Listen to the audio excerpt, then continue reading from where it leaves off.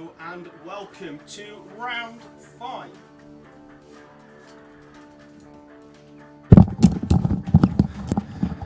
Hello and welcome to round 5 of the FastR Whilton Mill Kart Club Championship.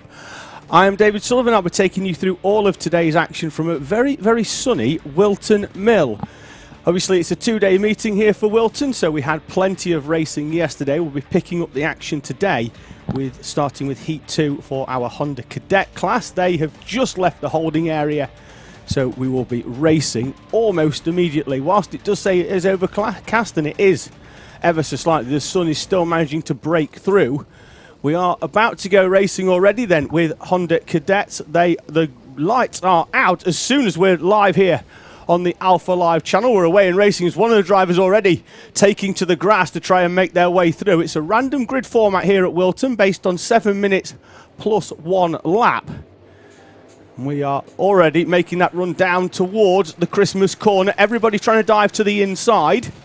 There's plenty go wide and onto the grass. We've even got a few round. The 92 is round and the 68. We'll pick them up as they come over the line for the first time. The 55 as well, taking evasive action, and it's still 3 and 4 wide as they head down the hill towards Ashby's after the fast blast round Inkerman. So as they make their way around the first lap here in Honda Cadet, it's not been a trouble-free run for many, as another driver, I think it was the same one actually that went onto the grass earlier on at the start of the race, is wide once again on the exit from Ashby's.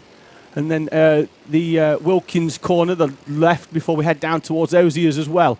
Over the line they come then for the first time. Rocco Shenton and Noah Barham are your top two, in front of Till, Mew, and then Champney, McAndrew, Urran, Wirtz, Meek, Brooks and Clark, your top 10, as there's a lot of chopping and changing from where they came over the line at the start. The 76 there with the orange helmet is the Zachary Brazel Shepherd. No, it's not, sorry, that's in the iArmy class. Having a quick look then for Hondas, that's Oliver Meek. That's the driver that's been on the grass at the start and then wide again, really trying to using the extremities of this Whilton Mill circuit to make their way forwards. He came over the line in 8th place on the end of the opening lap. As we mentioned at the start, we raced a 7 minutes plus 1 lap in our heats here at Whilton Mill, and we get a little bit more time added then for our finals at the end of the day. And when it does come to that, we're going to have finals for all of our classes, including repêchages for this class in Honda Cadet, Minimax and Junior Max as well, as drivers try and make their way into the main event. Meek there wide onto the rumble strip, forced wide by the 84 of Brooks, and it looks like Clark has found a way through as well, as is a change there further on as well, as the 32 of Mew gets bounced over the curbs on the exit of Christmas corner. So all action at the start here then in this Honda Cadet class. Thank you very much for joining us on the Alpha channel and across the other social platforms as well. Please do get in touch, either whether you're at the circuit or watching from home on the in the live chat comments, and we'll dip in and out of them throughout the day. So if you are out there on track, please let us know how the conditions are, and if you want to shout out any of your friends as well. Shenton already leading the way. He's off down the road with a gap of 1.8 seconds. Barham has a similar gap then back to McAndrew Urran in 3rd, and then it's pretty much nose to tail all the way down to Holmes in the 28 car, and maybe even a little bit further for this top 10, as they once again change positions down up there at Christmas corner with some late moves down the inside. Things have settled down a little bit since the start of this Honda class, but we always see that with the random grid format that is becoming a little bit more common actually in karting. It seemed to have stepped away and now seems to be coming back, and what it does do is it really aids the driver in terms of getting that sort of race craft as they have to come through the pack, have to defend a little bit more as well. Really does bring out them, and certainly at this younger age for our drivers, where racecraft, certainly if you're one of the faster drivers and you're used to going off at the front, you know, whilst that is good, it does sort of hamper you when you move classes, and then you may not be at the front in that one. So this one really does help, as we've got Meek coming back down the inside there of the 44 of Till. So Till ran wide and Meek takes full advantage. We're 2 and 3 wide at this contact there. The 32 and the 61 are off down there as well, down at the bottom end at Christmas corner. The 32 not having a good time of things so far. That's Alfie Mew Saw him go wide on the, I think, the second lap, and then we had him wide there and sideways, unfortunately, up at Christmas Corner. So that's going to probably drop him well outside the top 10. He came over the line in 9th place a few moments ago as we head down towards this business end of this first race of the day here at Whilton Mill. The top 3 had the top 2 had started to break away, and it also now looks like McAndrew Uren has started to open up a bit more of a gap, and by that I mean 3/10, which in karting is 3 kart lengths, and that would normally give him a bit of respite. But even though he was 3/10 over the line, Brooks has reeled him in up towards Christmas Corner. It's a long run up to that Christmas Corner, and that's where we sort of see the differences in the gearing of these karts. It's open gearing, so they can make their run up there. As there's a move there, Meek's lost now a place to Clark, although Meek was in front when they came behind at the line, in front at Christmas. Clark back in front of him now as they make that, they go down the hill towards Ashby's, and it looks like Clark has actually managed to open a kart length or 2 around the double left-hander, which is, it's not really a double left because there is a straight in between them, but it doesn't really give you much of a chance to get alongside as Oliver Spencer picks up a contact warning. The driver in the 42 currently running in 12th place. Some changes further down as Zach Starbuck makes his first appearance inside the top 10 today here at Whilton Mill. He makes up a place. Sergio Wirtz, however, loses 2 on that lap. Bella Fairclough, the other driver, moving into the top 10 up into 9th place. So we've got 1 minute and 10 remaining. So we're going to get at least another couple of laps because they'll race down to that 0 and then add another lap on. So if they cross the line just before it, then they're going to get an extra lap in here. It's 53 seconds is about the time. We've got one driver dipping into the 52s, actually, with the fastest lap of the race so far for the 28. But there is the 28. That is going no further. It doesn't matter if you put the fastest lap in during the race. You get absolutely nowhere if your car is not moving or if it's in the wrong direction. There's a contact warning for the 92 as well. I wonder if that had anything to do with it. 92 is Charlie Warren, so I'm not sure if it has.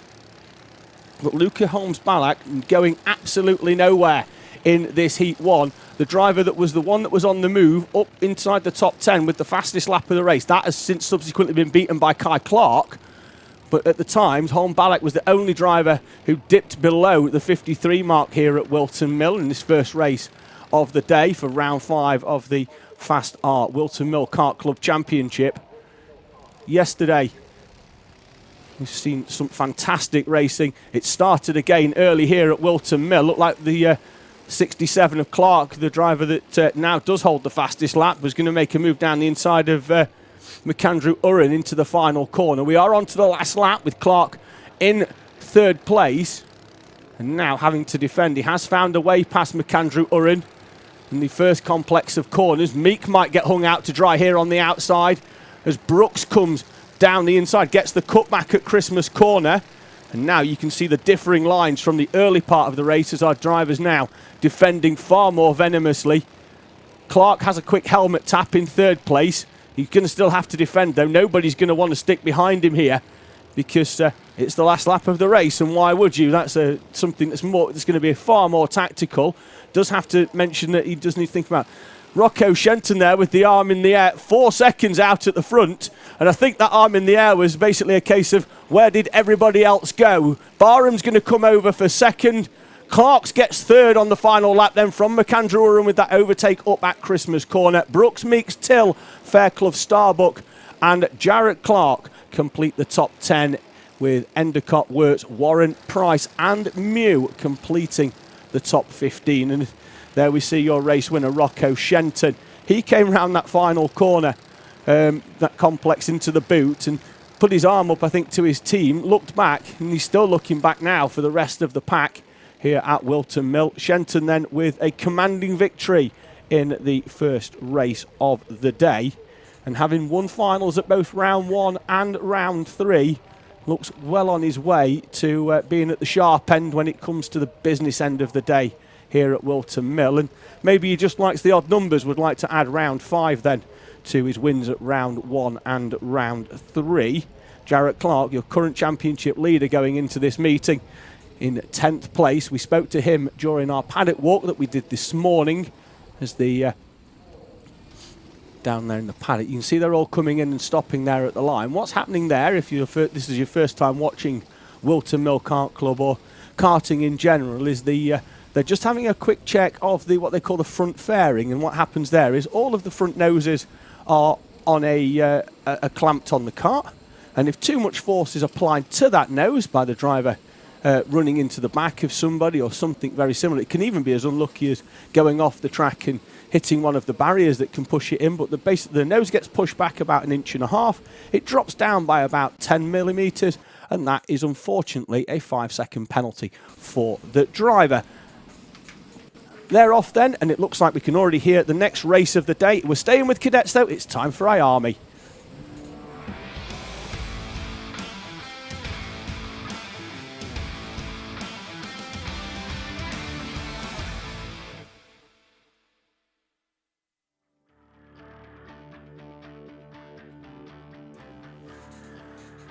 Starting grid then sees Simeon Stone on pole position with Enzo Butterazzi alongside Zachary Brazell Shepherd and Edward Haynes on row number 2.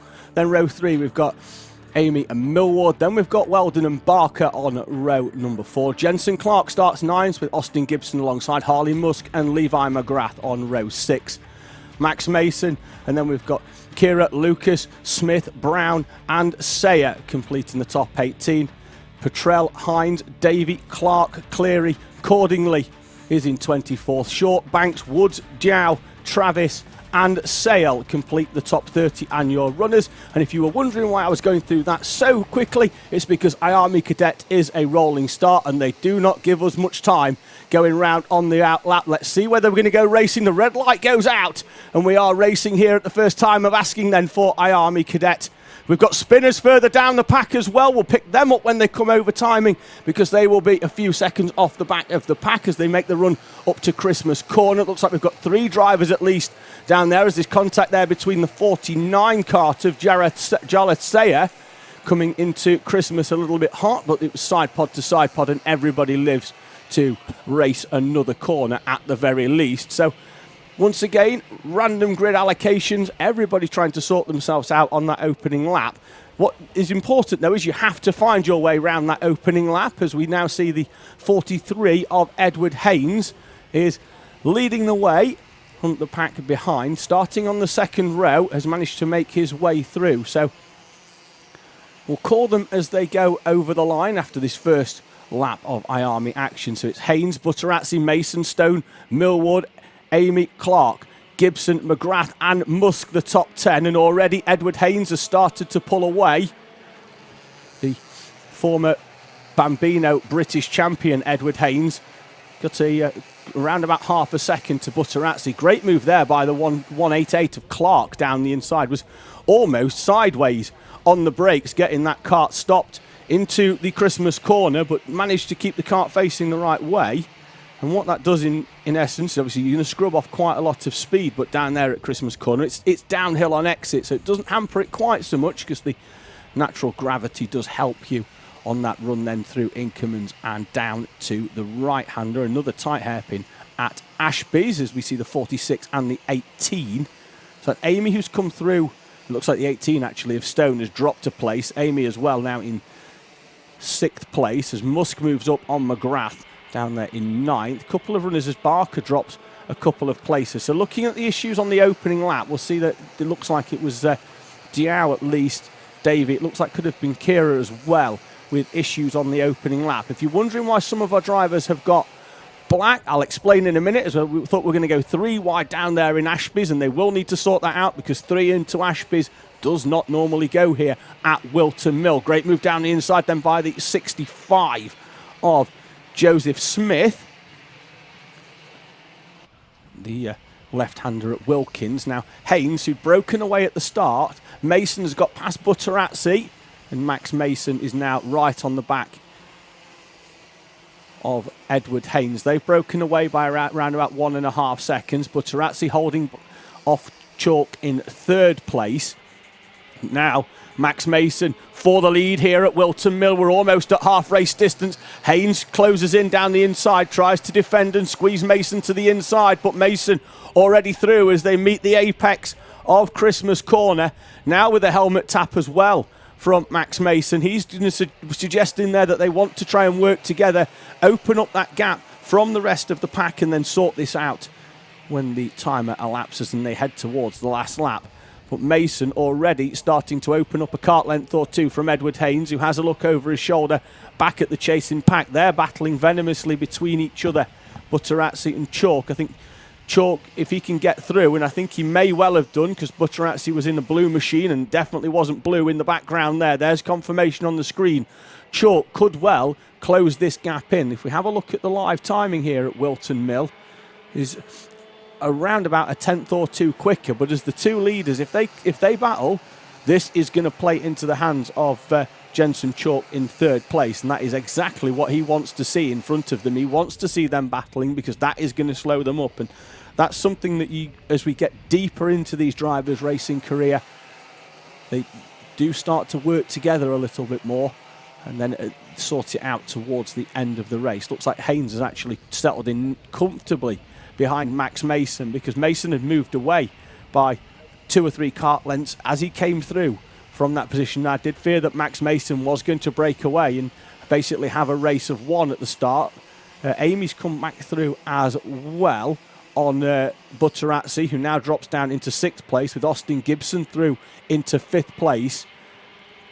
Another helmet tap there from Max Mason. I think Edward Haynes now with that 3rd helmet tap, he's got the messages. Command Kira picks up a contact warning.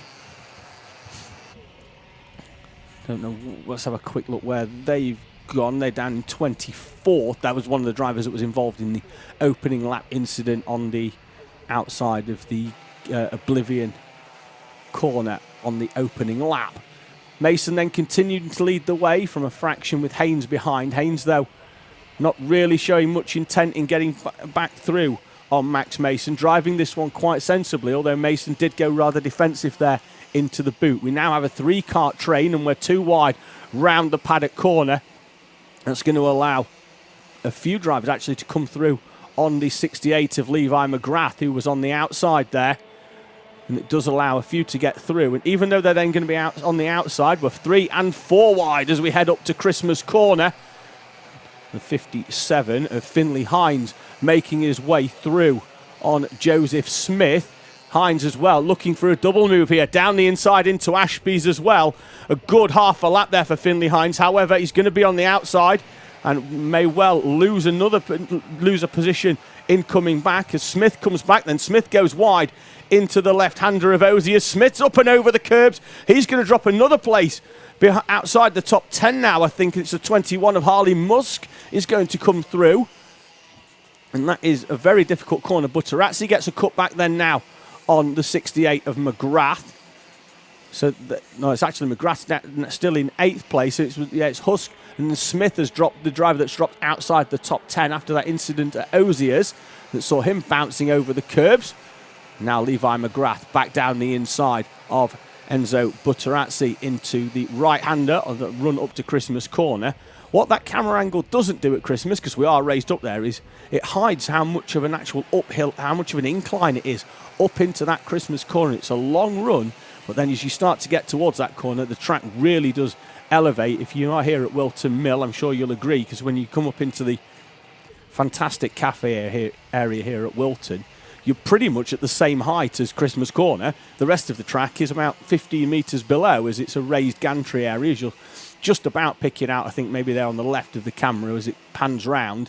There it is in the background from this shot here, as we pick up our camera down there. As Edward Haynes was in the slipstream, looked like Mason had defended to the inside. Mason comes back out to take the traditional racing line. And in doing so, Edward Haynes takes the lead. Here then, last lap, half a lap remaining in our iArmy Cadet class. And it looked like Mason thought he'd done enough to get down the inside there. Now he's going to try and get the cut back.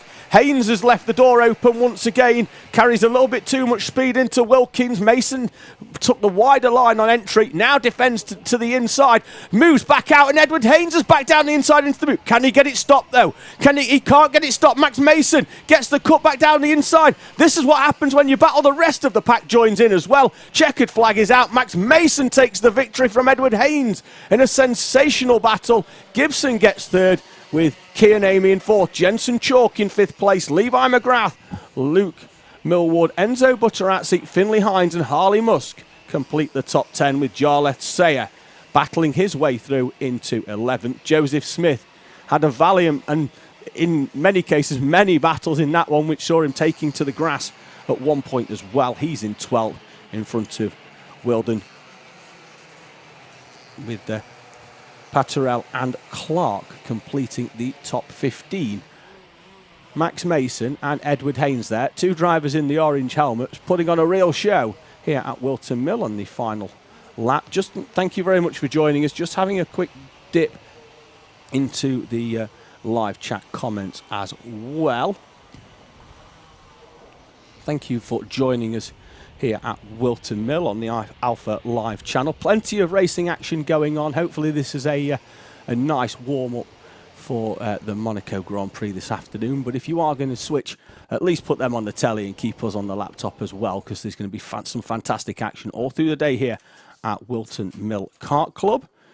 As IARMYs make their way off then, next one up for you will be heat number 2 for our Minimax.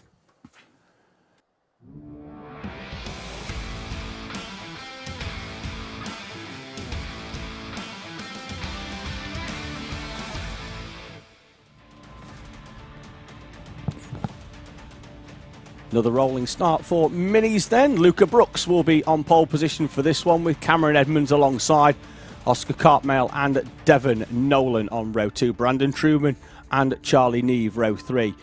Noah McNicholas and Jake Shaw's row 4. The top 10 then completed by Logan Howes and Michael Dalton, with Benjamin Gordon and Theo Champney on row 6. Charlie Gregory starts 13th with Oliver Bocock alongside. Daniel Hartley is 15th with Jonas Klimax alongside him.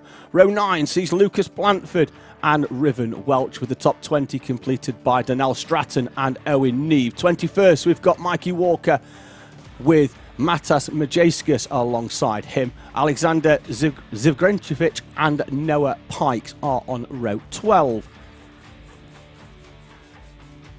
25th, we've got Joshua Bugem with Daniel Amore, Ben Simpson, Matthew Grove, Albert Wilton and Ben Tester. And then William Webb completes our 31 runners here at Whilton Mill International Circuit. Minis are already making their way round, apart from one driver that's hidden there behind our marshal's post here at Whilton. Looks like we've had a roll round already because of that incident there on the rolling up lap. We'll try and find out who that is. That's the 26. It doesn't look like as well. It looks like they're holding their arm. Doesn't look like they're in great shape, actually. What I don't have on my Minimax list is a number 26. I've got a 25 and a 27. So we'll have a quick look for who that is, because they'll have come out of the holding area, but they won't have crossed the line. We have got Albert Wilton not showing as not completed a lap, whereas everybody else has had a lap. He's on the timing is 25, so it might well be Albert out there who's not made it round the first lap. Everybody else though is going to roll round, and it could well be at the second time of asking. We get this one going here at Whilton Mill. Watch for the red lights. They have stayed on, and the green flag with the yellow chevron will be shown at our marshal's post. So for our flag buffs, that is our false start flag. So that'll come out, and we'll have another go then rolling round for our Minimax class. Thank you for joining us. Just going to have a quick dip into the comments. Good morning to Nathan Jensen, watching from up in the northeast. Michael Burke as well, who it's in the evening. Michael joins us once again from over in Australia. Terry Ellingham saying hello and good morning. I'm sure he's actually here in the paddock as well, because I'm sure it's lads racing. I've seen him in the paddock this morning, so we'll keep an eye out for him. Thank you very much for joining us, though. as well. Chantal D's come on saying come on, but what it doesn't do is tell me who you're supporting. So please do get in touch and let us know who you are following here at Whilton Mill today, and which classes you are most looking forward to watching as well.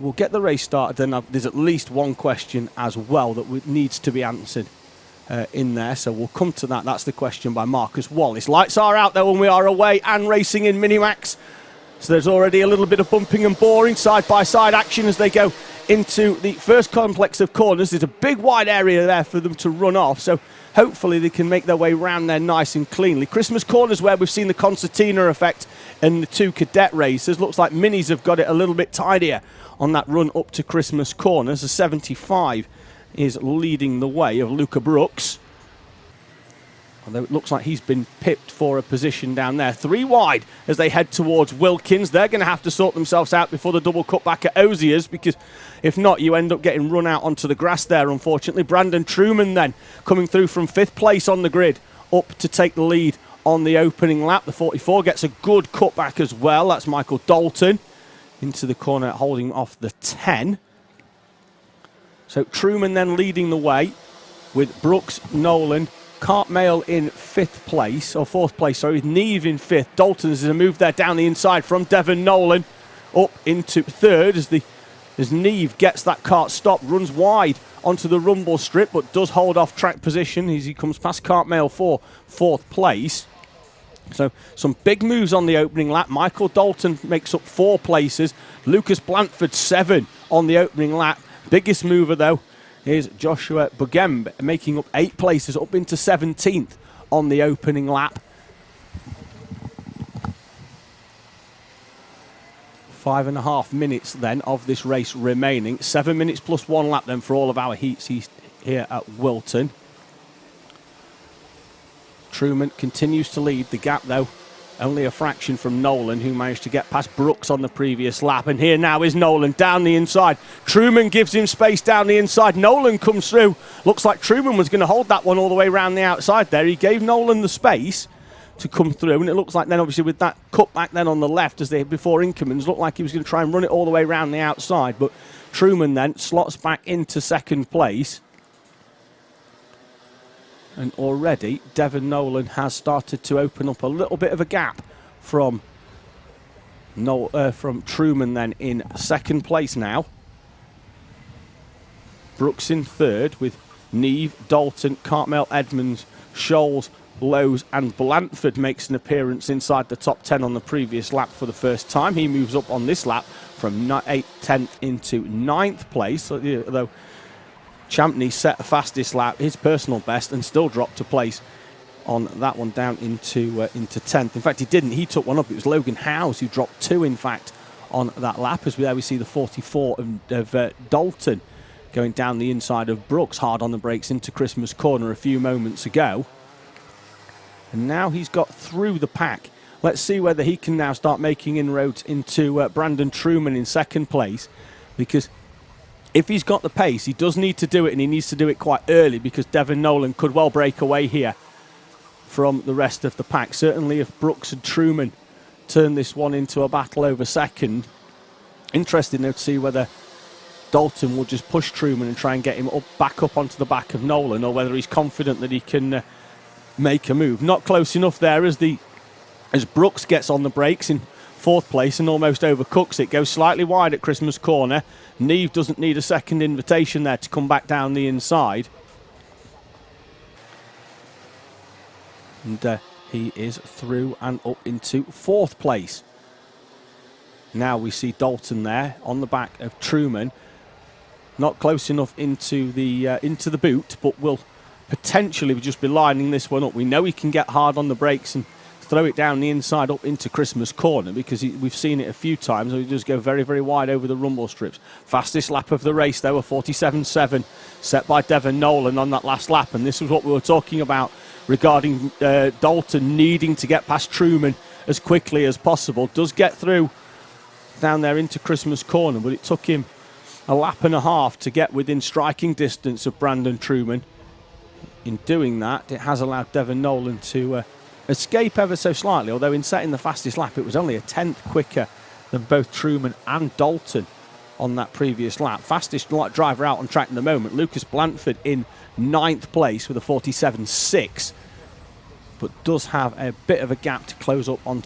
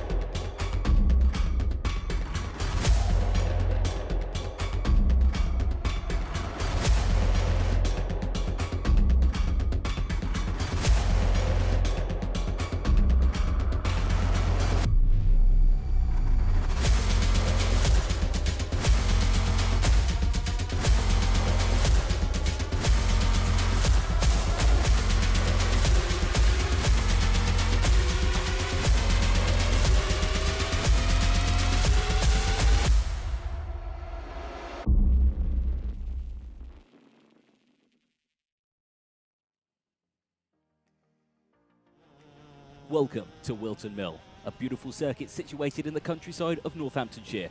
Let's take a lap around this circuit. We start the lap off with Oblivion and Crook, the fastest part of the circuit where it's pretty much flat out if you're brave enough. You come in and you clip the first apex, clipping the second and not running out too wide onto that rough tarmac area. We then head uphill into the heavy braking zone of Christmas Corner, a very tricky corner on this one where it is very easy to compromise your exit speed as you fight for track position. You head round the kink and start sector 2 through Inkerman and the Ashby hairpin. Try to avoid that inside curb as it can massively unsettle the kart. Heavy braking in the downhill hairpin of Ashby, again not running out too wide. We head into the two left-handers now of Wilkins and Oisiers. Great for overtaking opportunities, but really easy to make any slight mistake. Downhill into the braking zone on this one, trying to watch that inside curb, slightly running out wide as you want a good exit onto the back straight. We start sector 3, and the boot, the trickiest part of the circuit now, as it's very high curbs, very bumpy through here as well. As you hit both those apexes, round the final corner we head in towards Pit Bend, avoiding that inside curb and finishing the lap here at Whilton Mill.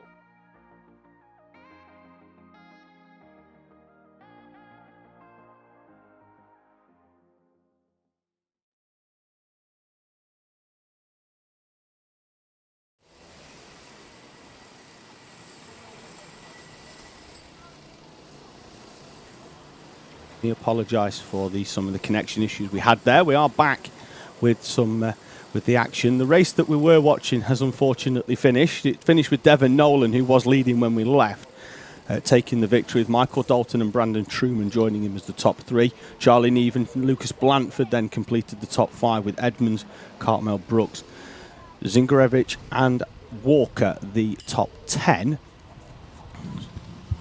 Just having a quick check then of all of our karts on the way off. So yeah, firstly, please accept my apologies for the issues that we had. We had a bit of a connection issue where everything died, and we've worked hard to get that fixed. Thank you very much though for sticking with us. Not quite sure what happened, but everything just sort of froze in here. So we didn't have a power cut, but we did have a few technical issues. So one question that I was going to dip into before we'll get to in a few moments time, there was this race is finished. Next one up then, Junior Max making their way out onto the track.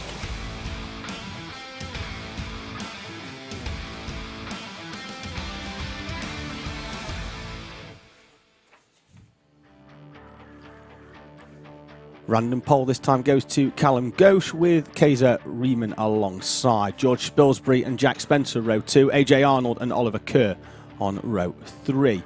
And we've got Jacob Dukes and Rahman Ubi.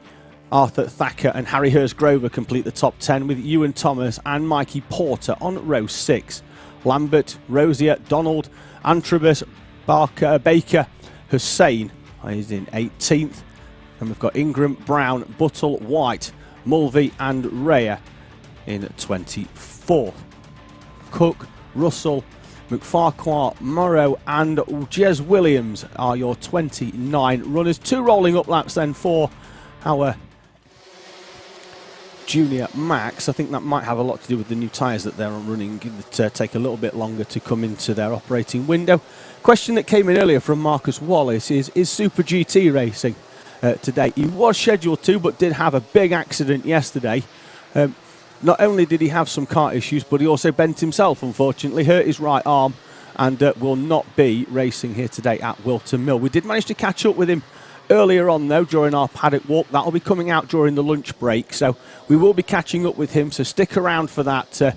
He tells us all about that incident as well, and also why he's elected not to race today, just to really preserve his own body. Through then we come with our Junior Max. They're going to roll themselves round the boot section.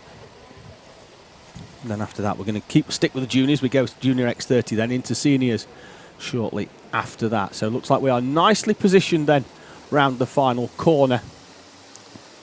Watch for the lights. They extinguish. We're away and racing in Junior Rotax. Let's see if everybody can get cleanly through the first complex of corners here then at Whilton Mill. So Jacob Dukes there with the blue helmet going wide onto the rumble strip.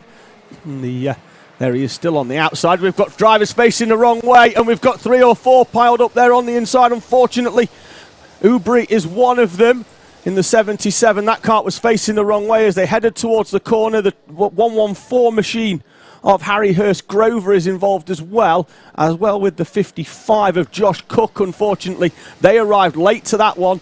Unfortunately, with everybody else already there, they really had nowhere to go. I think we're going to go right. I think we're just going to cover that one under a yellow at the moment, as everybody managed to clear their kart fairly quickly. I'm sure that we were at one point we were certainly considering going to the Battenberg flag to sort of nullify this race. Ghosh then leads with a gap of around about just under a second from Spilsbury, Kurt, Lambert, Spencer, Donald, Thacker, Thomas, Antrobus and Sam Baker. There's the waved yellow down there at Christmas Corner. That means there's no overtaking. So until they're past the incident, that'll be them 2 karts on the outside. Drivers walking away. I'm sure they'll be discussing that one down there in the marshal's post, as they will then have the recovery of those karts after the race. Ghosh is leading the way. The marshal's now safe to remove them karts even further away from the track, because we saw them karts. So that's why they were waiting and left the karts on their own, moved the drivers away to safety here then at Whilton Mill. So tough opening lap for a couple of our drivers. The 8 of Jez Williams making his way through. Now up into 8th place right from the back. That's the 55 kart of Josh Cook. There he is on the outside near the marshal's post. We're still covered under waved yellows, so there'll be no overtaking down there into Christmas. And there we are, now we're through, and the track is green again. as they go through the corners down towards Ashby's. That's why we've got that stationary yellow at the first post there, just warning the drivers as they go up towards it. There's a waved one coming. So an intense opening few laps here then at Whilton Mill. And as is often the case, that concertina effect up there into Christmas Corner causing some issues for our drivers, and certainly those behind. Unfortunately, in this mixed grid format, you don't have a choice sometimes. If something happens in front of you, then you just are along for the ride. Overtake there, then that one is for second place. That's Lambert on Kerr. And Lambert makes a nice clean move. Kerr, I think, had that one scouted and did move over to defend, but sometimes you just don't want to lose the actual track time. The position is fine to lose as long as you know that you can stick with the driver in front. And sometimes with that you don't want to be battling too much, although Kerr back down the inside again. Watch for the battle, watch for behind, because the gap was 1.3 to Donald, and in those two drivers it was a clean overtake down into Christmas. Then they started battling into the boot section, and now Donald is back to within 2/10. Really does need, a bit of thought into this, and that's where the helmet tap comes there from Lambert as they make that run up then to Christmas Corner.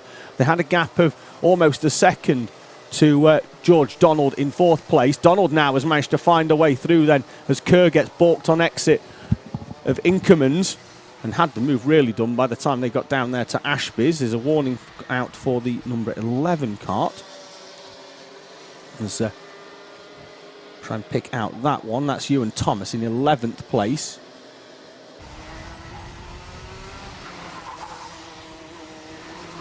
So now Ghosh has just disappeared out at the front. The battle for second, third and fourth continuing then, which now sees Kerr and Donald still battling out. They have allowed Lambert 1 or 2 places, and now Kerr back down the inside to the right-hander at Christmas Corner, and that has brought Antrobus back into play.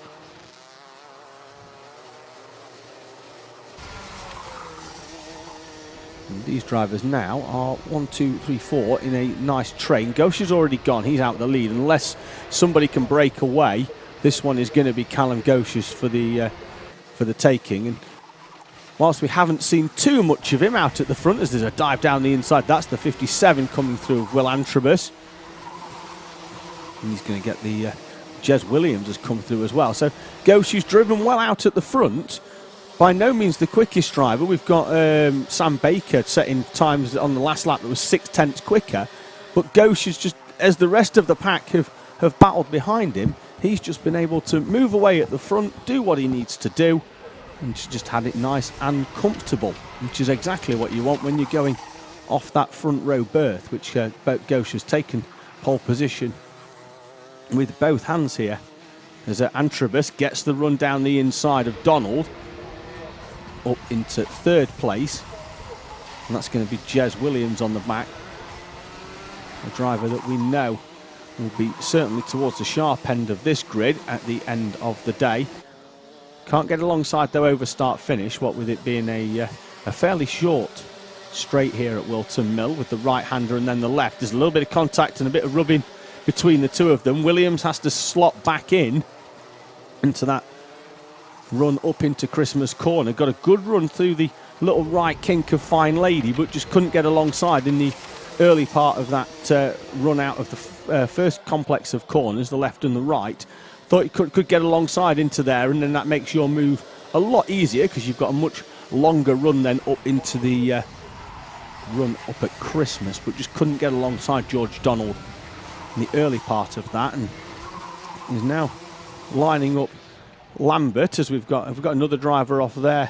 And Marshall was certainly picking something up. I think it could have been debris down there. Sam Baker once again with the fastest lap of the race. Williams now coming down the inside of Lambert, and Donald will take full advantage as well. Behind them is the charging Sam Baker now, right on the back of this. There he is in the red, white and blue JDR machine, the number 50. Has come right onto the back of this, having plugged in fastest lap after fastest lap, some 7/10 quicker than many others out there, and he's down the inside of Matthew Lambert, into the left-hander. Late move down the inside as well by the 131 of Hussein with a good move into the right-hander at the boot. You do have to carry a lot of speed round the left there, and if you don't make it work into that right-hander, it normally goes very, very badly, because you'll find that there's no space to run wide, because there's normally a kart parked right on the end where you want to put yours, unfortunately. Time has elapsed at the top of the screen, which means next time Ghosh comes round, he will see the last lap board. Behind him, though, Antrobus and Williams. He had a gap of 1.1, which may well be enough, but I'm sure he's going to be very, very thankful that the last lap board will be out this time. They're a lot closer than 1.1 this time round than what they were. I don't think they're going to be close enough to turn this one into a scrap, at least in the early part of the race at Christmas Corner, but it could get very tasty as they head towards the boot on this final lap here of Junior Rotax here at Whilton Mill Kart Club. Sam Baker then now up into 5th place behind George Donald, but still travelling at a fairly reasonable pace, still a tenth or two quicker. Here we go then as they enter the final half of the lap, and Antrobus and Williams have reeled Ghosh in as they come round the Osiers and for the final time into the boot. Can anybody make a late dive here on Callum Ghosh, who's just driven superbly out at the front to hold off the chasing pack behind? They needed another lap really to turn this one into a tasty race. There's contact now over the line between Antrobus and Williams. No harm done though in terms of them at least going over the line facing the right way. There may well be some front fairing issues to sort out later on there with that one. It did seem like he just rode up the rear wheel, unfortunately, there for Jez Williams. He tried to get alongside Will Antrobus over the line. Callum Ghosh then takes the victory here in Junior Rotax. Will Antrobus and Jez Williams complete the top 3, with George Donald and Sam Baker the top 5. Hussein, Lambert, Kerr, Porter and Brown complete your top 10.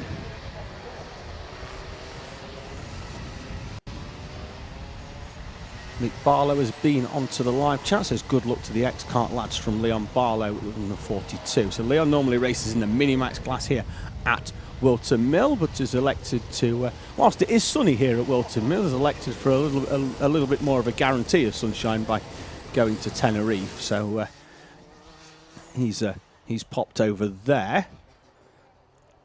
He's having a quick look as well. Naomi Cook's been on saying, let's go Josh Cook. Unfortunately, as we saw him there on the screen, his race didn't last beyond Christmas Corner on the opening lap, involved in an incident which happened in front of him, unfortunately, as Bobby Rosier's 49 kart. Looks like that's not going anywhere very quickly, because that's got a bent rear axle. As you can see there on the left-hand side, the axle is flat until you get to that until the left side, and then that left wheel is, in fact, the axle's so bent the wheel's not even on the floor. Unfortunately, you don't want to drag that too far, because that's just going to ruin the frame. So that's going to require a trolley at the very least to recover that kart, and then a fair bit of work, unfortunately, for the Rosier team down there in the paddock, because they're going to have to change an axle to get that kart back out as well. Terry Ellingham's been on saying nice steady drive from Sam Baker. Well, it wasn't steady, he was flying through most of that one, but it was nice steady progress, which I know exactly what you mean there, Terry, as well. Jamie Rogers has been on saying well done Jez, so that was Jez Williams. He's come right the way through from last place on that grid to finish in the top 3. That, ladies and gentlemen, unfortunately on the screen there is dejection personified, unfortunately, for Bobby Rosier.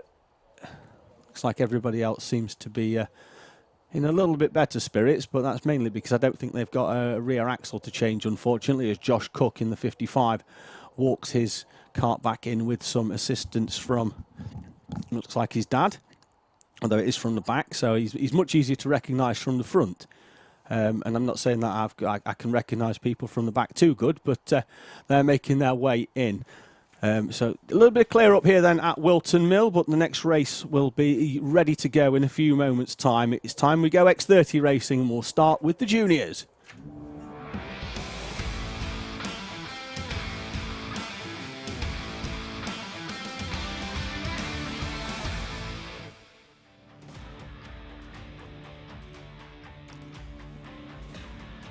Grid then for X30 Junior sees Kai Bacchini on pole position with Morgan Hill alongside Josh Jones and Charlie Locker on row 2, David McIntyre and Macaulay Bishop on row 3. Eden Spanswick starts 7th with Jake Bell alongside the top 10 completed by Zach Green and Archie Heron with Joshua Patch and Henry Gregory on row 6. Kate Ashman starts 13th with Riley Bishop alongside in 14th. Row 8 sees Freddie Lloyd and Oliver Harris with Jack Owen Drawbridge and Lucas Field on row 9.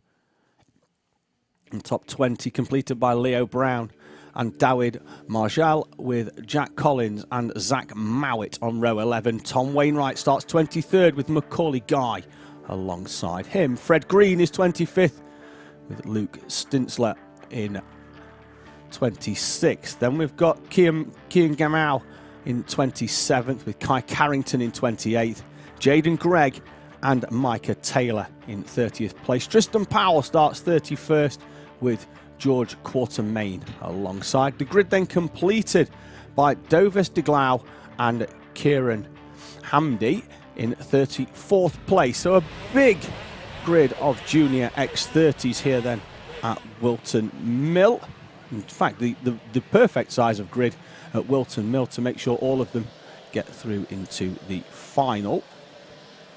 With 3 repêchages later on in the day in Honda Cadet Mini Max and Junior Max. So we've got 7 main finals, 3 B finals as well for them. Top 4 in that, them finals will get through into the main final at the end of the day.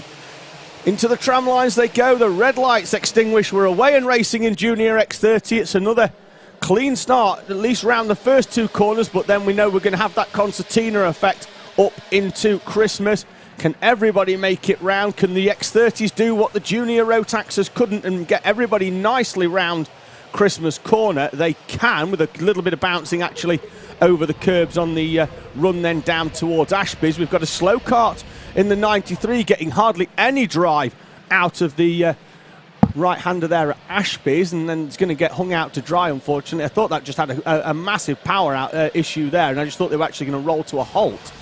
But issues there then for the 93. We'll pick up who that is because I don't have them on the list, although it would help if I'd turn the page. That's Josh Patch, unfortunately, having some issues with some power on the opening lap, although it could have just been that they had a bit of a half spin in that corner, and then obviously they're going pretty much from a standing start rather than everybody else who was carrying a fair bit of speed round there, as we've got to move down the inside for the 33 of Brown into Christmas corner.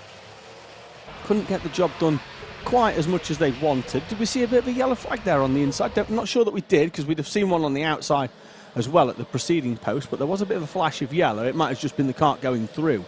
And I thought we'd had a yellow flag there, and you want to watch out for that, and certainly in the early parts of the race, because that's when you're trying to make up as many places as possible whilst the pack is still nice and condensed.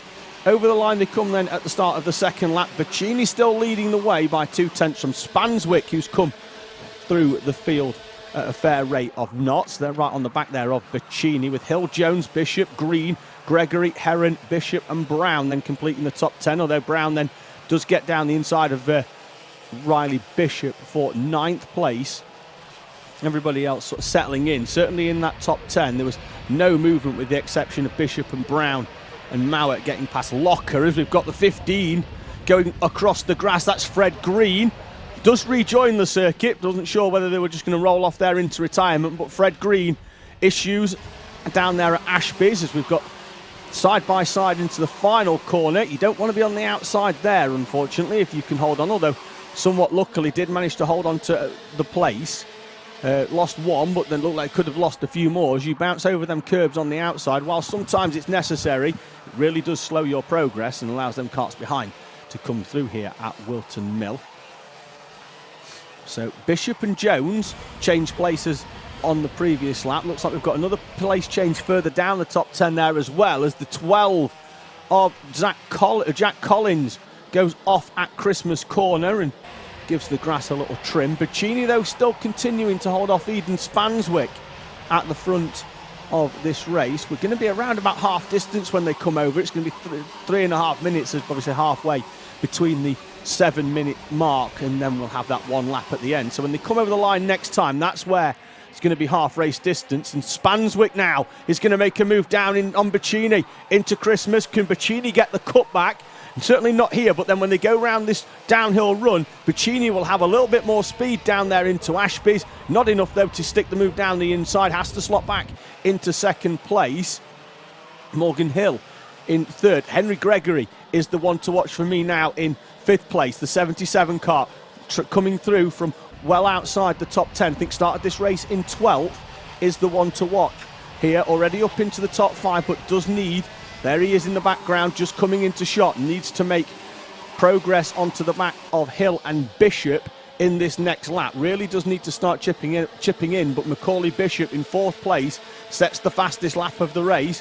Does have Morgan Hill in front and makes a late dive down the inside. Morgan Hill just did not see that one coming, because I'm not sure, in all honesty, that Macaulay Bishop knew he was going to make that move until he saw Hill get on the brakes and thought, well, there's half a chance here. I'll throw one down the inside into Christmas corner, and through comes Macaulay Bishop into third place. That's going to drop Hill then down into fourth.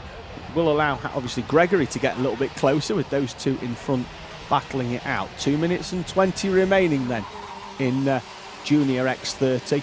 Macaulay Bishop up into third and is only a fraction behind Kai Bacchini, 3/10 quicker than Bacchini on the previous lap, and that did include that overtake for Bishop as well down into Christmas. And Bishop this time elects not to overtake Bacchini, probably from a position where he was actually closer to Bacchini this time than he was on the previous lap, although down the inside into Ashby's they go, a little bit side by side. Bacchini not giving this one up lightly and fights venomously and holds on to second place. Now Bishop's going to come down the inside on Kai Bacchini. That might balk Bacchini's exit into that corner, and through down the inside will come Morgan Hill and Henry Gregory as well, although Gregory is going to be on the outside here, and down the inside from Gregory is going to come Zach Green out of nowhere into the top 5. He was about a second and a half back off Henry Gregory halfway through that lap, and with those battling in front, Zach Green is right up now into the top 5. Has a little helmet tap.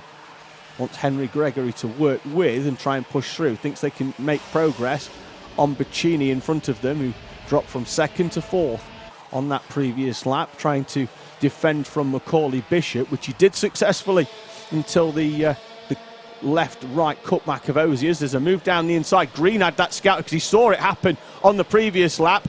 Bacchini bounces over the curbs, and through comes Henry Gregory into fifth place. That'll drop Bacchini then down into sixth as the time goes down to just below the 1 minute mark. We may well just get Spanswick round in enough time to get 2 more laps out of this Junior X30 second heat, and that's going to give Bishop enough time to try and close in then on Spanswick, and moves further down the field as well as the 33 of Brown and the 57. I think, where's the 57 come from? Let's have a quick look at that one, although it could be the I'm not quite sure where that was. We'll pick up on that one in a few moments' time as we'll head back towards this battle now, which is for the lead, with Spanswick in front in the white, blue and orange Kart, holding off the advances of Macaulay Bishop, but not round Paddock Bend. He can't. Through they come. Macaulay Bishop then into the lead. Eden Spanswick's dropping down into second place. Zach Green now in third, with Henry Gregory and Morgan Hill, with Kai Bacchini putting in a fastest lap. They did get round, in fact, just before the last lap board came out in terms of the time elapsing. So this will be the penultimate lap then in our Junior X30 class. And Zach Green in third place, a 10th quicker than anybody else on the circuit on the previous lap. Might need another 10th or 2, or at least those 2 in front of him, to begin battling before he can really get involved in this one. He does need around about half a second, although Fred Green picks up a contact warning. That's Fred's down in 22nd. Had a bit of involvement earlier on with going across the grass down at Ashby's. On to the last lap we go then, and now Bacchini begins to defend from Leo Brown, in 7th place, 6th and 7th. In 8th place as well, we've got Riley Bishop getting involved as well down there. Thought he was going to get alongside into the left-hander at Wilkins, as now Bacchini, much more defensive into that corner than he has been on the previous 2 laps. Bishop then still leading the way from Spanswick. Green could have done with another 2 laps here at Wilton, as he's closed right up with Gregory onto the back of this one, but unfortunately the checkered flag is out for Macaulay Bishop to take the victory with Spanswick in second. Green half a second off, needed at least another lap to mount a challenge on Spanswick, and Bishop in front. Gregory then gets 4th place in front of Morgan Hill. Bacchini, Brown, Bishop, Heron and Mowat complete the top 10. So we've got drivers running very, very wide there on the final lap. It looks like we lost 2 places for at least one of our runners, although on the timing it goes to the checkered flag down the left, doesn't show the last lap position changes, unfortunately, so we missed out on who that was, taking a very, very wide line around that corner. LJC's been on saying come on Bishop. Well, not sure he could have done much more in that one, unfortunately for you. He's taken the victory, so your words were certainly adhered to on that one. Layla's been on, helping me out with the correct pronunciation of a surname, which is always greatly appreciated, certainly for my first visit here covering Wilton Mill Kart Club. There's a couple of ones that, you know, that don't normally crop up in my circuit, where of the sort of like the series that I normally cover, so it's always handy if you can come on, and really appreciate the phonetic spelling as well of Gay Meow, so that's greatly appreciated. If I do pronounce your name please have incorrectly, please have a little bit of sympathy. Drop it in the live chat comments rather than booting the combox story. That will be greatly appreciated, and will also mean that we don't have to replace the lock on the combox door here at Wilton Mill. We are going to move into the senior ranks next, because we've had a junior max, we've had junior X30. Next up is the X30 instalment for our seniors.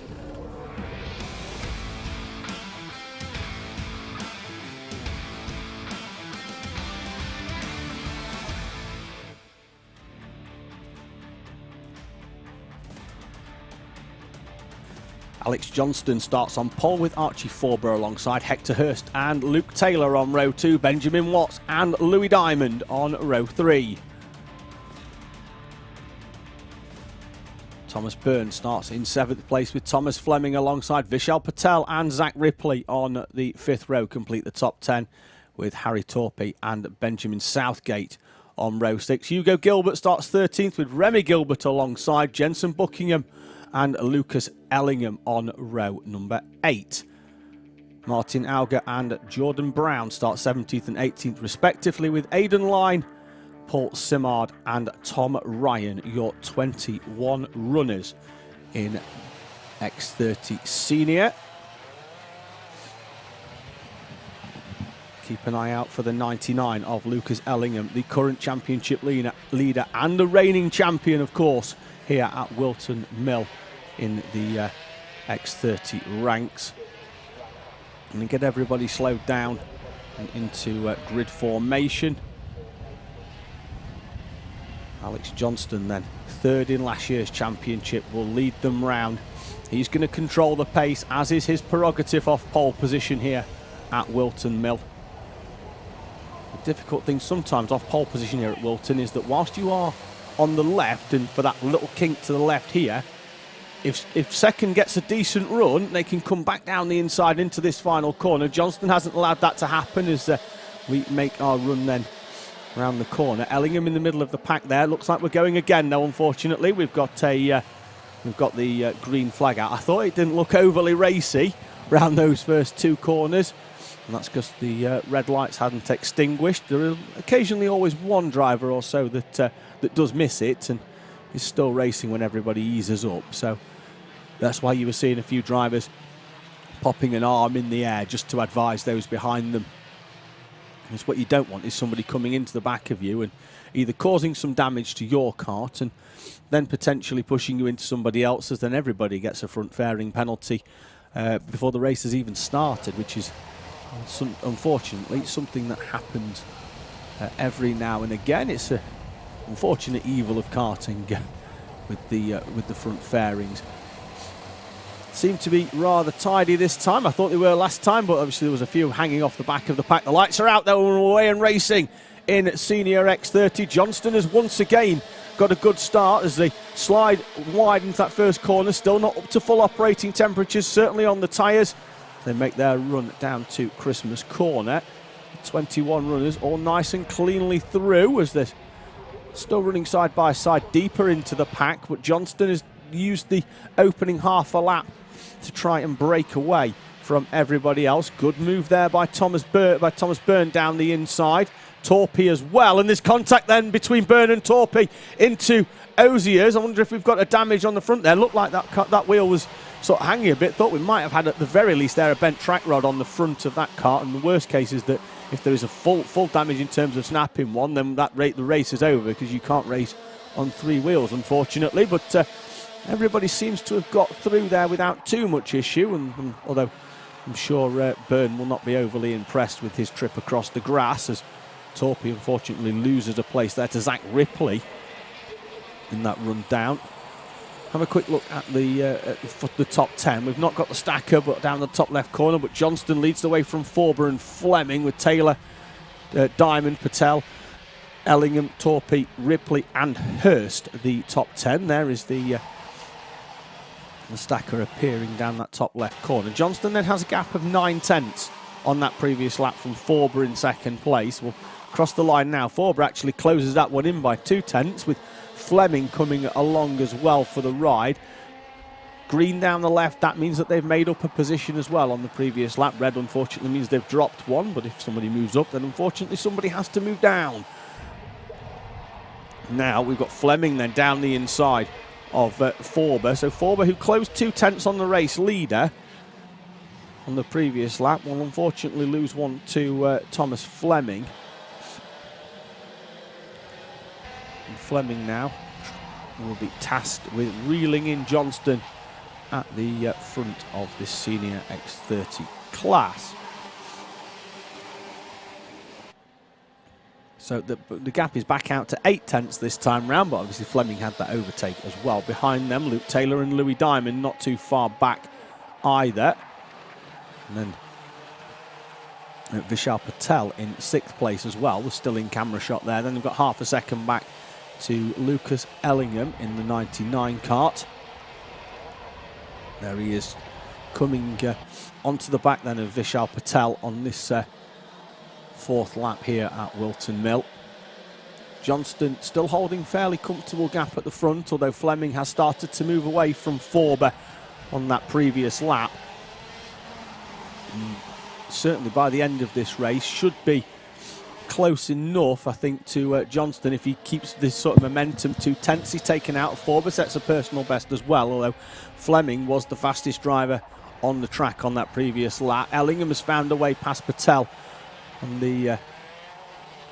that last lap. That moves him up into 6th. Jordan Brown as well made a move on Thomas Byrne. That moved him into the top 10 for the first time in this race. And number 80, there he is in the right in the middle actually of this of the stacker that's on the screen. 18 showing. I think we've only got 18 runners actually out there, which we were gridded for 21. So a couple of drivers not making it out this time, unfortunately, as there's a little bit of contact there as track limits warning for our race leader.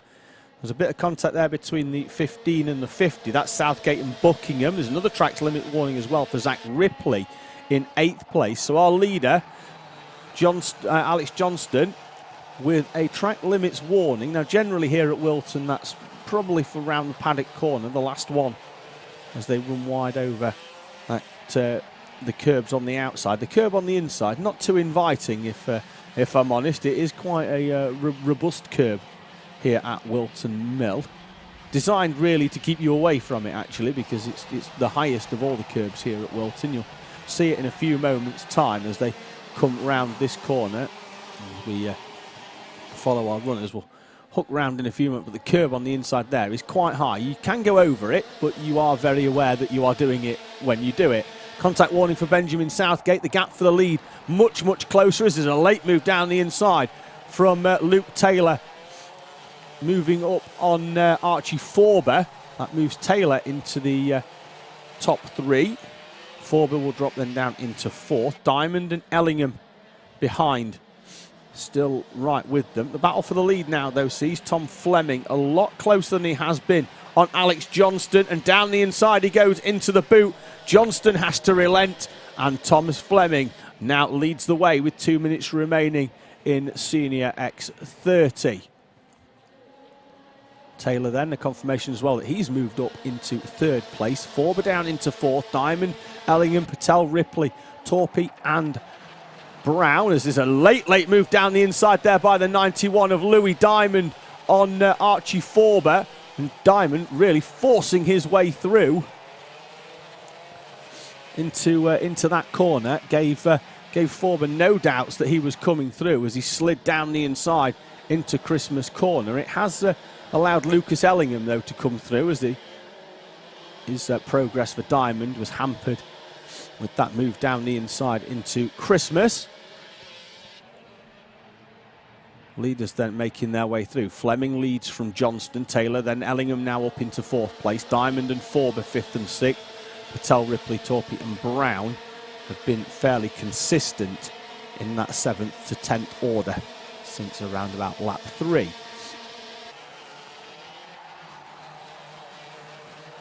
Now we're going to see whether, on the screen, whether Buckingham can get past Byrne for 11th place. Then we've got, behind them, we've got Benjamin Southgate. We know Buckingham and Southgate started fairly close to each other on the grid, so they've sort of like stuck with each other, and that is often the case in karting.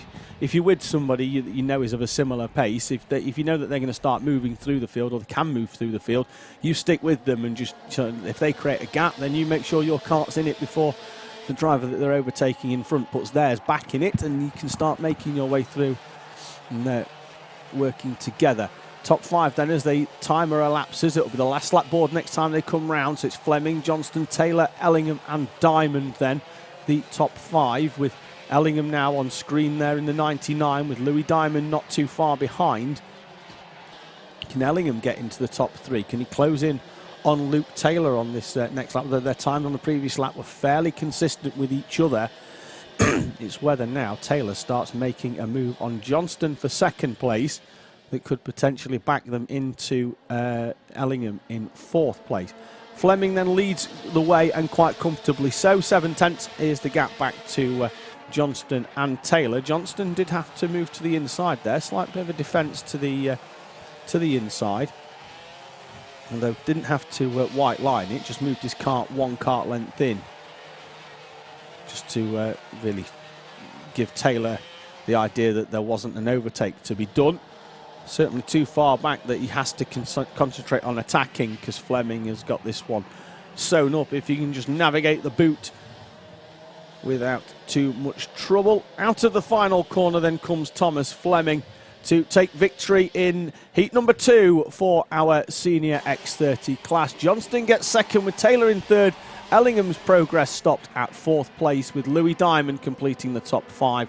Archie Forber, Vishal Patel, Zach Ripley, Harry Torpy and Jordan Brown then completing the top 10.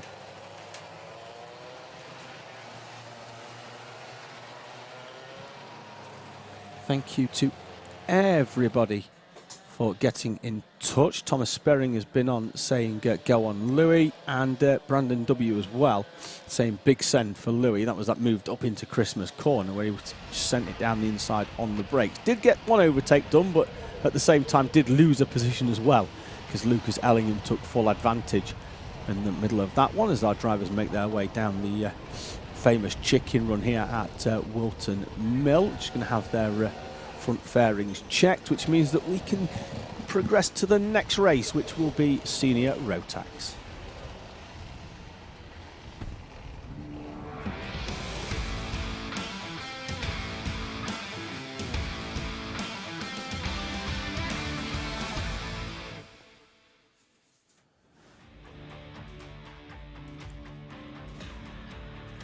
William Young and his 22 kart start on pole position, with Tommy Edmonds alongside Elliot Burrell, and Klaas Kuka are on the 2nd row. Luke Ringham and George Hunter on row 3. Thomas Laticus and Callum Davies are row 4. Sam Spinale and Benjamin Ballou are on row number 5 with Jamie Mead. And Steve Brown should be 12th, but he won't be, and we'll explain why in a few moments. Then we've got Kyle Dunford 13th with Rhys Duthie in 14th. Row 8 sees Alex Moody and Jack Steadman with Millie Hart and Joshua Burton on row 9. Jude Fernhow and Harry East complete the top 20 with Archie Elliott and Samuel Cook on row 11. Luke Collins and Harry Gibson are on row 12. Then we've got Alfie Brooks, Lewis Wild, Ronnie Mansfield, Scott Smith, Ryan Willis and Sam Light. Jamie Perrelly and Isaac Bareshi complete your 32 runners. We mentioned a few moments ago that Steve Brown wouldn't be racing. If you've only just joined us, that's because he had an incident yesterday in practice. Damage to the kart. Karts are always repairable. Unfortunately, hurt his arm, and arms don't repair quite so quickly as karts do. So, whilst there was nothing broken for Steve Brown, his arm in a little bit of pain, and it's certainly not worth bouncing it over the curbs here at Whilton Mill to get him out onto track. So self-preservation for Steve Brown. So if you were looking to check out his progress throughout the day, unfortunately he's not with. He's at the track, but he's not out there on tracks. But thank you for joining us. Stick with us because we've got a senior Rotax grid packed with talent out there for you for their second heat. First one, obviously, everybody got their races in yesterday after practice. So heat 1 yesterday, then we go to heats 2, 3, and a couple of races in cadets, Hondas, Mini Max and Junior Max, where they get 4 heats because they'll race in a 3 out of 4 format given the numbers they've got. And then we go into a repechage for them as well. Senior Rotax, heat number 2 then. He is gridding up, the lights go out, we're away and racing. Will Young will lead them through, but he is on the outside from that pole berth. He gets the inside into the left, then he's on the outside for the right, but does manage to hold on, and he will lead the pack up towards Christmas Corner. They're 3 and 4 wide in the background. They're going to have to sort themselves out, though, for the run down into Ashby's, as there's carts bouncing over curbs. Thought one was going to be sideways there. Looks like they held on well, though, as it has allowed Young to come through. Charging through, though, from, I think, row number 5 is Sam Spinale up into 3rd place. Figure out where everybody's gone, and the big movers. There's a little bit of contact there into Osiers. That's front or back to be expected on the opening lap as they make their way through onto each other. Alex Moody comes through with a move down the inside of the boot. Over the line they come then for the first time. Will Young leads the way from George Hunter and Sam Spinale. Tommy Edmonds is 4th with Alex Moody in 5th. Good start for him, makes up 5 places. Jamie Mead, Callum Davis, Kyle Dunford is up into 8th as there's moves down the inside there for the 39 kart. That's Rhys Duthie making a move through into Christmas Corner. Looks like Benjamin Ballou has followed him through as well, and then he's going to try and get down the inside into Ashby's. They'll be side by side as they head up towards the left-hander at Wilkins, which I can promise you is a single file corner, because if you get hung out to dry on the outside, you're going grass cutting. 7 minutes plus 1 lap then. Looks like we've had a change. I thought we had a change for the lead, but that's because we've got Will Young and Sam Spinale in the same race suits in 1st and 3rd place, and William Young is already moving away at the front there. The gap 7/10, and he was out of shot when he came through. It looks like we'd had a change for the lead. Looks like Hunter had got through, but in the background we see Alex Moody charging through into 4th place now. So a solid opening few laps for Alex Moody. And with the random grid format, you do see that big jumps at the start, but then it's whether they can bring that all the way through to the front, or whether they're going to then effectively meet drivers that are running a little bit quicker. We've got somebody over the grass there at Osiers. I'm not sure who it was. We just caught the back end of the karts, and with the numbers just being right on the back there, difficult to pick out who it was.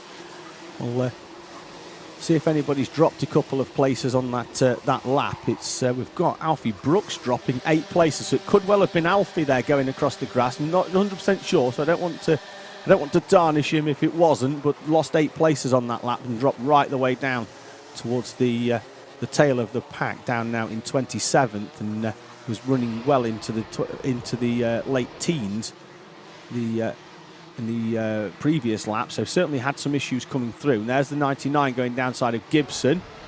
Could well be heading towards the top 10 now. for Gibson. Young now leading the way. The gap has closed in ever so slightly. It was 4/10 on the previous lap. Let's see where we are this time round. It looks like Spinell may well have moved through into second place. He has. I saw him there just coming through on the screen. Thought he was in front of Hunter, and we do get confirmation. So Will Young then continues to lead the way, but now he's going to have Sam Spinell charging down on him as the 95 of Davies gets down the inside of Mead into Christmas Corner. So the top 5 then, Will Young, Sam Spinell, George Hunter, Alex Moody and Callum Davies now, with Jamie Mead dropping down into 9th place. Into 6th place, sorry. Don't want to do him out of any positions, unfortunately. We'll be well beyond half race distance, or at least we will be when we come over. So certainly time, then we'll have that 1 lap added on. So we are there or thereabouts at halfway. Spinell was half a second off the back. He sets a personal best and takes 2.5 tenths out of Will Young. There's a contact warning for Alfie Brooks as well. And now Sam Spinell close enough to make a move, and he's going to have to do it quickly because Alex Moody has moved up into 3rd place at the expense of George Hunter in a move that was made on entry into Christmas Corner. It was done pretty much by the time they turned in, so they didn't even have to run side by side round Christmas and then battle on the way down to Ashby. So Alex Moody, the driver, on the move. Certainly in the early parts of this senior Rotax race, the progress has slowed somewhat as he's moved closer to the front, which is, you'd expect that as the drivers at the front will be going a little bit quicker. But now is right on the back. There's a warning flag there, which I think we picked up earlier. That still has been shown on the overhead gantry. Will Young then leads the way, but now is having to defend to the inside. Sam Spinell goes to the outside, cuts to the inside. Shades of Mansell in 87. With Spinell there sending the dummy on Will Young, and Alex Moody comes through as well down the inside into 2nd place. And really there, Spinell needed to make that move, because if he didn't, Moody was going to come through. In fact, he ended up doing so on Will Young into that corner, but if Spinell hadn't have gone for a move there, then Alex Moody certainly would have done down the inside into Christmas Corner. Can Spinell then move away with enough time, because they're going to get at least 3 more laps at this? I think the laps time is around about 45 seconds, so 1.5 minutes for 2 laps. They may well, in fact they will get round. I think we're going to get at least 3 more laps here at Whilton Mill as 95 of Davis slides one down the inside of Hunter. Up at Christmas, so that's up into 4th place. That's going to allow Mead to try and get back into the top 5 as well. I thought he was going to get a good run there out of Ashby's, but couldn't, as the sun continues to bake the Northamptonshire circuit here at Whilton Mill. As Will Young goes wide there, I think into the... in fact, that's Spinell, who's now dropped back behind Young and behind Moody, who now leads the way. I thought those 2 carts were back and forth there. I thought Will Young had made a wide exit there, as it's actually Sam Spinell, who was your leader 1.5 laps ago, is now down into 4th place. Tries to get back into 3rd at Ashby's, but can't, and has the nose chopped right across the front there, as Davies now, so Hunter's going to try and throw a move down the inside of Spinell, who, and then in doing so, balks his own exit and allows Mead to come back through into the top 5. So I think everybody's had a go in every position in the top 5 so far from the at the front of this race. We've had Moody, Spinell and Young leading the way. Davies, Hunter and Mead have all been inside the top 5 at some point during this race. Ballou and Edmonds make places, with Dunford dropping down into 9th. Perrelly with the fastest lap of the race in 14th with a 44.8, the only driver so far in this race to go into the 44s, and by a long way as well, 2 tenths inside. I think some of the other runners are running at around about 45.1. Fantastic lap there from Jamie Perrelly in 14th place. In front of him, the 67 of Ronnie Mansfield, the reigning junior Rotax champion here at Whilton Mill, as he has his first season in the senior ranks. Side by side they go round the final corner there. Will Young unfortunately loses a place to Jamie Mead. So Young, who was back up to 2nd on the previous lap, is now down into 5th place. Davies is the one who's come through. So the last lap board is out, up into 2nd place there in the 95. Sam Spinell still holding on in third, close enough at least to make a move. Don't think it's going to be down here into Ashby's. It is down here into Ashby's. Great move from Sam Spinell. Another dummy shown as well, but then Davies comes back down the inside. Is he going to be close enough? We've got the 99 off down there on the outside of Ozier's. That's Harry Gibson, unfortunately. Leaders, though, making their way into the boot for the final time. Alex Moody's come through and opened a gap of well over a second as the rest of the field have battled behind. Moody takes the victory then. Davies has come through for second place. Spinell holds on for third with Mead, Young, Hunter, Edmonds, Ballou, Fernie Howe and Dunford. Your top 10. And I wonder there if Gibson can actually come through and take the checkered flag, or whether that cart's just going to roll back into the pit lane. I don't think it's going to make much difference anyway, because he's at least completed enough laps for him to pick up sufficient points in that one. That is your cycle of second heats completed. Then we're going to move on in a few moments' time to heat 3, but that will be split in the middle by some heat 4s as well for our classes that have got that are slightly oversubscribed for one full grid. So we're going to then have a fourth heat where they go, and then we'll go for some repêchages. The reason that they've gone into the middle of that is because then their repêchage comes earlier on in the final run, so it gives anybody that's had any problems a bit of time to fix things out. So we're going to have some heat 3s, some heat 4s, then back to some heat 3s. So we'll start with our Honda Cadets.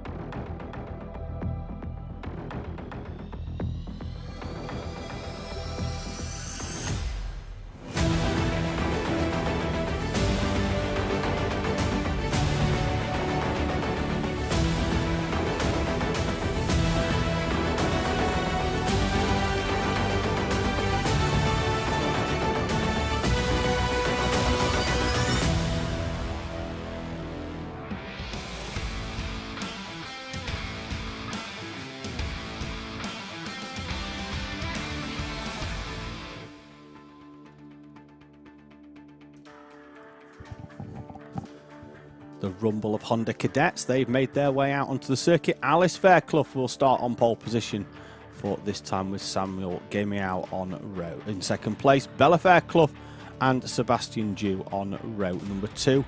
Albert Lapper and Max Endicott on row 3. Jack Price starts 7th with Jarrett Clark, the Heat 1 winner from yesterday, alongside Kai Clark and Jaden Mead. Complete the top 10. Finley Line starts 11th with Sergio Wers in 12th. Riley Till starts 13th with Emerson McAndrew Urran alongside. Sebastiano Tunzio is in 15th with Callum Wilson alongside in 16th. Sebastian Bierman and Charles Kitely on row number 9. The top 20 then completed by Oliver Majewski and Charlie King, with Zach Starbuck in 11 and on row 11 in 21st with Teddy Cooper alongside. Mason Brooks starts 23rd with Rocco Shenton alongside, and Alfie Mew completes the 25 runners. Shenton then going to have to come through this time. There he is in the 86 on the outside. He's the other heat winner. He won heat 2 this morning, the first race of the day. So we've got Clark going from inside the top 10, Shenton going off almost the back row, with Alfie Mew, the sole occupant of that back row. So Shenton, that's why we can see him there on the right-hand side. Standing start then for our Honda Cadet class. Looking up to the Digi flag on the right. We are away and racing, so we use the Digi for this one, the one above for everybody else. And Honda Cadet make their way out, the 4-stroke Honda Cadet class. Let's have a quick look, see if everybody can get through. Cold tyres, of course. They've had one outlap, but then the ones at the front have sat stationary for the best part of 2 minutes as the rest of the grid grids up. Everybody clear, and you can see everybody migrating to the inside on that run down into Christmas Corner for the first time. The one thing you don't want is to be on the outside and get hung out to dry with everybody else coming down the inside. Then you get forced out onto the grass, unfortunately, as Sebastian Dew gets a move done on him down the inside. Here's the move then for the lead as the 63 of Bella Fairclough comes through to take Jaden Mead on the opening lap. It's not, sorry, it's Jaden Mead, it's not. It's Sergio Gamiao, I think the 26 and the 29 there, with getting their numbers mixed up with each other. Over the line they come then for the first time in our Honda Cadet class. Fairclough leads the way from Gamiao. Clark already up a number of places on the opening lap, with Max Endicott in 4th. Alice Fairclough, Kai Clark, as we've got moves going on down with Jarrett Clark down the inside, with Max Endicott as well. And looked like Endicott was going to try and follow through into that corner. Couldn't, had the door closed, unfortunately for him. But doesn't lose any time at all. Then we've got Clark, Price, Dew, Lines and Mead, your top 10 runners at the end of this opening lap. And there now we have another move down the inside for the lead once again. Looks like that is Clark coming through then on Fairclough to take the victory. Fairclough's then going to go wide. That's going to allow at least 2 down the inside as Fairclough almost gets run out onto the grass. Can she hold on with Endicott? Although Endicott's going to try and keep the footing all the way around the outside, and that will give track position. There's contact warning there for Samuel Gamiao for that incident in the final complex of corners. Emerson McAndrew as well. And now, unfortunately, Bella Fairclough there. That you see now in karting are all about momentum and keeping the kart going and keeping the revs up in a lot of these engines. Is that what balked her was down right at the other end of the circuit, and she was still suffering on the run up to Christmas Corner some 20 seconds later, and that's dropped her from 2nd place all the way down now to well outside the top 5. Rocco Shenton there I see in the background, already up into the top 10 from the back of the pack into 9th place. So certainly a top 5 on the cards here for Shenton. Some good drivers certainly in front though, as looks like that's Lines trying to get round the outside of Fairclough into of Alice Fairclough into that complex of corners. Clark has gone at the front, bolted. We've got 7 tenths on Endicott. Clark now all over the back of Gamiao. And can he make the run down into corner? There's a little bit of contact there into the back from Clark on Gamiao, and that's going to allow a couple of others to come through. Gamiao braked a little bit earlier than I think Clark anticipated, and that drops Gamiao down, I think, now at least into 7th place, because I think that's Alice Fairclough coming through in front. If it's not Alice, it's certainly Bella, because they've coming through on the inside there. That's Rocco Shenton as well, trying to get through, and he's going to be down the inside into the final corner. Bella Fairclough's going to run wide. They're both out onto the rumble strips there. Bella Fairclough's not giving this one up. Rocco Shenton sets the fastest lap of the race. Went so wide there. I mean, I'm surprised even the timing line picked either of those two up as they came over. Look, it does go all the way across the track to the barrier, but they were so wide there that they almost had to pay to get back in over start finish. Clark though has half a second, certainly on timing, but I think he's been reeled in by Endicott and Clark. So all 3 drivers there, nose to tail. The timing says 7 tenths. I say that the timing's lying. It certainly is around 3/4 of a way round the lap here at Whilton Mill, because the gap has closed noticeably with Endicott and Clark.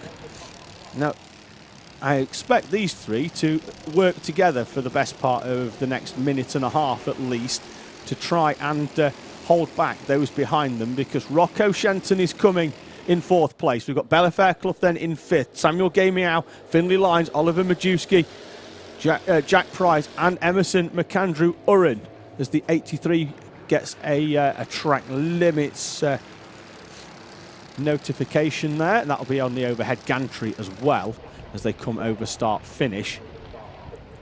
2 minutes remaining. These three have worked together the best they can in terms of not overtaking each other and balking each other's speed. Nonetheless, though, Rocco Shenton has reeled them in and then does make a move there down the inside of Clark into the left-hander. And the leading trio of Synergy Machines has been split by the charging zip of Rocco Shenton. Up then into 3rd place. It's been a change for a lead as well. Max Endicott's had enough of looking at the Clark on the back of the suit in front of him and has now decided that he wants some clear tarmac. Rocco Shenton gets to the inside then as they go through the kink at Fine Lady. He's going to get hard on the brakes down the inside. He's going to have track position. Will Clark get a cutback? I don't think he can. Rocco Shenton with 1 minute and 15 remaining. If he can hold on round Ashby's, which is always that one where you try and get the move straight back after the move from Christmas Corner, Rocco Shenton could well here go from 28th to 1st in a 7-minute plus 1 lap race. Down the inside he goes into Osiers, and Rocco Shenton from no man's land in 28th on this random grid format. It leads the way with 2 laps remaining. He's going to come through. They're going to have enough to get them over the line, but not enough that they're going to get another lap in before the last lap flag comes out. The warning is still there for the 83. Rocco Shenton leading the way then with 30 seconds remaining. Will park that car, has a look over his shoulder. Now the three behind are really going to work together to sort of train this one up onto the back of Rocco Shenton. This really is a case of 3 versus 1 here. And at the moment, the 1 is winning. Shenton's come through all 3 of the karts in front of him. They're still working. Look at that head down behind the steering wheel, trying to maximise the airflow up and over the kart, over that front nose and Nauseo panel. Down the inside goes the 55 of Clark. Now Endicott as well is going to try and get the cutback. That's at least 3 or 4 kart lengths they've lost to Shenton in front. Round the boot they come for the final time. For the penultimate time. It's elapsed at the top. We're going to go for the last lap here at Whilton Mill. Rocco Shenton, look over the shoulder. He's already won 1 race here this morning. That was from the middle of the pack. He's come through there and won by 4 seconds. He's come through here from right at the back. There's moves in the background. There's Endicott goes down the inside of Jarrett Clark. Kai Clark as well on the back there in 4th place. Hasn't made a move on either of these just yet. Now they're going to start defending over that 2nd place. Shenton then still leading the way. Majewski's up into 5th with Fairclough in 6th. Lyons up into 7th. They've all sorted themselves out a little bit in the background on that last couple of laps into their order. Clark, Endicott and Kai Clark, they couldn't hold back. A charging Rocco Shenton from 27th place on the grid here then at Whilton Mill. Comes through to take victory in Heat 3 of our Honda Cadets. A fantastic race from Rocco Shenton, one of the best single performances in a heat I've ever seen in karting, and I've seen a lot in the last few years, covering multiple championships for Alpha. Rocco Shenton with a red letter heat for him. Endicott gets 2nd then with Clark in 3rd, Kai Clark in 4th. Oliver Majewski completes the top 5 with Bella Fairclough, Finlay Lyons, Samuel Gamiao, Jack Price and Emerson McAndrew Urran completing the top 10. Thank you for joining us on the Alpha channel. Hopefully you haven't just joined us, because if you have, you've just missed one of the best single performances in cadet racing that we have seen here at Whilton Mill. Obviously don't rewind the stream, stick with us as we're live, but then later on just have a quick look at the timestamp and go back and watch this one, because that was impressive.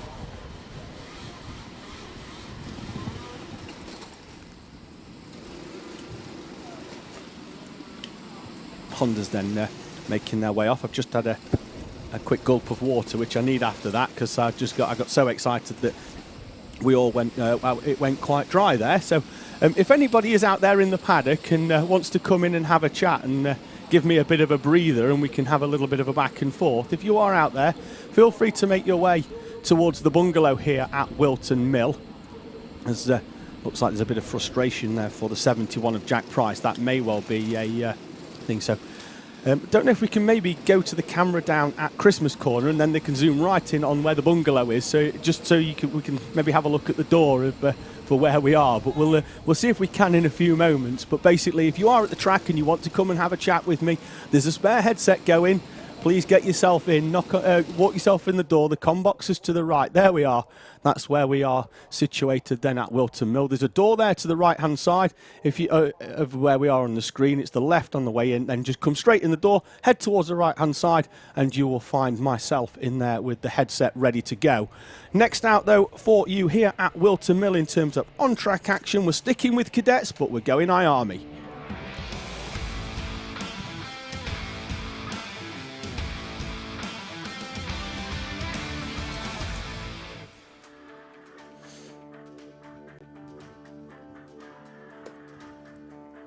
Henry Clark starts on pole position with Harley Musk sharing the front row, Amelie Davey and Finlay Hines on the second row, Austin Gibson and Jensen Chalk on row 3 with Cody Lee Petrell and Isaac Barker on row 4. Then we've got Jarlath Sayer and Ethan Weldon completing the top 10 in front of Brown and Millward on row 6.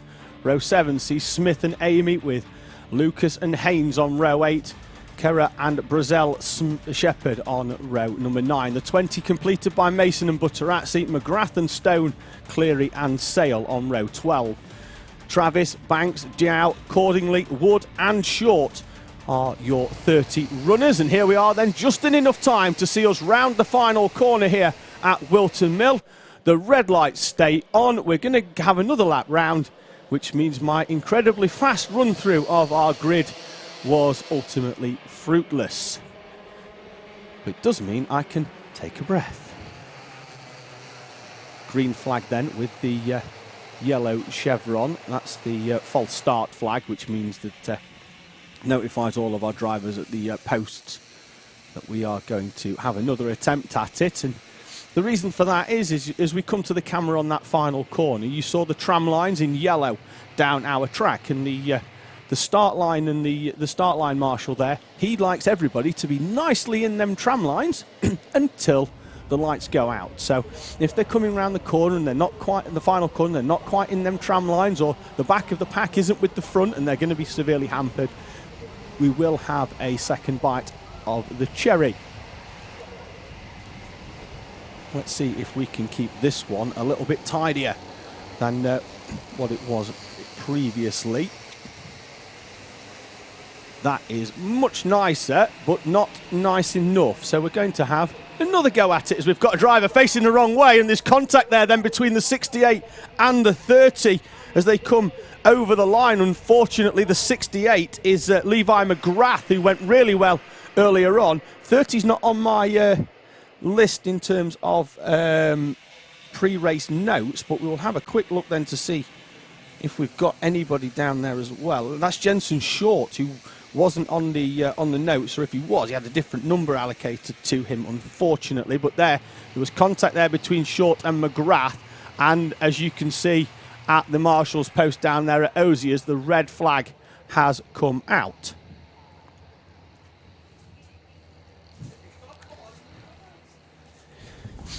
Which is timely, and unfortunately for those two drivers, because we have got a red flag, but we can throw a headset on. We've got two. I recognise them both, which is fantastic. We're going to have a quick chat then to Will Young, who's joining us. Will, you had a fairly decent heat a few moments ago.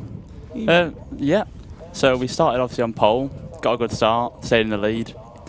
Went down to 5th by the end, but you know, we did what we could. Didn't have the pace in the end. A few silly mistakes, but was what it was in the end.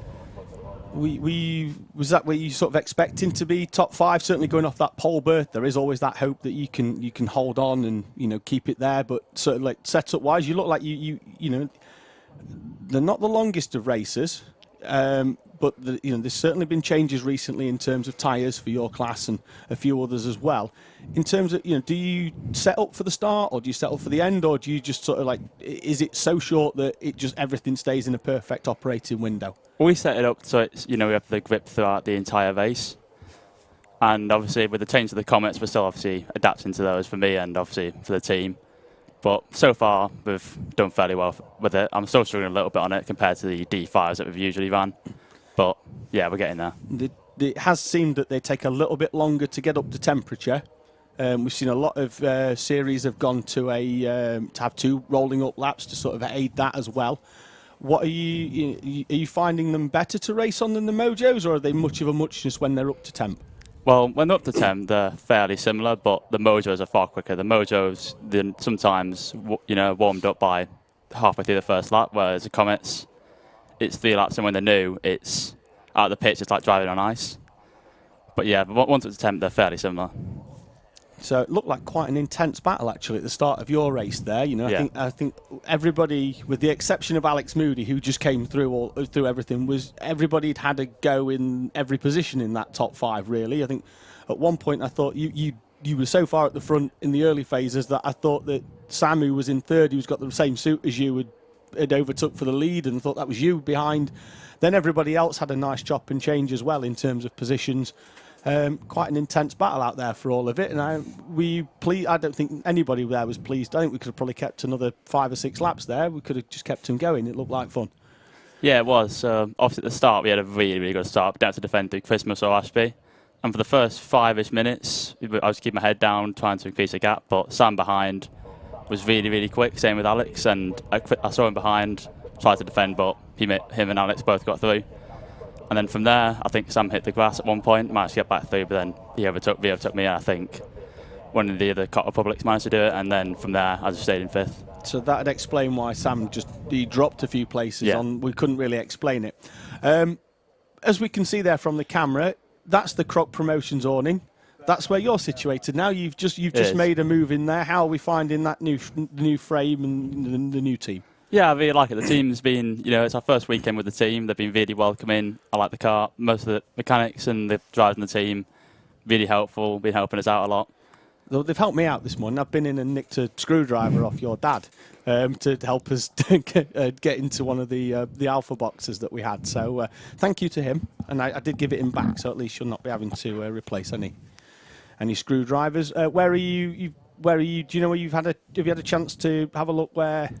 You've got another heat to go. Where are you going off that one? I think I'm 31st in that heat, so that's my back start. So for that one, it's just going to be try and make my way through the field as fast as possible, and hopefully end up with somewhere from 10 in the top 10, maybe top 20. So need to be there or thereabouts. What are you looking at? Do you start looking now and start thinking, well, I need a 15th to get me top 6, 7 for the final? Or is there a plan coming together, or is it just a case of lights out, away we go? Pretty much lights out, away we go. Because obviously at the end of the day, I can't script what happens in the race. I just have to take it as it comes, really. Will, thank you very much. Hopefully out here on track, looks like we're trying to get everything sorted. Everybody's been held there. We've got a couple of people running in the background, although I'm not sure why yet, because we're sort of limited on on cameras and feedback. But generally, if you're running in a karting paddock, sometimes you see mechanics out there, and it's more of a fashion contest, isn't it? Yeah. You're nodding. So they only run when strictly necessary.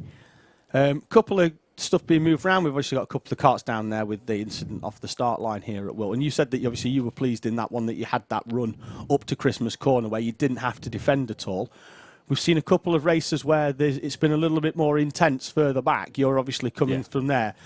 I'm assuming it's a case when you're going from that far back is it just getting round the first lap, or is it, those drivers, if you can make up a lot of places, it's normally because somebody's had a bit of an incident? Well, it depends, really. If you're right at the back, then usually you can, if there's incidents in front, you can avoid them. But then when you're in the mid-pack, it's carnage. Like yesterday, I was on the outside of Christmas Corner, and I think someone was loaded up in the inside, and I nearly got wiped out.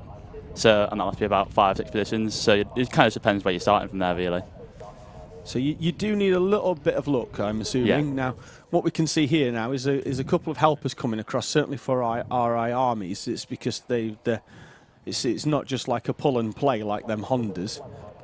There is a little bit more, and obviously as they come round and then they slow down, we've got plugs and stuff. They start to oil up, and that's something obviously that you'll be well aware of with them with the Rotaxes. You know, like if you go too slowly on that outlap, the plugs oil up. Then when you want some power, you get no power at all. So that's why we're seeing a lot of people. I imagine that's why we had some runners going over there. And looks like everybody that is out there is wielding a socket of some sort. So it looks like they're just having a quick look and a check.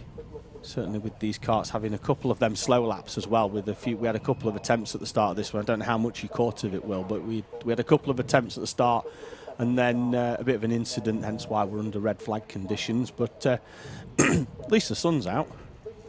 Pretty much, yeah. It's been a good weekend weather-wise, to be fair. Not the usual thing for Whilton, really. No, it is a bit of an anomaly, isn't it, with Whilton? I think I've been here 3 times this season. I think we've had rain one day, frost another, and then 20 minutes later the sun's out again. It's granted it's not as thing on climate as Rowra, of course, where you can get everything and everything else in around about a 20-minute window there. At Rowra. Looks like in terms of like the actual on-track incident that has been cleared, and with both karts obviously being up on that trailer. So, Will, how long have you got till you're out again? Well, obviously there's all the senior Rotax, so we're the last group out, so I think it's about maybe 40-50 minutes till we're out. Oh yeah, because we've got a few more Heat 4s, haven't we? We've got Honda to come again, and Minis and Junior Max as well to have a bit of an outing. Looks like we're probably there or thereabouts in terms of getting everything going. Looks like we're having a few pull starts and run round. The issue we're going to have here is they've got to get back into that order that they were in for the actual start. So I'm imagining there's somebody down there with a clipboard and a grid position. So you can stick with us if you want. We can stick with us for the start, unless we've got a queue, but I don't think we have out there. So yeah, I'll probably head back to the awning soon. So you got some setup work to do.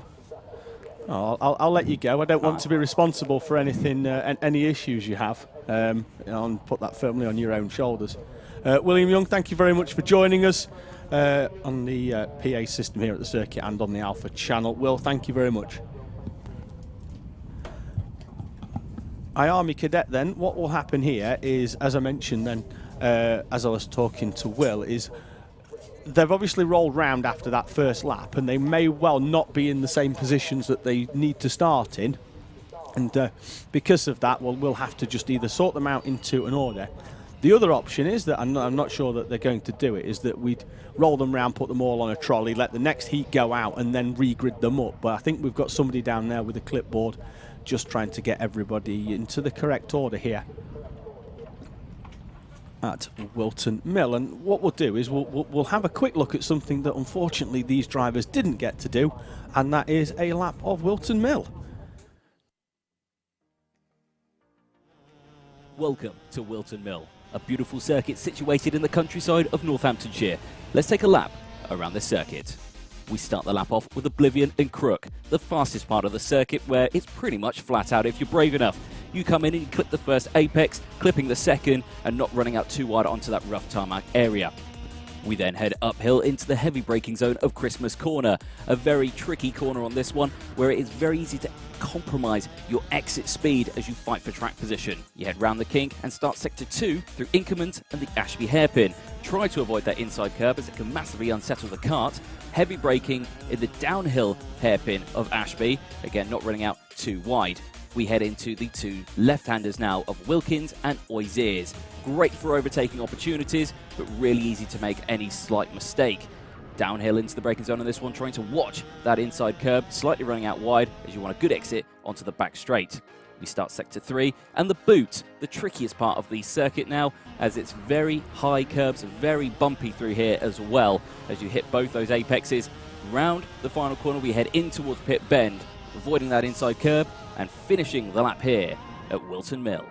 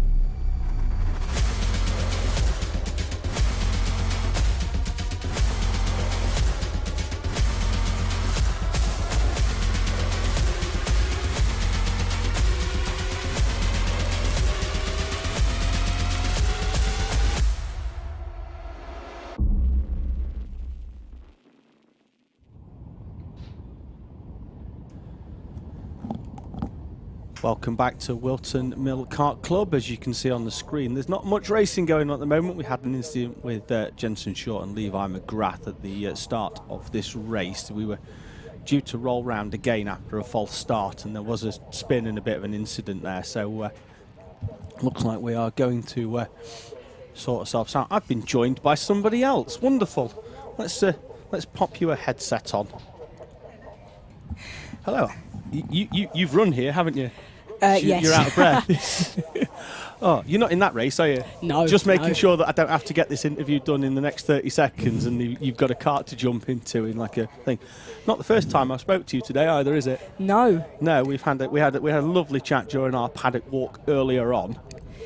So we'll catch that in the lunch break. That'll be in around about, well, I say around about an hour and a half's time, but until we go racing again, it'll be about an hour and a half after we start racing again. So how did you've obviously been out there because this is our second round. We're going to go racing again in a few moments, but how did your first heat of the day go? Very well. We started 24th. We finished 14th. We were only 2/10 off the fastest lap time. So you've got at least, have you got another heat to go, or are you done for the day and then we've got to get you gridded up with one later on? Yes, we've got one more heat. We're starting 15th, so hopefully a top 10, but we'll see how it goes. Yeah, I think you can get a top 5 if you've got pace to come through from the back there up to 14th. Problems for the 133 of Frederick Wood going away at the start. This is what we were looking at before when everybody came out to look at these carts. There we go with the thing. They'll take the top of that off now and just have a quick look inside. And I think that might be a bit of a plug issue that they were putting it in. They're going to have to move that one off, unfortunately. And that's going to be there. I don't know whether they're going to allow them to try and get that cart fixed, at least to come through, because obviously we're going to have people out there on track with that cart that would normally be back in the paddock, unfortunately. So we're going to get at least one roll round lap. They're going to come into position here at Whilton. And then we're going to get the first lap going, and then hopefully then we can have a little bit more of a chat after that one. But we might even get you in for a bit of comms action if there's an opening lap thing. I might be throwing it over for an opinion. So then we'll be able to see then for so. For those on the stream, introduce yourself to the comm box. Unfortunately, we're not going to have a picture and a graphic for you like we did for me at the start, but I'll let you introduce yourself in a few moments. We are lights out and away and racing then in our Army Cadet class. The P2 berth this time is the one to be as they come all the way around the outside. Our pole sitter loses a couple of places. Aston Brown is on the grass, and he's going to be on the grass all the way down there. He just couldn't get that cart back on the 70. He's still fighting it all the way down towards the run into Christmas corner. So Aston Brown just couldn't keep that cart on the track there in the 70. Looks like we had another driver off on the grass as well at Christmas, as we'll sort that out. The 118 of Jensen Chalk, the fourth last year in 2021. His first appearance back here at Whilton Mill this season. Running now up inside the top 3, so they make their way around Osiers. There's a cart there. That's the one I think that we saw of Frederick Wood earlier on, although that looks like it could be somebody else as well. Jensen Chalk there with a contact warning. We'll see where he goes. I think he's up into the top 5, just behind Edward Haynes, who finished second in heat number 1, the first heat of the day, heat 2, on the track today, but the first race in RI Armies. So leading the way then over the line is the 82 of Henry Clark. He's already got about a second on the rest of the pack behind. Then it's Barker, Musk, Hines, Sayer, Chalk, Mason, Haynes, Gibson and Amy, the top 10. I can now allow my co-commentator for this race to introduce himself. Hello, I'm Macaulay Guy, number 38, racing in the X30 Junior category. Macaulay, intense opening lap there then for our Army Cadets with at least one driver on. I did hear you go when they went onto the grass, because certainly here at Whilton, sometimes on that outside, it does draw you, doesn't it, towards that barrier on that fast opening few corners. Yes, when you hang out on the outside, it's never nice. It's very scary, especially through the fast corners, such as the last corner and to turn 2. Looks like we had a move down the inside there with Musk and Hines getting side by side. A lot of curb as well there from the 57. I think that was Hines coming through actually on Musk, although will still look to be behind, so it could have been vice versa if one of them's got to move on the final corner. Chalk is the mover though here in this one, gets down the inside, and the 50 bounces over the curbs.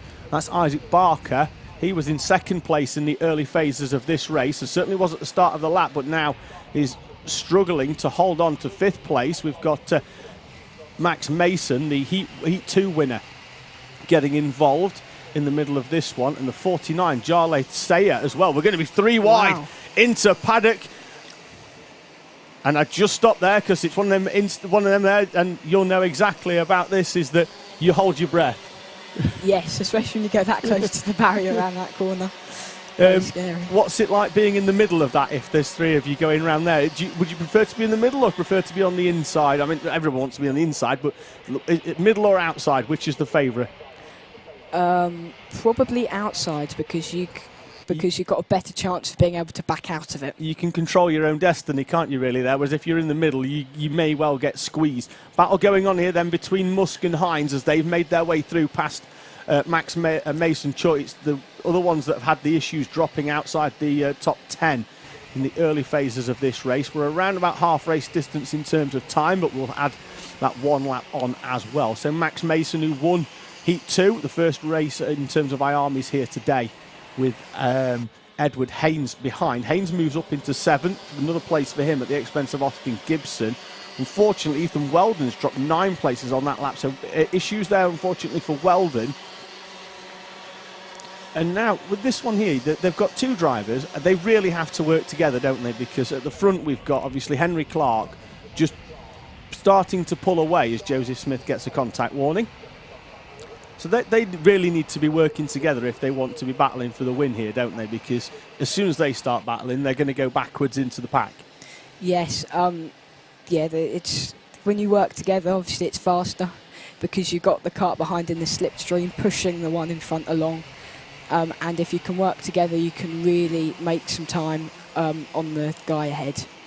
I mean, slipstream, for those that watch, Formula One and the like, they know all about it. But it's not to be understated at all, is it, in karting, is that because the karts, they're noticeably further off the ground than some, the Formula One cars that look a lot lower, is that the one at the front pushes the hole in the air, the one at the back as well is not having to do any work, really. They're going to be able to close up, but as well, is slipstream works is that the air goes over the kart, but then it tries to suck the kart backwards as well. That's why that 2 always works better than 1. Occasionally you'll see it as well, like 3, 4, 5 always works better as well, because you're only punching 1 hole through the air and everybody else is taking advantage of that, and they really have closed up here, haven't they, as they enter the boot section. Yeah, right on the back bumper of the leader now. I've just had a look through the timesheet. It looks like we've lost the 88 of Cody LePatrel from this race, which is a shame because he was very quick during the earlier heats.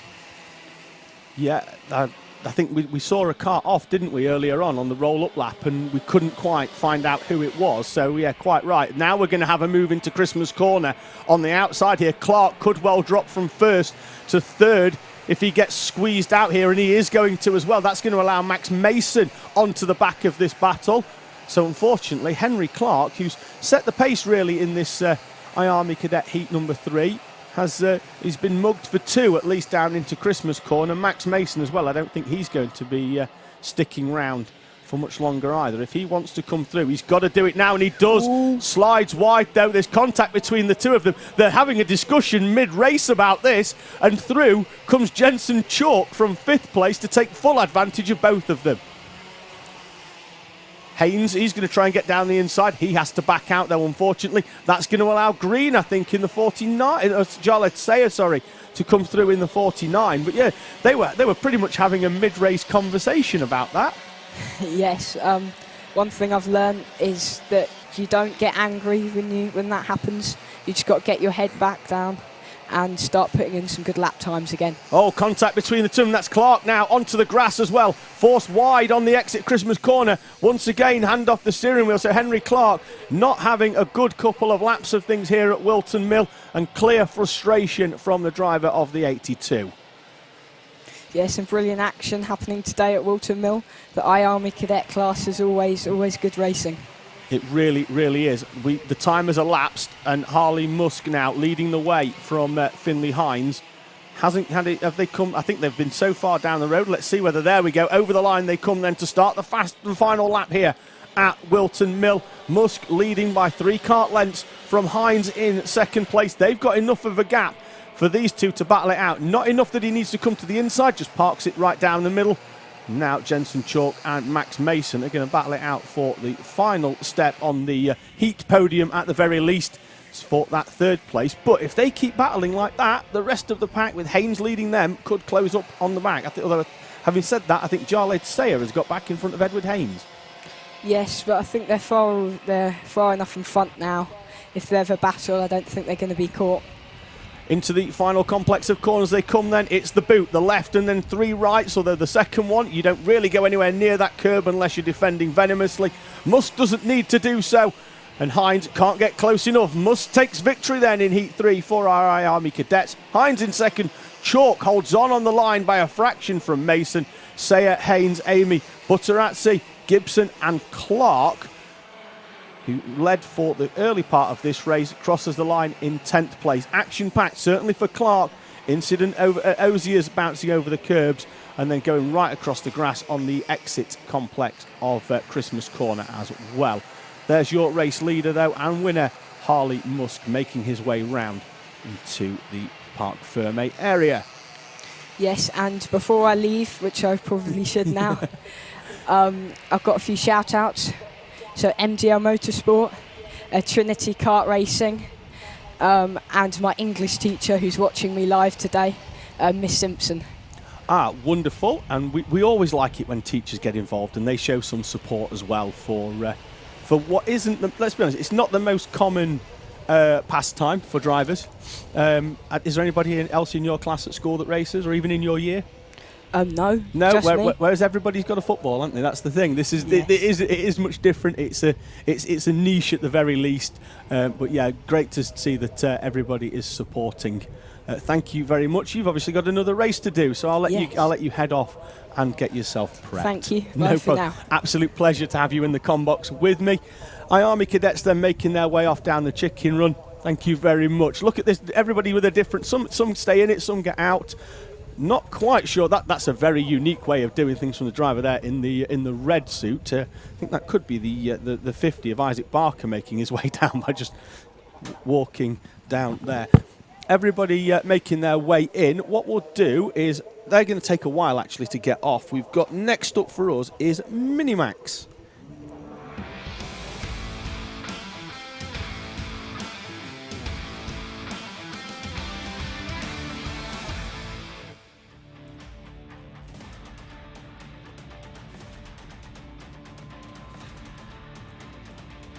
Grid up on your screen then. We'll rattle through this one fairly quickly because I have another guest in the combox. Oliver Smith is on pole position with Joshua Begem alongside. James Sherrington and Lucas Blanford on row 2. Riven Welsh and Noah Pikes on row 3.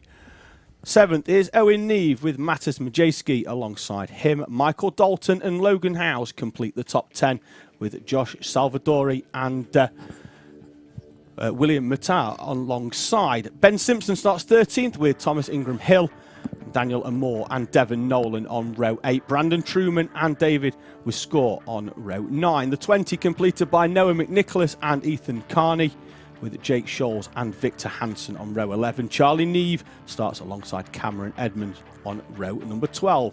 Jonas Klimas and Oliver Bocock start row 13 with William Webb and Albert Wilton behind. Zach McDonald and Matthew Grove on row 15. And that completes our Minimax. I'm joined in the combox by a familiar name and a familiar voice. But before that, we're going to attend to that wheel flying straight off the 40 machine here in our Minimax class. That's James Sherrington. And James Sherrington is going to take no further part in this race. His arms are up in the air. Clear frustration, but 3 wheels on the wagon do not work, do they at all, Kai Bacchini? No, 3 wheels on the wagon. I don't think you're really going to get that one around the track for many more laps or even many more corners, as you can see, running back. The wheel's still on the hub there, so it seems like there may have been a mechanical problem with not quite tightening the wheel on enough. And unfortunately, a mechanical failure puts you out before the start of the race. That's the worst thing you want as a driver. Not at all. Well, to be fair, probably better on the outlap than on the opening Yeah. lap with everything issue. But yeah, let's say the hub was on the kart there, so that's going to be a wheel nut issue rather than the hub coming straight off the end of the axle. Because, but for me, who's the one to watch for you in this one, Kart? I know who I'm watching, but let's see if we tie up with who to watch. I think it's going to be a very tight grid. There's many drivers that are actually going to be making their way through the field to try and get to the front of the grid. Obviously, Daniel Moore, he's leading the championship so far coming into this round, so we really need to keep an eye on him going through. Lucas Blanford, he's been showing some serious pace over the course of the weekend. We go out the final corner. It looks like we might go for another formation lap. Do we go green? No, we don't. So it looks like we will have to go for another formation lap here in the Minimax. 2 formation laps already, and we'll go for a third. For me, I was pleased you mentioned Blanford, because he goes this one off 4th place, as we've got a driver backwards there, the 24, Noah Pikes, facing the wrong way. The issue he's got now, Kai, he's got to get into position by a certain point in the lap, or he's going to have to go off the back. See, I think what he may be able to do is if he takes the Zulu part of the circuit, which is normally used for the corporates, but you can use it as a cut-through on the formation lap if you've dropped down a couple of positions. So let's see if he does manage to do that. If so, if not, he's just going to have to try and make as many overtakes as he can in the space of one corner. Absolutely, because he's got to be in position by around about now, hasn't he, before we go into the boot section, as Sherrington. Look at him there. Oh, the disappointment, and the helmet stays on as well, and that is the universal sign of disappointment. I was pleased that you mentioned Blanford for me, because came through the field well in the previous heat from a lot further back, goes off that front 3rd berth this time in 4th place. One to watch for me was still very untidy on the way through, and unsurprisingly, even though the time did start to elapse, the lights stayed on, and we're going to have another. We're not too far away actually here from, I imagine, the clerk of the course stopping them all in a straight line and having a stern word. Yeah, I don't know if they still do this anymore, but I remember when I used to be in cadets racing, and especially in the lower classes, if you mess up a formation lap 3 times, they would stop the grid, red flag it all, get everyone in order, and put the front 2 to the back. So I don't know if they do that anymore. It was very, very harsh. You can see having a stern word there on the clock, on the track, is one of the marshals. I think that was the clerk of the course, actually, but they come down into Ozias once again. And let's see if they can actually get it right this time on the formation. Yeah, it's been a bit harsh, actually, if that would happen with those front 2, because they've been fairly reasonable. It's everybody else from about the 3rd row back that's been very untidy. However, the slower the front go, they seem to do sort of narrow it up a little bit more, don't they? So they do have to control the pace.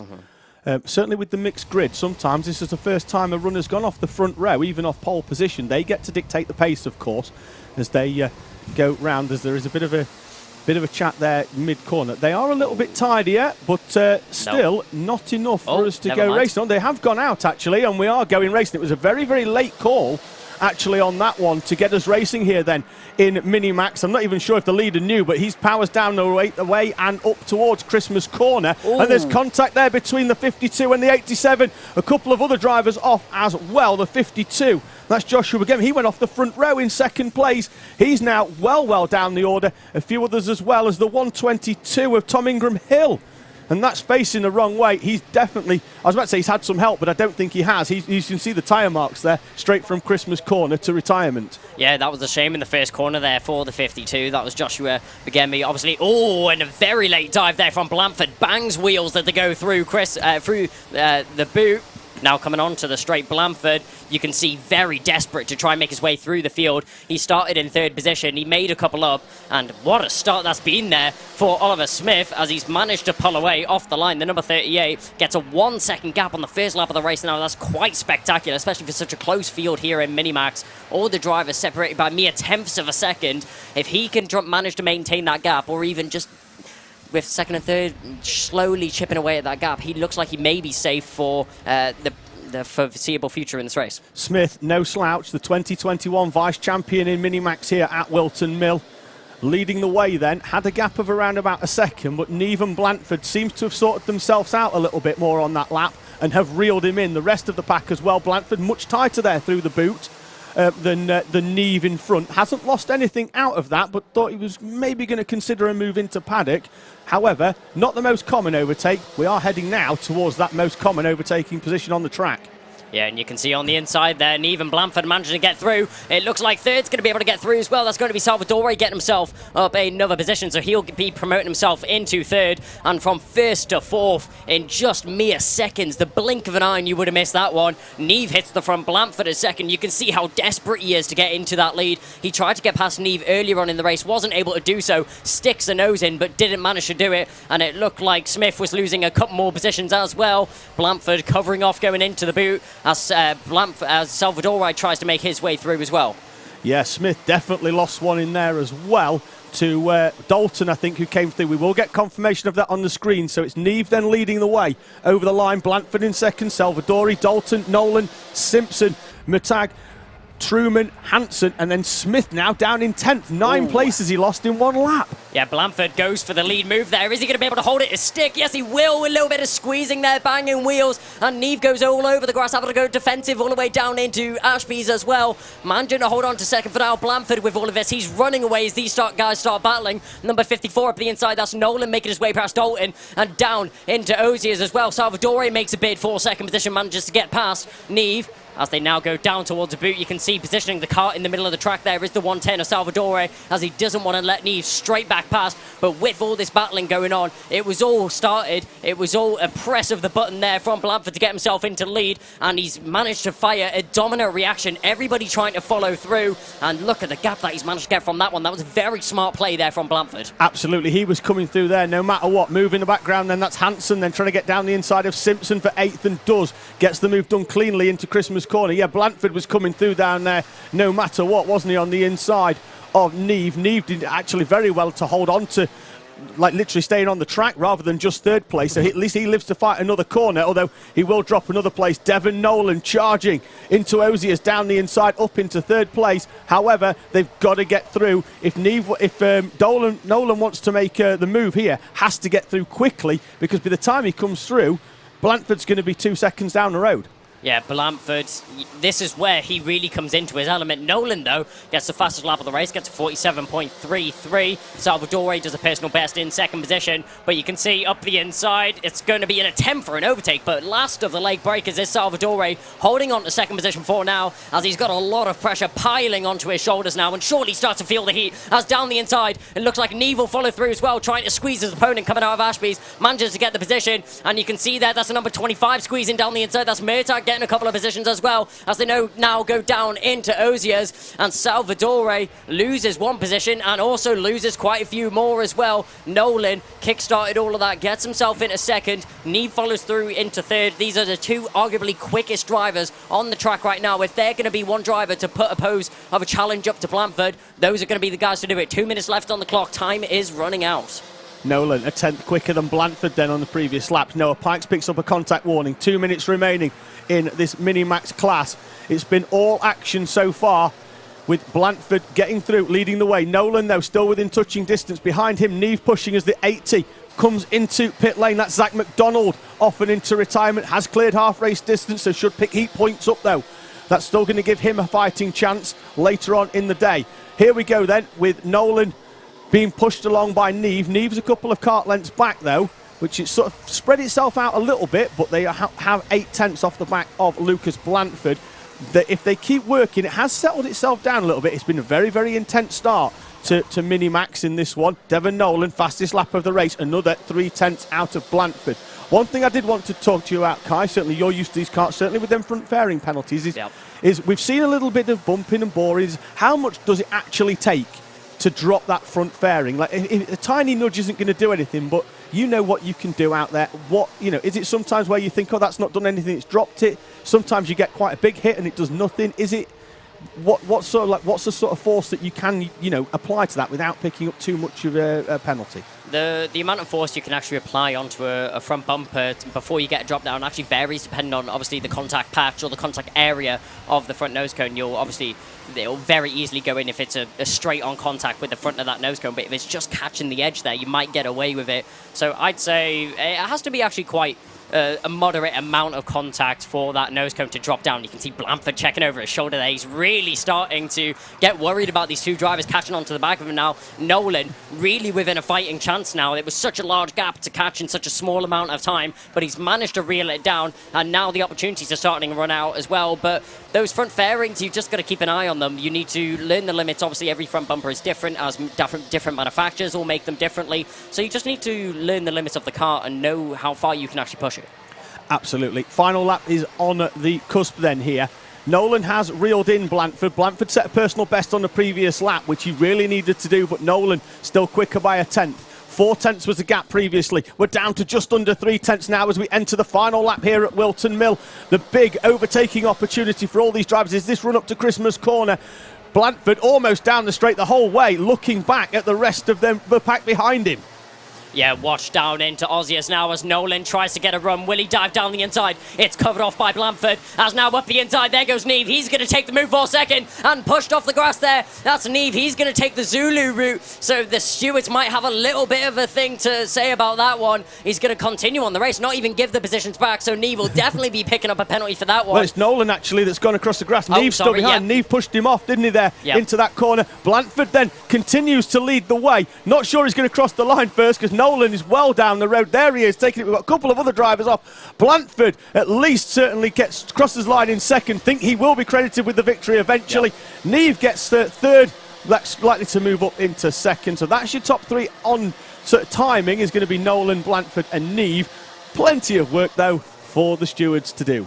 Yeah, I think there'll be a few things that we need to investigate, especially that contact between Neve and Nolan that actually started that whole sequence of events. Nolan will definitely get that win taken off him as he cut nearly half of the circuit. Here we go then. A replay. And down the inside, there goes Neve. You can see the banging of contact as Nolan tries to rejoin the circuit. The thing is, with that corner, it's off camber, so obviously you naturally run out as wide as possible, and Nolan just did not want to give up that position. Little clip of the cone just for good measures as he comes round.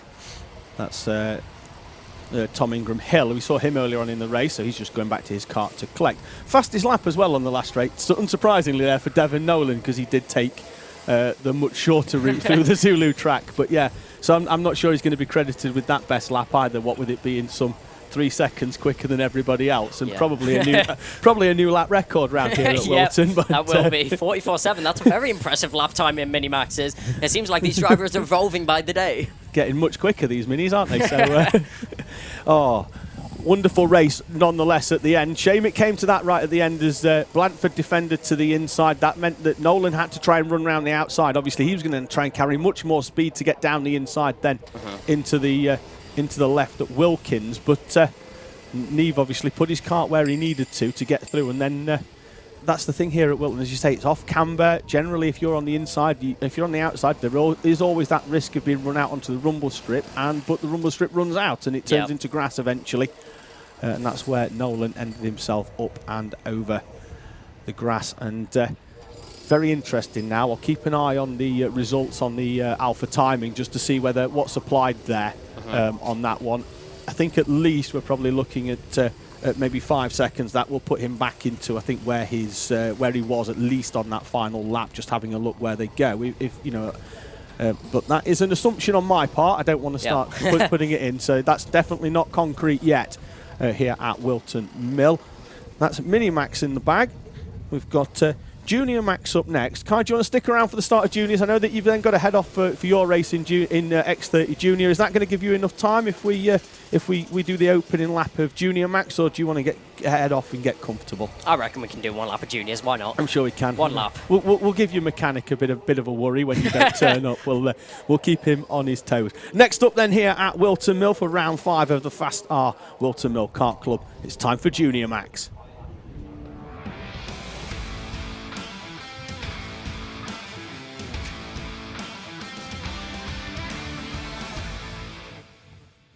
Right, so now we look at the starting order for the Junior Max Grid. It's going to be George Allen that starts on pole. Joined alongside will be Jensen Watson in second position. William Ray and Freddie Ingram will be on the second row. Third row will be Oliver Sanders and Mitchell Mulvey, and that will be the third row rounded out. Jess White and Deacon Russell will be on the fourth row. Then it'll be Ross Tyler, Alfie Richard, Jess William and Harry Hurst-Grover on row 6. Seventh row will be Archie Buttle, and then we'll have Harrison Morrow, AJ Arnold and Zane Khan on row 8. Row 9 will be Mac McFar, and then it will be Ramion Ubi. On row 10, rounding out the top 20 will be Spencer Brown and George Donald, then Arthur Thacker and Holly Meow. Row 12 in 23rd and 24th will be Riley Brown and Jack Spencer. Then we look down at row 13, it'll be William Antrobus and the fast-charging Zaki Sane. Then it'll be Alfie Bray, Mikey Theo, and rounding out the 29 drivers on the grid. I didn't quite catch who that was, but it seems there's been an issue there for the number 89. That's going to be Deacon Russell going around on the formation lap. Now he's going to be the one that has work to do to get back to his position. Yeah, he's got to get round by the exit of Oziers just to get himself into his grid position really here now. And obviously these drivers then, they're warming their tyres up going across track. You know, it's not easy to come through just back into your normal position. I think we're going to have 2 rolling up laps here. They don't look like they're that overly interested, and these new Comets obviously take a lot longer to get up to heat. And I was speaking to William Young earlier on about how a lot of clubs, not just here at Whilton, but others as well, have opted for 2 rolling up laps to get them Comets up to operating temp. Yeah, I mean, it's all about adapting, because obviously with different chassis, different karts, different, obviously, classes, it will take longer for the tyres to warm up. In Junior X30 in my class, we only get 1 formation lap, but that's because the Comets are obviously made and adapted for that chassis and for that class. So obviously the tyres do come up to temperature within that 1 formation lap that we have. But with Rotaxes, they are made to drive on the Mojo tyres. So switching over to the Comet Reds, it's a bit of a challenge for the drivers to obviously adapt to that environment, adapt to the situation and the handling difference that they do have with their car. Yeah, we've seen that a lot. Certainly UKC, for example, long heats in that. We've seen drivers really struggling to maintain performance through the entire race when you're running, the best part of 17 minutes. Yep. Here it's like around about half that. They've been really struggling to make them last or work optimally for the whole race. Out of the final corner they come, though. It looks like everybody's reasonably in the tram lines, but not well enough, unfortunately. So we are going to have another stab at this one. There we see the green flag with that yellow chevron. And further down, we've got issues already, and it's still only the rolling up lap. This is what we're saying earlier about drivers not being aware that there is issues there. The 44 and the 65. The 44 up in the air, Archie Buttle and Spencer Browham. Third in the championship, only 13 points off second place. Last year's vice champion as well in this junior Rotax class. And already we've got issues, and I spoke about this earlier on about drivers further down the pack sort of not appreciating that those at the front are going to slow a lot when they see, because a lot of the time when they go around them first 2 corners, you're not looking for that flag, but that run up to Christmas corner, it's far more noticeable. That's where the pace really slows down.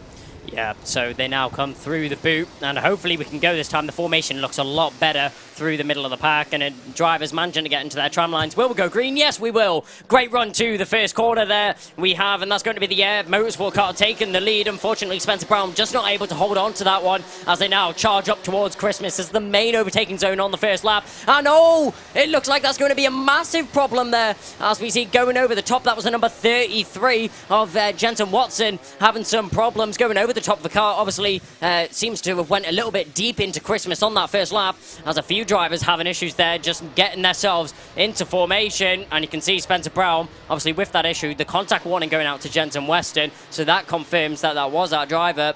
But going forwards now, going down into the boot, we see Harry Hurst-Grover looking for an overtake on the inside, but it is defended. Jess Williams, what a start he has had up into the lead of the race so far, will cross the line, and we'll see the formation right now. Sorry, no, it's not going to be in the lead for Jess Williams. It's going to be Oliver Sanders in the lead from George Allen and Jessica White in third. A great start from some people going through the field. Took real advantage there of being able to get round the issue on the opening lap there between... it was William Rayo as well, was it 41, the other driver that was involved there with the 33 of Jensen Weston on that opening lap. Managed to make their way round the outside of that issue, really take advantage of that as the 33 once again having issues, probably going to have a few handling issues, in fact, on that one after the impact on the opening lap. Thank you very much there for Kai Bacchini for joining me in the commentary box, a voice that I know if you've been sticking with the Alpha channel. We've got driver backwards there into the boot section. That is Harry Hurst Grover in the 114 machine. So yeah, a voice that I know you'll be familiar with on the Alpha Live channel as well from Kai Bacchini. He's worked with us and other series as well recently. And thank you very much for joining. I'm sure he'll be back in, because I know he loves getting on the microphone. Jez Williams then down the inside of George Allen, I think, for second place into Ashby's. Well past the first 2 minutes of this race, with all action on that opening lap up to Christmas Corner, with some of our drivers that were running well toward. They were starting on the first and second row, having some real issues on that run into Christmas Corner. What it has done as well is it's really spread out this junior Rotax third heat. Normally you see the gap there from fourth back is around about 2 seconds. That's because that's where the real incident was. There's Jess White gets down the inside of George Allen for third place. And can she catch up onto the back of Williams and Sanders in this battle for the lead? Allen sticking with, though, as we head into the fourth minute of racing here at Whilton Mill. The sun has gone in a little bit here at Whilton. It's still nice and a pleasant day. It's still fairly warm out there, but the noticeable sun earlier on. There's a move down the inside by the 131 of Zaki Hussain. Great move, which that's going to move up into at least sixth, unless he thought he might have had another one on that lap. But that's Hussain up with AJ Arnold dropping a place, then down into seventh. As we said, field much more spread. Drivers mainly battling ones and twos. As the 83 of Alfie Richards moves up into 12th place. Whereas we would have expected it to be much more nose to tail, but that opening lap incident has really provided us with a much bigger field spread here then in our junior Rotax class. Half race distance when they come over the line next time round. Then Sanders still leading the way from Williams. The gap on the timing was 3/10. It's down to 2/10 now, so I expect to move. Certainly if Williams is close enough up into Christmas, we'll keep an eye, because this battle now from with the 33 of Jensen Weston. There's your move then from Williams down into the lead. Move into Christmas Corner, down the inside, and Jez Williams on Oliver Sanders for the lead then here. Just beyond half race distance. Jess White's closing in as well behind, although did drop a 10th on the previous lap, but then we've had the overtake in this one, so expect that time to come down by a 10th or two. There she is, already breaking away from George Allen, who managed to stick with her for a lap or so, but now she is moving closer to the battle for the leads. Williams has come through, though. We'll get confirmation on the timing screen now as Williams comes over the line to start lap number 7 with 2 and 3 wide round the boot. They're going to have to sort that out. There's a little bit of contact there between the looks like the 31, is it? Off the back, we'll sort that. It could have actually been the 131, but we'll get some confirmation in a few moments' time as there's a jink back to the inside. And more contact there between the 51 up and over the back. That's Riley Brown facing the wrong way. Made the move down the inside, came up and over. There was a little bit of air, unfortunately, there for Brown, but he did manage to get it back down on the ground. He was in 18th place. Jack Spencer's the driver in the 31. Kart that was involved when they came over the line side by side as well in that incident. As I think Harrison Morrow is right on the back now. I think Archie Buttle was there as well in that one. They all came over the line. They were nose to tail from around about 13th all the way back. It's going to spread itself out now as Spencer Browham is through and coming back through. Riley Brown there picks up a contact warning, unsurprisingly, for that move down the inside into Christmas that did see him almost get beached up on the back of the kart in front. 1 minute and 10 remaining. They'll easily get round before the time elapses. They might even get around twice here then at Whilton Mill.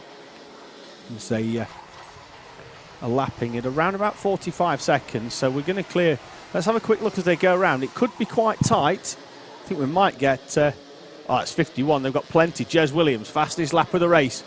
and a fastest sector time as well for him, although beaten almost immediately by George Donald in 5th place. Now we've got Jess White right up on the back of Ollie Sander for 2nd place. Williams has pulled out a gap of around about 6/10.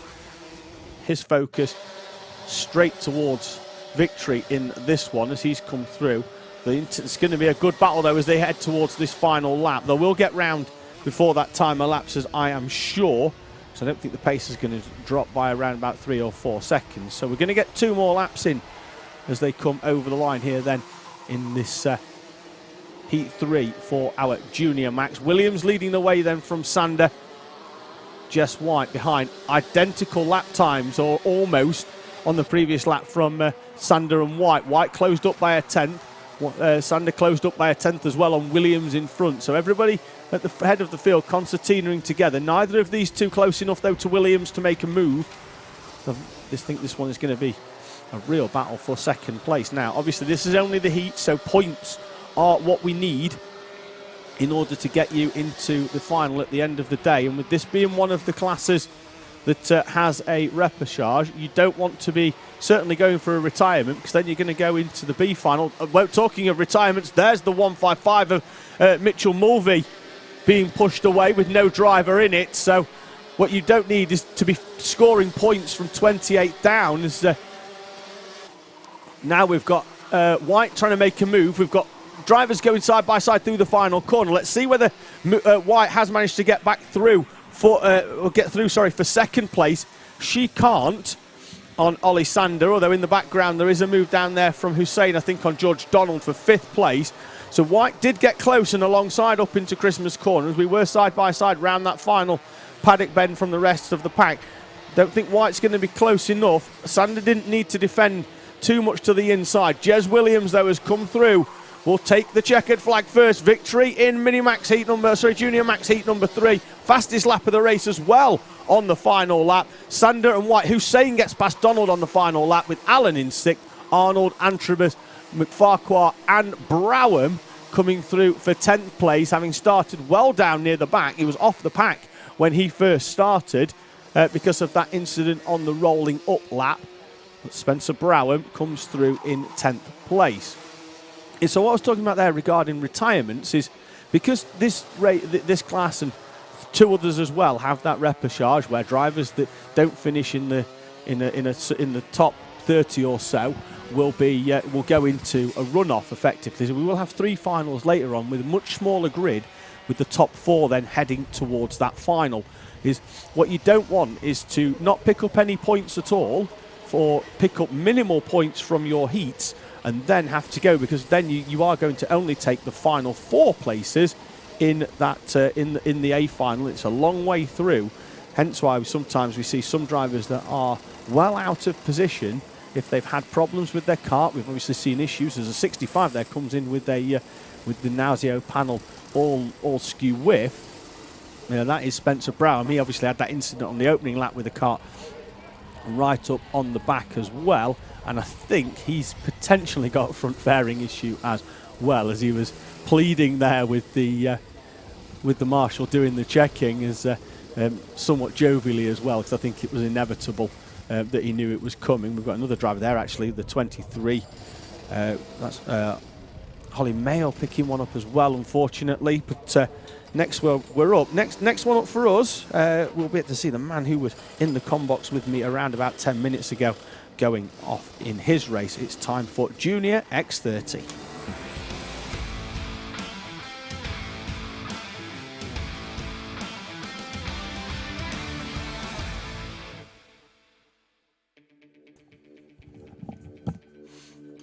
Heat 3 for Junior X30 sees Tristan Powell on pole position with Freddie Lloyd alongside Micah Taylor and Riley Bishop on row 2, Jaden Gregg and Kate Ashman on row 3, Kai Carrington and Henry Gregory row 4, row 5. Joshua Patch starts 11th with Archie Heron alongside.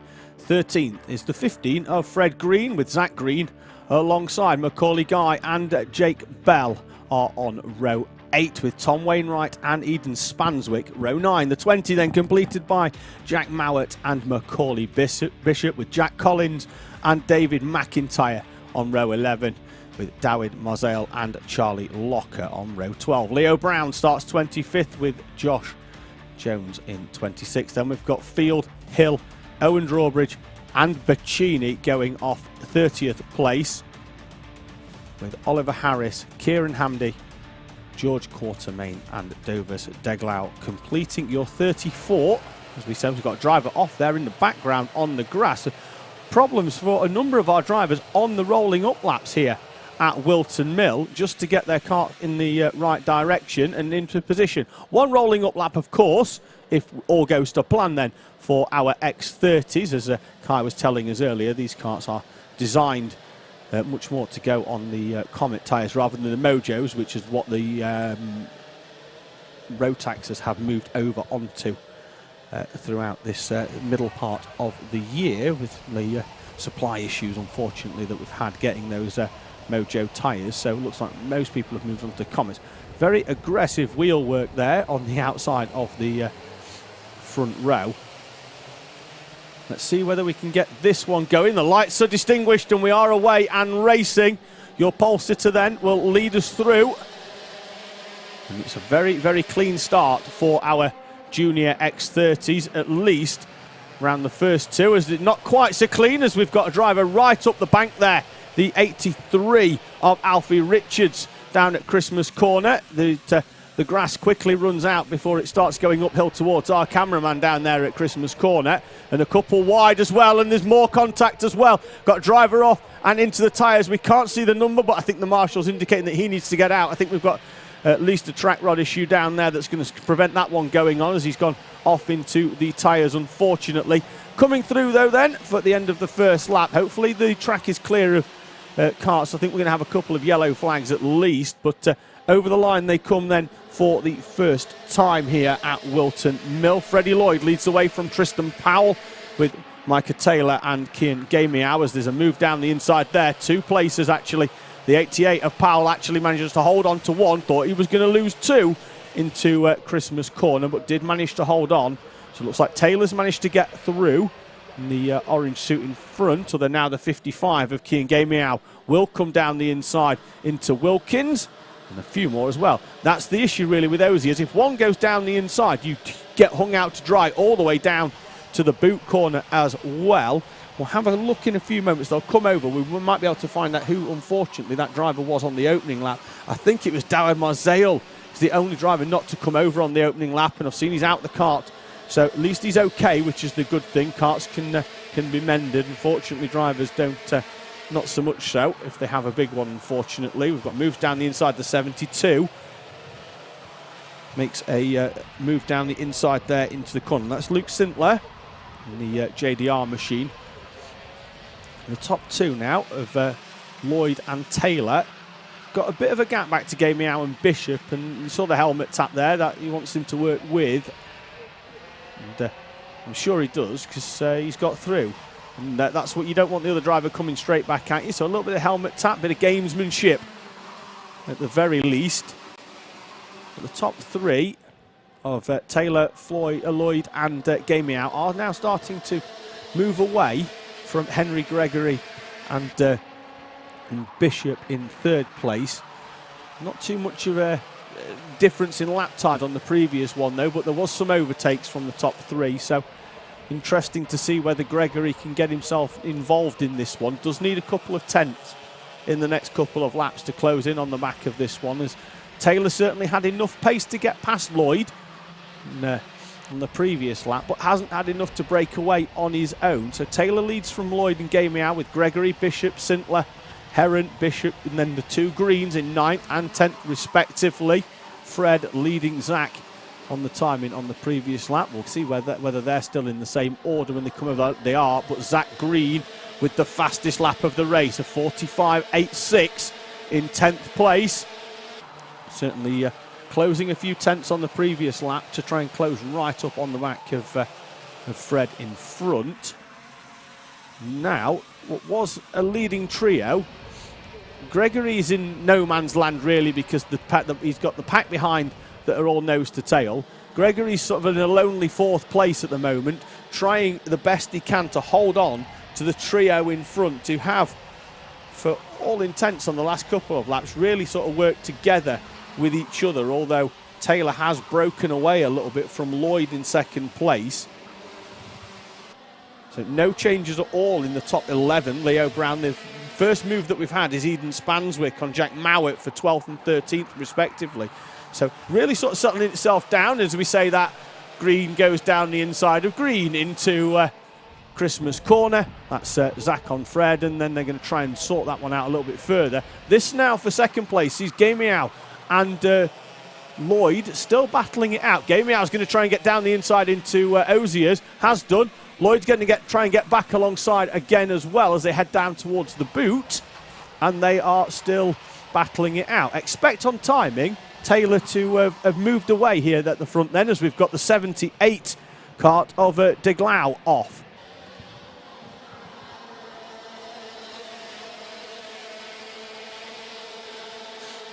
Taylor then has now got almost a second on the rest as Green, another move down into Christmas corner, this time on Heron, and he is up into 8th place. Patch in the 93 picks up a warning. Now the whole of the pack is certainly Gregory's got onto the back of Lloyd and Gamiao as got a driver going the wrong way and onto the grass. The 17 of Kieran Hamdi is off, and looks like that kart doesn't look like it's going anywhere at all. He's going to get out. The problem we've got there, certainly for those in 2nd, 3rd and 4th, is we're going to have yellow flags, waved yellow flags in fact, out down at Christmas. There they are, so there's going to be no overtaking opportunities at all. That's why everybody stayed in line with each other. There's the kart on exit with the driver just out of it, but the kart's still in a dangerous place, so we're not going to be able to open that one up for overtakes. We are good though down at Ashby's, as there was one move there at the latter end of the top 10. That kart could be dragged away. It could be clear by the time they come round next time. Certainly will be for the final lap, but it's going to be, as we see the 68 trying to get himself, that's Macaulay Bishop getting himself into the mix now. Let's have a quick look. Gamiao's dropped a few places. Henry Gregory's got through. Gamiao's going to drop at least 2, I think, on this lap, is he? So we'll confirm that on timing. I'm sure nothing. There we go. The timing update's a little bit later than expected. The 72 is down the inside of Sintler now. But Gamiao has had a difficult lap or so.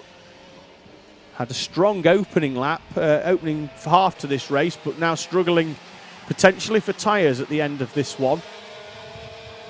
And he's going backwards. Down the inside though, Macaulay Bishop on Henry Gregory. Moved down the inside into Oziers and through. That's lost Gregory a couple of kart lengths as well. It didn't lose Macaulay Bishop anything though. Late move down the inside into Oziers, but got the job done.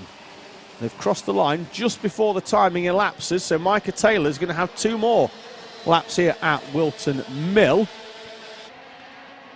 Macaulay Bishop head down behind the steering wheel. Still smells 2nd place here as the 55. Green is going to come through on Gamiao after Sintler did as well. And Keane Gamiao has had a race of 2 halves here at Whilton Mill. Strong in the first, struggling somewhat in the second. Fred Green's come through though, and now he's going to try and go down the inside of Sintler into Oziers. Nice clean move as well by Fred Green into that corner that often causes a little bit of side by side for some of our drivers on the way out with it coming back.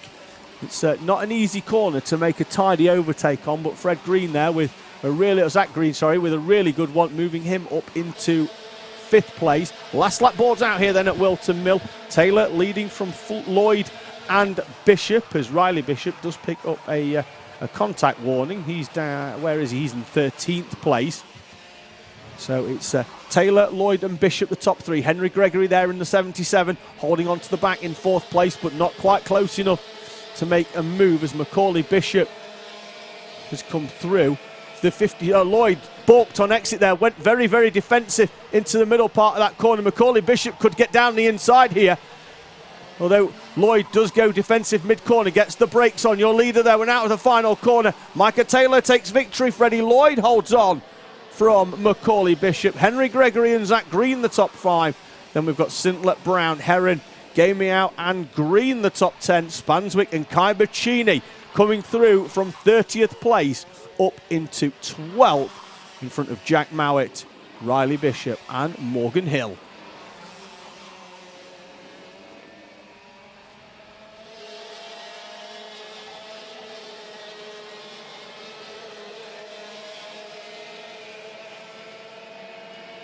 As our junior X30 make their way round, just going to have a quick dip into our live chat comments because we've not had too much in there since we had a few guests in, and we had the red flag in our Army Cadet class. So just a big hello to Zach and Toby Turner. They've wished me a very good morning. Well, we're now into the afternoon because we've been about an hour since we've dipped in. So good afternoon to the pair of yous. Josh Turnbull's been on saying good luck to Mikey Walker, Josh Salvadori, James Sherrington and Oliver Smith. Well, unfortunately for a few of them, James Sherrington in particular, he's had some problems with the fact that he hasn't had a full complement of wheels attached to his machine earlier on.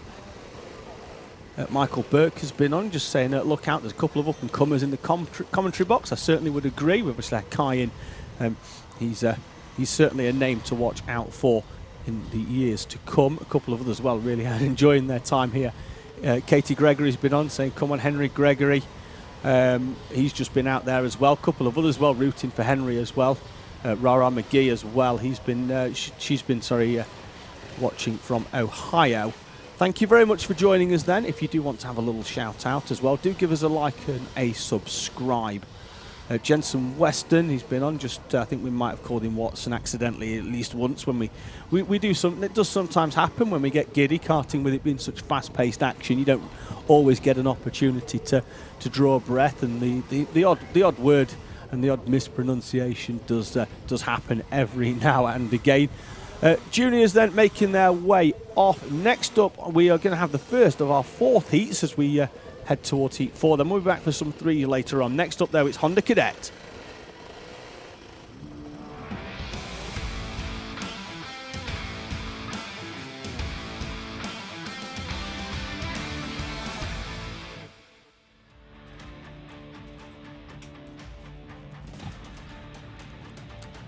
Sebastian Clark on pole position then, with Jacob Balsher alongside Charlie King and Riley Till row 2. Luca Holmes-Ballack and Teddy Cooper on row 3. Mason Brooks and Sergio Wirtz row 4. The top 10 completed by Jaden Mead and Alfie Mew, with Finley Lyons and Oliver Majewski on row 6. Charlie Warren starts 13th alongside Rocco Shenton, double race winner from today. Oliver Spencer starts 15th with Zach Champney alongside Jack Price is 17th with Sebastiano Tunzio in 18th. The 20 then completed by Nottinghamshire's Oliver Meek and Charles Kitely in 20th. Callum Wilson and Alfie Lapper in 21st and 22nd respectively. Then we've got Samir Paul and Noah Barham in front of Nicolo Posey and Arjun Paul, your 26 Honda Cadet runners in this 3 out of 4 format. They're going to make their way round. One comment from Birrell Art Kart on the Alpha channel is just that any tips for racing around Rizzington? Well, have a quick look on the Alpha channel, because as soon as we're done with the racing, all of our races then go automatically onto the Alpha channel. So if we've been to Rizzington, as with every other kart track, there'll be action from there for you to have a look at and watch some of the races. Next week we're covering events at both ends of the country. We've got the Motorsport UK British Championship from the up in Scotland. We also cover CKC down at Lydd. So we go from Scotland all the way down to Kent next week, with at least 2 events covered for the karting world across 2 national championships. Red flag on this one. Look at the digi-flag, because this is where we're looking. We're not looking for the lights in the middle. We're looking at the digi-flag on the right for our Honda Cadets, with it being a standing start. So in a few moments, the man at the front with the red flag, he'll point up to that digi-flag once everybody is into position. The start line marshal is happy. The board's in the air. The red flag points up to the lights. The red lights are on. They're out. We're away and racing in Honda Cadet Heat 4. So good start from the outside of the front row, chops across the bows of everybody else, and then 12 is leading the way in round the first corner. That's Jacob Balcher leading it off the second place berth. Enough so that he doesn't have to get involved, as we've got a driver facing the wrong way mid-corner. Tipped into a spin is the 61 of Zach Champney from 12th place on the grid, all the way down now into 26th by the halfway round the first lap. Have a quick look though when we'll have a look at timing when they come through, because it already looks like Rocco Shenton is on the move. 2 race wins already today here at Whilton Mill on the Sunday, and could be making it 3. Not sure he actually raced yesterday. Obviously been out. It's a 3 from 4 format. So here in Wiltons, we've got a couple round in the middle of the boot there actually, and there's contact between the 50 and the 35. That's Arjun Paul, who started off the back row in this random allocation, and Sebastian Clark. Marshall's just making his way over to see that they are okay. But it looked like there was a spin in the middle there, and then often is the case as the carts come through. Some move side by side. We've seen it a number of times, not only in karting but in car racing as well, that when you're unsighted and you come through, there's more drivers bouncing over the curbs there. Quite untidy start for Honda Cadets in this one, with drivers coming through. And that old saying is that you can't win a race on the first corner or the first lap. Battenberg flag is out then, the yellow and black quarter flag. That will mean that our current race leader becomes the de facto pace kart out there on track. So they will come through and they dictate the pace. Everybody then will go into a single file format. You can see our drivers there warning those behind them as well, as we will make sure our drivers are okay. So Charlie King at the front then here with Luca Holmes-Balak in second place. Majewski's in third with Brooks, Balcher, Shenton, Cooper, Mead, Mew and Lines. The top 10 as it stands at the moment. Now, what will happen here is that the time continues to elapse here at Whilton Mill, although I have had confirmation, I believe, that this one has been nullified to a red flag. You can actually see there at post 4, it's just popped up on the timing as well in the commentary box here at Whilton Mill, that doesn't look like we're going to be able to sort the problems out that we've got down there at the boot whilst the time still elapses. And that's the difference, you see, with that Battenberg flag, is that the time continues to elapse whilst the drivers are going round slower. So that's why it becomes a de facto safety kart, with the driver at the front just dictating the pace and slowing everybody down.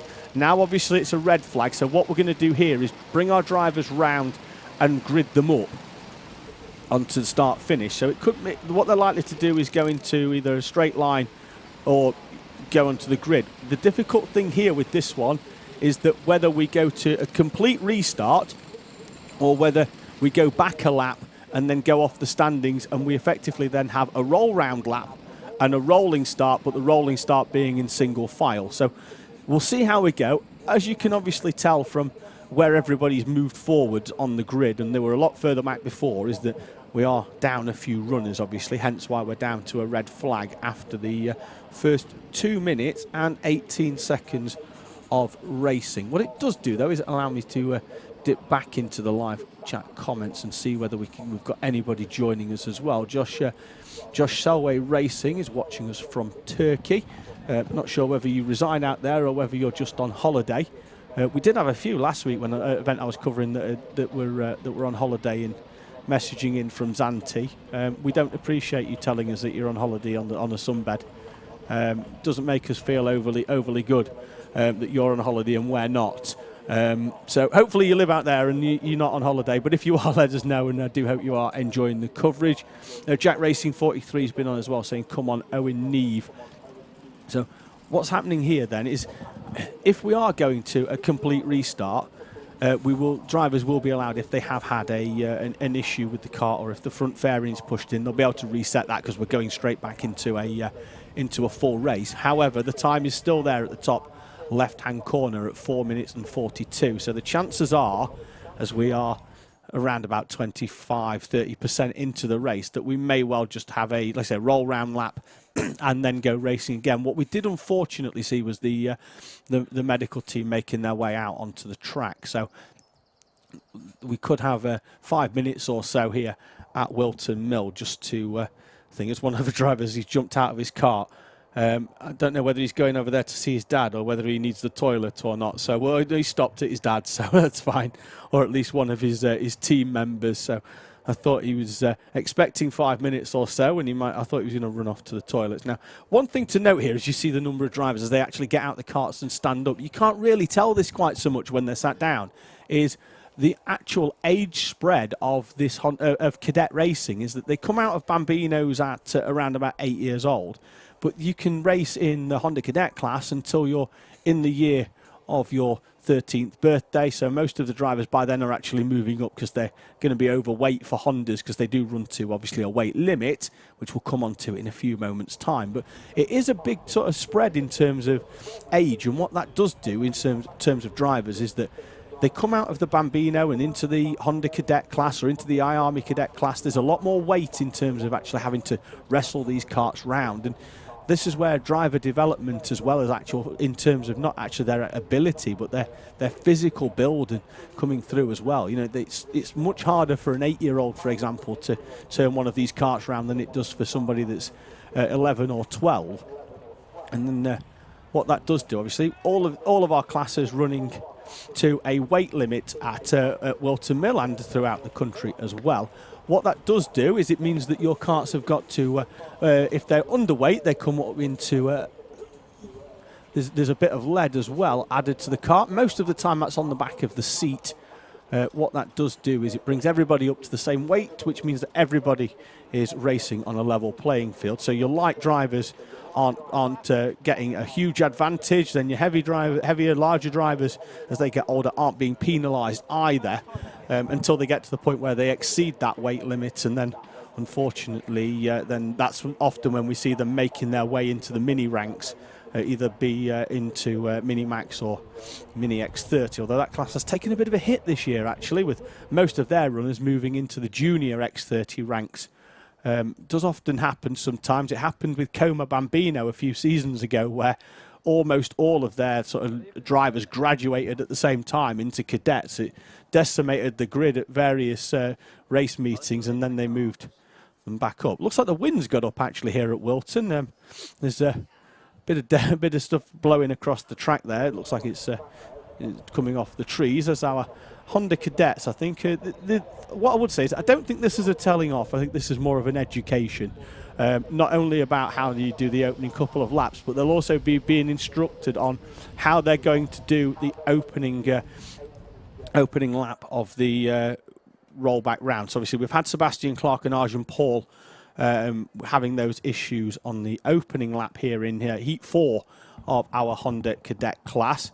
So what the clerk of the course or the steward will be doing down there, not only will he probably be educating them a little bit on the ins and outs of that opening lap, because it is a development phase, obviously, our drivers coming through. You don't jump straight from cadet racing into Formula One, of course.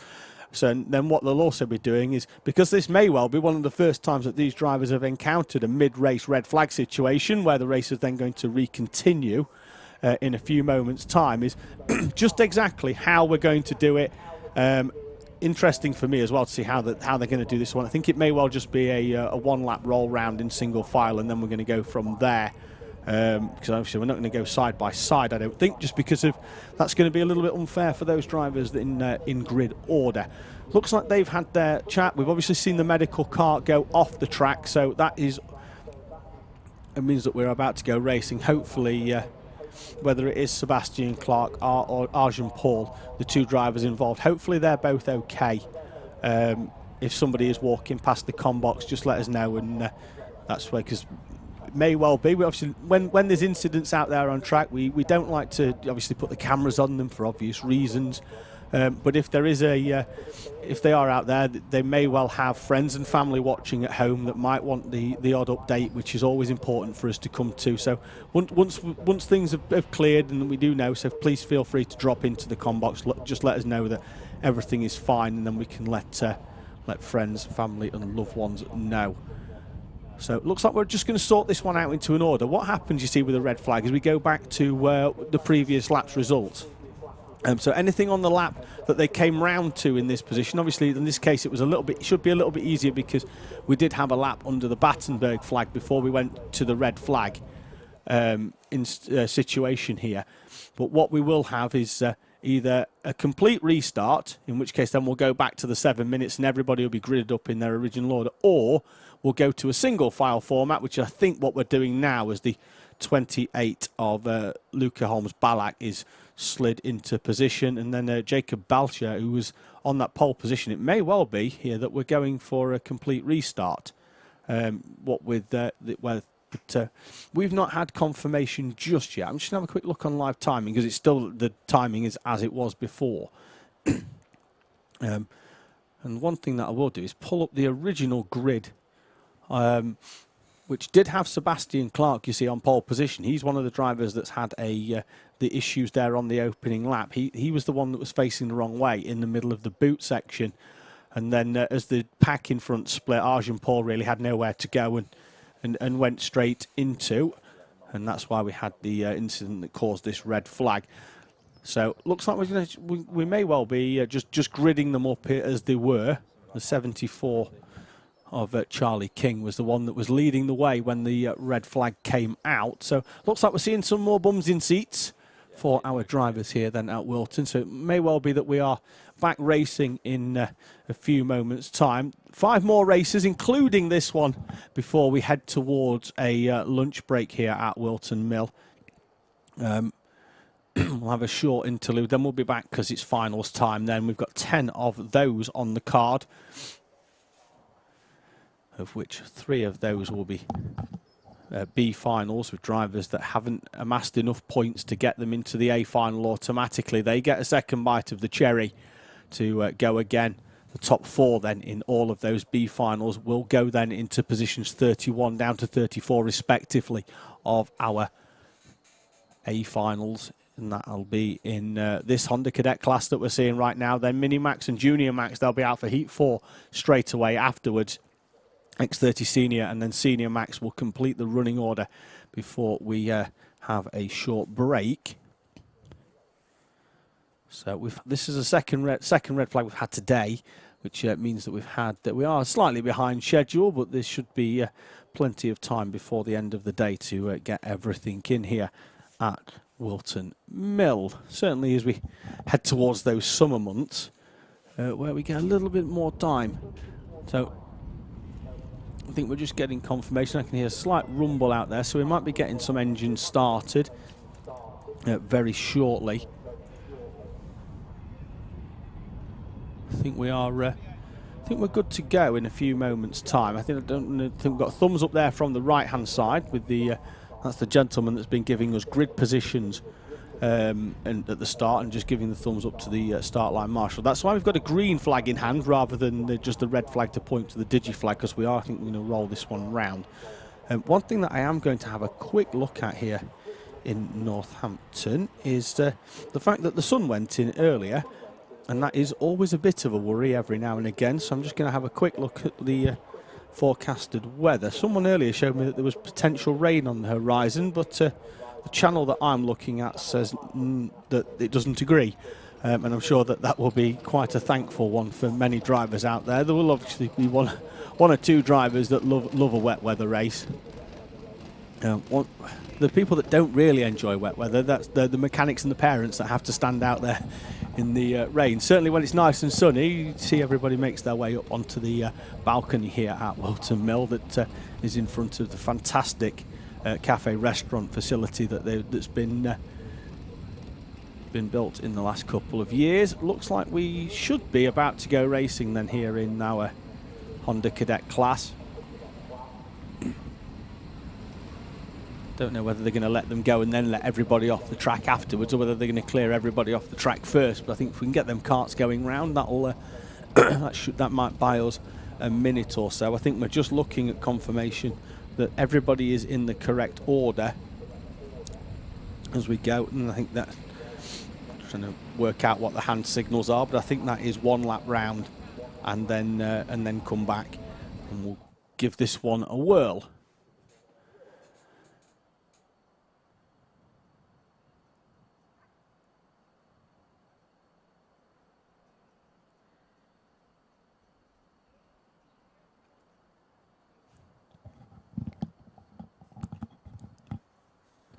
So all engines appear to be started. There is the green flag, which is going to roll them round then for the for this lap here at Whilton Mill. Just having a quick look back at the live timing. So the actual time after that red flag, so it's still elapsed. So they're going to come round then. Looks like everybody's making their way. We could actually be going for a standing start, because that's why I think that might be why the helpers are out there. So it may well be that we're back round to go for another one off a standing start based on the positions as they were on the lap preceding that red flag, which was a nullified lap anyway because we were down to Battenberg situations. But we'll get confirmation as they come round. It's just with all the helpers there staying at the side of the track, it does look like we are going to go for a standing start, although we'll get more of a confirmation of that in a few moments' time when the camera pans round to see whether we've still got a plethora of parents and helpers down there, as the one of them carts is being thrown round like a dog toy, trying to get some heat into the tyres.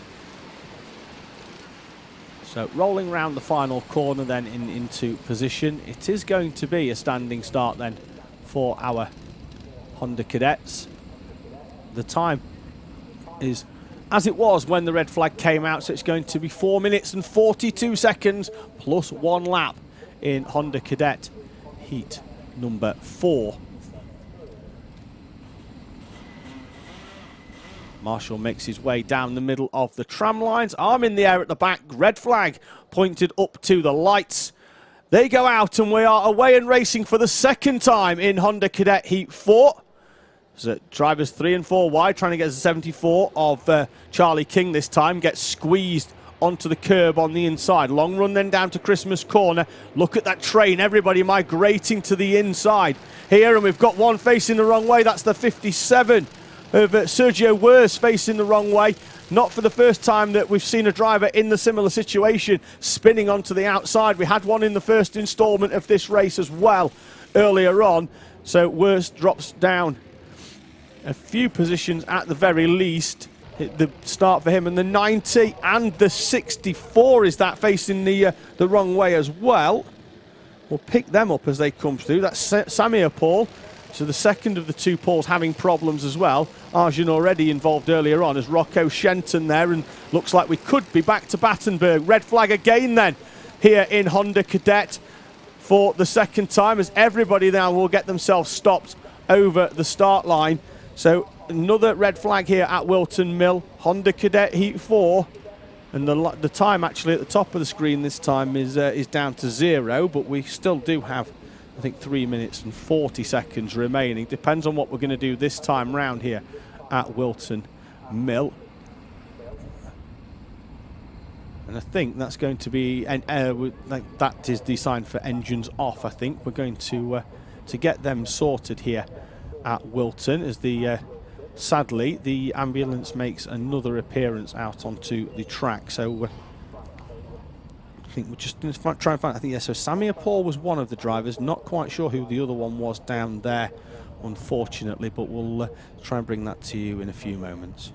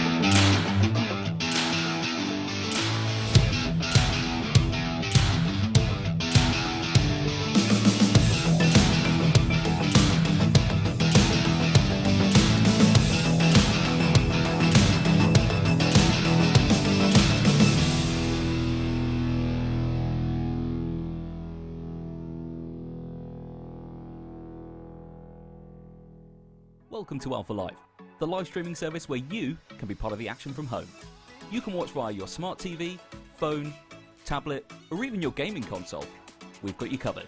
Just head to the YouTube app on any of your devices and search for Alpha Live. Here you can watch all of the events as they unfold, or you can choose from our vast library for those lazy days in, all in beautiful HD. Be sure to hit that subscribe button and click on that notification bell so you don't miss out on any future videos.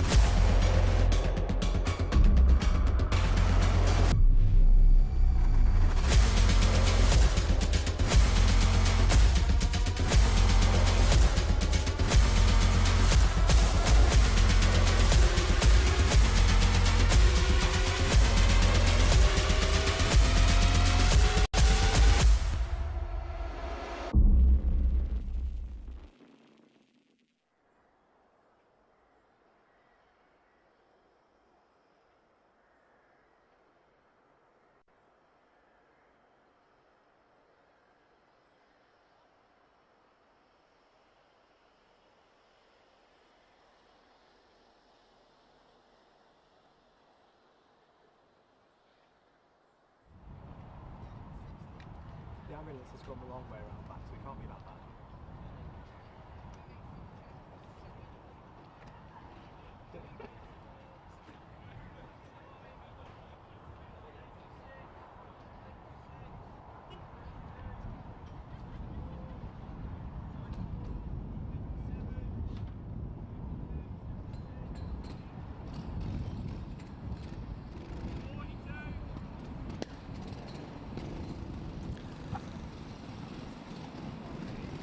Welcome back then to Whilton Mill for round 5 of the FastR Whilton Mill Kart Club Championship. We're going to have a third attempt at Honda Cadet heat number 4 after a couple of red flag incidents. We are just getting them re-gridded up once again to get us out there on track and racing. So it's a standing start again. I think they'll roll round for one more lap and then grid themselves up into positions. We're just going to swap the final 2, I think, over on the end of the although they should be able to do that quite comfortably because they're going to have a roll round lap and get themselves into position. So we have had the medical team on track once again there for incidents on the first lap of the second instalment of our Honda Cadet Heat 4.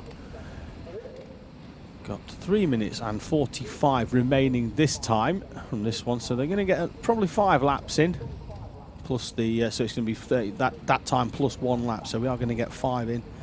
So it's not quite a shootout for 1 or 2 laps, but could be a little bit longer in this one. Hopefully we should be able to get us rolled round and into position, because the quicker that we can get going, then it keeps us closer to the original schedule here at Whilton Mill.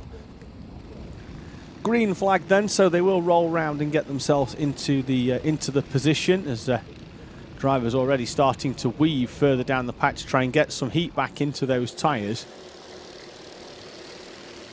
And the 42 was that's Oliver Spencer. He was straight into the weaving to get some temperature into them. You see that's why they're chopping across quite aggressively, trying to work those tyres and get as much temperature into them as possible, having sat idle for the last 15 minutes or so, and then had a warm-up lap and then back to sitting again for another 5 minutes. And the next class out will be heat number 4 for Minimax. They've been sat down in the holding area now for what can be the best part of half an hour, so there's going to be some very impatient drivers in Minimax in around about 10 minutes time or so when we get the final 3 minutes and 15 or 3 minutes 45, sorry, of this Honda Cadet Heat 4. in the way. There's 42 again, and I think of Spencer. He was the one that was aggressively throwing that kart round earlier on the preceding rolling up lap to this one. So everybody then getting themselves into their grid positions. The remaining few runners, the 61 and the 27, rolling into position. 61 being Zach Champney, who had that off on the opening lap of the first effort here on this Honda Cadet grid. 27 also joining him as well, Alfie Lapper. They were both much further up earlier on in this race. And for the third time in Honda Cadet, we're away and racing here at Whilton Mill. Drivers bouncing in the seats, trying to get as much as they can out of these Honda Cadet karts. The 74 makes a good start then. That is Charlie King, who I think went off third place in this revised grid.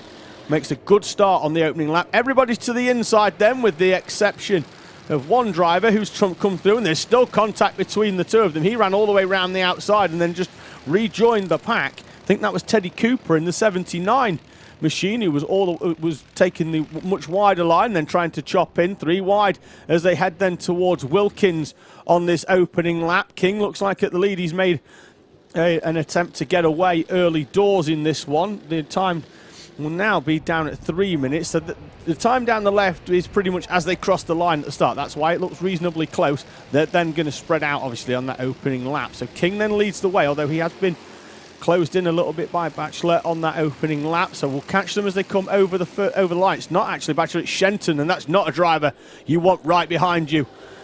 Certainly towards the end of the race, because you know full well he's going to try and come through. Goes to the inside, he does. Behind him as well, Majewski's coming through, and King almost goes on the grass whilst looking at the two behind him. He's through. The two are through then into first and second. King manages to keep the car on track. He's in third place. Then there's a gap back then to Holmes, Ballack, Batchelor, Brooks, Lines, Warren, Cooper and Tuzio, who was down, started the day, the race, further down the grid. He's come through, taking advantage of some of the incidents we've had to pick off some drivers on the way through. The 32 comes through with a move down the inside into Ozius. Everybody else comes through as well. Driver gets hung out to dry, unfortunately, there and on the outside. I'll try and pick who that is up in a few moments' time. This is about just outside the top 10 as they come through. So Shenton then now leads the way with 1:50 remaining. And there was a battle actually just moved into the top 10 because it was Mew and Cooper that were involved in that. They're up into 9th and 10th respectively. Mew makes up 2 places as looks like Brooks and Holmes Ballack are having a steady battle there as Lines gets down the inside of Brooks into Christmas Corner with a steady move down the inside. That moves him up into 5th place. And with Holmes Ballack in front. And can Finley Lines find a way through on Holmes Ballack? Certainly as they head down now. Close enough as they head towards the boot, but elects to sit behind as Albert Lapper picks up a contact warning. The driver in the 27 in 20th place as it stands. Of our remaining runners here then, we have 22 of them. Jaden Mead in the final runner at the moment in the 26, with a couple of other drivers, Sebastian Clark, Samir and Arjun Paul, taking no further part in this Honda Cadet Heat 4. Lines then down the inside of Holmes Ballack. Holmes Ballack tries to hold on round the outside, but can't. And looks like he was going to run out of track there, but did manage to get it stopped and back on before the tarmac, and the concrete rumble strip on the outside run out. The big concrete rumble strip on the outside of Ashby's as well. So 2 big concrete rumble strips for our drivers. They are quite generous in terms of, they're not bumpy. They do allow a driver to run out there, but it certainly adds a fair few metres to your lap. So it's not something you want to be using every single lap. In the background there, looks like Oliver Meek is joining in on the back of this one in that 76 machine. A bright orange helmet on the back of Teddy Cooper. As they come through. Noah Barham up into the top 10 now. They didn't make up a place. The only change was that one between Lines and Holmes Ballack on the previous lap. Out at the front though, Shenton still leads from Majewski, who's sticking with 3 tenths between the leading duo, with King a little further behind. He's got a second back to Finley Lines as the time has now elapsed at the top of the screen. So that means we'll be seeing the last lap board when we come round next time. Down the inside goes the 79 of Teddy Cooper. He makes up a place. He's just outside the top 10. He's in 13th, so that was on Sebastian Tuzio down the inside for 12. The two leaders then over the line, Shenton and Majewski, leading the way with a gap of 1.5 seconds. Then back to Charlie King, who's in a fairly comfortable, if lonely, third place at the moment. Shenton will defend to the inside, has a couple of looks over his shoulder and then drops straight back in to the Optimum Racing line, so he can come to the inside to defend, to come out. What he can't do, obviously, is weave across the track, so he's done exactly what he needs to do. Once again, parks to the inside, then back out onto his Optimum Racing line. There's the move that he's allowed to do. As looks like Lyons and Holmes Ballack are side by side. Further down the in for their battle for 4th and 5th place, Shenton and Majewski as they head down towards the boot for the final time. Shenton defends to the inside, then once again comes out into the Optimal Racing line. Can Majewski get a run down the inside? I don't think he can. It's been a reasonably good day so far for Rocco Shenton. If 3 wins out of 3 races is what you call reasonable, takes the victory with Majewski in 2nd. King's going to get 3rd with Holmes, Ballack and Lyons swapping places on the final lap, as do Warren and Brooks for 6th and 7th, with Mew and Barham up into 9th. Backler down into 10th place with Price, Cooper and Meek in front of Tuzio and Kitely, the top 15. So we did finally, in the end, get our Honda Cadet Heat 4 consigned to the history books there. It did take a couple of attempts, but nonetheless we did manage to get it run in the end. Next up, though, and I'm sure they'll be chomping at the bit to get going, having been waiting down there in the holding area for half an hour. It's time for Minimax.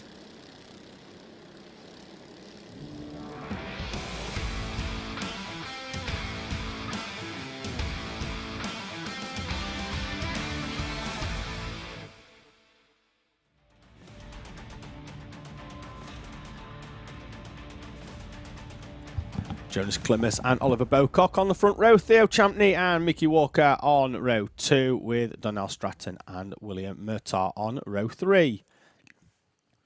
Daniel Hartley starts 7th with Benjamin Gordon alongside Alexander Gravincic, and Victor Hansen complete the top 10 with Matas Majeskis and Oscar Cartmail on row 6. Noah Pikes and Owen Neve are on row 7 with Luca Brooks and Cameron Edmonds on row 8. 17th is David Wiscors and Ethan Carney in 18th. The 20 will then be completed by Brandon Truman and Thomas Ingram Hill. Devon Nolan starts 21st with Logan Hawes alongside Charlie Gregory is 23rd. He shares row 12 with Oliver Smith. Josh Salvadori, James Sherrington, Ben Tester, Matthew Grove and Zach McDonald complete your 29 runners.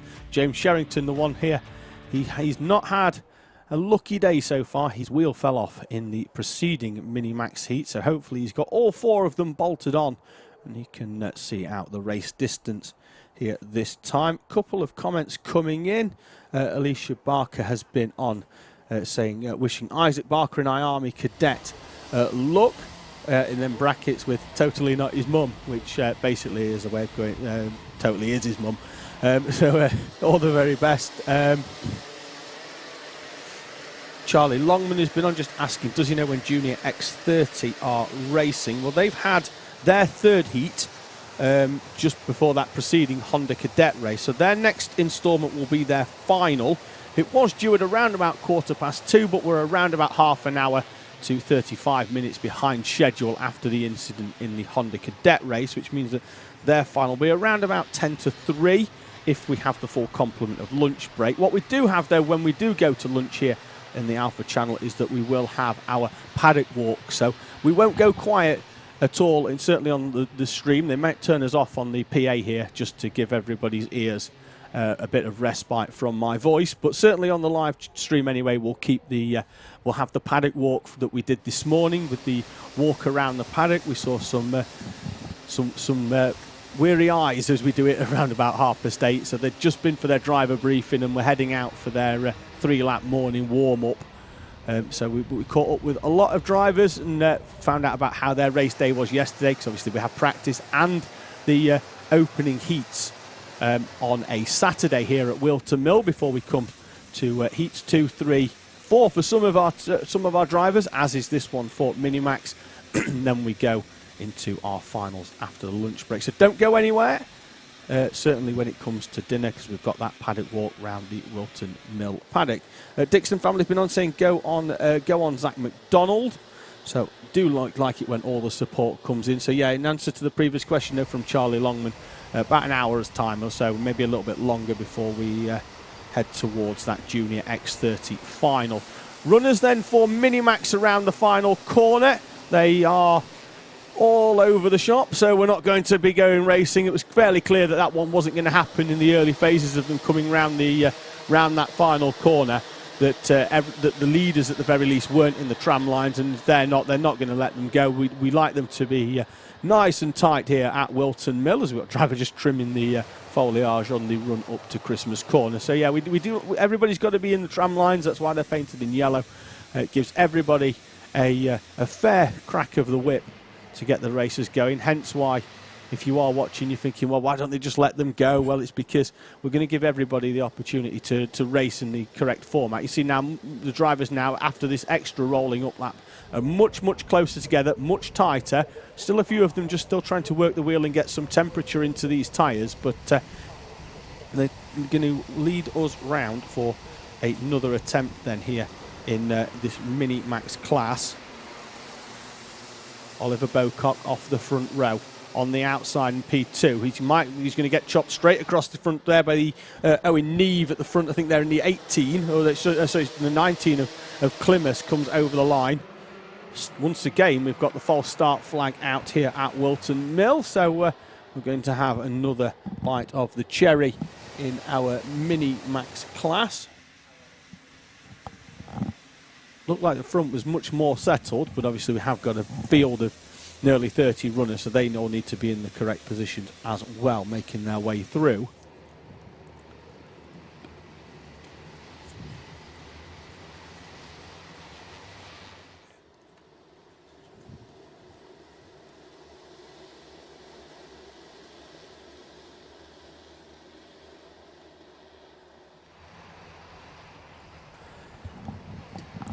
Minis making their way into the boot then. Just had confirmation that all three of our drivers that were involved in incidents in the Honda Cadet class are okay. So really good for those. And if you are watching and it's one of your drivers at home, then yeah, positive that your drivers are okay. Lights are out though. We're away and racing in Minimax.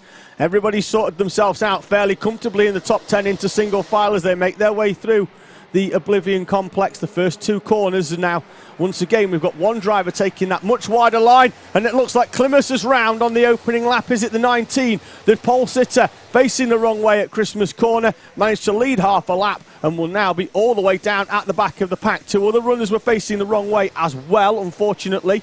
So we'll pick them up as they come over timing, because they'll be a couple of seconds off the back of the pack at least, because that was on their exit down there. And we've got two more hooked up on the way into Wilkins. That's the 50 of Charlie Gregory. Can't quite make out the cart on the other side. It could be Matthew Grove in the 51. We'll confirm that in a few moments. But Minimax as well with an untidy opening lap. Drivers getting hooked up. Walker though leading the way from Bocock, Hansen, Murtagh, Cartmail, Gravenchik, Neve, Stratton, Nolan and Edmonds. Nolan making up 10 places on that opening lap here at Whilton Mill. Gregory and Grove were the two drivers that hooked up, because they've not come over the line just yet. Other drivers that could have had problems as well. Pikes with a 1 minute opening lap. Majeskas and Gordon as well, with lap times that are around about 10 seconds off the rest of the pack. So they're likely to have had problems. We did see one or two off in varying areas, but from such a distance it's difficult to make out the numbers on some of the carts. We just have to wait for them to come over the line and then pick up the timing as they go. So Mikey Walker then leads the way from Oliver Bocock. 0.4 of a second back to William Murtagh and Victor Hansen. This is the top four, and they have got a bit of a gap back to Gravenchik, who has Cartmail and Neve in tow as well. So Neve is run in the top 2 or 3 already here in races today, and there's a move there down the inside in the 25. That's Murtagh up into second place. That is going to unfortunately demote Bocock down a place, and Gravencic actually, I think, looks like he's got a yeah,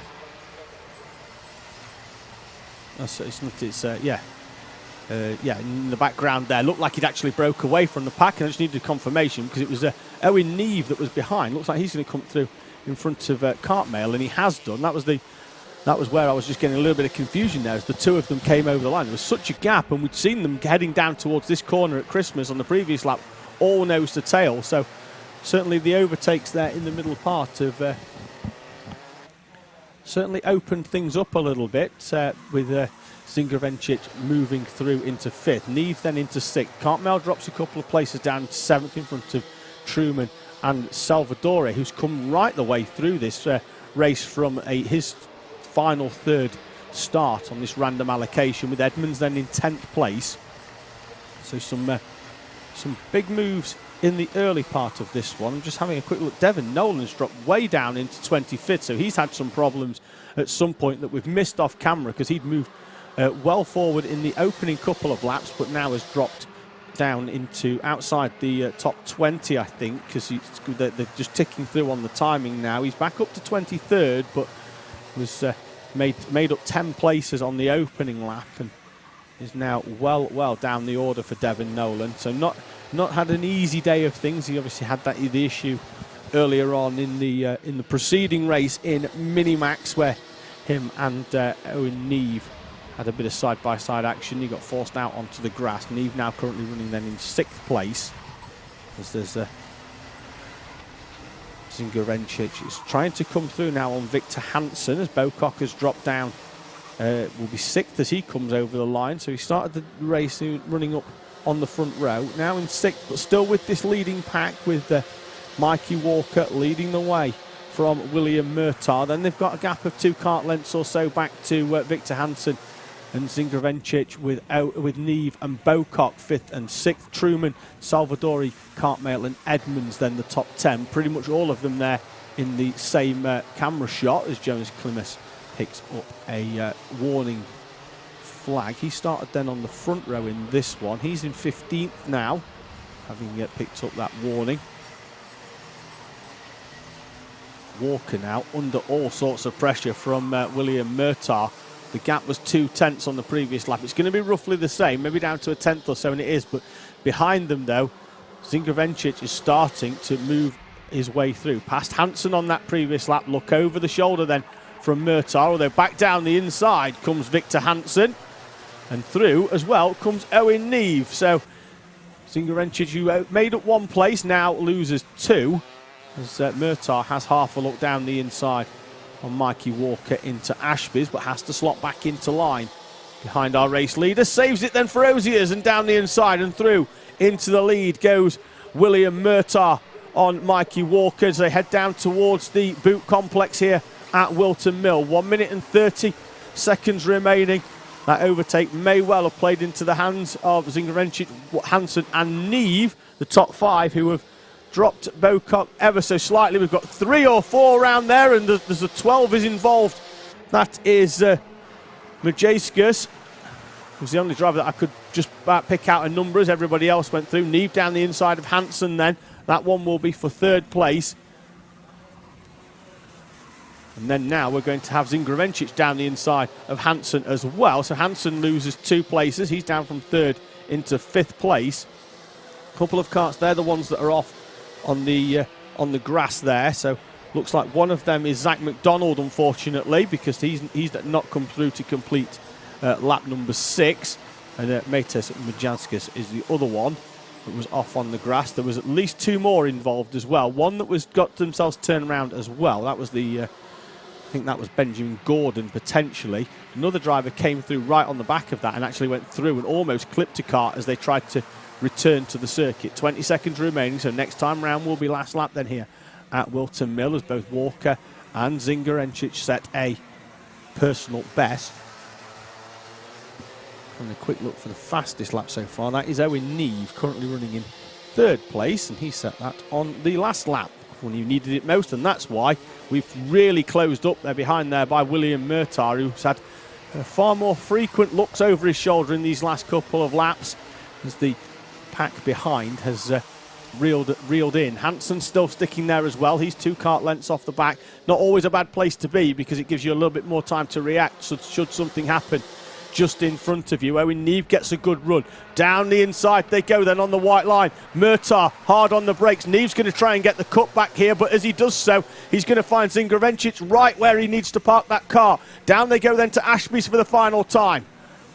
2 wide, round the middle corner. We might be 2 wide on exit as well. We are. Murtar still defending to the inside. Neve's up into second place. Neve could snatch this one if he tries to get down the inside into Ozier's. Right the way round the outside, though. I think Zingravencic and he's chops it through the 3 wide. Right the way round the outside, though, is the 110. Salvadori from absolutely nowhere is going to come through to take the position inside the top 3 here. Everybody else was squabbling. They forgot about him, and he comes through for 3rd from the tail end of the field. So Murtar takes the victory from Neve.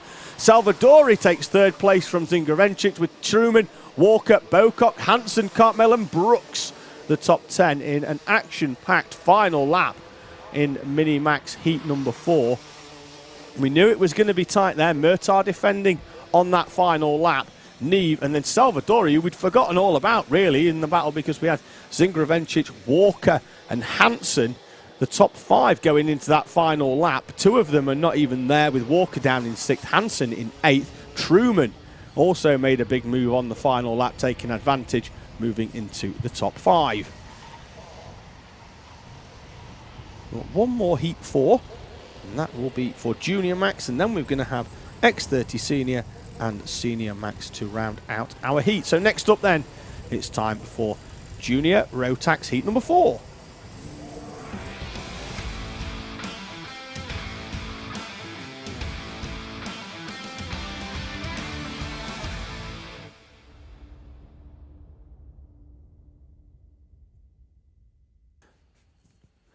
Riley Brown and Zaki Hussein are on the front row, with Jez Williams and Ewan Thomas behind. William Antrobus and Zane Khan are on row number 3.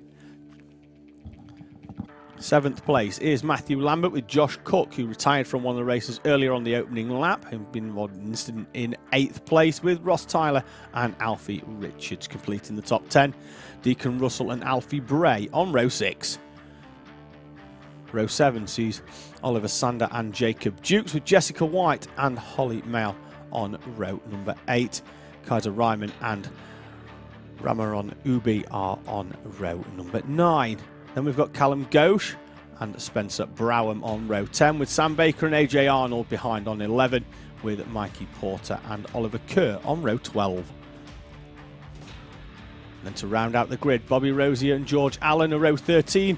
Jensen Weston and George Spilsbury, row 14. James Tester and Mikey Theo complete your grid in Junior Rotax.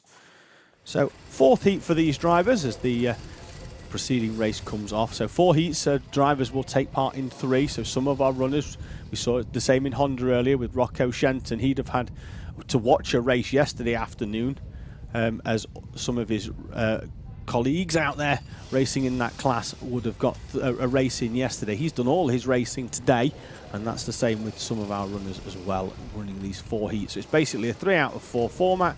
You take part in 3 heats, so you may do 1, 2 and 3, you may do 2, 3 and 4.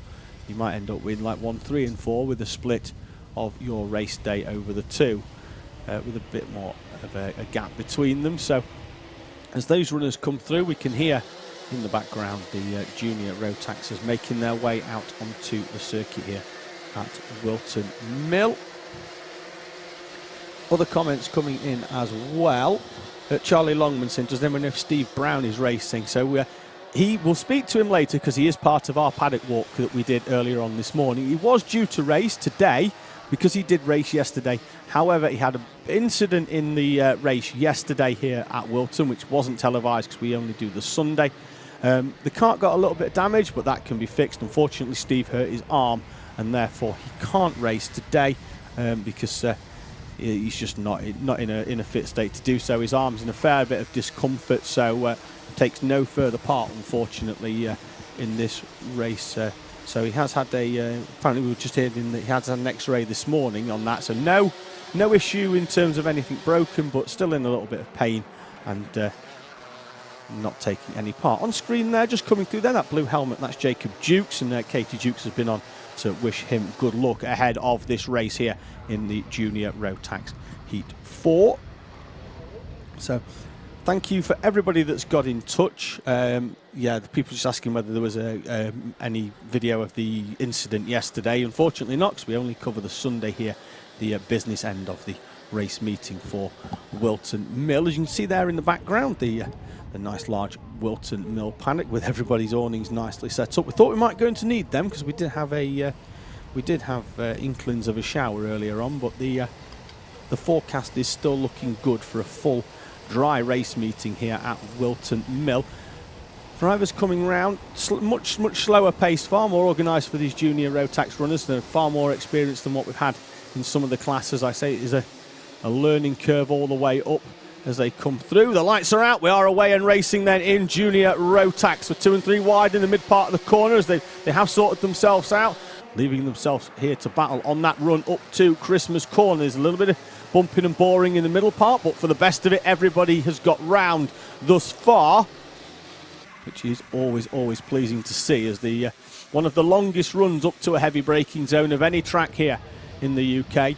And on the opening lap, it's always good to see there's a little bit of contact there between the 81, I think, and the 84 as they make them. So Matthew Lambert is one of them. He started in 7th place. He's starting to move now in towards that top 3. A little bit more rubbing, as I think it's the 51, I think, in the background of Riley Brown. He started off pole position. I think those two having an untidy moment there in the early part of the opening lap. Heading then down towards the corners and move down the inside. That's Josh Cook in the very noticeable, and we always like that as a commentator, yellow and black Kart on the outside. Certainly not going to miss that one in the melee of karts in the middle there, as he think he's just lost the place to Jacob Jukes. His bright blue helmet also very noticeable as he comes through. So Williams then leading the way off his second row berth with Zaki Hussein in 2nd place. Lambert, Brown, Khan, Richard, Bray, Cook, Sander and Jukes over the line last time. They've had a bit of a reshuffle since, so we'll see as they come over, as the pink helmet there of Jessica White is now into the mix and into the top 10 as well, with a personal best of 47.11 for her, coming over the line and inserting herself right into the mix in this junior max race. Down the inside goes it's actually Bray down the inside, I think, of Riley Brown, as Mikey Porter picks up a contact warning down there on the bottom right-hand corner of the screen. That'll be relayed back to him over the overhead gantry here at Whilton Mill on that digi-flag. Jacob Jukes to the inside, and he's going to take unfortunately, Bray's going to get hung out there up on that curb. And Josh Cook was going to try and, looks like he was going to try and come all the way around the outside. They're still 3 wide into that middle part of the corner. There is Cook on the outside, and Archie Bray is indeed getting hung out, unfortunately, there. You see him dropping like a stone down the timing, unfortunately, and that is the problem with getting overtaken at Ozy, as one comes through and everybody else behind does as well. So contact as well there between the 51 and the 47 down there. That's Brown and Zeki Khan. And once again, we see a driver getting a little bit of air here at Whilton Mill, up and over the back, but they are both still facing in the right direction, which is always good, but they have lost around about 5 or 6 places each in doing so. 4 minutes remaining then. Williams has got a gap of around about a second. Zeki Hussein was in 2nd place on last time as they come over the line. Let's have a quick look where everybody else is. You saw the drivers dropping down outside the top 10. They were the 2 in Zane Khan and Riley Brown that were had that issue. They've dropped 15 and 19 places respectively on that lap with that incident at Christmas Corner that saw them go up and over the back and then up and over the grass as well. So now Williams is leading the way. Hussein is still there or thereabouts, although his 1.3 off the back has been a very similar gap on the every couple of laps. Williams chips a couple of tenths out, so it's fairly comfortable there out the front. Then Lambert, Richard, Sander, Jukes, Browham, White, Baker and Cook were the top 10. And it looks like there's a move there in the background with Cook trying to get down the inside into that final corner. with Porter trying to run side by side. So Porter gets through and up into 10th place. Browham drops 2, unfortunately, on that one. And that looks like Jacob Dukes going very, very slowly out of 6th place. The arm went up, the cart moved to one side, and Jacob Dukes has got a problem with the 34 machine. Rolls to a halt on the outside of the Christmas corner. Head in the hands for the driver that was on for a really, really good finish here in heat number 4. And Jacob Dukes parks the 34 machine on the outside of Christmas. 2.5 minutes remaining then, unfortunately, and there is Dukes walking away.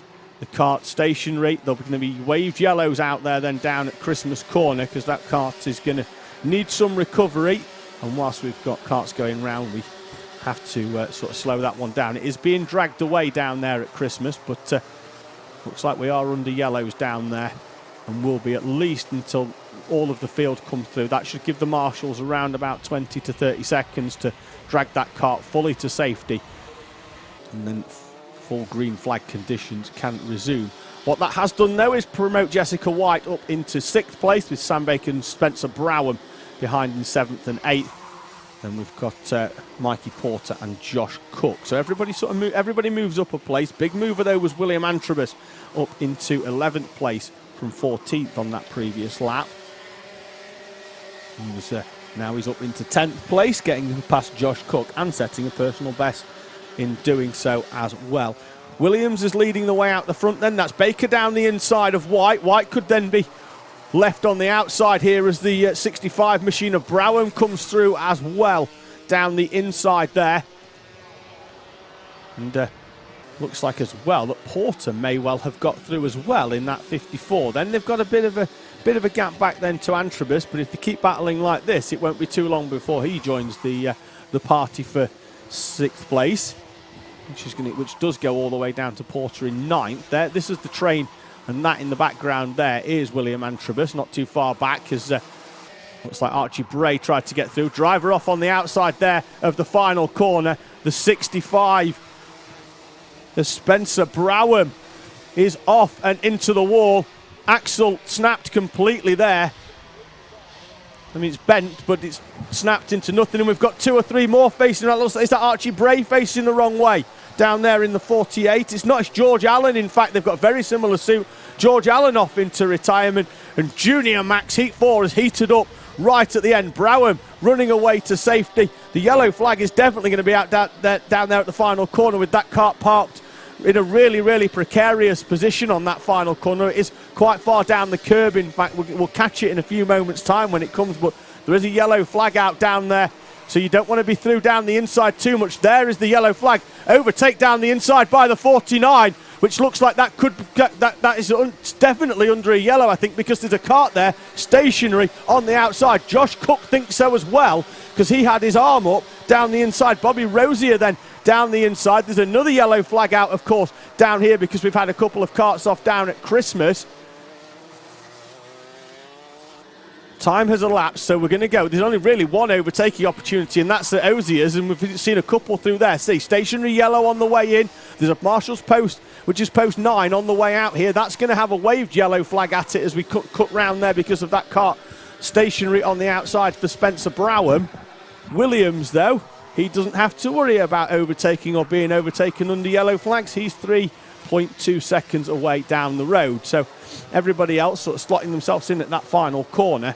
Last lap board is out then in what has been a frantic final few laps in Junior Max Heat number 4. Jez Williams, though, comfortable out at the front since he moved into the lead on the second lap here in Junior Max. Makes his way round the final complex of corners, the triple right-hander of the boot. Over the start-finish line, takes the checkered flag and victory in Junior Max Heat 4. Hussein's going to get second, a comfortable one as well, in front of Lambert Sander. Baker's going to lose out to Porter on the line, with Richards, White, Antrobus and Gosh completing the top 10. And then we're going to have Bray, Kerr, Arnold, Rosier, Tyler and Cook in 16th place, in front of Deacon, Russell, Riley Brown, Jensen, Weston and Ramon Ubi.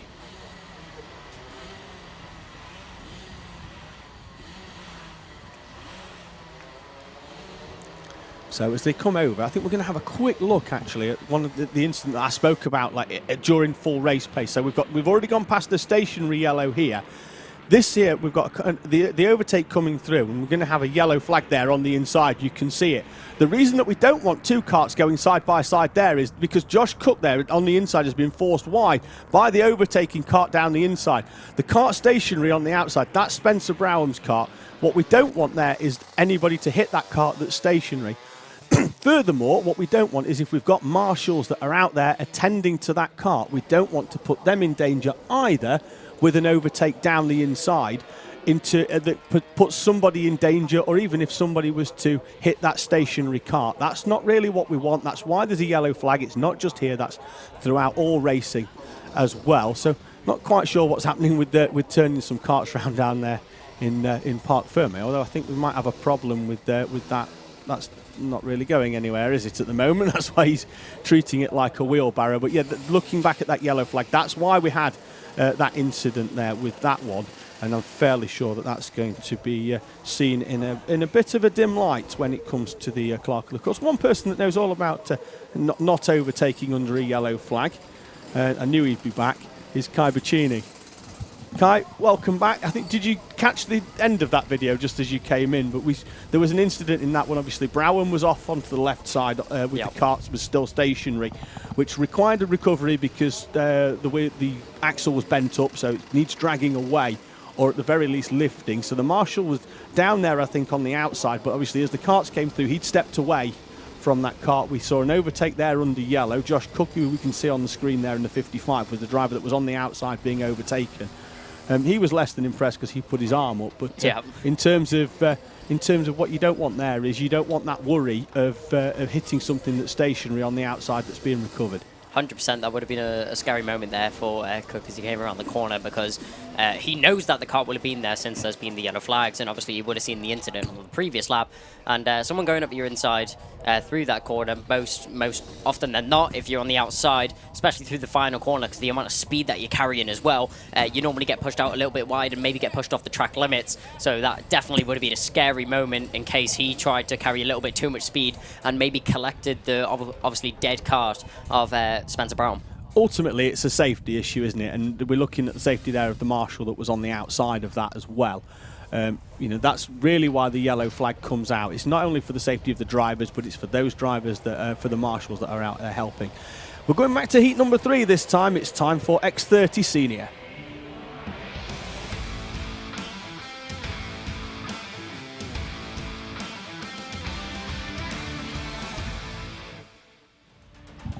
Here we go then for Senior X30. Grid up on the screen, it sees Paul Simard leading the way with Zach Ripley alongside Aidan Line and Vishal Patel, and before Jordan Brown and Thomas Fleming on row 3. Martin Auger shares row 4 with Thomas Byrne, with Lucas Ellingham and Louis Diamond on row 5. Jensen Buckingham and Benjamin Watts are on row number 6.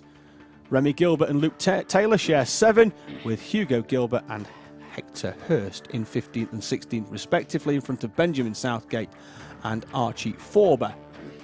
The grid completed by Harry Torpey, Alex Johnston and Tom Ryan. Your 21 runners in our Senior X30 class. Looks like we've had a problem there getting them sorted out, because the 95 of Vishal Patel has just got it, thrown himself back into position.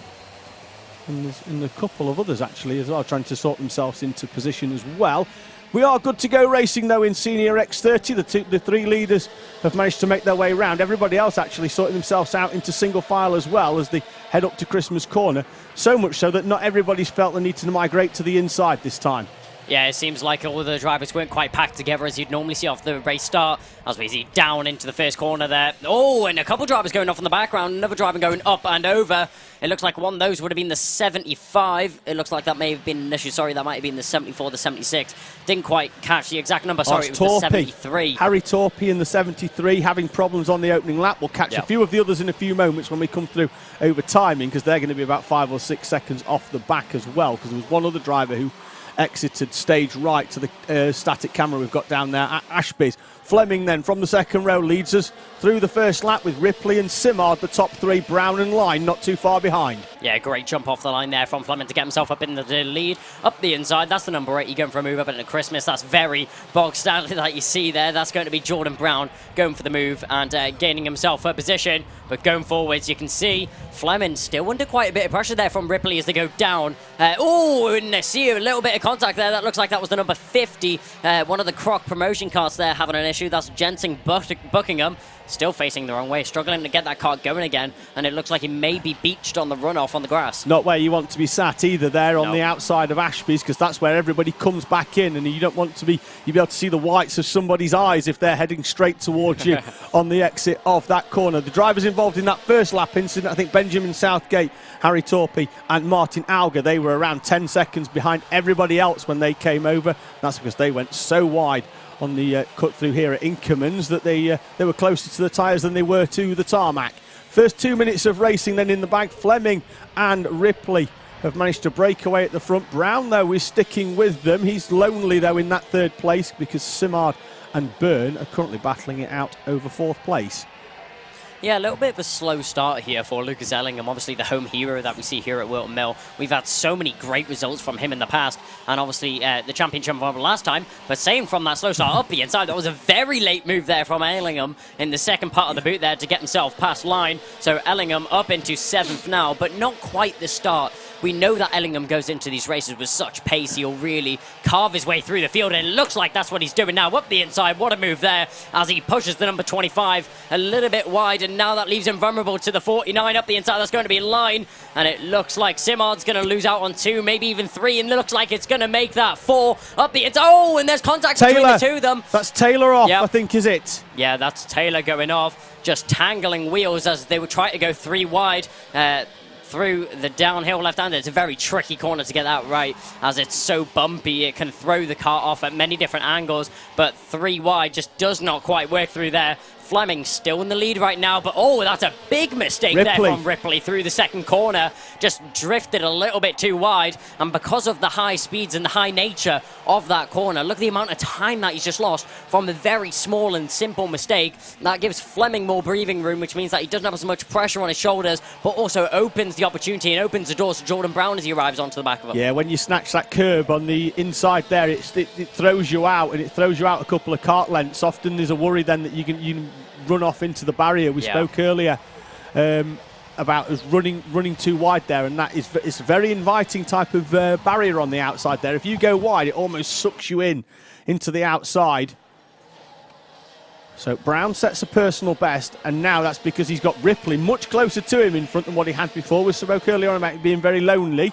Now he's managed to, I think that's Louis Diamond in the right on the back of Byrne, I think, in front. Ellingham, though, not too far behind. And Ellingham's progress, slow, then it picked up. The overtakes, though, on the way through. He's been very forceful. I would say robust is the best way to describe it in there. Less than forceful, certainly robust. If he wants to make the move, he's been making it happen. Yeah, Ellingham's not one of those drivers that waits for an opportunity. He'll make the opportunity for himself. He's a ruthless driver out there on the car circuit, but he's also a fair driver at the same time. He won't go for a move if it's not going to be there. And now arriving onto the back of these two drivers, Ellingham in 6th. He's going to try and make that a 4th as he catches onto the back of Diamond and Bayern. Fastest lap of the race as well from Ellingham there, joining in. And Louis Diamond knows that he has to make that move now on Byrne. Does so get through. He's not been in a similar place in the previous couple of laps, but knows that he needs to get through. Yeah, Ellingham had a little bit of a look on the inside there as he tries to get the switchback as they go down into Ashby's. Now we walk all the way down towards Ozier's, a prime overtaking zone. If you get a good run off that corner, you can just launch up the inside. Nothing the other drivers can do. Into the boot will also work for Lucas Ellingham. Can he do it 2 in 1? No, he can't. Tried in the second part of the boot. Had a little look on the inside, but didn't quite manage to find the gap to go for it. But Ellingham, he'll get himself up 1 position, but unfortunately not 2. We both thought he was going to run that all the way around the outside and down the inside of Louis Diamond. 2 drivers that last season that were racing in the same team. This year, Diamond's made a slight move into the Argenti outfit. Yeah, it seems like there may have been an incident that Southgate was involved in. He dropped down a few positions, but someone not dropping any positions is Lucas Ellingham. He's charging his way through the field now, and you can see a little bit of a signal there. As he said, that was a nice move to his competitor, and to signal to work together as they now push forwards in the field. So Ellingham gets himself into fourth as he tries to chase down this top three, but it's a very large gap that he's going to have to try and bring down. 1.6 seconds in just 1 minute, which is ultimately going to be 2 more laps. I don't think it's going to be possible, even for the likes of Ellingham. No, I think they may just scrape 3 because the leaders are 3 seconds further down. I think they may come over the line one more time before the time completely elapses. Ellingham does need to try and break free, though, from this battle behind, because he doesn't want to get dragged back into it, because Johnston's there coming through at a fair rate of knots, and he's now on the back. Forber as well has been dragged in, although Johnston, not for the first time today, has had a track limits warning. He picked one up in a heat earlier on as well. Yeah, so that's an issue there for Johnston. Maybe he got that track limits warning on his fastest lap as well. If so, that lap will be retracted. Obviously, the lap time will be retracted, not the actual lap of his race pace. But coming around the final part of the boot, Ellingham drifting a lot wider than other drivers. Seems like he's carrying more speed into and through the corner, head down on the straight. And Johnston, once again, going over those track limits. So he's got to really be careful of that, as he's already gotten one warning. Is he up the inside in the distance as our camera just pans onto it? That's the number 80 of Brown going up the inside of Ripley. That'll get him second position. Just manages to pull a little bit of breathing room as they go down towards Ashby's, which means that Ripley's not quite able to reply. Fleming in all of this has walked away as soon as Ripley was off the back of Fleming. Fleming got a little bit of breathing room, no pressure on his shoulders, and he's just got on with it, head forwards, and he's gone. It's going to play really into the hands of Ellingham, this, if these two keep battling, and it's only going to get more intense as we head towards the final lap here at Whilton Mill. Leader comes over the line now. We see that last lap appears at the top. That Ellingham needs Brown and Ripley to battle, because he can't reel in 1.3 seconds. Even a driver of the standard of Lucas Ellingham is not going to reel in Brown and Ripley at a rate of 1.3 in 45 seconds here at Whilton Mill. I don't think Ellingham's really going to be focusing on catching these two drivers in front of him. I think he'll be more focusing on the drivers that are behind him. He's going to have to defend as go through. Ripley pulling up alongside. What a run out the corner there. Around the outside. Manages to get it. Yellow flags as well. So that's going to be a little bit of a comfort shield as they go all the way down into Ozzia's. Now into the boot for the final time. It's the last opportunity. If he wants to pull it, Jordan Brown, he's going to have to switch in. Is he going to be able to get the switch back through the second part of the boot? It looks like Ripley's going to be able to hold on to it. An opportunistic move out of Ashby's. And across the line, Fleming will take the win. But the battle we've all been focused on, it's going to be Ripley across the line from Brown. Very close between those two on the final lap. And Ellingham with a recovery drive to get himself fourth. Johnston then gets 5th place, despite them track limit issues. The yellow flag's out there stationary, because I think we have had an off up at Christmas corner. Diamond, Byrne, Forber, Gilbert and Patel complete the top 10. We're still racing then in the background. You can see the yellow flags out further on, although they will have them out anyway to slow down, but we saw a yellow flag out. There is a marshal's post on that run up into Christmas corner on the inside there, where we often see a stationary before the waved yellow. So looks like we might have had 1 or 2 off, and Benjamin Southgate on that final lap didn't actually take the checkered flag and drop 3 places, so it could well be him with a problem up there. We do have 1 more heat though, which is and then we may well get a break for lunch. There is Ben Southgate, actually. That's why we had the yellow flag out. That's on the, that looks like Fine Lady, I know, the little kink bit before we head up towards Christmas corner. Looks like he's had a problem there, and that doesn't look like he's had too much damage. It just doesn't look like the cart wants to go in the well, at all really. No, it looks like the side pod was actually a little bit raised on the left-hand side, so maybe being caught up and chucked off to the side. Maybe the engine, the car, maybe just not wanting to get going again. He's going to have to walk that one all the way down the hill. The marshal's doing a great job to clear the circuit, and obviously with the amount of incidents that we had in that race, the marshal's straight on the scene to try and get that yellow flag, that incident cleared as soon as possible, so the drivers can regain racing. So a big shout out to the Orange Army here today. Absolutely. At least he's got out the cart as well, because I'd have stayed in it and let the marshal drag me home. Yeah, a little bit less work made there, so that's very nice of the driver, but the marshal's doing a great job out on the circuit Might have to turn the wheel for him in a few moments. Obviously all our drivers making the way down the Whilton Mill chicken run. 1 more heat then for you. Oh, I'll find out what that's about in a few moments. Next up though, Senior Max.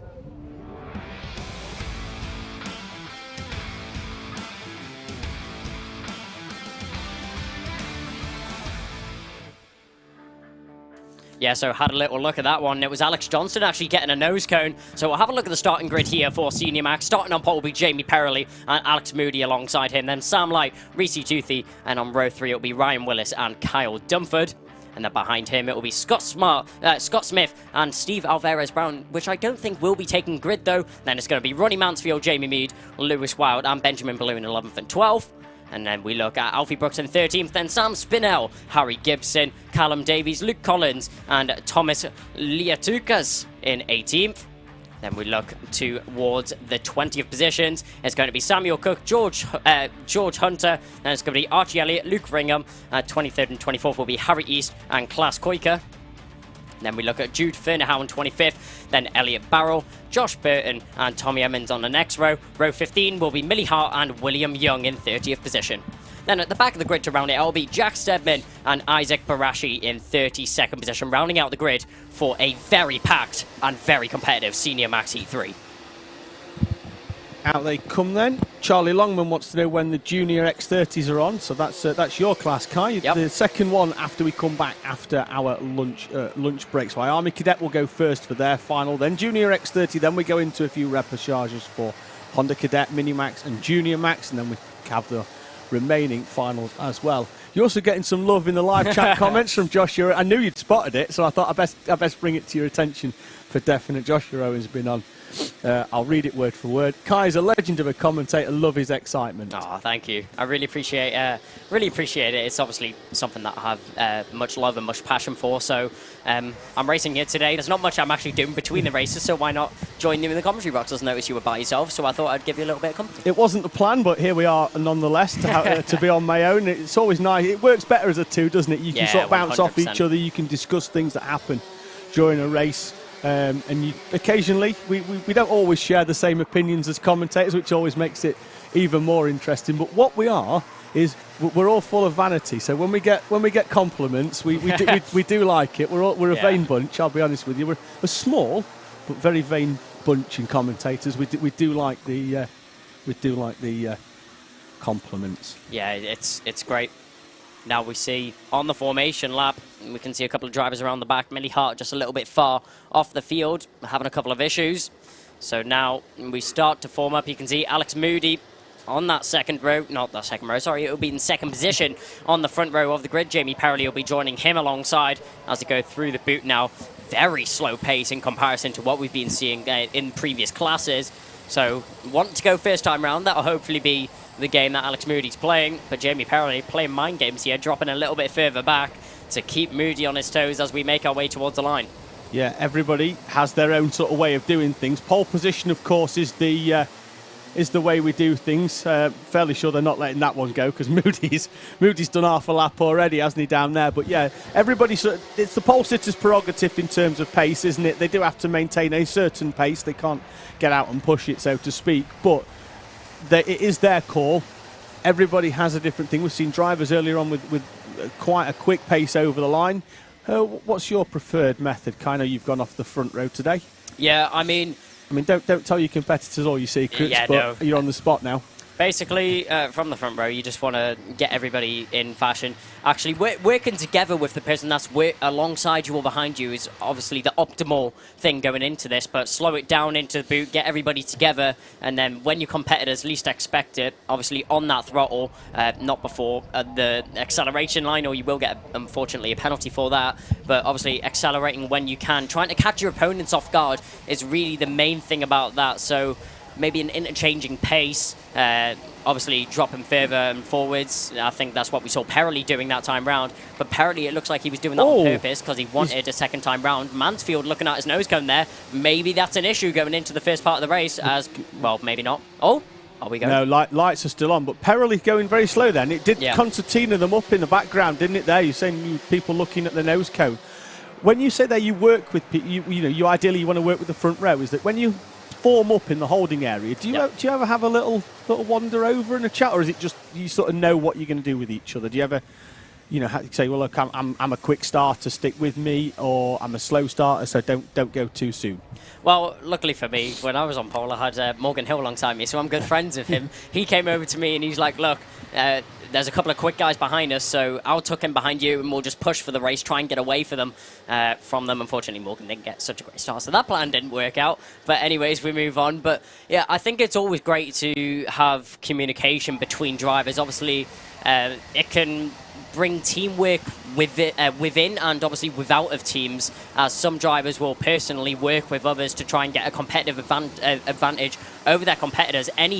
Any little helps, as we'd say over here. And it looks like it's going to be green this time, as drivers already squabbling as they go through turn 1 and 2. Couple drivers being spat out as we now go up the home straight, not the home straight, the back straight once again. Moody having to defend in the middle of the track, just sticking it there so Perry can't go either way round, as Sam Spinell looks like he's gaining a couple of positions in the mid-pack, as a couple of drivers getting spat out on the grass there. Everybody getting into formation, and the 2 Project 1 drivers going to be Perry and his teammate chasing down the back of Moody. Yeah, we were 3 wide on the run up to Christmas Corner and on the exit to Christmas Corner as well. You don't really want to be in the middle there, but it looked like Sam Spinell threaded the needle to move through a couple of places, as we've got a couple of drivers bouncing over the exit of Ozier's.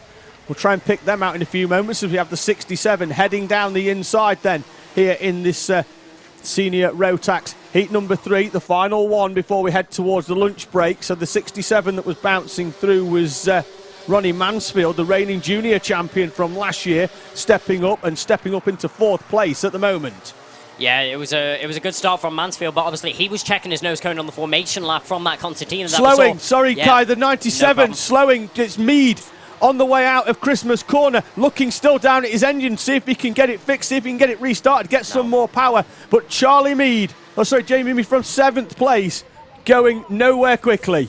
Yeah, that's so unfortunate to see there. Perrelly under so much pressure right now. The 67 of Mansfield all over the back, and that's one driver off. That's going to be the number 90 of Elliot Barrell that's had an issue there, shaking his head as he come back on the circuit. So it may have been a mistake from himself or contact with another driver. But Mansfield has got himself up in a 3rd. Perrelly has dropped down to 5th. So started on that front row of the grid and is really struggling to stay up there. Ryan Willis, though, the complete opposite from his teammate as he manages to get into 2nd position. But Perrelly around the outside. What a move there from Scott Smith, and pulling into the pit lane there. That's obviously Mead that we had the issue with, but going down the hill, that was one driver looking for a dive as they go down into Ashby's. But making our way down towards Ozias once again. A little bit of a gap that Mansfield has now back to Scott Smith in 4th position and trying to catch down on these 2 leaders, but 2.2 seconds in such a short space in this race as well. Just 2 minutes and 15 seconds has passed to post such a large gap. That's definitely a safety barrier. There's an issue for Sam Spinell. Is that an issue with the engine? He's going to pull off the circuit. It looks like that was so unfortunate there for Spinell. He's had such a good day so far. And that's up the inside. That's going to be Willis making his move for the lead, as it looks like Moody, from such a great start off the line, just doesn't quite have the pace to hold on to it for now. A couple of laps in the lead, and it looks like Willis will take over from here, already pulling a couple of heart lamps to get himself some breathing room. Hunter was the 50 there that we saw off on the grass, so you see loads of drivers down the bottom, 1 lap down. Unfortunately, Spinell with no power as he headed towards Paddock Bend. Unfortunate for him as well, as Kai said, had a strong day so far. Moody, though, was out at the front at the start of the previous lap. I thought, in all honesty, he was going to go. The way he took control of heat number 2, I thought he was going to disappear. Willis, though, was stuck with him. Mansfield and Smith, last year's junior champion, holding off the current championship leader in their battle for 3rd and 4th place. What they have done, though, is just settle in, and they've started to open up a gap back to Light, Perrelly and Davies. But now Smith looking very racy in 4th place. Looked like he was going to get half a move there as he bounced over the curbs on the cut through on the downhill bit of Inkermans down towards Ashby's. Mansfield looks far more ragged in this one than I've seen him throughout the day. Really attacking the curbs. Certainly that one, the left one into Wilkins, not a curb that you normally want to bounce over. You want to maintain the speed round there because you don't want to unsettle the kart, because Ozier's coming up. It's a big overtake, and when you've got on screen there with 4, if you're the one at the front and the first one comes through, 2 and 3 in that one behind, they're coming into the gap as well. Yeah, if you look at Scott Smith, he's in that position where he's got a gap behind him. All he needs to do is focus on the driver and turned up the inside. That's going to be Perley trying to gain a couple of positions back. The 95 is going to fall back. That's going to be Davies. Now he's under a lot of pressure. You can see Lewis Wild and Mansfield's previous teammate up the inside. What a move there from Brooks as he dives down the inside on the switchback. Though they're going to go side by side through incoming. There's going to be so close. Oh, and going off there. That's going to be Davies. Tried to go around the outside. That's never really going to be a move that pays off. Pulls in and Ben Ballou manages to squeeze through as well. But as I was saying, Scott Smith, he's in that position where he needs to study Mansfield's driving, find where his weaknesses are, and try and capitalise on those mistakes and capitalise where he is quicker than Mansfield. But Perley, from such a bad start, fell back quite a few positions, manages to regain that fastest lap and maybe rebuild his momentum. Starting to come through, and he's going to be at the head of that pack now, certainly because it's going to open up a lot more. Light's going to have nowhere to go as Smith goes down the inside, scouted Mansfield for a couple of laps.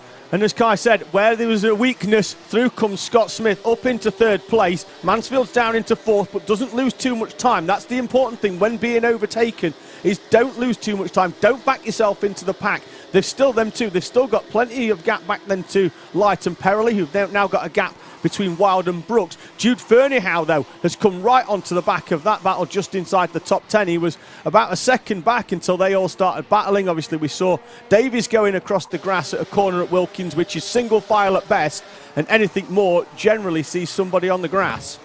Yeah, and you can see Scott Smith temporarily into that third position, but Mansfield's not going to let that one go without a fight. He's sticking right onto the bumper of Scott Smith. Now he's doing the opposite. You can see opens that radiator flap. That lets more airflow into the engine and obviously cools down the engine in doing so. The optimal temperature range for running these engines is around 55 or 56 degrees. Anything above that, you want to open that flap, let more air into the engine so it's at optimal running condition, which is what Mansfield, we saw him do. 50 seconds left on the clock. We're just going to get 3 more laps from these drivers, but Mansfield just doesn't look like he has the same pace, the same momentum that Smith has right now. Ferniehow, he's been charging his way through the field and manages to pick up that fastest lap on the previous way round up the inside. Is that going to be Ferniehow on the inside? Yes, it is. Alfie Brooks losing out on a position. We saw Brooks making a move in the exact same place before Lewis Wild, but straight back on the inside. Brooks is not going to let him have it as Jude Ferniehow, he may be the fastest driver on track, but Brooks is not going to let him through. No, he certainly went with the fastest on this lap, having done an overtake and drop back. What you were saying there about lifting that radiator flap as well, that's not done at a whim, as right the way round the outside comes the 40 of Perley and Light as well. They're going to be side by side. Light had got through on Perley, and then Perley straight back down. Looked like Light was actually going to run out of track there onto the grass, onto the outside, into the boot section. That's dropped him a couple of kart lengths. Wild's going to come back into play there now, as they are much more evenly spread than what they have been. But Perley with a very, very late move down round the outside, so much as the 864 losing power. Luke Collins, let's have a look where he was. I think he was well outside the top 10, but now he definitely is, because that car is going to take no further place. Down now in 23rd, lost 7 places on the preceding lap, so he would have been 16th prior to that issue. Yeah, and you can see that was a very, very great move there from Perley. That just shows the experience of racecraft and the experience of the driver. You don't see that very often. Actually, Perley picking up a contact warning. I didn't really see anything wrong with that move. Went around the outside. Didn't seem like there was any banging wheels between them, so maybe that was for a separate incident. But Ryan Willis managed to catch on to the back of Moody as he dominated off the start line, managed to pull himself a little bit of a gap, but Willis chases him down, gets himself into lead, and does the exact opposite of what Moody does. He's posed 1.6 seconds on second position, so very comfortable win there from Ryan Willis. He'll be happy with that result. Knows he has the pace going forwards into the final, and that's definitely going to be a confidence booster for him. I thought this was going to be Moody's when he moved to the head of the field at the opening lap, in the same way that the preceding heat was, but Willis has wrestled the victory and had gained a good gap as well. Moody's going to come over the line in second, although under pressure at the end from Scott Smith and Mansfield, with Perley in 5th, Light, Wild, Brooks. Ferniehow grabs 8th place at the line, with Brooks then dropping to 9th. Cook completes the top 10 in front of Edmonds Davies, who recovered from that trip across the grass, with then Elliott, Ballou and Young coming through in 15th place.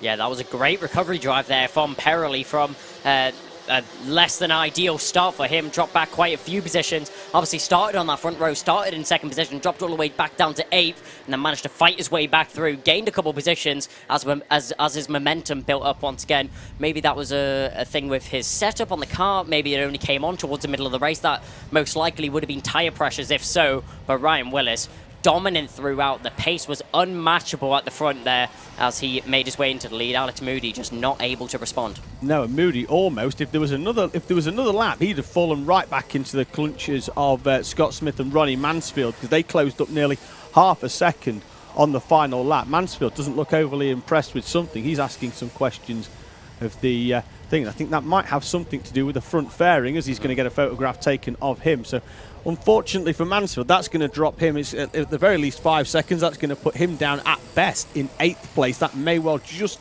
about hold on to 7th, I think, in front of Fernie Howe, but we'll confirm that because there'll be other penalties maybe to be applied throughout as well.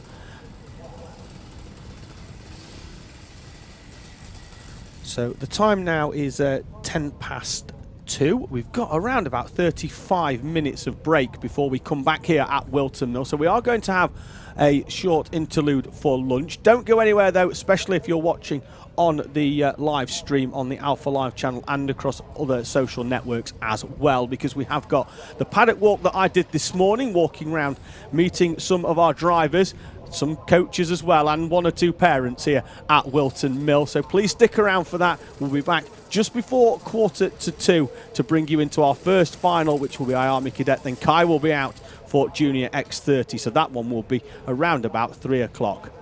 Kai, are you looking? I'm assuming you're looking forward to it. Have you had a quick look at where your grid berth is just yet? I haven't quite seen what my grid position is going to be. I think it's going to be tough fighting through the field. There's so many fast drivers. There's such a competitive and close field in Junior X30. I'm very much looking forward to this final. Wonderful. I'm sure you'll be back after that to join me back in the commentary box, unless I lock the door and keep you out, but I certainly won't be doing that. It's been a pleasure having you in here today, filling in on some of these races.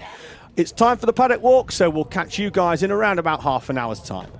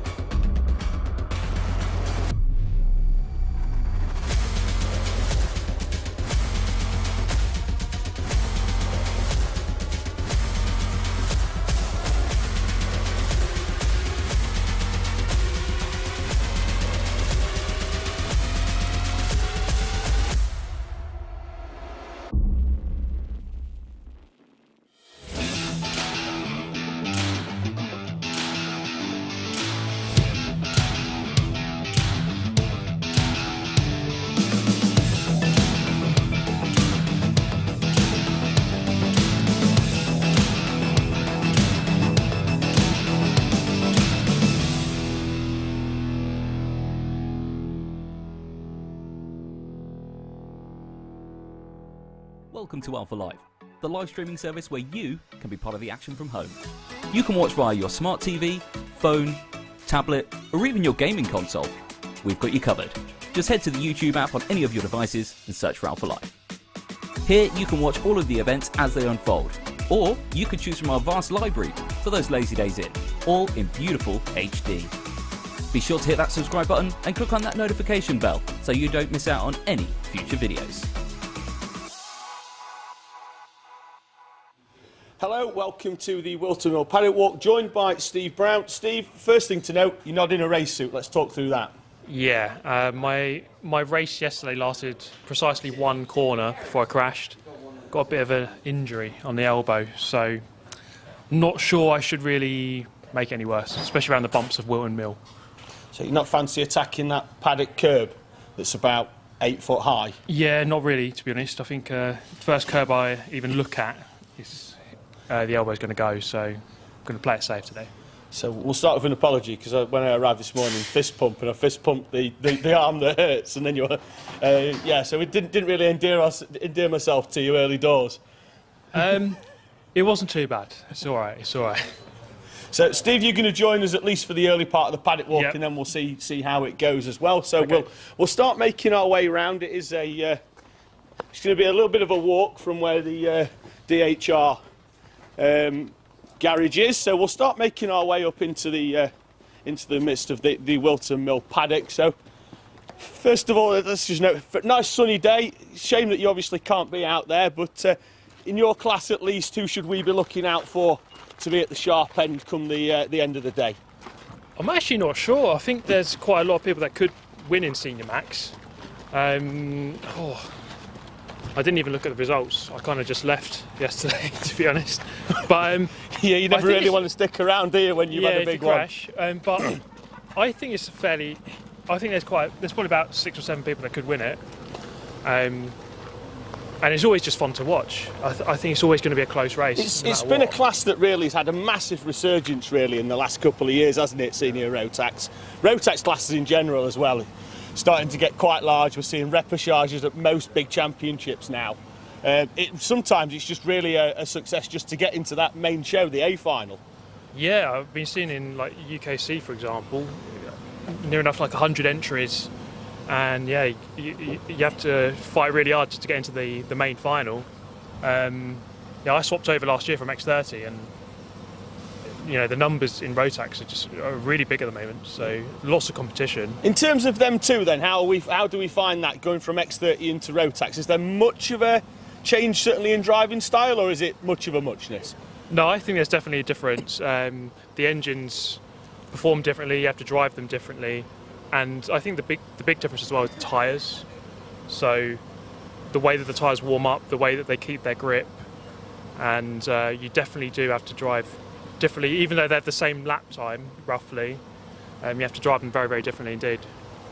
Right, let's get in here, because as soon as we walked round there, this face looked like he was well in for an interview. So we'll. In fact, I'll let Steve do this one, and I'll let you grab that microphone off me. Apparently I'm doing it. I'm staying in here. So let's start off with who you are and tell us a little bit about yourself. I'm William Antrobus, and I race for Thule Motorsport in Junior Rotax. So, 2-day race meeting obviously here at Whilton. How did yesterday go for you? So it went good. We was second overall in one of the practices to Jez. It was 2 tenths between us, so it could be a tough battle for us today. And we know Jez is going to be there or thereabouts at the end of the day, so using him as a benchmark for the for the sort of meeting. Yeah, we were at Scotland last weekend. We had a good weekend, but it just all came down to the final pretty much, and then all messed up. But it's going to be a good weekend if I come out second or first.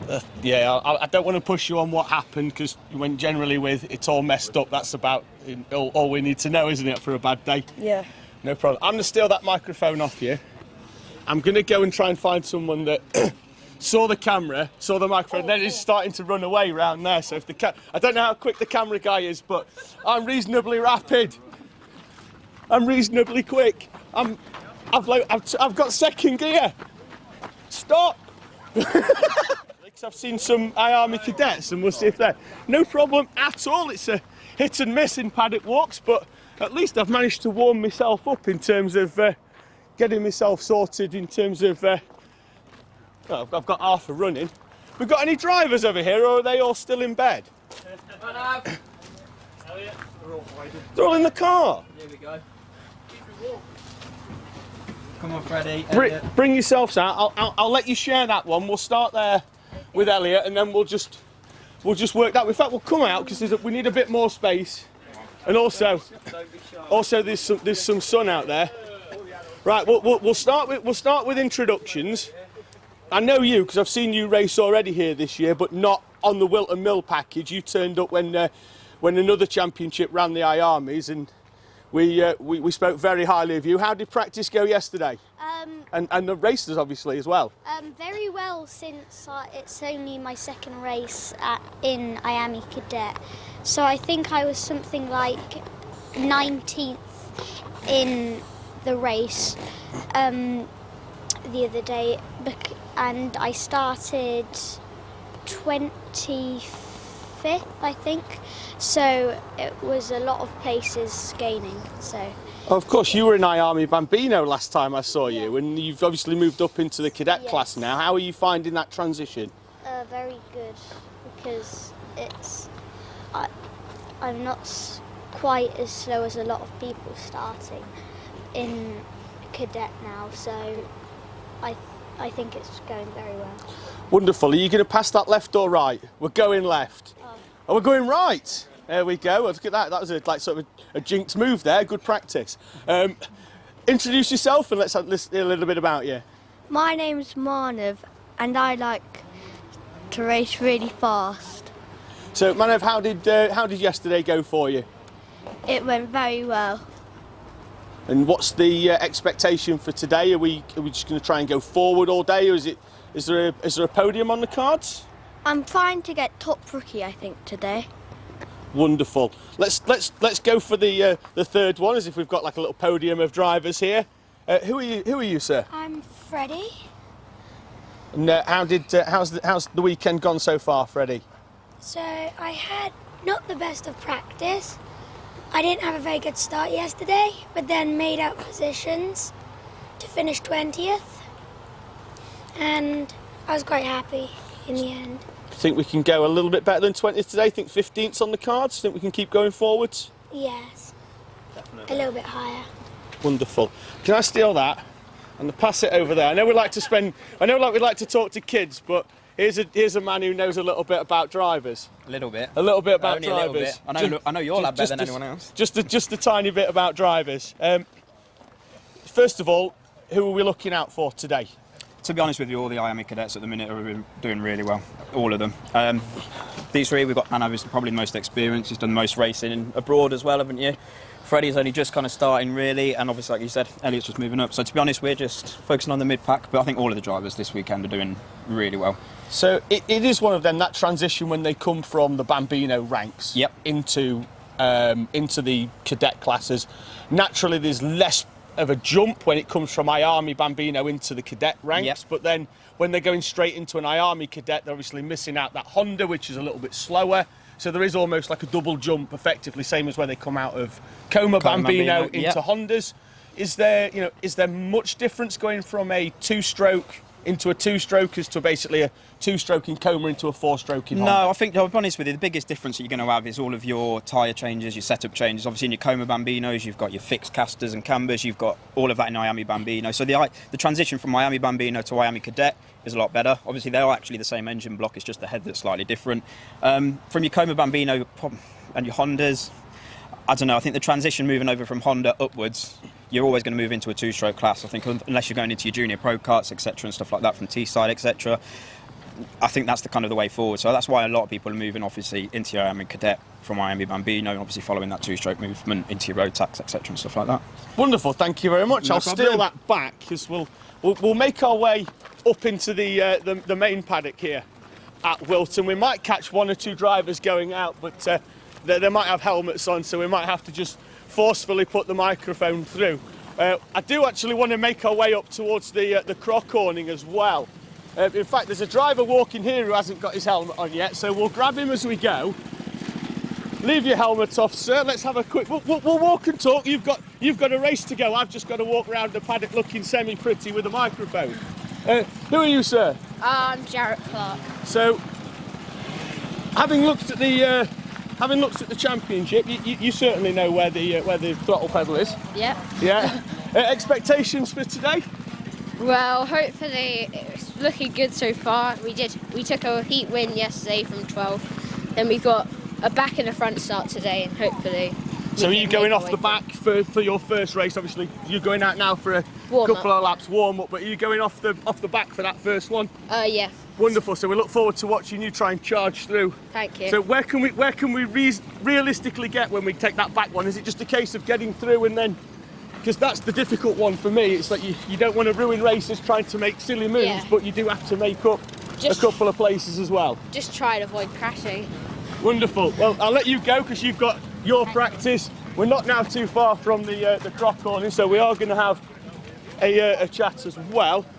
Well, grab this young fella if you... No, he doesn't want to talk.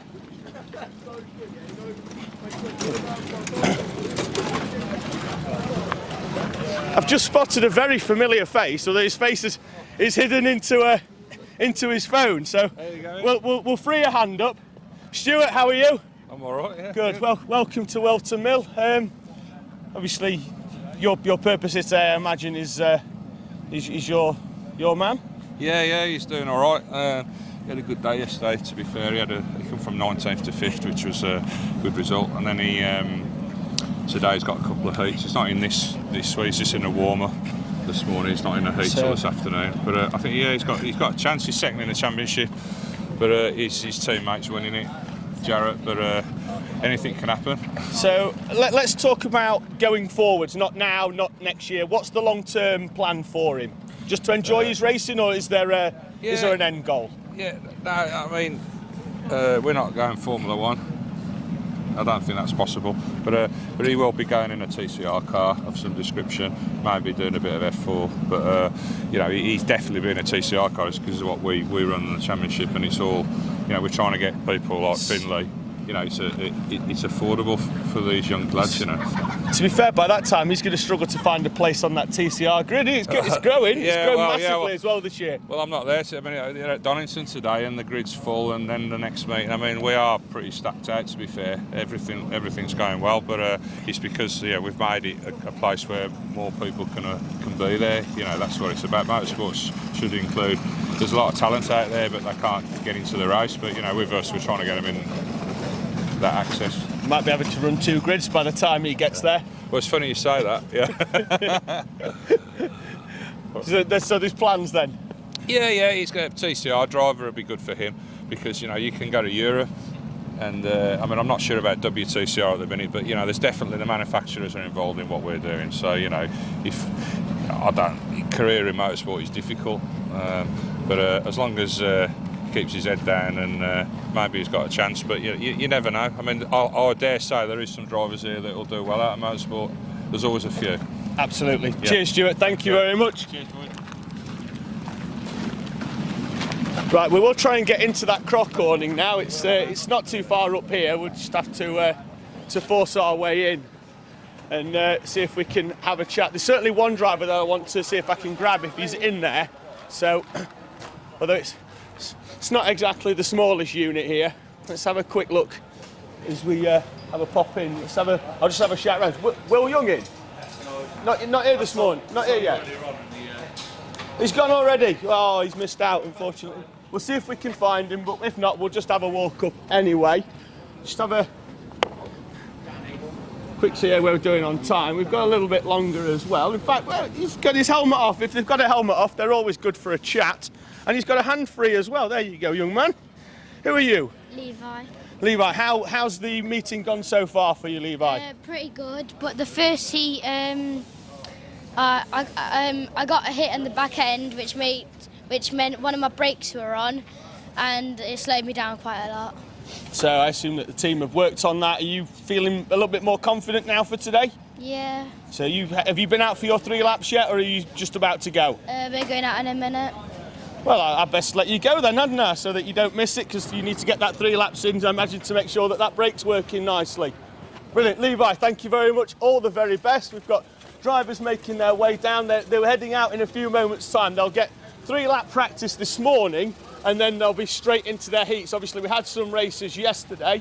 Let's just head straight into this one. Are we left or right-handed? Right. Ah, there we go. Perfect. Who are you, young man? I'm Macaulay Guy. I'm number 38, racing in the X30 Junior category. Wonderful. You assumed you had a heat yesterday. Yes. How did that go for you? We were supposed to start 9th, but we got driven over on the opening lap, on the formation lap. Sorry. Happens every now and again, unfortunately, doesn't it? Very messy the starts here. So we basically started at the back, but we fought our way back through to 17th. Ah, so that's wonderful. So I assume that we've got a bit of confidence still going into today. Then after that, if you can fight your way back through. Yes, hopefully. So grid positions today. If you got one towards the front, are we looking to try and maximise that as much as we can? We're starting 24th and 15th, so not the best, but hopefully we can climb forwards a few places. Wonderful. See how it goes. Just before we head off, anybody you want to say thank you to? Because I can see your mechanic is working very hard over there. My dad for the mechanicking, Mark Litchfield for the team, and everyone at home watching me. Wonderful. One thing I have also, I'm going to steal that back, is if you can just point over there, is that TV's bigger than the one we have in the commentary box, and Alpha really need to step their game up. I need a bigger screen to see more of the action. Let's have a wander up. We've got nobody in that side, but Pro Train looks to be quite busy, as does the JDR one, so we'll pop in, see if we can see any drivers. It looks like all karts and no drivers in there at the moment. Yeah, Ben. Here we go. There's the two lads, look. Don't run away, look. He's running, he's planted his feet, which means he wants some action. In fact, I'm gonna drag you out because that compressor's a little bit loud and it's sunnier out here than it is in there. We'll start there. We don't want the camera to go too far that way. I'll even let you hold it. Because then, because he's back. He loves some of this action. He definitely wants to stick around. So I'll start with you, and then I might even let you interview him so he feels a bit more comfortable. Who are you? Junior Max, number 50, Sam Baker. Wonderful. I've seen you before. You've been up at Teesside once or twice when I've covered that. Practice yesterday and obviously a heat as well. How did that go? Won the heat yesterday. Yeah, it was really good. Good pace. That was a little smug look, wasn't it, when you said I won the heat yesterday? And then practice went all right as well. So today, where are we going off grid-wise? Obviously, it's a random allocation. Where do we go? 17 and 21. So you'll be aiming for at least top one? Top 3. Top 1? Top 1. Brilliant. Cheers, Sam. Thank you. Sam, interview your man. What's your name? Ben Simpson, Mini Max 30. You ask him how yesterday went. How did yesterday go, Ben? Yeah, right. Second practice was good, and then the heat I've just dropped down loads of positions.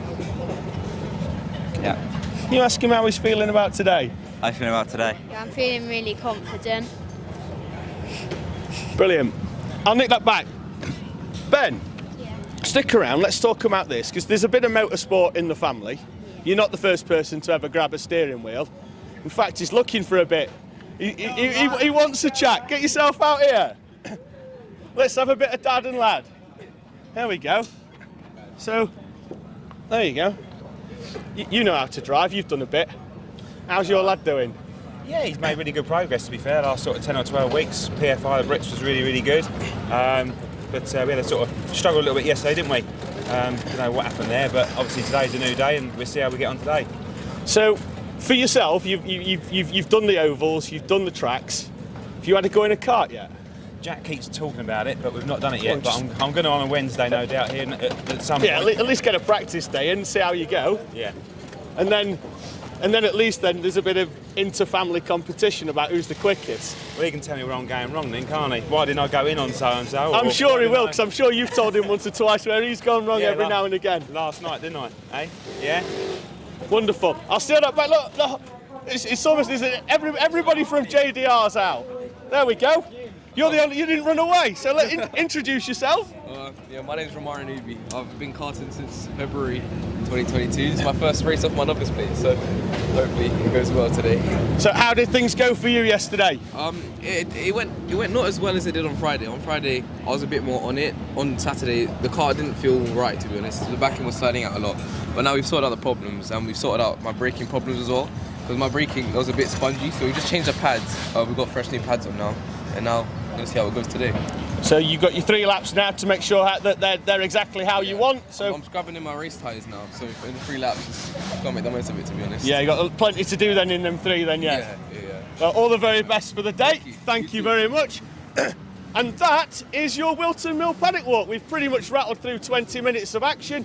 They're going out on track now, so we'll go back and watch the rest of the races.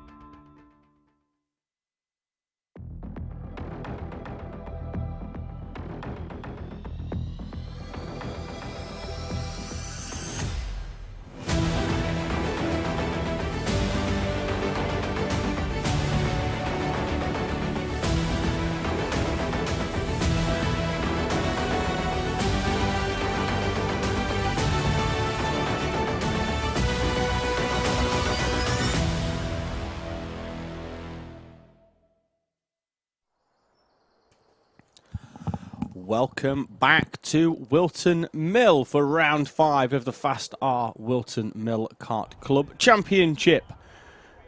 We are about to go racing. It's finals time here at Whilton Mill. We'll start with Army Cadet, then we'll move on to X30 Junior. Then we've got a trio of repêchages in Honda Cadet, Minimax and Junior Max. Before then, we return to finals with X30 and then Senior Max.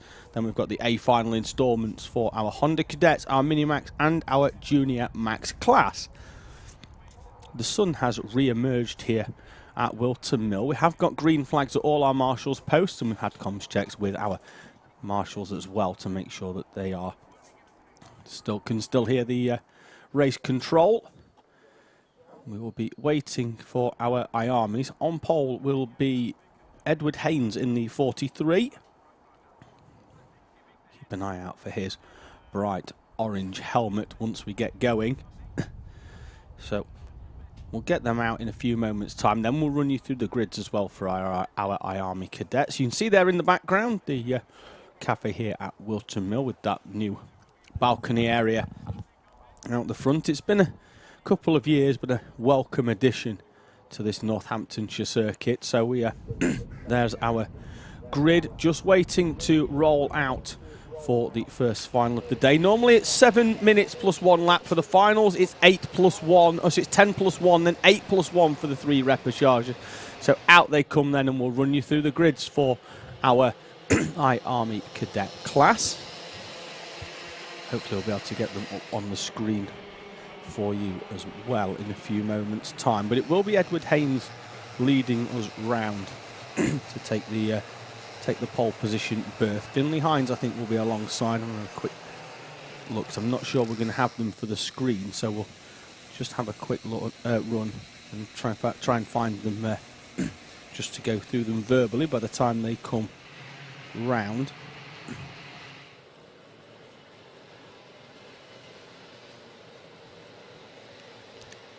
So it will be Haynes on pole with Finley Hines alongside Jensen Chalk and Austin Gibson on the second row, Harley Musk and Max Mason on row 3, Enzo Butterazzi and Kian Amy row 4, with Joseph Smith and Henry Clark completing the top 10.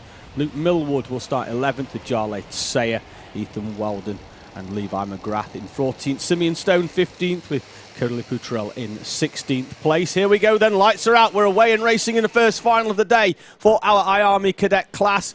As they make their way through, it's been a slow start for the pole sitter Edward Haynes, and he's going to get pushed out onto the outside as well there, I think, there with that orange helmet. We'll keep an eye out for it, but it looks like Max Mason's made a good start from the second row as the 18 of Simeon Stone manages to get a good cut back and take at least 3 places on the exit for Christmas Corner. And still side by side as they make their way down. You can see now the sun much more prevalent here at Whilton Mill than it was earlier, as Harley Musk and Jensen Chalk try and go side by side into Wilkins. We've seen earlier in some of the more senior classes that move is not one that generally works, and by that I mean at least one driver doesn't come outside of the corner, as Musk goes down the inside of Edward Haynes, who from pole position has not had the best start to this final here at Whilton Mill. We'll have an extra 3 minutes though to try and wrestle this one back in his favour. Hines leads the way then from Mason, with Gibson and Chalk in 3rd and 4th respectively. Musk is 5th. Haynes drops down into 6th in front of Smith, Sayer, Butterazzi and Clark. The leading trio though, Hines, Mason and Gibson, have broken away from Jensen Chalk behind, who is coming under pressure from Harley Musk. I'm sure Jensen Chalk would have hoped at the very least to be able to stay with this leading trio. Still has an opportunity though to close up, but if he's having to defend venomously all the way back to what looks like is Clark in 10th place, then he's going to have plenty of work to do, certainly on the defending side of things, rather than trying to close up onto this leading trio. And there he is, going very defensive into that corner. Now he's going to leave the door open. Looked like Musk was going to come down the inside and try and get alongside, but couldn't. The rest of the field are coming through, and they're still side by side, some of them later on in the corner. Looks like Jensen Chalk now and Harley Musk are still battling with each other in the background. The leading trio, though, and now Max Mason moves to the inside on Finley Hines.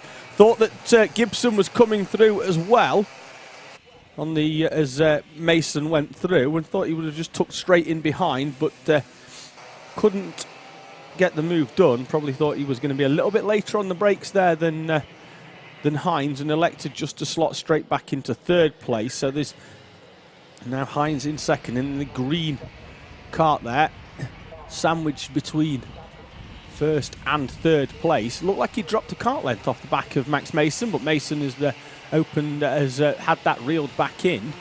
This is that battle with Jensen Chalk all the way down now. I think well outside. I think Levi McGrath and Kieran Amy are in there in that battle as well. I don't think there's too much, and then there's a bit of a gap then to Kieran Millward and Stone over the start-finish line of around about a second.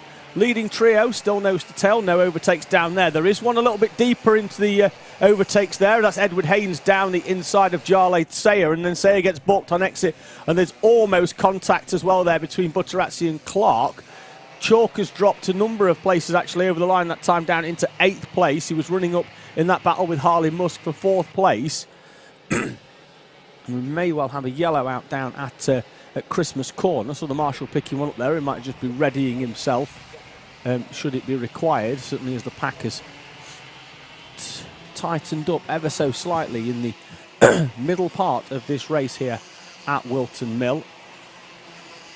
Fastest lap of the race then for Harley Musk this time, with Smith setting a time almost identical, and a personal best nonetheless in 5th place. So the race has settled ever so slightly as we head towards the halfway point, but then in these finals that are a lot longer, and with drivers in a more comparative position for their abilities, having raced through 3 heats to score some points to get into positions for this final, you often find that after the first couple of laps things do settle down ever so slightly until the final few minutes of the race, although 3 drivers that haven't read the script, Clark, Chalk and Butterazzi, battling it out. Butterazzi's going to get a run back down the inside of Chalk. Chalk's going to close the door. There's contact between the two of them. Jensen Chalk wide onto the curbs. He's lost a number of places there as well. Kieran Amy comes through into the top 10. So Jensen Chalk, who was a driver on the move in the early part of this race, now finds himself outside the top 10 as the leading trio now battling once again. Mason still leading from Hines, but Gibson having a bit of a nibble. And that is going to allow Musk and Smith to close right up on the back here. They have been chipping away at 3/10 a lap for the last 2 or 3. And they're now within to a second of this leading trio that if they don't be careful here, they're going to get drawn into a battle which is going to go 5 deep for the victory. And then if they start, this battle that we're seeing now on screen between Haynes and Sawyer is really going to come into it, and not too far back either is Clark. Then we've got the field split a little bit further where we saw the issues on the previous lap with Butterazzi getting down the inside of Jensen.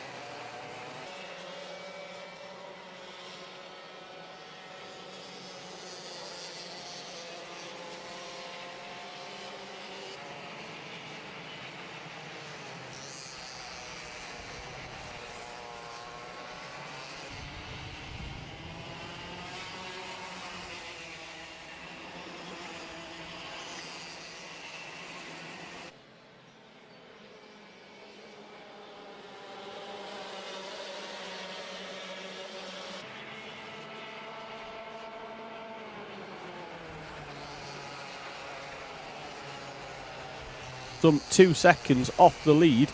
If these three battle, we know full well he can come straight back into play here at Whilton, and he does. And in front of him, Joseph Smith sets the fastest lap of the race whilst we were off air with a 52.5.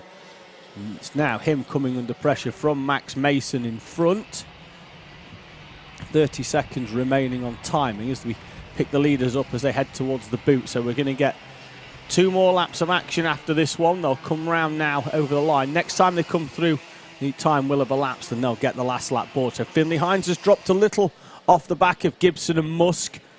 It doesn't have to be this time, but I'm fairly sure they're going to go a little bit more defensive. No, Gibson's going to leave the door open, and Harley Musk comes down the inside. Gibson's going to try and run it round the outside. Thought he was going to stick a nose back down the inside of Musk there, but didn't. Musk got through and managed to close the door just as Gibson came back into play. Behind then, Hines has closed right back up on the back of those 2 overtaking in front. Smith is still holding Mason back behind. I believe, although they are slightly off camera, as we focus on this leading trio as they head down towards the boot for the penultimate time.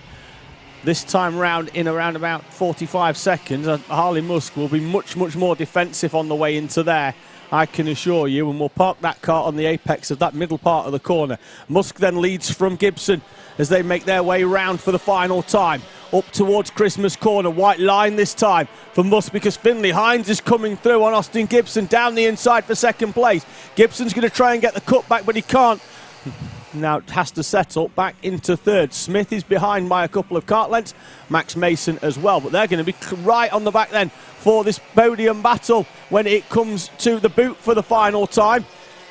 Oziers is going to be the next overtaking opportunity. None of them make it. It's going to be boot or nothing in I-Army Cadet. Look over the shoulder for your race leader then. Finley Hines throws one down the inside into the boot. This contact side by side between the 2 of them. They live to fight another corner. But Finley Hines is going to get the run and the track position as well. Gibson's going to get second at the line. It's going to be a photo finish though. Hines takes the victory. Gibson in second. Harley Musk in third place for your top 3 in front of Smith, Mason, Haynes, Amy, Sawyer, Clark and Butterazzi as there's a spinner on the start-finish line. Contact between the 2 of them facing the wrong way. We've got a driver there in the green kart. Not quite sure on numbers, but we'll have a quick look. That looks like it's Cody Lipetrell facing the wrong way in the 88 kart. And the reason he didn't want to move there was if he spins and this driver's coming round that final corner side by side, he's going to be right in the middle of a big accident, which fortunately he managed to steer away from. So apologies that we missed the middle part of that. Pleasing though that we got back there at the end of it. Finley Hines taking the victory from Austin Gibson and Harley Musk, with Joseph Smith and the early pace setter Max Mason in 5th place. 6th place goes to Edward Haynes, who was the pole sitter at the start of the day. They make their run down to have their front fairings checked. They're all, let's see, the top 3 are all through and clear. So that looks like that's going to be your podium set unless something else happens as well. As the 65 of Joseph Smith actually jumps out and rolls his kart in. I think his engine may have stopped, so he's just rolling that in. I think a few of them turn them off as they go down there, as once again the 50 of Isaac Barker with that somewhat unconventional sit on the side pod and flintstone it down with your feet effort to get him into back into down there into Parc Ferme. Thank you for joining us. Thank you for getting in touch. That's the first final of the day into the results. And next up, it's time for Junior X30.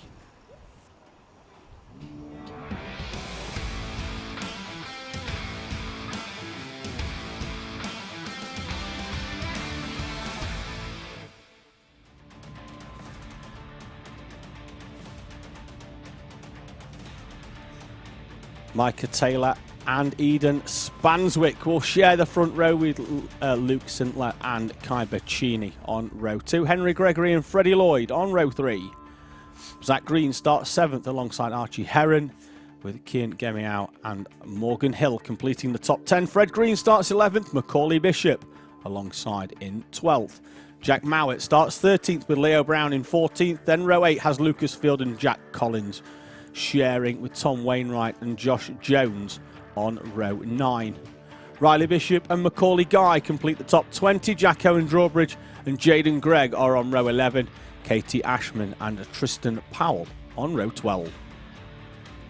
David Mosale and Joshua Patch are row 13. Row 14, Charlie Locker and George Quarterman, with Oliver Harris and Jake Bell on row 15.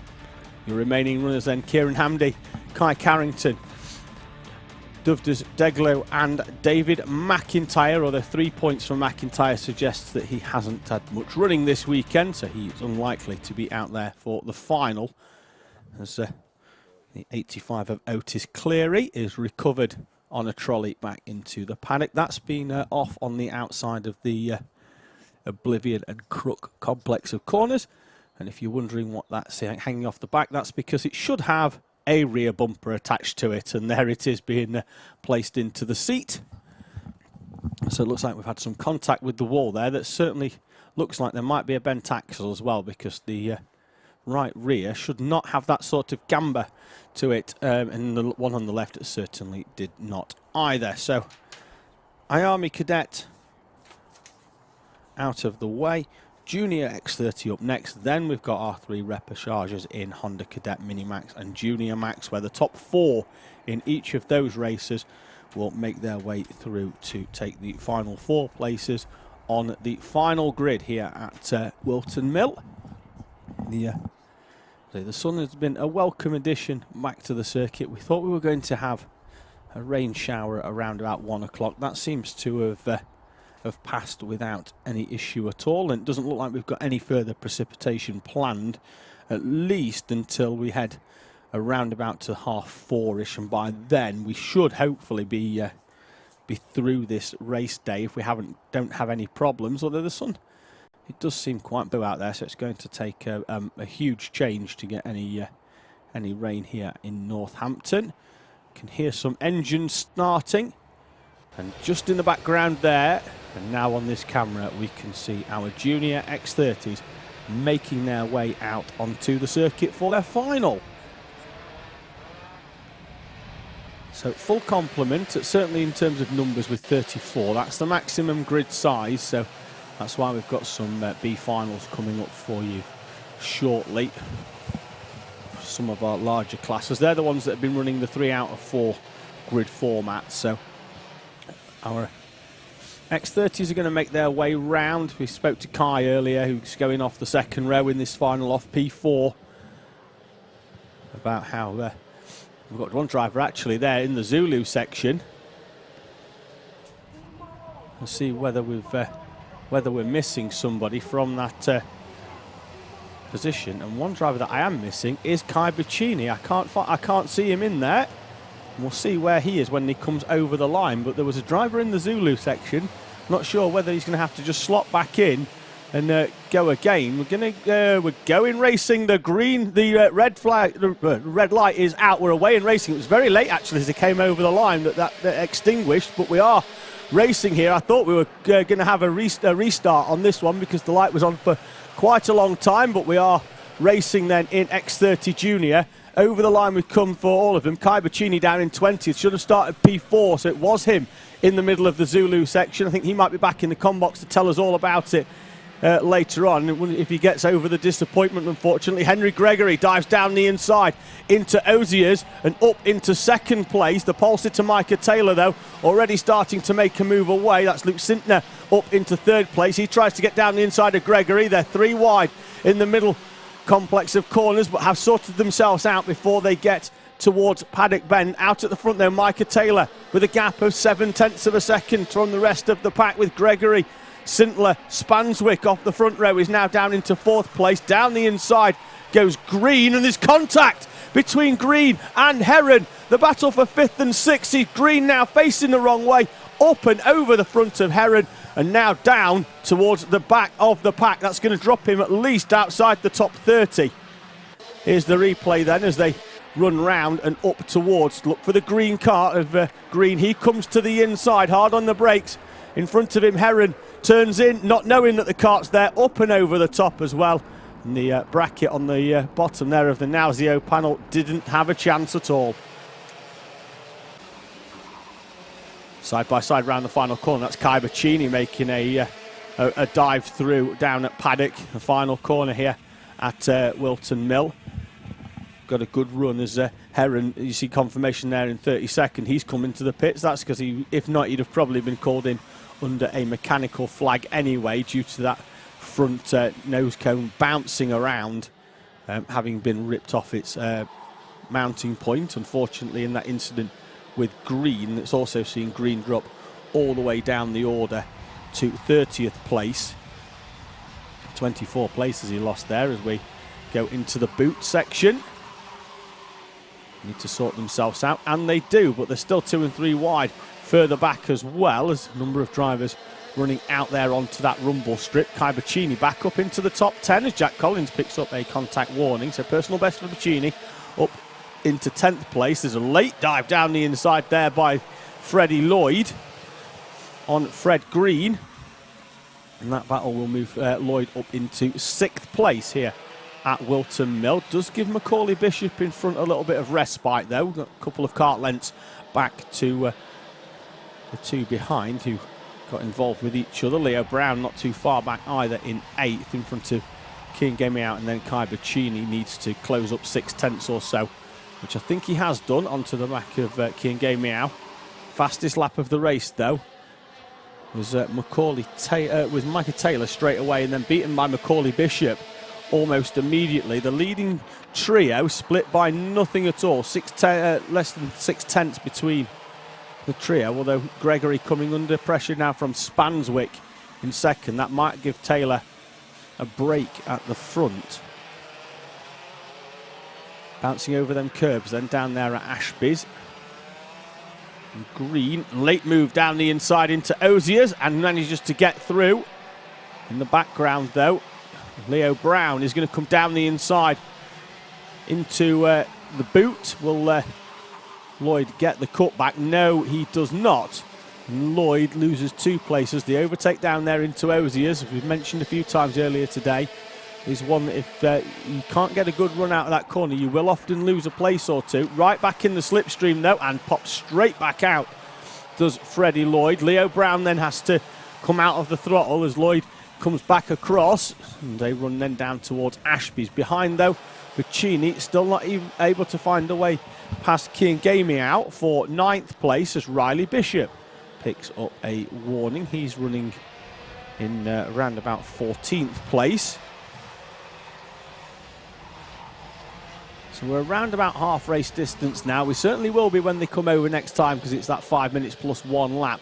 Micah Taylor is leading the way, but Henry Gregory has begun to reel him in. The gap was 6/10 2 laps ago. Now it's down to sub-3, and Henry Gregory has managed to move away from Eden Spanswick, with Luke Sintler now coming under pressure from Macaulay Bishop in their battle for 4th and 5th place respectively, as Bishop there makes the move down the inside of Sintler into Ashby's. Through he goes, arm up as well. That's a halfway between a thank you and work with me so we can go forward, but it was a clean move. Sintler didn't defend it too venomously, and neither of them really lost a huge amount of time in terms of tracks, and now they're going to have to try and attack Spanswick. Leaders though, gap was 2.28 in terms of tenths last time round. We're down to 1.8 this time as Sintler picks up a contact warning. Henry Gregory now within striking distance of Micah Taylor at the front. Doesn't get a brilliant run round Crook and Oblivion, so not close enough really to make a move up into Christmas Corner. Maybe he doesn't want to make the move up into Christmas Corner. There's that risk of showing the hand too early. The problem they've got is Macaulay Bishop up into 3rd place is now absolutely flying. Points forward, directs Eden Spanswick towards this battle for the lead that now sees Henry Gregory past Micah Taylor and into the lead. Not sure whether the move was done down into Ashby's or at Osiers, but either way, Henry Gregory is through and into the lead. Needed that because now Macaulay Bishop is closing right in on the back of this battle. Gained half a second on the previous lap that still involved that overtake on Eden Spanswick. Gregory is going to need to start pulling out a bit of a gap to Micah Taylor, and at the very least needs Taylor to be robust in defence against Macaulay Bishop. In this remaining 3 minutes and 20 seconds, Bacchini has managed to get past Gamiao now in 9th and 10th respectively. So your top 10, Gregory, Taylor, Bishop, Spanswick, Green, Sintler, Brown, Lloyd, Bacchini and Gamiao. In front of Greg, Wainwright, Hill, Mowat and Owen Drawbridge. Fastest lap of the race, as we were expecting from Macaulay Bishop, as Macaulay Guy picks up a contact warning. Now Bishop is right on the back of Micah Taylor. We know that he loves an overtake down into Ashby's. We've seen it a few times in the previous laps. There is the move down the inside. Everybody has a favourite overtaking opportunity or favourite overtaking place. And fair to say, Macaulay Bishops is down the hill into Ashby's. Gets a good run round Inkermans. The right-hand flick, has a quick defensive look over his shoulders to make sure Micah Taylor's not going to come back down the inside into the boot. And Macaulay Bishop, the fastest driver on the track here then at Whilton Mill, in second place. Fastest lap of the race so far, and on that lap he was 1.5 tenths quicker than the race leader Henry Gregory.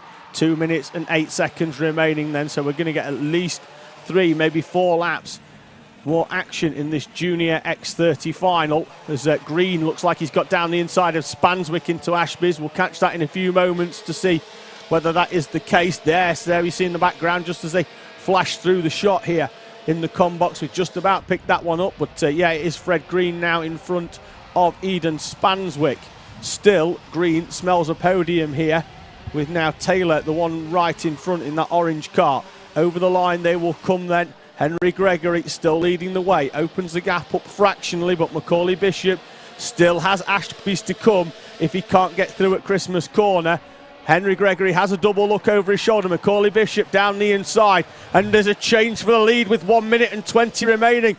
Macaulay Bishop leading the way then in this final here at Whilton Mill, a race that saw him start in just having a quick look, he was outside the top 6, that's for sure, at the start of this one. He's come all the way through actually from 12th place. Macaulay Bishop overtakes on every single lap of this race, and now as they head towards the final minute or so of this race, Micah Taylor got slightly balked there as he tried a ambitious move on Henry Gregory into the boot. Saw him run all the way around the outside, tried to dive to the inside, got balked, but now Fred Green, fastest lap with a 45.3, is really closing in. We're going to have 4 karts for the lead. Spanswick not too far back, but quite lonely in 5th place, with Brown behind in 6th. They're all evenly spread all the way then back down to Gamiao, I think is a little bit further back. So it's Bacchini in 9th. Fred Green down the inside into Wilkins, up into 3rd place and onto, provisionally, the final step of the podium here at Whilton Mill. In this Junior X30 final, which currently sees Macaulay Bishop leading the way, having come through the pack. Henry Gregory, though, hasn't been shook off in 2nd place. Fred Green currently running in 3rd, having got past Micah Taylor. Not last lap, the time elapses just as they come over the line. 2 more laps of action then here in Junior X30. And Macaulay Bishop, who's come through the field, hasn't managed to shake off those behind him, though. Where you don't really want to be is in the middle of the sandwich. Fred Green down the inside of Henry Gregory into Ashby's. Can Henry Gregory now hold on for 3rd place? Because Taylor looked like he was going to try and take advantage as well. And he's back down the inside is Henry Gregory. They're battling between each other for 2nd, 3rd and 4th. Green's back down the inside onto Gregory. Now this is where Taylor can try and take advantage of a poor exit potentially, and they're rubbing in racing in the middle. Spanswick's back in on the action in 5th place. Brown not too far back either in 6th. Bishop, though, has now got a little bit of respite, almost a second to that battle behind for 2nd place, battling it out. And Macaulay Bishop has a comfortable gap now. Gregory and Green, 2nd and 3rd for the podium. Taylor, Spanswick, Brown's not too far back either. As we say, Lloyd, Sintler and Bacchini are still within the mix. There's a move there down the inside from Taylor on Green into the left-hander at Wilkins. Who's coming out in front? It's Taylor. Green may well get hung out to dry if he can't hold on. Spanswick's going to try and get to the inside. Out of the final complex of corners, though, Macaulay Bishop from 12th place is going to take victory in this X30 Junior final. Henry Gregory and Micah Taylor will join him on the podium. Green, Brown, Spanswick, Lloyd, Sintler, Bacchini and Wainwright gets into the top 10 on the final lap with an overtake on Gay Meow, Greg Collins, Hill, Mowat, your top 15 runners in our junior X30 ranks. Macaulay Bishop once again with a stellar performance here at Whilton Mill. Your current championship leader, despite missing round 4 because we obviously run with a drop round, takes victory here at round 5. Micah Taylor, last year's vice champion, currently second in the championship as well, joins him on the podium. But he is in 3rd place behind Henry Gregory. Let's have a quick look though down there, and that is dejection. Macaulay Bishop takes the victory, but has picked up a front fairing penalty. Henry Gregory is waved straight through from 2nd place and will inherit the victory here at Whilton Mill.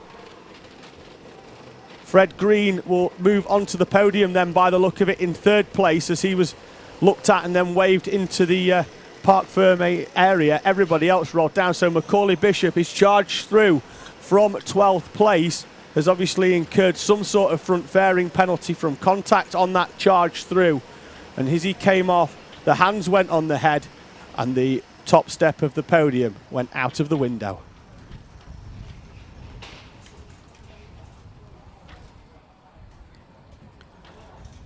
It's time now for the first of 3 repechage finals. Next up, it's Honda Cadet.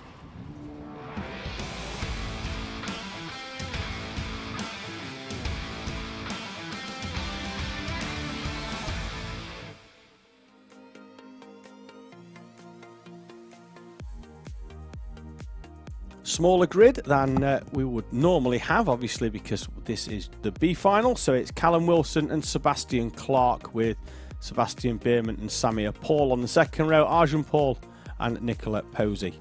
Your 6 runners in this B final here at Whilton Mill. The top 4 of which will, I believe, go through to the A final. Although, having looked at what we've got down there, it looks like we've got 5, I think, of the 6 scheduled runners. Look like 2 on the left, on the right, sorry, we're hiding. So it may well be that just one of our runners doesn't make it through here in this one. So we have got Sebastian Clark, Sebastian Bierman, Callum Wilson, Samir Paul and Arjun Paul, your 5 runners out there. Thank you very much for getting in touch via the live chat comments. If you do want a shout out, please do dip in there. Give us a like and a subscribe as well to the stream. Certainly, if you give us a subscribe, you'll be notified when all of the races on the Alpha Live channel go live throughout the most weekends. There's not many weekends we're not covering action. So we were supposed to have 6 runners rather than the 5, and I'm trying to think, I think it's Nicola Posey who we're missing on this one. So it may well be, I think, that the top 4 runners out of this 5 kart final, B final, will go through. But then we still need to race them to get them into an order for that race. We 8 minutes plus 1 lap then for this B final here at Whilton Mill. And with our 5 runners, we are about to go racing. Lights are out. Away we go in our Honda Cadet B final. They're side by side as they make their way through. Like I say, they have to work to get into a position. The driver who wins this one will start 31st. Everybody else will then be 1 place further down through, with the exception of the driver that finishes in 5th place in this B final. They will take no further part in the race day. The top 4 will go through then into the A final in roughly around about an hour's time, all being well, with these 10 minutes plus 1 lap heats. Leading the way then is the 11 of Callum Wilson, who did start on pole position. Sebastian Clark up into 2nd place. He had the issues earlier on. One of the red flags he was involved in with Arjun Paul, and then Samir Paul had issues as well in the following lap after we restarted, and we had another red flag as well. But as we fed back earlier, and it's very pleasing to see as well. All three of those runners are taking part in this 5-kart final here as Clark and Bierman goes all the way round the outside actually there, gets a good run out of the Oblivion and Crook corners, round Fine Lady and slots through round the outside at Christmas Corner on the brakes and up into second place. Now what these drivers don't want to do is throw away an opportunity to get into the final by battling over second, third or fourth and handing it to another driver behind, just because they were going too venomously in the early parts of this this B final. It's not really what they want. They need to be calm and composed as they make their way through, particularly those drivers that have had incidents earlier on in the day. This could just be really about getting a good confidence boost in them as well, as Wilson comes over the line with the fastest lap of the race, a 55.19, some 7/10 quicker, or 6/5, sorry, quicker than everybody else. There's the move then down the inside from Paul and Clark, as Clark tries to dive to the inside. So now Clark is the one in fourth place that is going to be under pressure then to hold on to that fourth place and the final position in the A final in about an hour's time. And those two are nose to tail then for third and fourth at the moment, Paul and Clark. And Clark tries to go to the inside. Paul defends to the inside, then comes back out to get the optimum line into the boot. Will potentially leave the door open, but doesn't allow an opportunity then for Sebastian Clark to try and get down the inside in the middle part of that complex of corners. Another fastest lap of the race from Callum Wilson. It's a 54.68 this time, another 7/10 quicker. There he is out at the front, moving away, as it looked like Paul and Clark were just going to battle this one out for third and fourth, but they've, despite a bit of a battle, have actually managed to reel in Bierman ever so slightly. I'm not sure whether Bierman went wide at the Crook Oblivion complex, but Sebastian Bierman now is right back into play here with Samir Paul and Sebastian Clark battling behind. No, as those two battle it round Wilkins, and Paul goes a little bit wide round Oziers and up onto the curb.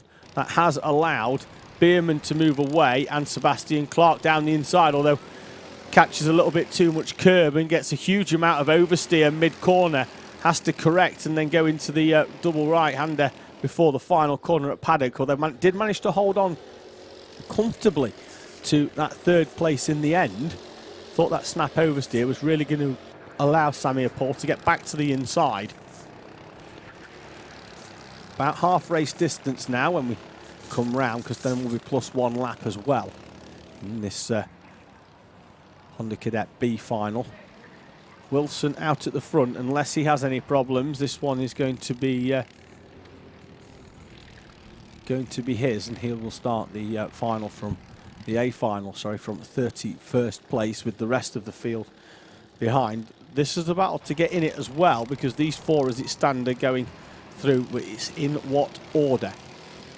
The driver at the front will start further forwards. They'll start 32nd if out of this battle down to 34.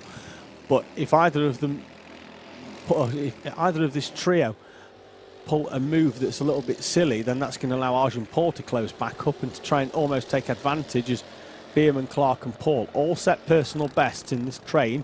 So they work together towards Christmas Corner. No silly overtakes yet, in terms of that they know that they just need to get through, as then there's a move there down the inside by Sebastian Clark. And by silly overtakes, what I meant is that it's all well and good overtaking, but if you put a move in that either turns you round or turns your competitor round, there is a chance that you're going to miss out on your showpiece final in around about an hour's time for a move that would have been only move you up one place. But as these three stand, it's a comfortable run into the A final out of these 5 runners, with 4 of the 5 making their way in. They don't want to be doing anything that could potentially throw that away. There hasn't been a bit of a gap open up there now. Bierman and Clark have moved away from Paul ever so slightly. Paul slow round the boot section that time, although we'll probably close up here on the brakes actually, as Clark and Bierman. Looked like Clark was going to be close enough to try and move there, but has elects not to. He seems quite comfortable as it stands to maybe just wait for a mistake potentially from Bierman in front and then try and take advantage of that, knowing that there is a bigger picture to be painted here at Whilton Mill. And that canvas is in around about an hour's time. As we say, we have B finals in Honda Cadet. We also have B finals as well in Mini and Junior Rotax before their A finals. Another fastest lap out at the front by Callum Wilson. Doesn't really need it, but if he's comfortable plugging in fastest lap, the only person that's really going to worry is his parent, helper or team down there, who might be encouraging him just to ease off ever so slightly and not potentially throw anything away. He's got a comfortable gap of well over 4 seconds out at the front, as once again Bierman and Clark take differing lines to the right-hander at Inkermans. That almost means that Clark gets his front end chopped across, and that could potentially turn both of them into a spin. Clark's now got the run and the cutback on Bierman into Oziers. Right behind them, Samir Paul goes into a position that closes him right up again, and now Samir Paul down the inside into the left-hander of the boot, and Sebastian Bierman has dropped from second place down into fourth. The final driver as it stands going through from the B final, and Clark now up into second, was biding his time. Not quite sure what the hand waving from Samir Paul is about, but I think it just wants to use Bierman to try and work with to close up. But they now have allowed Sebastian Clark to move away and gap around about a second. These two are going to battle it out over third place. The time will elapse, and I don't think Wilson's far enough down the road that he's come over the line. We haven't really had a chance to see him in this one because he's been a good 5 seconds down the road from this battle behind. The time does elapse at the top. Let's see whether Wilson has gone over the line yet. It should go into last lap around about now, I think, unless there it is. There's the confirmation on the screen. So it is the final lap then for our Honda Cadet B final. Sebastian Clark in second place sets the fastest lap of the race as he continues to move away from Samir Paul and Sebastian Bierman, who had been battling with for most of the race. Samir Paul's going to go defensive then down into Christmas Corner. They have got a gap of more than 5 seconds back, so they shouldn't really have to worry about any front fairing penalties. Not that they want to pick one up anyway, but it's not going to drop them off the out of the A final should they have had any infringements throughout the race. As it stands though, it's going to be Paul in front of Bierman. There's this battle between the two, but Bierman's going to get a good run round, and he's going to have to go the long way round though into the boot section. Your leader though, Callum Wilson, out of the final corner, looks back, the gap's nearly 5 seconds back to Sebastian Clark. Clark comes through for second place. Then it's going to be a drag race to the line between Paul and Bierman. Paul holds on by less than a tenth of a second from Sebastian Bierman. Arjun Paul crosses the line in 5th place. So that's a personal best as well on that final lap, but will unfortunately take no further part in the race day. So it's going to be Wilson Clark, Samir Paul and Sebastian Bierman going through to our A final.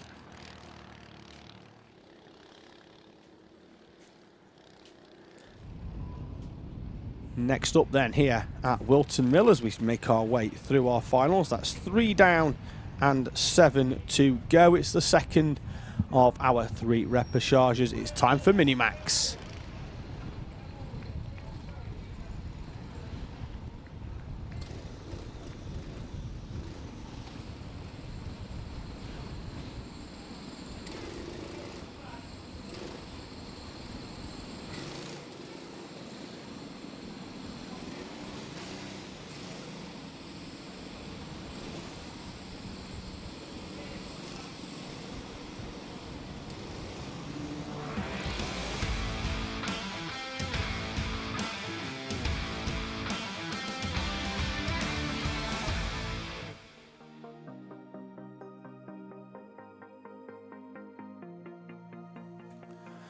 Riven Welsh and Ethan Carney share the front row with Donnell Stratton and Benjamin Gordon on row 2. Zach McDonald and Albert Wilton are on row 3. William Webb and Charlie Gregory share row 4. Ben Tester and Matthew Grove are on row number 5. And once again, it's 4 from your runners to go through. So it's 4 from 10, a 40% chance of getting through into the A final then in this Mini-Max class. Thank you for getting in touch. A bit of support coming in earlier on as well for Henry Gregory. Kate Gregory saying you can do it. So, and he did just that. He crossed the line in second place, but the leader, having come through, looked to have picked up a front fairing penalty. So it looks like it could be Henry Gregory heading towards the top step in our Junior X30, the second final of the day before we headed towards the repechage for our Honda Cadets Mini-Max, and then there'll be another one after this for our Junior Max, and then it'll be A finals all the way through to the end of the day here at Whilton Mill. And joined in the commentary box once again by Kai Bacchini. Kai, let's start with the elephant in the room. Why did you do the Zulu track? My engine cut out. Oh, that doesn't help. No, it does not help at all. We're going to be starting P4, which I was very happy about, but then on the formation lap, my engine decided it wasn't going to play ball, and well, it cut out, so I pulled off on the Zulu, tried to restart the engine, which it did, and then had to start from the back and fight my way through again. And that you did up inside the top 10. Yep. No issues coming through, because we've already seen Macaulay Bishop at the front there have his. Unfortunately, his charge through the field hampered at the end there, having picked up a penalty, meant that he won't be going towards the top step of that podium. Was your run through the pack trouble-free? Yeah, the pace we came through the pack was immense. I think I was very happy with the pace we had in the car. It's just unfortunate about what happened on the formation lap and that we weren't able to start in our original position of 4th, especially because of the lap times we were able to throw down. I think I got fastest lap at one point in the race and only had that stolen off me by about 200 from Macaulay. So Macaulay did end up getting fastest lap, but I'd say consistently we were one of the quickest cars on track, which is quite annoying for me. So we're away and racing then in the second repechage of the day. It's Mini-Max. They read 10 runners, 4 will go through. The top 2 have already bolted here in this final, although there's a run down there, and we've got a spin mid-pack for the 89 of William Webb from 5th place, and drivers in front were going for a position. Don't think he knew too much about that, as he had the front end chopped across him, but now he's got work to do even just to get into that A final. Yeah, there's quite a lot of work that he has to do now. You can see that unfortunate start, especially in a B final. That's the last thing you want, is to have an incident when there's only a certain amount of people that are actually able to get around on this circuit and get through to that A final in the end. So coming down into the final corner, you can see a little bit of breathing room for the leader that we have right now. So across the line, and we'll have updated standings now. It's still Riven Welch that will lead the way there from Donald Stratton, and Zach McDonald in 3rd position. Ethan Carney just about making the cut for the time being, but I'm sure there'll be a lot of drivers contesting for that 4th spot. And as I say that, up the inside, that's going to be a move there from, it looks like that was the number 50. That's going to be Gregory making a move on Carney. Yeah, so the top 4, as we mentioned, they're going through. Stratton, McDonald and Carney battling it out on screen. The more they battle, though, they're going to play back into the hands of Gregory and Whilton behind them in 5th and 6th. Leader has managed to take full advantage here, Riven Welch, who started on pole position with exactly the same amount of points as the driver that made it through into the A final as well. So there's a bit of an anomaly there at times. It normally is the positioning either from the first heat, unfortunately, which puts you through, which on this random grid format, sometimes you get lucky and sometimes you don't, because if your first heat is towards the front and then it's not, but as the move now down the inside, that's Stratton and McDonald for 2nd place. McDonald got through on the previous lap.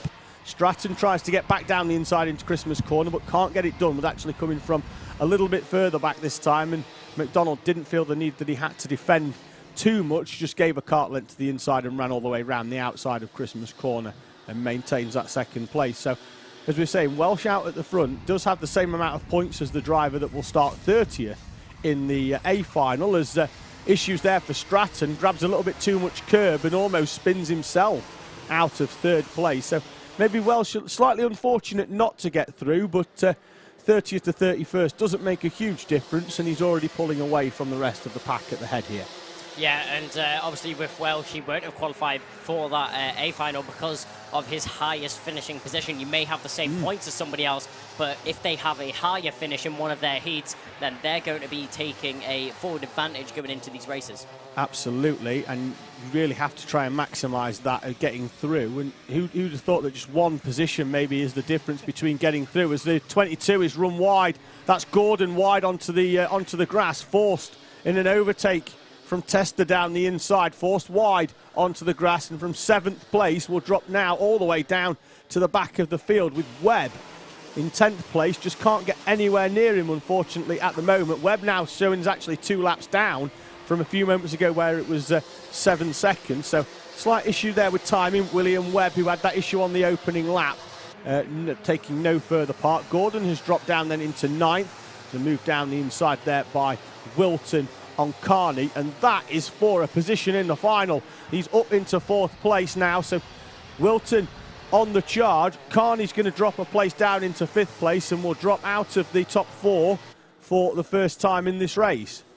Yeah, it's very tight up in the top 4 right now, as Whilton unfortunately just drops out, but Carney just about holding on to that 4th position for now. As we see the number 86 make his way into the boot, that's going to be Stratton as he goes through in 3rd position for the time being. Look behind him though, there you have, that's going to be Carney in 4th, and Whilton chasing down the back of these 2 drivers. Oh, sorry, that's Whilton in 4th and Carney in 5th. So there's been a switch of positions there. Sorry, that's my bad for not picking up on that one. But you can see Welsh out in front. Looks like he has quite a comfortable gap to Zach McDonald in 2nd going forwards. Wilton's Kart really coming to him in the second half of this race. So we're up to 8 minutes plus 1 lap now in these repostages, and Wilton's Kart, it didn't really seem the top 4 were away at the start. Wilton was really struggling, but the Kart now coming to him, not just to get him up into that 4th place, but he's right on the back of Stratton now for 3rd place. It's only going to be 1 place further forward in the final, but it's a place towards safety as well, because if you move up then into 3rd place rather than 4th, you know, really no longer really into that drop zone potentially. You know, what you make one mistake, the driver's back on you and you're missing out on the final based on one mistake, as Gregory puts a personal best in. So yeah, really going to be important now for Whilton to try and break away from Carney. Yeah, all the drivers outside this top 4 right now, it's really a do or die situation. They've got to push their hardest and try and gain as much time, as many positions as possible if they want to be making it into this A final, which I'm sure everybody on this grid wants to right now. But only 4 drivers are really going to make the cut, and it's going to be difficult for many drivers to take it on the chin, but they've really got to push themselves to the limit right now. They do. McDonald has reeled in Riven Welsh here towards the final 2.5 minutes of this final. Riven Welsh, who at one point in this race had almost 2 seconds away from everybody else. McDonald on the previous lap took 6 tenths out of the lead. Welsh puts in a personal best, and McDonald takes 3 tenths out of that personal best. The run up towards Christmas corner.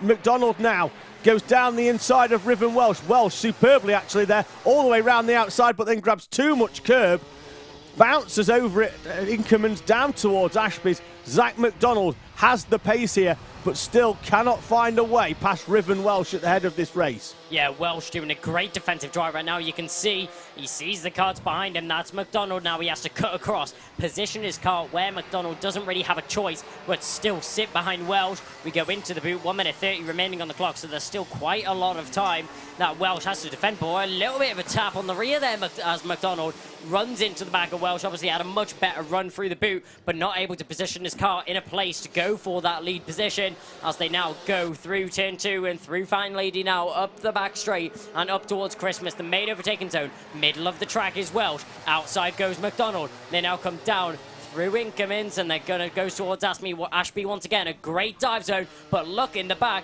You can see it looks like that's Stratton and Whilton also catching on to the back of this field, and it looked like it's going to be a 4-way kart battle very soon. It's currently 3-way, but Welsh still holding on to it for the time being. McDonald in 2nd. Watch out for Stratton and Whilton in behind, and if Carney's lucky, he might be able to get involved. Absolutely. really, really surprised here actually how defensive this race has become towards the tail end. This isn't about taking a trophy home, this is about getting into that A final, and by going so defensive, Riven Welsh and Zach McDonald trying to attack as well have backed themselves into a battle now for the top 4. Stratton goes slightly wide there, get a bit of snap oversteer round Crook, and now he's going to try and get back down the inside on Zach McDonald. So Riven Welsh still leading the way, and I think McDonald halfway round that last lap just said, look, just go forward. I'm not going to try and overtake you. There's no point ruining our races. We both need to get into that A final. I'm just going to sit behind and ride shotgun all the way, because they have had much more pace than Stratton and Whilton behind them. But as soon as they start battling, they're straight into a battle. Stratton and Whilton, they're not are not arguing over it, because they know that Carney's not too far back either, and they don't want to get involved with that at all as they come round the final cut. Lap time has elapsed. We're onto the final lap then. Welsh, McDonald, Stratton and Whilton, the 4 at the moment that are going through, but in what order? Yeah, if I was any of these guys, I'd really just be trying to work together and actually push to the line. Oh, a big moment there for Welsh, and he goes round. It looks like he's not going to be able to make it to the final now. A major mistake on the final lap of this race. Loses it under braking, spins out at Christmas corner. That promotes McDonald into the lead. Stratton to second, Whilton to third, and Carney into that 4th position. A retirement there for the 22 at Gordon. That's unfortunate for him. Wasn't going to make the A final anyways. But Riven Welsh, when all the pressure is piled on his shoulders to perform, he just can't dance under the light. As we now come round into the final corner, it's going to be McDonald that takes the win in the B final and will be securing a place in that A final. So will Stratton, Whilton and Carney. But Riven Welsh with a major flaw and mistake on that final lap. We're going to get a little replay of that and see exactly what happened. You can see the runoff. We go up through Fine Lady. Defensive goes Welsh and just loses that under braking. Seems like he locked the rear there. Whoa, very close to actually catching the karts when he came back onto the circuit.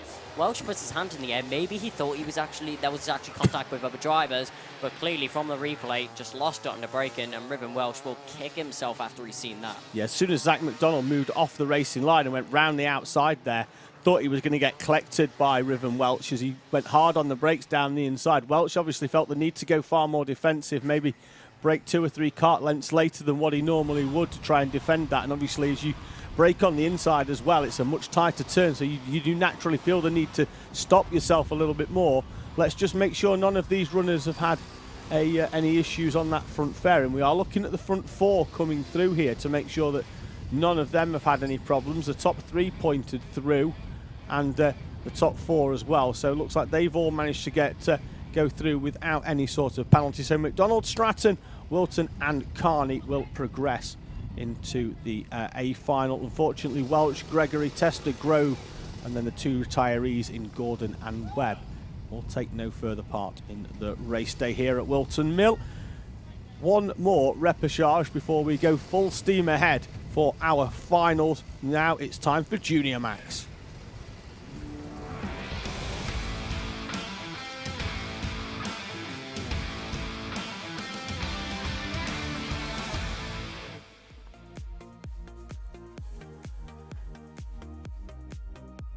Jensen Weston then will start on pole position with Ramarin Ubi alongside Jack Spencer and Mickey Theo, with Ross Tyler and Harry Hurst Grover on row 3. Kaiser Ryman and Freddie Ingram with Zane Khan and James Tester, your 10 runners. Once again, it's going to be 4 from 10 here. And in this, for me, Kai, a couple of drivers that probably didn't expect to be in this repechage at the end of the day, but they've had issues out there throughout their 3 heats, and that unfortunately means, and that's the problem, isn't it, is that if you have one retirement or if you have a spin that puts you well down the order, you're just not going to pick up the points to get straight into the main event. So you have to go into this repechage.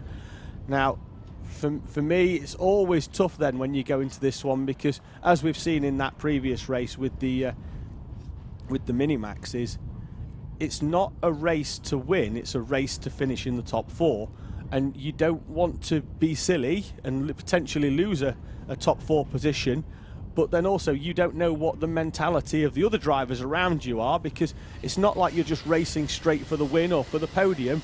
You know, some people may well think that they're trying to race for that podium, but ultimately you are just racing for the top 4, and you know it's a different dynamic when you go into a repechage as opposed to a normal final.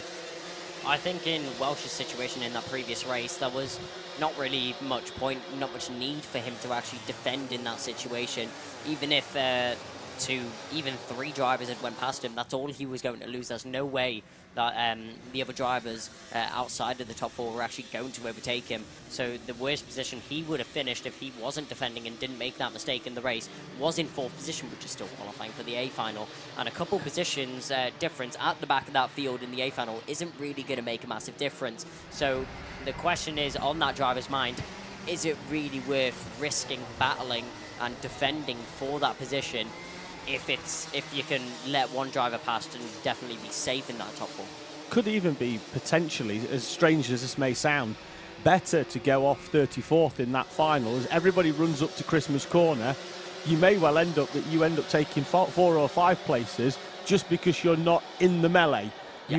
You've hung back 1 or 2 kart lengths and took advantage of everybody else going wide. Then you've got a little bit more time to react to that issue, thread the needle through the gap, and you may well find that going off 34th rather than 31st actually sits you in better stead.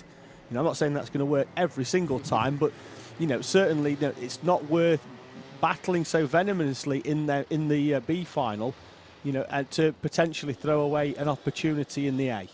Yeah, I think starting at the back, you obviously have a better view of everything that's going on in front of you. You're not quite in the mix of all the drivers squabbling. I definitely found that when I had the issue with my engine, had to start from the back of the field. I actually picked up quite a few positions, especially through Christmas and Ashby, as drivers are still trying to sort themselves out in position.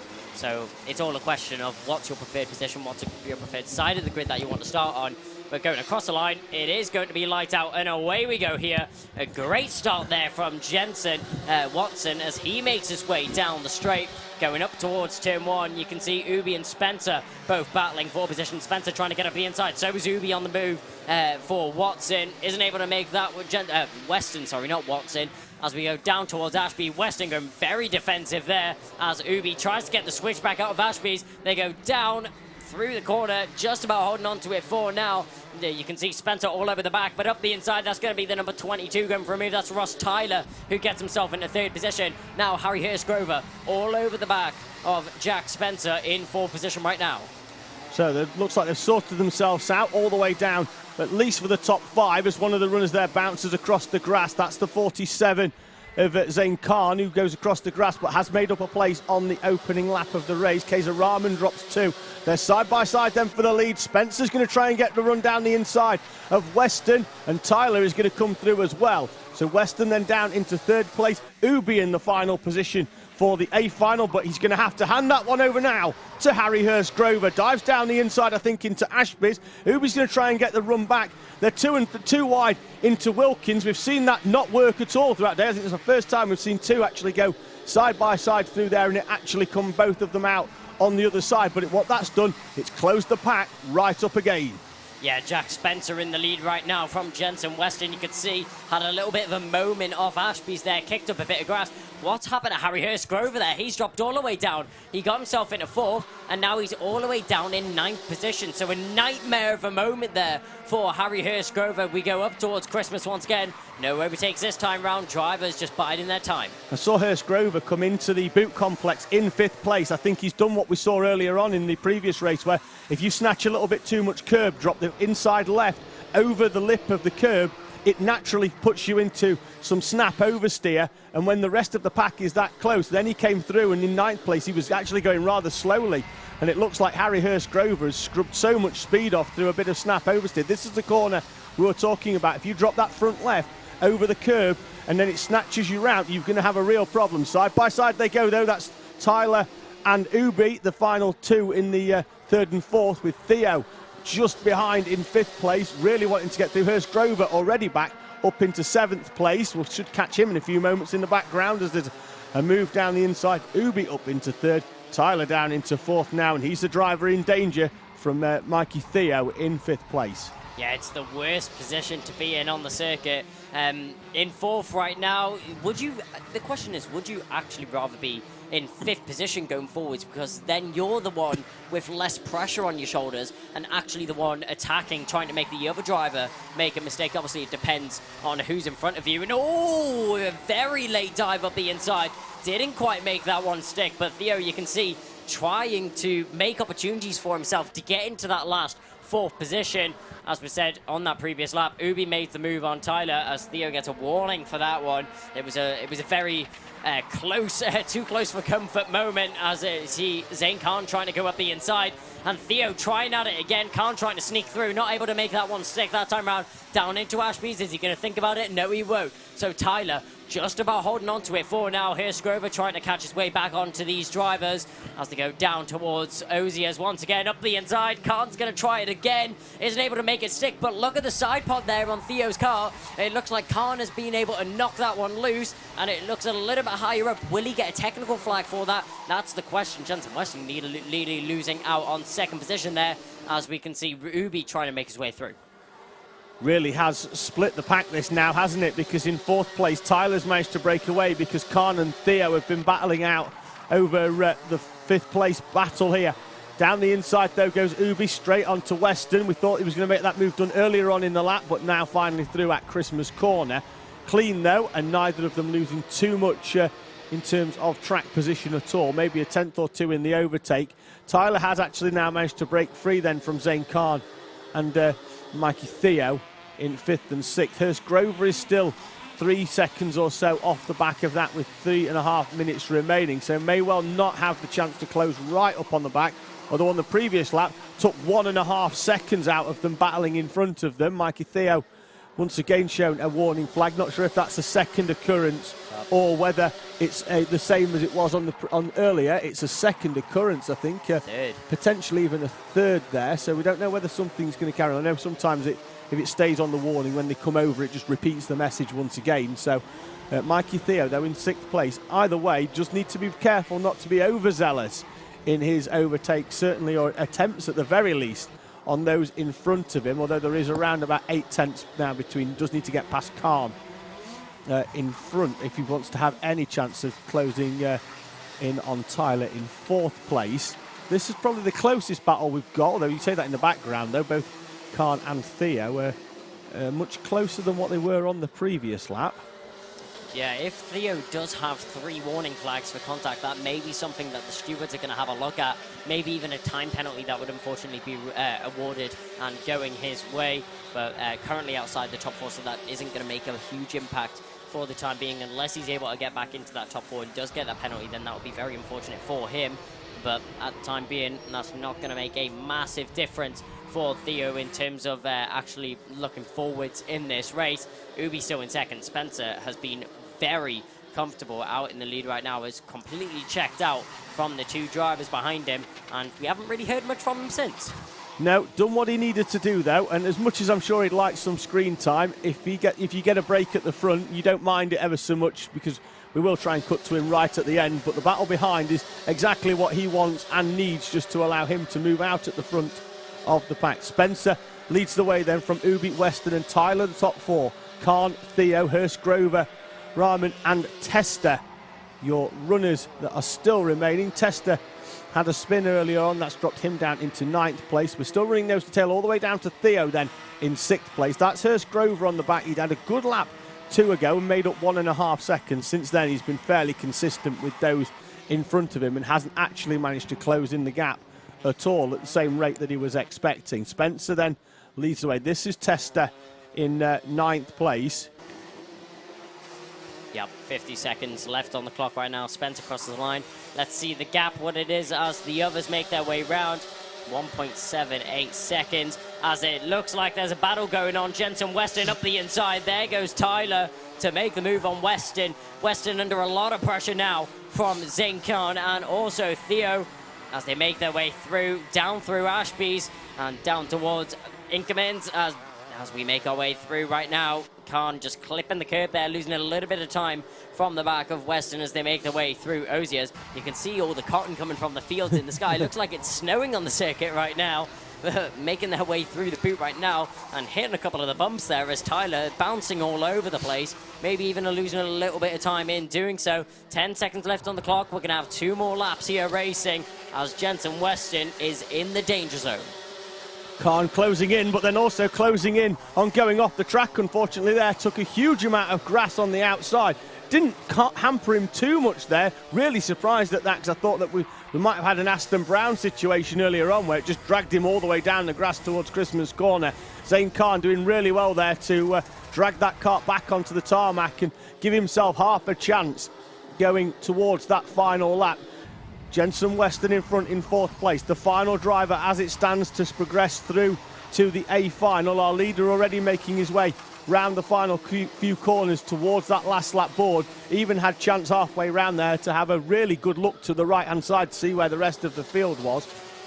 Ubi and Tyler seem comfortable now in 3rd and 4th. They've got a couple of kart lengths. Now though, Jensen Weston, Zane Khan and Mikey Theo, 3 drivers. 2 of them are going to go home early and they're going to go home disappointed.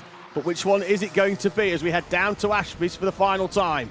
Yeah, Khan applying a lot of pressure on the back of Weston. Weston has a little look over his shoulder as you'll see Khan in behind him up the inside. Maybe has a little look on the inside of Ozier's. Isn't able to make a stick this time round. Now, final opportunity going into the boot. Going defensive. There goes Weston. It's going to be a switchback opportunity there for Khan. Crossing the line there. There goes Spencer, Ubi, Tyler, and Weston will just about hold on to it there from Khan in 5th position. Then it'll be Theo and Hurst, Grover, Riemann, and also Tester in 9th position. So a very close Junior Max B final. And it looks like the cutoff was very close down to the final stages of the race. But Jensen Weston, when it comes to the worst situation, he's able to perform under the pressure, and good on him. He'll make it through to the A final, but unfortunately, just in behind him, Zane Khan will miss out and will be unfortunately going home early. Missed out by 0.08 of a second as well, which is, in terms of time, it's probably about the width of his sticker kit, isn't it? It's nothing as they go over the line for Zane Khan. So unfortunately misses out. The only thing that now is he could potentially get lucky in 5th place if anybody else has picked up any front fairings. I'm not sure Spencer's going to have an issue with that because the only thing he was hitting was clear air in front of him. The top 4 are all waved in, so it will be Spencer, Ubi, Tyler and Weston going through then into that A final. Khan, Theo, Hurst, Grover, Rahman and Tester, unfortunately, are going to not take part in that final. That's your repêchages out of the way. We've got 5 more finals on the card then here for you today at round 5 of the FastR Whilton Mill Championship. The first of those is up next. It's Senior X30.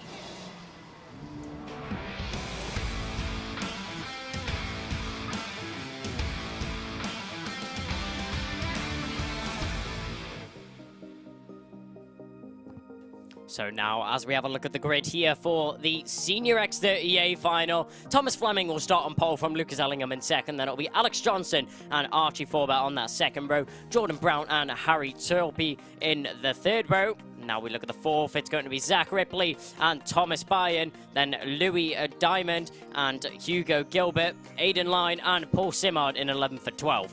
Then we look at row 7, it's going to be Vishal Patel and Luke Taylor. 15th is going to be Benjamin Watts, and it's going to be Benjamin Southgate, Hector Hurst and Jensen Buckingham. On the 10th row of the grid, it's going to be Martin Auger and Remy Gilbert in 20th position. Rounding out the field, though, is going to be Tom Ryan in that 21st and last position on row 11. Senior X30 then, time Kai. There they are, ready to go out. Couple of drivers that we saw certainly in the final heat of the day in Heat 3 that had 1 or 2 problems. Luke Taylor was one of them. He starts outside the top 10. I would certainly be expecting to see him trying to get his way through, having finished in 4th place at round number 4 a month ago. Well, of course, it's a monthly occurrence here at Whilton Mill, the 4th Sunday of the month normally. This one, though, the 5th Sunday of the month, which is happily freed me up from my normal obligations, which take me to the 4th 4th Sunday of the month, to come and sample some Whilton Mill action. I've been here twice already this season as part of when Teesside came here in February. Whilton Mill also hosted round 2 of the CKC Championships. Now it's time for me to sample some Whilton Mill Kart Club action as well.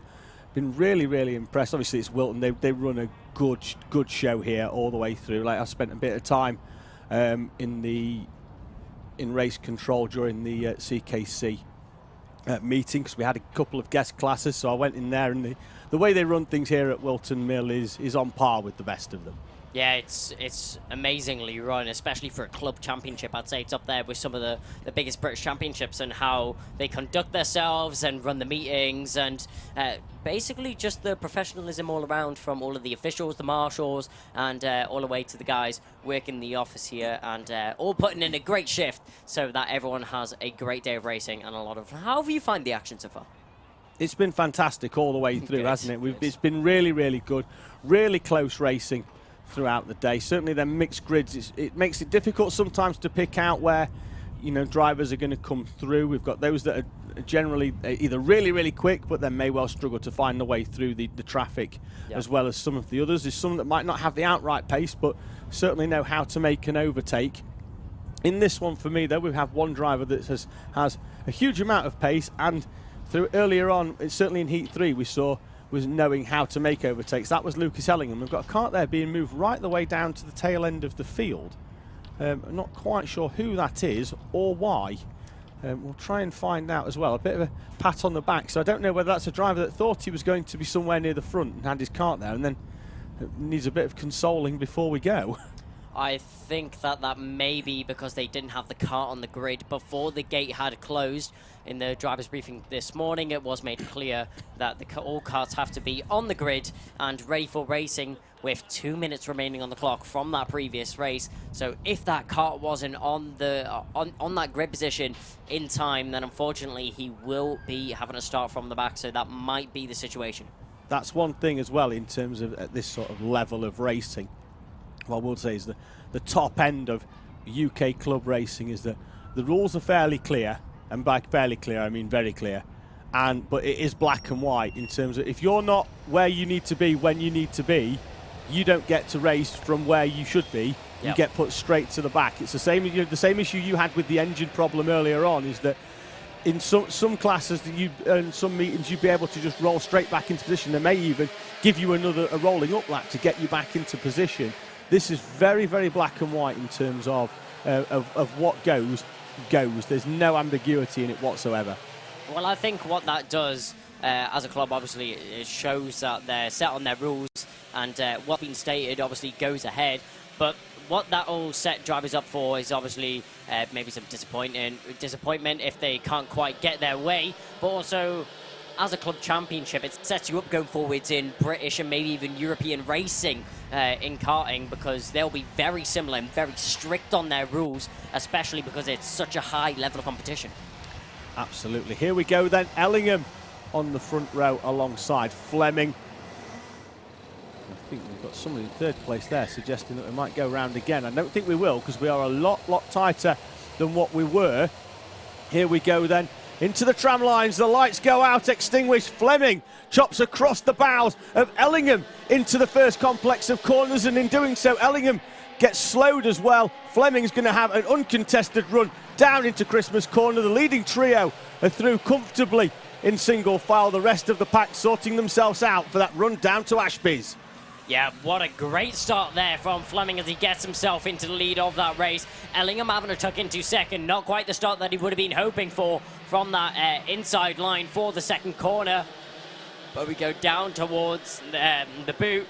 Looking behind him there, that's Ellingham, as he's now very close in behind our leader of Thomas Fleming. Fleming got a great launch off the line, but down the inside, that's a very late move there. That's the number 36. They both ran off the circuit there.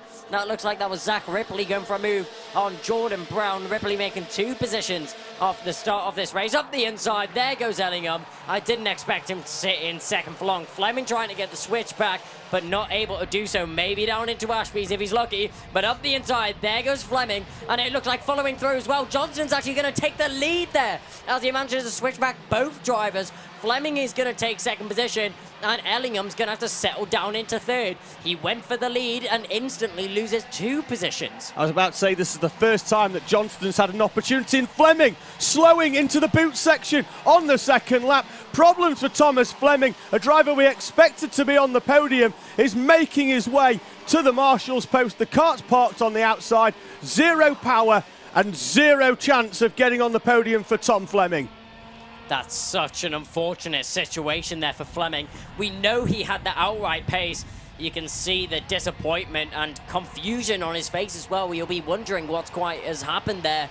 And also very disappointed with the result that he'll be getting at the end of the day. But up the inside, there goes Ripley once again, charging through the field right now and opening the floodgates. There goes all the way down the field. Torpy losing 4 positions in the space of 1 corner. But Ripley, what a charge he has had from the start of this race. He'll promote himself into 3rd position. Driver squabbling all the way through the boot. That's going to be the 51 up the inside. That'll be Hugo Gilbert. He'll be making his way through from the back of the field. Obviously, the 2 brothers will be Remy Gilbert and Hugo, both racing in the senior X30 category. Up the inside, there's a move. That's going to be the number 80 of Joe Brown going for that move. Sorry, that's Jordan Brown going for the move, as he makes it up into Christmas and manages to hold the position as they go down through Ashby's once again. But Alex Johnston, very opportunistic to get himself into the lead as Diamond gets himself into 5th. But will he be able to hold it for long as there's a little bit of wheel banging between the 2 of them? He's going to lose another one there as Hugo Gilbert manages to pull up alongside. And it's all kicking off here in the Senior X30 final as drivers battling for position all over the field. It's been intense from start all the way up until now. We're not even at half race distance yet. Ripley sets the fastest lap. We had Johnston, Ellingham and Fleming on the opening lap, all exchanging places. Diamond comes back down the inside of Gilbert, then now that puts him back up into 6th place. I was saying at the start, this is the first time Johnston's had an opportunity really to battle with Ellingham because of where their different start positions have been in their previous races, that either of them have been able to just move away at the head. The 3 of them, as the 14 goes slightly wide into the corner there. That's Forber from 8th place. He's going to lose a few, and I don't think that's the end of this one. He may well have to defend venomously down towards the boot and park that kart on apex, because I thought he was just not going to carry enough speed. He's going to get hung out to dry once again there as the 95 is H5 95. And Vishal Patel moves up into 11th place. Buckingham and Simard down 12th and 13th respectively. Forber lost 2 places on that lap. And Gilbert's going to lose 1 there to Torpy in his charge back through the field. Yep, Torpy getting a very textbook overtake there on Hugo Gilbert as we now go down through Ashby's and towards Oziers once again. We're nearly at half race distance right now. As soon as the drivers cross the line, there'll just be about half of this race remaining. But Alex Johnston has got himself into the lead, but it doesn't look like he's going to be able to stay there for long as Lucas Ellingham is hard and charging. He was dropped down in 3rd position, got past Fleming in the boot whilst his kart was breaking down and is now charging onto the leader of Johnston. Look at the gap he's managed to pull down there. Watch out for Ripley in 3rd as he's catching on to the both of them. So Ellingham in 2nd, but Ripley in 3rd is still a contender for the race lead. He's arriving fashionably late to this 1st place party, isn't he, Ripley? He's just towing up on the back. 10th or so every single lap. He's going to be there or thereabouts come the end of it. They've got a comfortable gap then back to Brown, who's in 4th place. Ellingham on the lap prior to this one took half of their gap, which was out to 6/10 on Johnston, and down the inside into the boot. Ellingham carries all the speed.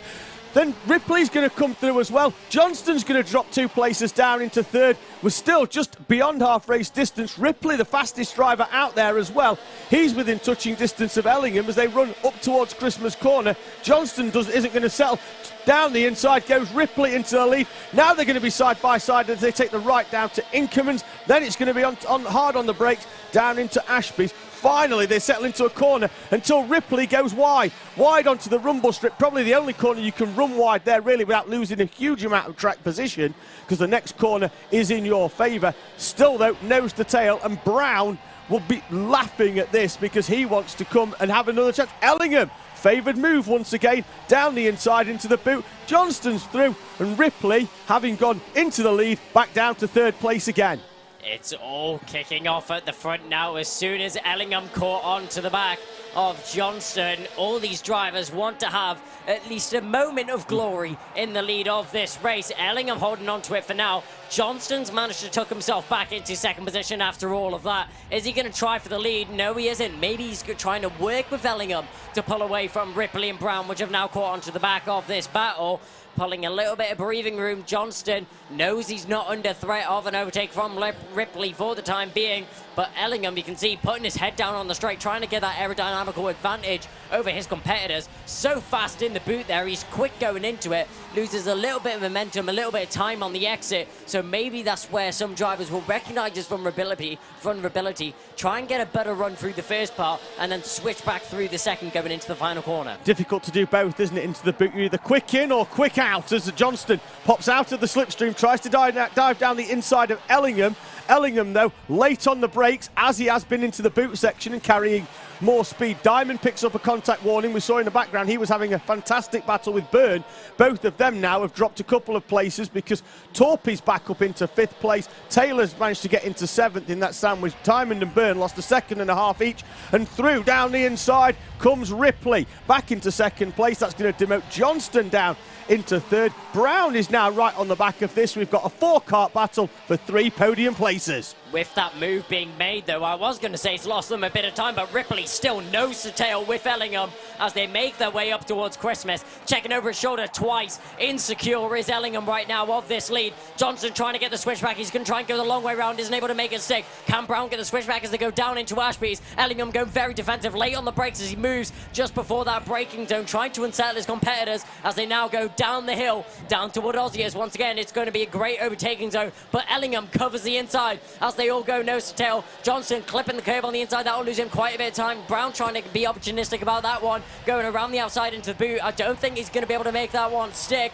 but still on the back of Ellingham right now. Ripley very close to the back of the JDR car in the lead. Ellingham even defending into turn 1. That's not an opportunistic, that's not a very close overtaking zone and not very often seen here in the class. But up the inside there goes Johnston, just leaves a little bit of room on the inside, does Ripley, and Johnson dives for it. Still a minute and a half remaining in this race, and Ellingham out in front, feeling like he has to defend for every corner. Ripley back on the inside. Johnson's not holding that one for long, but as they go side by side, banging wheels there with Ellingham as Ripley goes wide. Ellingham back into the lead. Ripley demoted down in the 3rd position. Brown nearly getting a little bit of a bite at that one, but look at the drivers in the background as well. That's Torpy and Diamond. They'll be soon catching on to the back of this battle as all these drivers trying to find a single opportunity, and it looks like Brown's managed to do so. Has to back out actually as they go into the final corner. Ellingham gets a little bit of breathing room, but Johnston still under major pressure from Ripley. They're almost losing 2 seconds a lap compared to their best, and it's really going to back themselves into Diamond, Torpy and Taylor's not too far back either. We could have 7 karts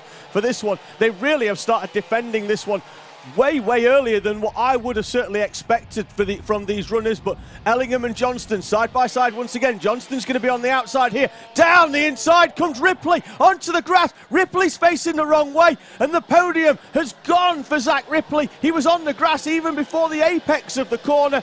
The 2 other runners, they went 3 wide into a corner that is normally single file. One of them was never going to come out of that corner. Zach Ripley was the driver that couldn't. There's drivers in the background as well. I saw half a spin in the middle of the boot section. Brown is now up into 2nd. Diamond's on the podium as well. And it was Johnston who was sideways in the boot section. He's dropped down into 11th place outside, but Taylor picks up a contact warning as well. Brown now picks up the battle with Ellingham. I thought Ripley anyway, I thought he'd been incurred a front fairing penalty because he'd run straight into the back of Johnston earlier on. It looked like that had dropped down, but you can never quite tell with these cars depending on where it was positioned at the start of the race. But I thought that it might have been fruitless for him anyway. Nonetheless, he's still going to want to battle it out. Torpy now in 4th place, the position that I'd probably want to be going into such an intense final lap, because he's got nobody to defend against. It's 4 drivers, 3 steps on the podium. Torpy is where I'd want to be in 4th, certainly if I wanted to guarantee a podium. Is there anything Brown can do, though, about Ellingham on this run up to Christmas corner? Brown now has all the responsibility Taylor. coming out of the final corner. Taylor has abandoned his car and made a mistake, but all of the responsibility, red flag. We've had an incident in the final corner, and unfortunately that is going to be the red flag and the end of that race. Drivers seem to still think that we're battling, but Lucas Ellingham, with that red flag coming out, we will go down into the penultimate lap. So Lucas Ellingham will take the win from Jordan Brown and Louis Diamond as the red flag is called. I'm guessing that'll be for the driver's safety, and any issues there, I'm sure the medic teams will be onto the circuit if any medical attention is needed for the drivers, as the marshals have done a great job at stopping that race in case there was any further damage caused. Yeah, drivers then coming straight into the pit lane because the race would have been towards the end anyway. They wouldn't have restarted that with 1 lap to go given the time that had elapsed. Just having a quick look then, we'll see the top 3 go in, and then we'll just give a little bit of thing on the incident that caused that red flag. And it's head down for Brown. I think there's a penalty coming for a driver that was going to step on the second step of the podium here. Pictures being taken of that front fairing, notes as well. And Jordan Brown from second place pretty much bangs the steering wheel with his head. The 73 is pointed in, so that's going to be Harry Torpy then onto the podium. Louis Diamond as well, I think, will, if he can get it over that speed hump, will also head towards the podium as well. Looks like it's going to be Ellingham, Diamond and Torpy, although I don't know whether they'll count that back a lap. I can't remember, given all the action that was going on, the exact order that they were in. We know, though, that Ellingham is at the front and he's going to take the victory. Now, at the end there, we saw Luke Taylor's kart facing the wrong way, parked in the middle of the track. We had reports that, that unfortunately the driver did unfortunately come out of the kart during the incident, but he did get up and walk away from it. So that's always a good sign as well, and that's why the red flag came out, because what you don't want is the kart going around the final corner. If a driver comes out, it's always best really to get that red flag out, especially on that last lap when they're all going to come around that final corner. So if you are watching at home, and you know, that's why we always do like to give a little bit of feedback every now and again once we know that the driver is up and walking away, is Simard gives his kart a couple of kicks and doesn't look overly happy with it either, down there with a shake and a point towards the front fairing. So, and gives it another boot as well. That's going to be nothing left of that by the time he's done with it, is there? Unfortunately, down there. So red flag is out. Drivers made their way in, so the track is clear with the exception of the 1 or 2 karts that have been sorted out. That kart is still taking the brunt of it, isn't it, down there? So yeah, an action-packed race in our senior X30 final that really started on the opening lap with that battle between Fleming, Johnston and Ellingham. Ellingham, the only one of them 3 to really survive that race. Fleming's kart didn't want to play with him anymore at the end of the second lap. And then Johnston had the incident into the boot section that we saw one kart facing sideways. We were quite unsure as everybody came through who it was. And then his name just dropped down that timing all the way outside the top 10. He did cross the line eventually in 11th place. So looks like hopefully the track is clear of karts. Hopefully Luke Taylor is okay. Next final up though, we're well through halfway in our finals. It's time for senior Rotax.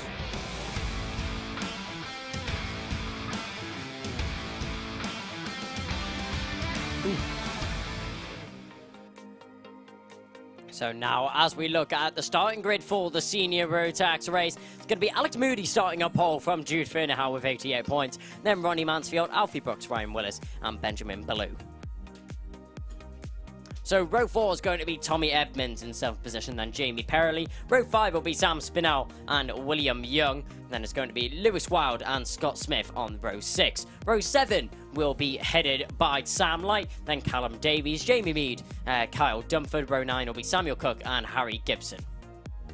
Row 10, we're going to look at it being headed by George Hunt at 20th position. Will be rounded out by Archie Elliott. Then it will be Luke Brigham, Jack Steadman, Elliot Barrow, and Reese Duthie on row 12.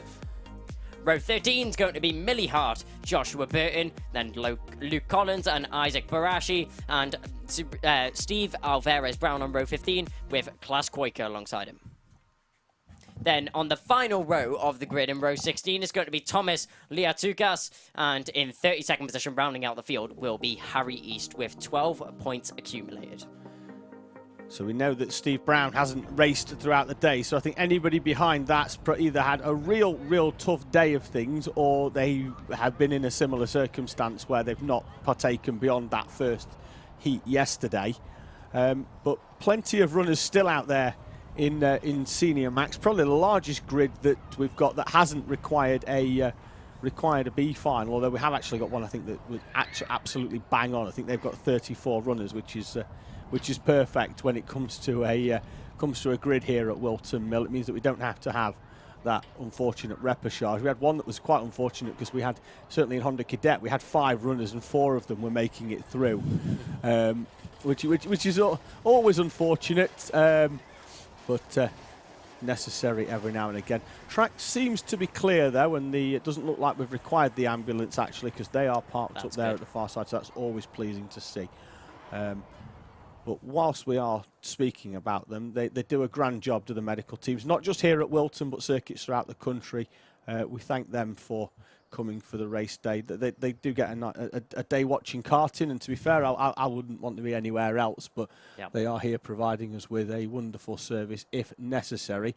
However, what I would say is hopefully we never need them. That's the ultimate thing, is that hopefully that we like them to be there, and then we like to never use them at all in an ideal circumstance. Yeah, all of the medical crew here at Whilton Mill, and obviously other circuits as well, have great care and compassion towards drivers. I've had a few trips in the ambulance here at Whilton Mill. Had my fair share of incidents with my racing over the year, and there's always they're always so kind, so caring towards the drivers, always hoping for the best circumstance and trying to make it obviously as less painful for the driver, and try and make it the best situation possible. So I'd just like to go on my way to thank every single person, every single paramedic team around the world. Obviously, the NHS have been doing a great job over these past couple of years, which we've been fighting the COVID-19 pandemic, and everybody on the front line and the health services that have helped us over these past couple of years. Thank you to them. I'd echo those sentiments. We are just waiting, I think, just for the time. So as you were mentioning before about a time for the drivers, obviously we can't go too early because they do have to be on the grid. So we have to give them sufficient time to get there onto the grid for the final. We may well still have a couple of drivers if they're still down there in Parc Ferme at the end, just getting themselves sorted and getting the results fed back into the office and the timing here at Whilton Mill. 4 more finals then before we round out the day. It's Senior Max, then we go Honda Cadet, Mini Max and Junior Max to close out round number 5 of the FastR Whilton Mill Kart Club Championship. Thank you to everybody that's been getting in touch throughout the day. You're getting more love on the live chat. What that is doing is it's making me feel quite insecure. So if somebody would like to give me some love. Yeah, no, definitely, 100%. Don't feel obliged though. I've got quite thick skin, but yeah, Ollie Cook Racing says it refers to you as the greatest of all time. I would argue that you're probably just behind Murray Walker. Yeah, no, why not? Yeah, I wouldn't say I'm quite up there yet. No. And I don't think I will be, but thank you to Ollie. Ollie's one of my teammates in Kart Promotions. Oh, so you paid him for that comment? Oh yeah. Yeah, you know there'll be a little bit of a donation going out after this race, but, you know, send your love towards David's way. He's doing a great job all day. I've only jumped in for a couple of races. I was expecting to have to go ride solo all day on this one, but especially when the sun, at this time of night, the sun comes in on the back of the bungalow that you can see there, which is where we're situated. Yeah. Starts getting the deeper you go into the day, when it should start to cool down, it gets a lot warmer in here because it's coming through the window. But we've had a great day here at Whilton Mill. I would agree that there's potential, Kai, for you to become the greatest of all time in the commentary game, but at the moment you're going to have to just sit behind what I like to refer to as Sir Murray Walker. It's an absolute outrage that he never got knighted for his services to motorsport and to motorsport commentary. I don't know whether they can finally get round to doing it posthumously, unfortunately, since we lost him, but an absolute outrage in my opinion that he never got knighted for his services to motorsport. Our next race is out onto the circuit though, which gives us a nice time to go racing once again. The sun baking here at Whilton Mill, despite the fact that my weather app says that it was about to rain. I'm not buying it, if I'm honest. Yeah, the sun is gleaming down on the circuit right now. It looks like we'll have anything but rain at the time being. You can see the sun reflecting off all the karts with the light and colourful bodyworks and helmets that we have for the drivers.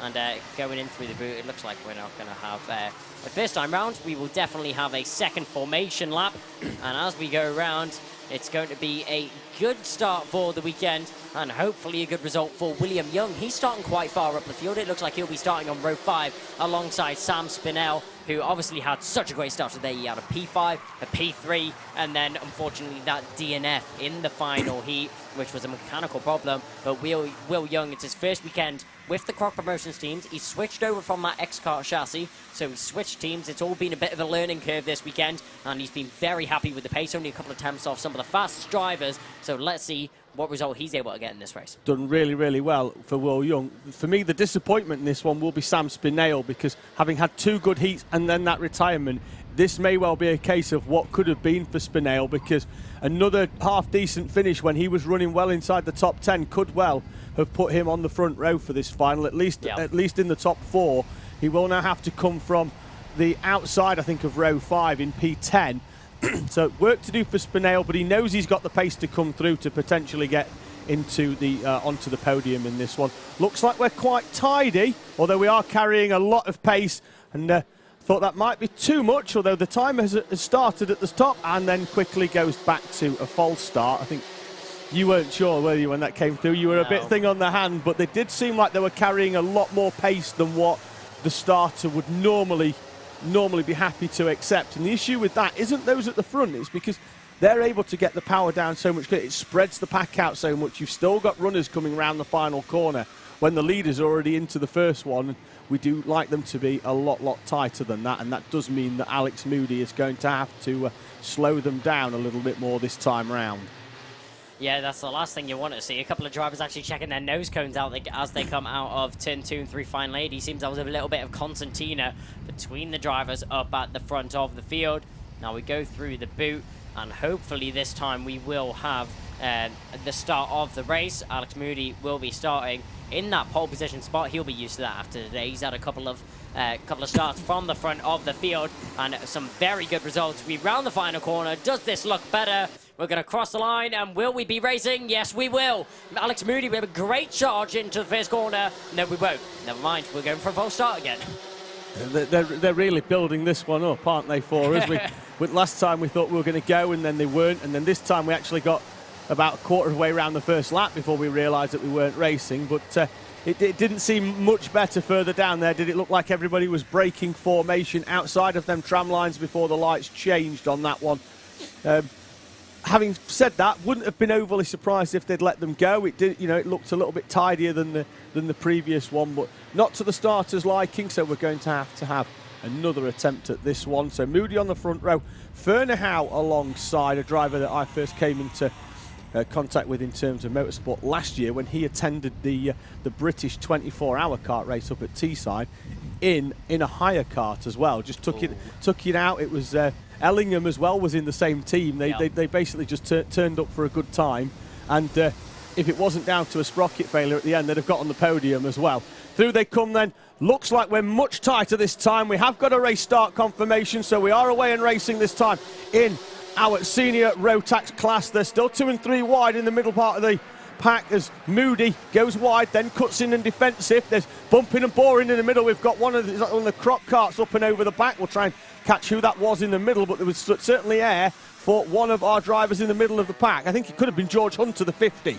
I think that may have actually been Gibson towards the back of the field going up and over in that Croc Promotions car, but a great start from Moody. Mansfield took it into second position, and there it is, the contact one. That'll be Harry Gibson, or Gibbo as he's known in the Croc awning. So Gibson goes up and over and also gets a warning for it. So clearly the stewards feel like that was his fault. That contact was his fault, but Alex Moody still leading from Ronnie Mansfield and Jude Fernerhow in third. Did come in a little hot there up into Christmas corner on the opening lap, as now Mansfield has half a look down the inside of Moody. Thought he was going to have it and then slot straight back in. Elects not to try and lose too much time, because behind him Fernerhow has lost a place to Willis, who won the last heat in this class, Heat 3 earlier on, with Moody picking up the first heat win in Heat 2 of the day. And now he knows he needs to get past Ronnie Mansfield early to try to stop Alex Moody breaking away at the head of this field. Yeah, Ronnie Mansfield's really going to have to pull off something quick, as Ryan Willis is all over the back of him. It's overtake or be overtaken in the words of Mansfield right now. He's going to try up the inside of turn 1. That's a very daring move, but manages to pull it off this time round. Gets himself into the lead of the race. And in second position right now, Moody just about holding on to it. Ryan Willis in third. Watch out for Jude Fernahau in fourth, and Alfie Brooks in fifth. As these 5 drivers all battle for position. Up the inside, that's Spinell. He goes for a move there on, looks like that was Ben Ballou. That'll be for 6th position. So Spinell with a great charge off the line, gets himself into 6th and looking to be within this podium battle. Brooks down the inside of Fernahau, and it looks like Fernahau got run wide there onto the grass. Both of them had got past Willis in the previous lap by the look of things, because Willis in the red is there, down there, and now is well out on the outside as well. Perrelly, second in the championship, is coming through now. That's going to put him up, I think, into 7th place when they all come over the line. Timing's decided he doesn't want to update down the left-hand side quite as quickly as we thought, because everybody was having a change. There we go, confirmation that Mansfield is now leading the way from Moody, Brooks and Spinell, the top 4. Willis, Perrelly, Ballou, Fernahau drops 4 places on that lap. Edmonds and Smith, the top 10. Yes, Spinell making the move there for the podium.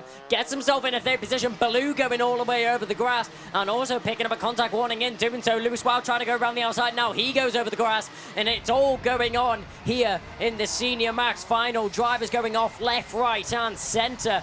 Lewis Wild unfortunately being one of those, and so does Spinell, get himself up into 3rd position. He'll now charge down towards these top 2 drivers. 6 minutes and 50 seconds left on the clock. It's going to be a tall order for Spinell. He sets that fastest lap, and he's going to try and continue on doing so. Up the inside, there goes Willis. We saw him higher up in the standings earlier on in this race. Unfortunately dropped a little bit further back, but gets himself into 4th past Brooks as Perrelly tries to follow through, and he does manage to do so down into Ashby's. So Perrelly up into 5th. We know that Perrelly can be robust in his overtakes as he makes his way through. Those 2 much nicer than what it was earlier on as he used his side pods in heat number 3. Let's see how they now go onto the back of Spinell and try and close back up. So Willis and Perrelly trying to close in on Spinell with Fernahau, Edmonds, Ballou, Smith, Mead and then Wild in 12th place, who we saw bouncing up and over the curbs obviously earlier on, and the grass as well. No suspension in these karts, only the cushion of your tyres and the thickness of your bum cheeks as you bounce up in the air and then back down. As Spinell loses a place to Willis. Perrelly trying to take advantage as well, but not quite close enough. Spinell now in a sandwich between Willis and Perrelly. Yeah, and that puts Willis into the top 3.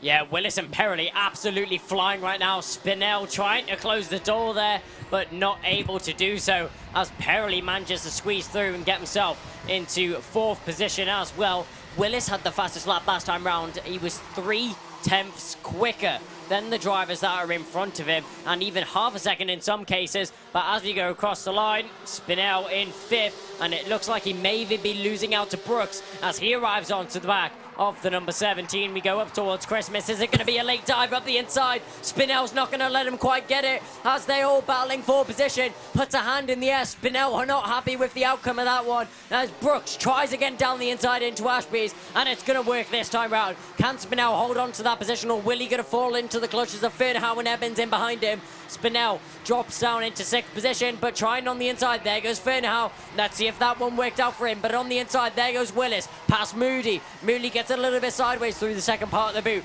But now it's going to be Ryan Willis in 2nd position. Fernahau up the inside of Spinell into that final corner. Did they both manage to get through? Yes, it is. Spinell all the way down in 10th. What's happened here? Got hung out to dry, didn't he, in them overtakes in the middle part of that race. Perrelly now right on the back of Moody. Willis was the one that managed to break away from that mid-battle from 4th all the way down to Spinell in 10th place to get straight onto the back of the leading trio, and didn't hang about either, going past Moody. Perrelly then right on the back as we've got Scott Smith, I think, on the outside there, just outside the top 10, having some issues. Getting an overtake down there into the left-hander at Wilkins. There he is with the red Nauseo panel with the white nose. In front, though, Fernahau on the back of Brooks. So that could well now see Smith coming through into the top 10. Spinell's going to drop outside down into 11th for the first time. No, actually, he's still there. We've had another driver drop a few because Smith has moved up into the top 10. That's the move for the lead. Willis down the inside. Hard on the brakes down the inside of Mansfield into Christmas corner. And now seems to be fairly comfortable because Mansfield just can't get back down the inside. Ideally, you want to overtake as soon as you have been overtaken in order to just sort of get that element of surprise back as your Predator gets through. but he's already managed to open up a bit of a kart length, and that was the issue that Spinale had earlier on, is that once one driver came through, he was hung out to dry on the outside, everybody came through on him. He's still there, right in the mix, but has even now dropped off the back of Smith in 9th. Yeah, Willis was one of the fastest karts on the circuit right now, but Perrelli manages to snatch that fastest lap. 45.19 is going to be the lap set by Perrelli as he chases down the back of Mansfield. Mansfield was on the top spot of the podium not so long ago. Is he going to be demoted to the bottom spot in a very short moment? Up the inside, that's going to be a move into Ashby's, as Perrelli is going to get it into second position, and a Project 1 and 2 right now for the team. Great job from Perrelli and Willis as they charge their way through the field to get onto those top 2 steps of the podium. Mansfield in 3rd opens that flap. We've seen that so many times from him today, just trying to control the engine temperatures as he goes around that corner. Yeah, he's not doing that at a whim either, is he? He's getting the data on the data logger that's on the steering wheel. Yep. He'll be getting an alert there to tell him, so he's not just doing that at a whim because he thinks he needs more pace. The engine being worked, and obviously that's why the driver at the front, the flap's still down. He's in clean air. The ones in front of him, they're getting hit with with either dirty air, no air at all if there's a kart in front of them as well. They're lifting them up, get more air into that engine, trying to get a little bit more out of their machinery. 1 minute and 50 remaining then. Willis, Perrelli and Mansfield, the top 3. They've got a gap of around about 1.5 seconds, then back to Moody, who hasn't been able to stick with them. He's in a lonely 4th with Brooks, Ferneyhough, Edmonds, Mead, Spinale and Gibson now into the top 10, with Smith down into 11th. It's still fairly nose to tail. Mansfield puts in a personal best, although at the same time Perrelli I think was just a fraction off his fastest lap, so they're all still fairly tight between the two of them. Exactly the same lap times between Willis and Perrelli, as there's a move down the inside there for Ferneyhough. That puts him in front of Brooks and up into 5th place. Yep, and going down into Ashby's now. 1 minute remaining on the clock. Not long left for these drivers to sort themselves into their finishing positions, as Brooks looking for 4th position on Moody right now.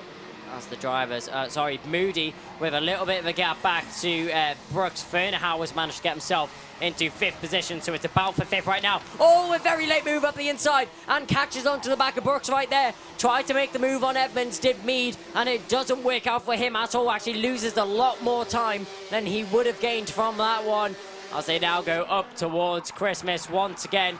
It looks like Mansfield just about holding on to 3rd position for the time being, but Willis and Perrelli caught onto this battle so quickly, but haven't been able to pull away. They haven't. That's the issue, isn't it, with that move into the boot, as we pick up a contact warning for Jamie Mead. Unsurprising either with that, is that if you carry that move round, the speed round to get down the inside, if there's another kart there turning in on the apex, you will hit it. It's inevitable, because the kart's so far in front, it just doesn't know you're going to turn in there where the karts are on the curb. You have to get it stopped. If you're going to run round the outside of one, you've got to get it stopped before you make contact with that one in front of you. You're going to pick up not only a contact warning for Jamie Mead, but he got through in one place and then lost 2 on the way out. Yeah, that was very close. And I was saying that they weren't able to pull away there, but it looks like Mansfield has now dropped off the back of Willis and Perrelli. Maybe Mansfield struggling with his tyres right now. Obviously, these tyres have been through a lot this weekend so far. They've been through 3 heats of warm-up and also a final. So Mansfield maybe struggling with his tyre pressures right now. But look at the gap which Willis has been able to pull on Perrelli. What has happened here? All the drivers starting to space out up at the front of the field right now. We saw these 3 very close, nose to tail, just a couple of corners ago. So what has happened here? It's really spread out, hasn't it? Mansfield is actually probably closer now to Perrelli than what Perrelli is to Willis, although it is fairly even. Looks like about 4 tenths between all of them as they go on to the final lap here at Whilton Mill. Willis, who's come through to take the lead at half race distance. Perrelli, now we've got Ferneyhough all over the back of Moody, who looked like he was going to be surefire for a podium here at Whilton. Is going to struggle to hold on to 4th place. Going defensive down the inside behind, though, is Edmonds and Brooks. Looks like Edmonds had got past Brooks at Christmas. Looks like Brooks is trying to get back past. Out at the front, though, they've still got that battle as Ferneyhough has managed to wrestle 4th place away from Moody. Into the final complex of corners, though. Leading the way, Ryan Willis, round the right-hander at Paddock Bends, crosses the line and takes victory here at Whilton Mill in Senior Max. Perrelli is in 2nd. Where is Mansfield? In 3rd place. Nowhere to be seen. Ferneyhough gets the podium from Moody, Brooks, Edmonds, Smith, Mead, Spinale and Gibson. as we look for Ronnie Mansfield dropping all the way down. He was nowhere near close enough, surely, to have tried to put a move on Jamie Perrelly on that final lap. There was 4 tenths unless he's closed up, and we've missed it. There he is, walking straight back into the paddock, and that is a walk of an angry driver. Yeah, and it looks like William Young has dropped back through the field as well. So was Young collected in that incident with Mansfield? We'll have a look to see where Young is, as that's Mead pulled off. They're having a little bit of an issue with the engine on the in-lap. But what has happened to those 2 drivers? So we've seen Mansfield walking off from his car, but where has Young went? There in the background, there is Mansfield coming down the Whilton Mill pit lane. The helmet has come off for him. We're going to check just to make sure our top 3 come through without any issue. The looks like the 88 is with a head shake as well there. That's Alex Moody. So he crossed the line in 4th place. Jude Fernahau comes in, but it looks like Moody may well have picked up a penalty as well. On the right-hand side there is Ronnie Mansfield coming into the pit lane. Not how he wanted to. I think he would have been surefire for a podium. And then when he came around that final corner, his kart was just missing the points as well. Then see him drop all the way down as the 99. It was Harry Gibson in 10th place. It looks like he also got a front fairing issue. Yeah, it looks like William Young just had a little bit of a problem with his timing there. It said he finished all the way down in 24th, but crosses the line, and it looks like he was just in behind Gibson. So it looks like he may be finishing in 11th position, but it looks like Mansfield had a few ways to say as he walked in the pit lane, walked straight in towards where those top couple of drivers were. So maybe a couple of words being exchanged there. Mansfield clearly not happy with whatever happened. It didn't look like it may have been a mechanical failure. No, maybe he did close up on Perrelly in them final couple of corners as well, as we followed Willis round the complex. Perrelly though seemed to cross the line, still only 8 tenths off the back. So I don't know, and Fernahau was much further back because we saw him battling with Moody earlier on. So unless Perrelly's just managed to ride that one out round that final corner, Mansfield obviously was off. But I agree what you're saying about William Young. He's the only driver that's come through actually and not set a sector 1 time on the in-lap as well, when normally everybody comes through and then they switch the timing off. So looks like he might have had a transponder issue that's dropped him down into 24th place, where I think he should well be credited with around about, I'm just having a quick look, we don't see the actual overall race time, but he should be, I think, just outside the top 10. I think could potentially be 11th, sandwiched between Gibson and Davies. But yeah, as you say, Ronnie Mansfield didn't have a great one in that one. Senior Max has done then. Next one up for us here today is Honda Cadet.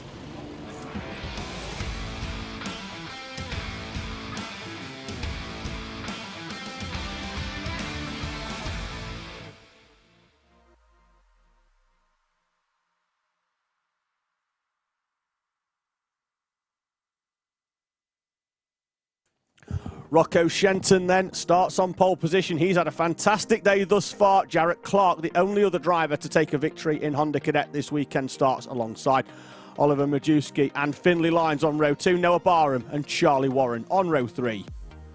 Kai Clark starts 7th with Bella Fairclough alongside Max Endicott with the same amount of points as Fairclough, but he starts on row 9 with Oliver Meek in P10. Charlie King and Charles Kitely are on row number 6. Mason Brooks and Luca Holmes-Ballack on row 7. Zach Starbuck starts 15th with Emerson McAndrew Urran in 16th place. Sebastiano Tuzio and Alfie Mew are on row number 9. Jack Price and Teddy Cooper complete the top 10. Albert Lapper and Oliver Spencer on row 11. Riley Till and Zach Champney, row 12. Alice Fairclough starts 25th alongside Sebastian Dew with Jacob Backler and Sebastian Gamiao on row number 14. Jaden Mead starts 29th with Sergio Wirtz alongside him 30th. Then we've got our runners from our repechage with Callum Wilson, Sebastian Clark, Samir Paul and Sebastian Bierman completing our Honda grid. There we've got everybody into position. 34 runners, so this will be the biggest race for our Hondas. We are just sorting them out because I think that is Bierman in the 50, just needs to have his car put in front of the 37, and we are now in the correct order. This is going to be the biggest race for our Hondas this weekend. Normally they're running 25, 26 on their grid, given that the size of the split down from 4 heats into 3 for each of them. We're just going to wait for our helpers to make their way off. That's why they've engaged second gear and got a bit of a jog on to get themselves off the track. Red lights then in the top right-hand corner on the overhead gantry. Let's wait for them to go. Lights out, we're away and racing in Honda Cadet. It's a good start from the front row from Shenton, but not enough to hold back Clark, and in fact he's going to drop 2 places.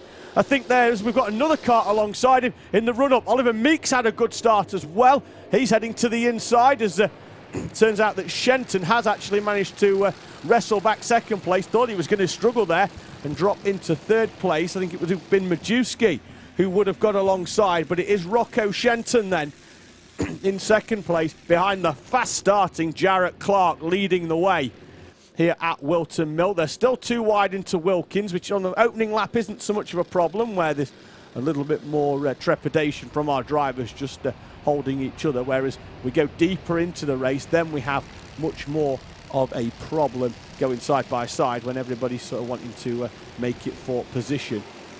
Over the line they come then for the first time here at Whilton Mill in this 10-minute plus 1 final. Clark leads the way from Shenton lines. Kai Clark, Noah Barham, Oliver Majewski, Charlie Warren, Bella Fairclough, Max Endicott and Oliver Meek are your top 10.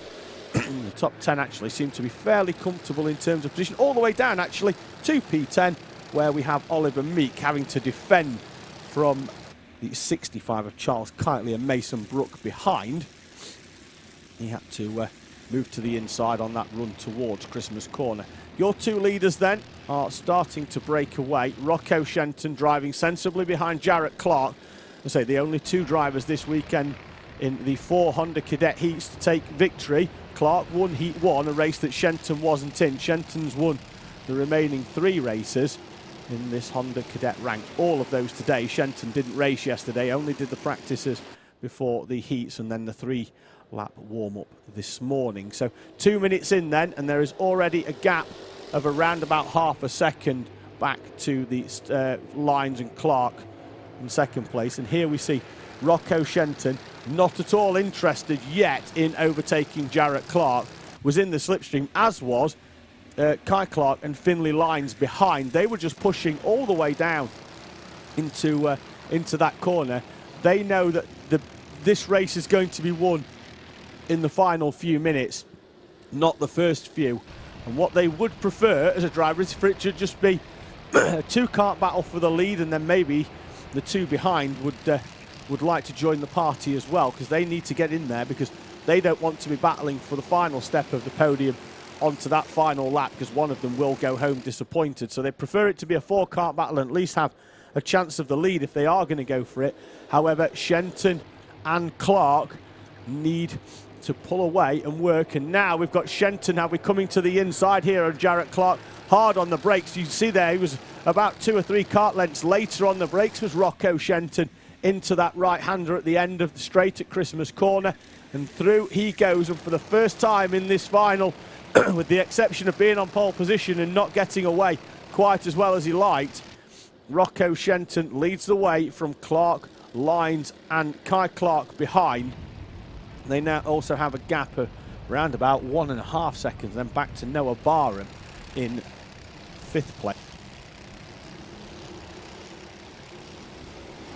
So now Shenton with 3 Synergy karts right behind him. Alfie Mew picks up a warning. Not quite sure what it's for, because it doesn't say if it's a contact, but also it doesn't say for its track limit. So just a warning. Look over the shoulder then from Rocco Shenton, and there's a train coming down the inside. He's done well there actually to get back in to 2nd place, because often there's not that gap. So Rocco Shenton into 2nd place. Great move though from Jarrett Clark up and into the lead. We spoke to him during our paddock walk, which went out during the lunch break. He obviously picked up that victory yesterday. He told us all about that, as well as Luca Holmes Ballack in 8th place. Sets a personal best. Kai Clark, the fastest driver on the track though, with the fastest lap of the race on the previous lap to this one. He is in 4th place. right on the back of Finlay Lines. Couple of kart lengths, and now Jarrett Clark with the fastest lap of the race goes into the 52s, the only driver to do so. He's going to get a push down the straight towards Christmas Corner. Shenton this time elects not to pop out of the slipstream. He is happy to ride shotgun for this lap at the very least, but has to be very conscious that he's got Lines and Clark behind that might not want to play the same game that he does at the moment. The top four are clear then of Barham, Majewski and Fairclough, who are nose to tail from 5th down into 7th place respectively. Taking a huge amount of curb there. All of our Honda runners, and Shenton takes a bit of a tighter line. This is that battle we were talking about behind them between Barham, Majewski and Bella Fairclough. 5th down into 7th place. Personal bests for everybody then inside the top 7 at least, with the exception of Endicott, Holmes, Ballack and Meek. 8th down into 10th place. They're in the background as well. This is Fairclough then on the back of Majewski and Barham. They're all nose to tail. You can see now this is really how thick racing is when they've had grid positions and qualifying, and certainly for the final where everybody's in with drivers that are of a similar pace. It's a completely different dynamic. You're not having to dive down the inside and make moves happen in the same way that you've had to in the heats. It's a completely different type of racing. It's a work together, pack mentality, aim towards the final few minutes, because I'll tell you now, business will pick up at the end of this race. We've still got 3 minutes and 43 remaining, plus the one lap at the end as well, with 53 seconds, the lap times roughly on average for our front-running Hondas. And Rocco Shenton once again decides not to make a move on Jarrett Clark. Clark's a bit tighter round Inkermans, and then on the run down into Ashby's. And still 4 at the front, 3 behind, and then another train then from Endicott, Meek and Kitely into the top 10. We've had one driver drop all the way down. Let's have a quick look at that, because everybody's moved up one place with the exception of Luca Holmes Ballack, who's dropped 24 down into 33rd place and into retirement. He's all the way down now into 34th, the final classified runner, but he hasn't come over the line yet, as Luca Holmes Ballack was in 8th place a few moments ago. Now outside the top 10, and by the look of it will not be classified as a runner at the very least in this Honda Cadet final. Clark still leads away from Shenton then. That's Meek in 11th place now, I believe. Those in front have started to break away. There's one move down the inside there in the background. So we've got Oliver Meek in 11th. That was Kitely and Warren behind, putting Meek under pressure. As we've got Bella Fairclough there, right on the back of Majewski and Barham. Oliver Meek with a mechanical flag. No wonder he's going backwards on track. He's got a problem out there as Oliver Meek outside the top 10. Currently classified in 11th place. Think he's actually 12th on track, but Oliver Meek will have to return to the pit lane with 2 minutes of this race remaining, as there's a little bit of rubbing there from Fairclough on the back of Barham. Majewski's got through the 40. He is up into 5th place. Clark sets the fastest lap, but it's almost matched within the space of 1,000 from Shenton behind, and I'm not surprised at that either. They've been stuck together like two pieces of sellotape for most of this race, with the exception of the opening lap, where Shenton at one point dropped all the way down to 3rd place, which must have felt like last for Rocco Shenton, having gone off pole position, but he's back into 2nd place, right on the back of Jarrett Clark. As I say, the only 2 drivers to have won races here today at Whilton Mill, with Clark picking up the Heat 1, 2, 3 and 4 went to Shenton. We're going to get round, I think we might even get 3 laps out of this one.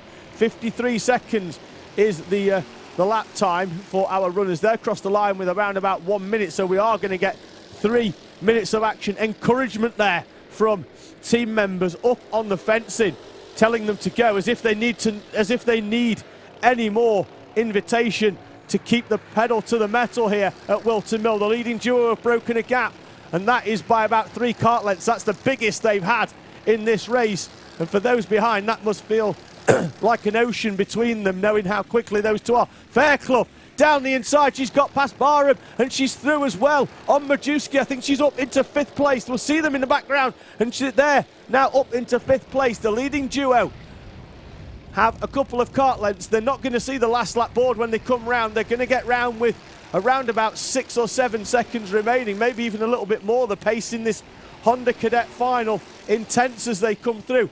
There, as they in the background, that's Bella Fairclough up into 5th place. Majewski then is still in front of Noah Barham, the top 7. Then in the background we've got Endicott. Luca Holmes-Ballack is back into 9th place. It looks like it could have been a transponder issue that had dropped him all the way down the order rather than an on-track issue. Now things are starting to pick up here. They're going to encounter some lap traffic, I think, by the look of it. And Shenton, no, down the inside he goes.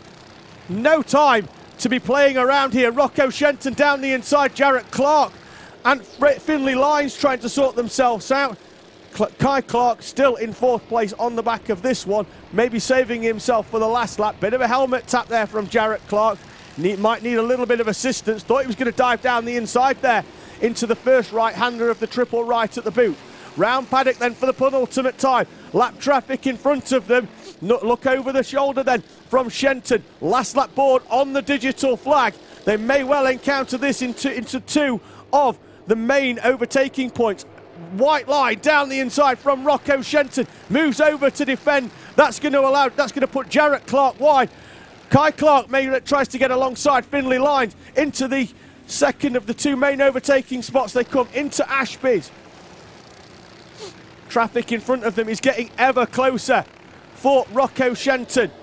And there's a spin there in front of them. That's the lap traffic. That means that that's not going to be encountered. Out of the way they go. There's no contact there between any of them. Just a spin on the exit to Wilkins. Into the boot then for the final time. Rocco Shenton takes the triple apex right. Just needs to keep the power down, chops across. Can he get a good run out of the final corner? Nobody can do anything. And Rocco Shenton with 3 heat victories adds the final to it as well.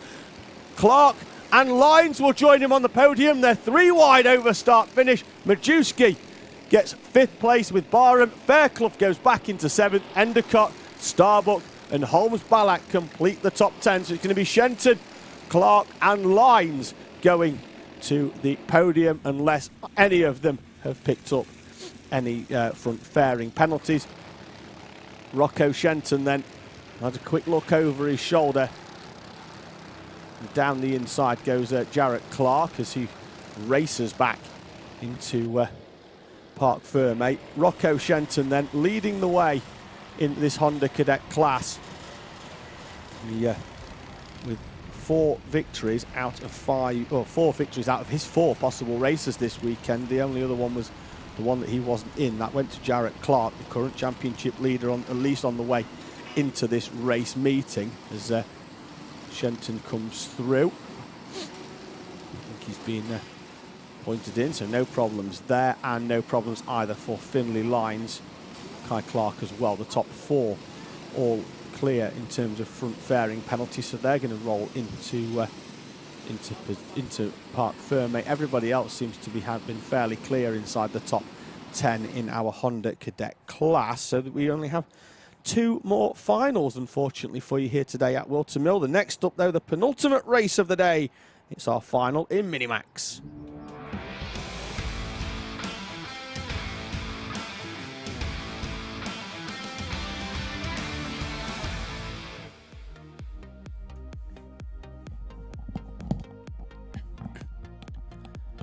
Josh Salvadori will be on pole position with William Murtaugh alongside Brandon Truman and Alexander Zingrentvich on row 2. Michael Dalton and Lucas Blanford on row number 3. Owen Neve and Mikey Walker row 4. The top 10 then completed by Oscar Cartmel and Devon Nolan, with Ben Simpson and Victor Hansen on row number 6. Row 7 sees Oliver Bocock and Joshua Begem, with Daniel Amore and Cameron Edmonds, Oliver Smith and Charlie Neve on row 9. The top 20 will be completed then by Luca Brooks and James Sherrington. Jake Scholes starts 21st with Thomas Ingram Hill alongside Jonas Klimas and Theo Champney on row 12. Matas Majeskis starts 25th alongside Logan Howes, with David Wiscore, Noah McNicholas, Daniel Hartley and Noah Pikes on row 15. And then we've got our B final runners, Zach McDonald, Donnell Stratton, Albert Whilton and Ethan Carney. I'm going to come through, just having a quick look at the chat comments as well. Emma Hurstgrove has been on saying bad luck today for Harry Hurstgrove. First Wilton Mill Kart Club outing, so it was always going to be tough. Looked like he was actually going to make it into the A final until he had a bit of a sideways moment in the B, which was unfortunate. Tom Sperring's been on just saying good luck, Alex, in Minimax. Well, you've arrived just in time, my friend, for our Minimax final. That is up now. Then it'll be our final race of the day in Junior Max. Thank you to everybody for watching. Thank you as well for everybody that's been into the combox. We spoke to a number of drivers. We've had Kai Bacchini in for most of the afternoon as well, when he's not been out as well racing in that Junior X30, one of the upcoming names in motorsport here in the UK, certainly in the combox. He's not done too badly either out on track, although his engine didn't quite give him the chance that he required in the final when it cut out and dropped him from a 4th place start down to 20th, and then he had to come through the field then into the top 10. Still fairly spread out here at Whilton. You see them making their way through the Inkermans, which is that right-hand flick behind the lamppost on the right. So they see the back of the pack now really struggling to catch back up. Our leaders are really going to have to back this one up. Josh Salvadori there on the right-hand side, the pole sitter. He's going to have to back these up. It's still working them wheels nice and hard, trying to keep as much temperature in them as possible and get them up to their optimum operating window for the start of this race. Past post 9 they come though. They're going slow enough now to have certainly allowed the rest of the pack, so they've just got to make sure they are in the right order for us to go racing. Into the tram lines, the red light goes out, we're away and racing in our Minimax class. Salvadori gets a good start as everybody else settles in behind for that long run up into Christmas Corner on the opening lap. Salvadori goes for a half defend, parks the kart in the middle. Looks like everybody is very, very cleanly through in this Minimax final. A lot longer in terms of time. It's an extra 3 minutes, so we're going to get at least 4 more laps than what they have been doing in the heats. Looks like Salvadori's coming under pressure as they go into the left at Wilkins, although that has balked his challenger's exit, and I think it's given him a couple of kart lengths as well. There's an arm up there, I think, from the 53 of Brandon Truman, as there's some moves in the middle part of the complex corner. Looks like Lucas Blanford's going to try and get to the inside, although his exit is balked and he's going to have to just slot back in. Let's see where he crosses. He started the race in 6th and he still is in 6th. So Salvadori and Truman, Zingrencevic, Dalton with Murtar, who went off P2, down into 5th place. Blanford, Neve, Nolan, Bocock and Simpson up into the top 10. This is a little bit of bumping. Owen Neve gets slots nicely back in right behind Lucas Blanford, as there's a move in the back, round the back there. That's Devon Nolan down the inside of Owen Neve and up into 7th place. Neve will drop to 8th with Bocock and Simpson still completing the top 10. Salvadori here is at a risk of breaking away with Brandon Truman in 2nd place, having to hang on. He gets a little bit of snap oversteer. Zingorovic in 3rd place, and then there's a gap back now. There's a Devon Nolan gets to the inside of William Murtar. No, that's the leader. Salvadori's off and into the wall. The wheels off the kart as well, so he's going to have no hope of getting that one back on track. I'm not sure whether he had some help or whether the wheel came off with a stub axle failure, but your race leader, Josh Salvadori, straight on at the Crook Oblivion complex. And from the lead, we'll head straight into retirement. Truman inherits the lead then with Zingrencevic. Dalton up into 3rd place. Blanford, Nolan, Murtart, Neve, Bocock and Simpson. Not sure if we're going to be able to get a replay of that in a few moments' time, as they went straight on there. So we've nullified under Battenberg. So let's have a look whether we've caught the back end of it here. I'm not sure there was any contact. He had a couple of kart lengths and then the wheel just comes straight off not only the kart, but Josh Salvadori's race as well. I think we caught the back end of it just on the camera, and then so that car driver's there. Still in the kart at the moment. He did take quite an impact into the wall, so hopefully he's okay. We have nullified the race then under the Battenberg flag, so that's going to slow everybody down behind your new race leader, Alexander Zingarovic, who's got past Brandon Truman on the previous race, and it turns out now that that Battenberg has become a red flag then here in Minimax for their A final, as Josh Salvadori took quite an impact into that wall there, that front wheel coming off, and it was head on as well into the wall on the outside there. So we do hope he's okay. We'll obviously keep the camera away, and we'll try and get some feedback on that in a few moments. So that's why all of our drivers are getting themselves stopped there, and they'll be sent round. So they're likely to get another warm-up lap in a few moments, and then we'll go racing once again with this Minimax final. We're around about 3 minutes in, so there's still 7 minutes plus 1 lap to go in this Minimax final. We've got another one as well. We've got Junior Max to go after it, so hopefully it's not going to be too much of a delay, but the driver's safety and well-being is the first thought and is paramount. So I'm going to make sure everybody's okay to start with, as we see our minis all gridded up. So right at the front there on the right-hand side, that's Brandon Truman in the blue suit. Very helpful that he's got his name on the back as well. Behind him is Lucas Blanford. He's in 4th. Then we're going to have Devin Nolan behind, who crossed the line in 5th place on the previous lap. We're just having a quick check of fronts.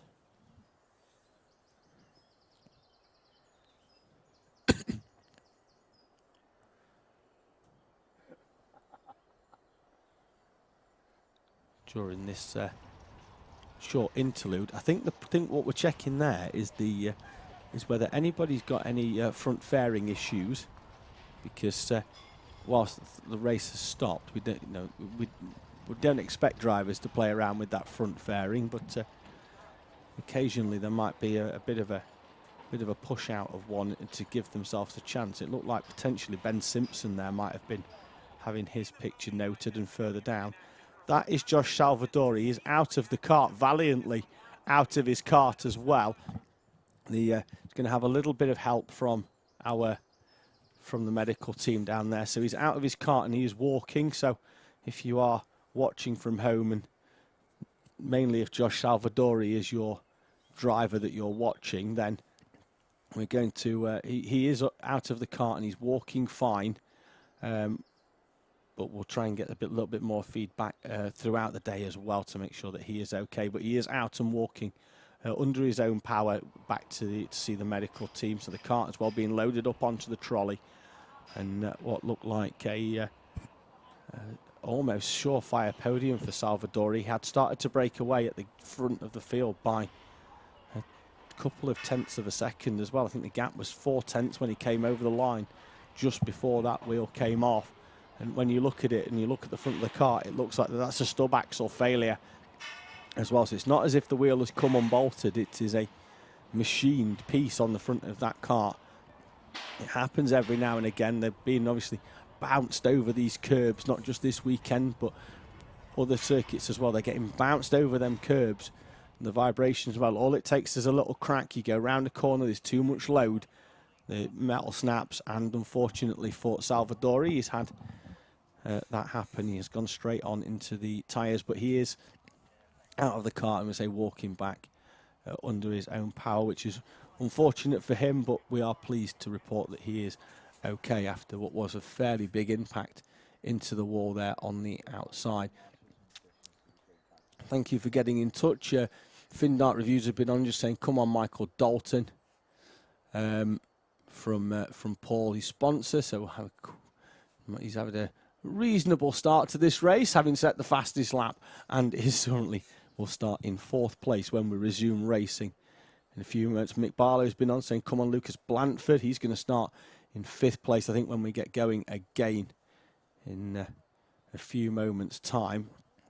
They will get a full rolling up lap. They're not going to just roll them round and get them go and get them started. They're going to have a roll round lap, and that will allow them to get into position. What they will be doing right now is just positioning everybody into their positions, and in terms of 2 side by side, based off the positions on the previous lap preceding this one, not where they were stopped, but they'll count it back and position them into positions further back. There's a comment coming in from Roberta Thornton just saying worried about Josh Salvador. He is all right. He's out of the cart. He's walking under his own power.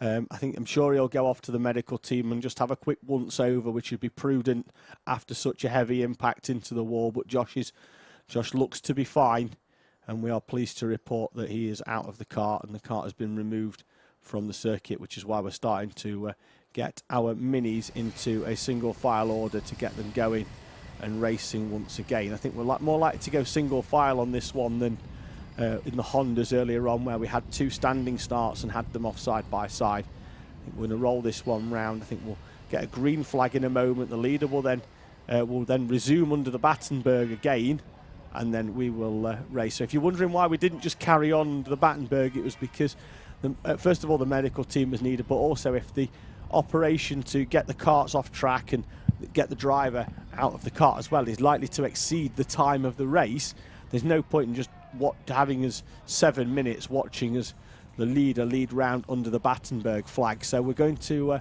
resume the racing under a lap of that, and then we'll get a green flag as well.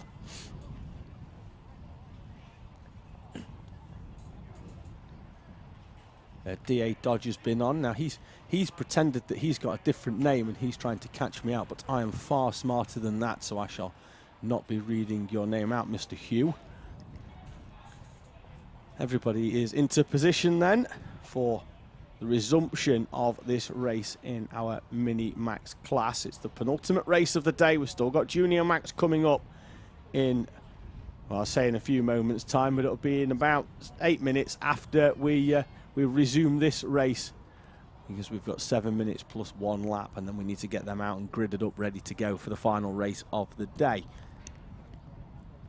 So Brandon Truman will return back to the head of the field. It was Alexander Zingarovic who was there when they actually got stopped, but Brandon Truman returns back on the count back for 1 lap. So it's going to be Truman, Zingarovic, Dalton and Blanford, then the top 4 with Nolan, Murtagh, Neve, Bocock and Simpson, with Mikey Walker completing the top 10, although we did see that Simpson had potentially picked up a front fairing penalty earlier on. We saw at least somebody, the marshal, who is normally at the bottom end of the pit lane, checking that. So it may well be that they've just added that to his time and then they can put his front fairing back, or it may well be that he has to leave it down. We will endeavour to sort that out. We'll roll straight over the line here then at Whilton Mill. That's why the Battenbergs are back out, so Brandon Truman will be our safety cart for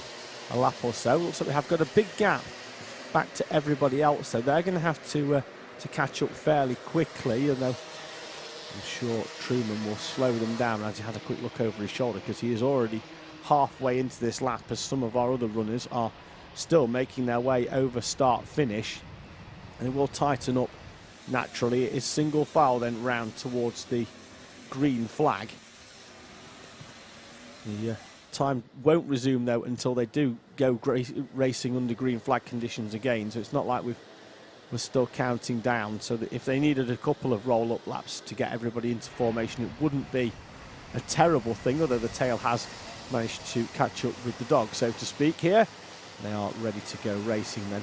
Truman then round the final corner. Everybody's nose to tail single file. Let's have a quick look at that overhead gantry, because the green flag there from the marshal on the start line. Truman slides slightly wide on cold tyres then. Zingarovic is going to try and get a run to the inside. There's a little bit of contact between the two of them, but no harm done. The harm here though is that Truman is going to get hung out on the outside. Devon Nolan's going to come through in for 4th place as well. And then your race leader at the line, Brandon Truman, is going to be no better than 5th on the run down into Ashby's on the resumption of this Mini-Max race. Zingarovic leads the way then, Dalton and Blanford the top 3, but Nolan then comes down the inside. Truman as well down the inside of Blanford. Looks like Murtagh as well has wrestled another place back. So on this corner, it's Blanford who's dropping 3 places. If you lose 1 place, you're going to lose 3 in this Mini-Max final, so you need to make sure your overtakes are clean and comfortable, as we've got a driver, I think one of the Project 1 runners, going very wide there round the triple apex right at the boot. The leading trio then nose to tail, Zingarovic, Dalton and Nolan, who has a quick look over his shoulder to make sure there's nobody in distance to overtake as Simpson chops the bows off the 52. That's Joshua Bugemb into the right-hander, the Honda Cadet vice champion from last year, making the step up into the Minimax ranks at Whilton Mill. And Nolan gets a good run alongside the 44 of Dalton. Dalton's going to get pushed wide, and that may well allow Brandon Truman to come back. Dalton's going to have to defend. Truman's going to have this. No, it's Neve now then, who has track position down the inside. That's Truman coming through. And now this time it's Dalton's turn to lose a number of places. Second place, and that's dropped him down into 6th for the 54 for Dalton in the 44 kart. Still trying to sort themselves out in the background. That's Bocock, and there's contact there between Blanford and another kart as well, and he's going to have to wait patiently for the entire field to come past him at Christmas corner. Contact between Blanford, didn't catch who the other kart was in front. We're about to find out though. This is the run up to Christmas corner. The 44 of Dalton is down the inside, and Blanford is sandwiched then between Dalton and Brandon Truman on the outside, and he's lifted up in the kart, bounces back down on the tarmac. Nowhere really there for Lucas Blanford to go, but then he had to wait for the entire field to come through, and he's going to drop all the way down outside the top 25. 4.5 minutes remaining here then at Whilton Mill in the penultimate final of the day. There's a late move down the inside there on the 44 of Dalton. Looks like that could have been Walker, and we've got two drivers off onto the grass down there at Christmas corner. One of them as well looks like he's heading definitely towards retirement. Throws his head back in frustration. Green flag is back out then down Inkermans. That's the number 10. As we watch them drop all the way down the order, that is Cameron Edmonds into retirement. Stays in the kart for a few moments. That's probably just to compose himself and allow the red mist to settle. A couple run wide there. Simpson's one of them. Hanson was another. I think Bugemb was another. The leading trio, though, have broken away and will now argue over the podium. Red flag looked like there was out there at the post. There is. It's another red flag here then at Whilton Mill. So Zingarovic, Nolan and Neve, the top three. They've got a 2-second gap back to Bocock with 2 minutes, I think, of this race remaining. 3 minutes and 45 seconds by the look of it here then at Whilton. So as it stands, Zingarovic, Nolan, Neve, Bocock, Walker, Dalton, Murtart, Smith, Bugemb and Hanson are the top 10 as it is. They are going to be stopped out on track, so it looks like we are going to have a bit of a shootout for the for this one. And that 2-second gap from Zingarovic, Nolan and Neve has been decimated and gives Bocock, Walker, Dalton, Murtart, Smith, Bugemb and Hanson, Smith as well, Simpson, in 11th place, gives them another chance at this one because the top three had gone here, and between the three of them they just had to argue over the podium places here at Whilton Mill, and they've now been dragged right back into a battle if this race resumes.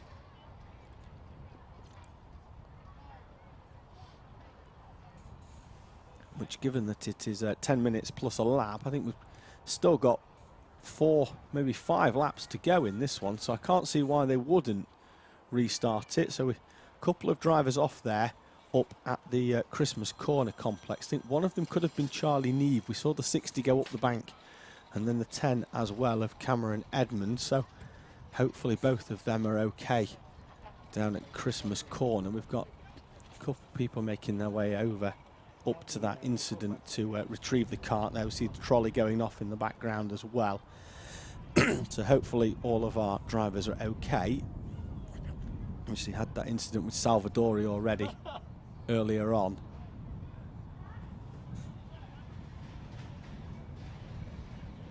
And we will have to reset the order again back to how it was on the previous lap once again here at Whilton Mill, which is why another one of the Whilton team has made their way over, and I think that's just with the results.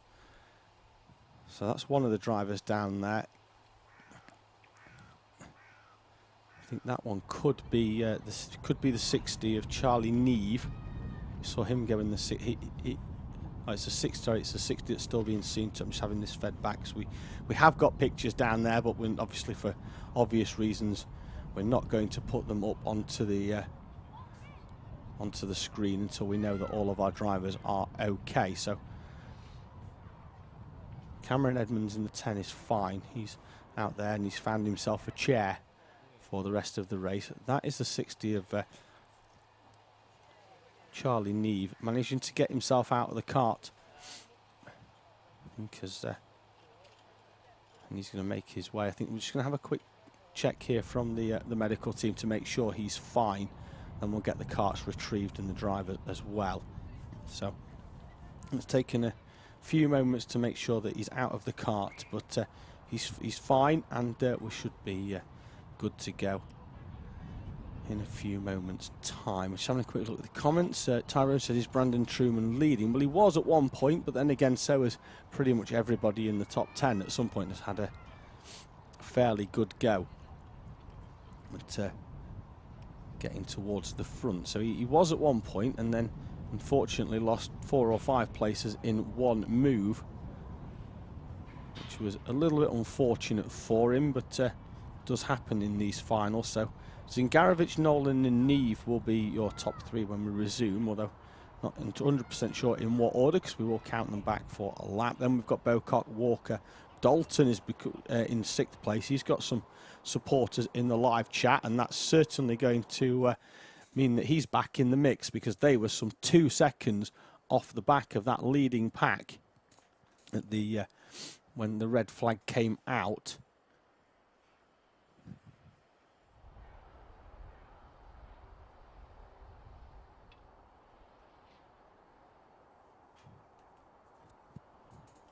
There's that rain that never materialised up in the sky.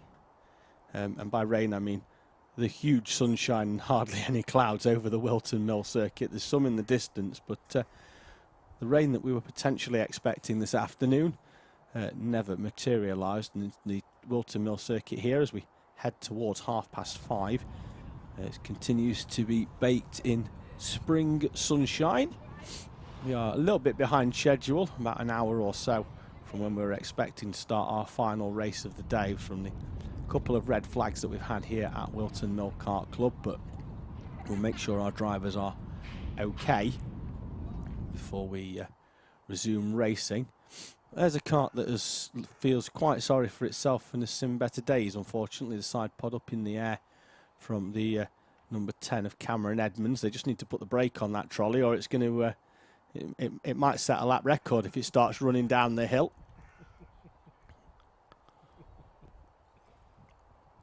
They've managed to catch it. The problem now is he's got to push that kart back up the hill before he can push it back down the hill, back towards the gate for the paddock at the top end near Inkermans. So a bit of effort required, but hopefully by then.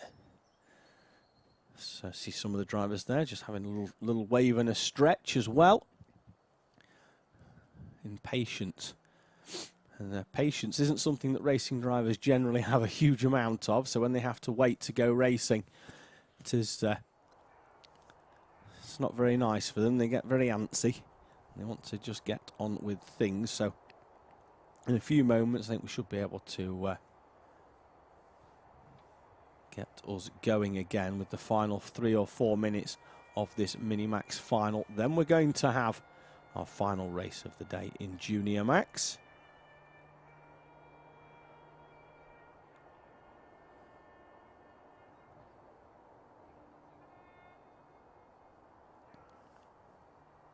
Just wait for the engines in a few moments' time to fire up again and get themselves into position. It will be a single file start once again. They're being told that they're going to get that one rolling up lap before the green flag, and then the pack will be able to get going. So in a few moments' time you'll hear them fire up those engines here at Whilton Mill.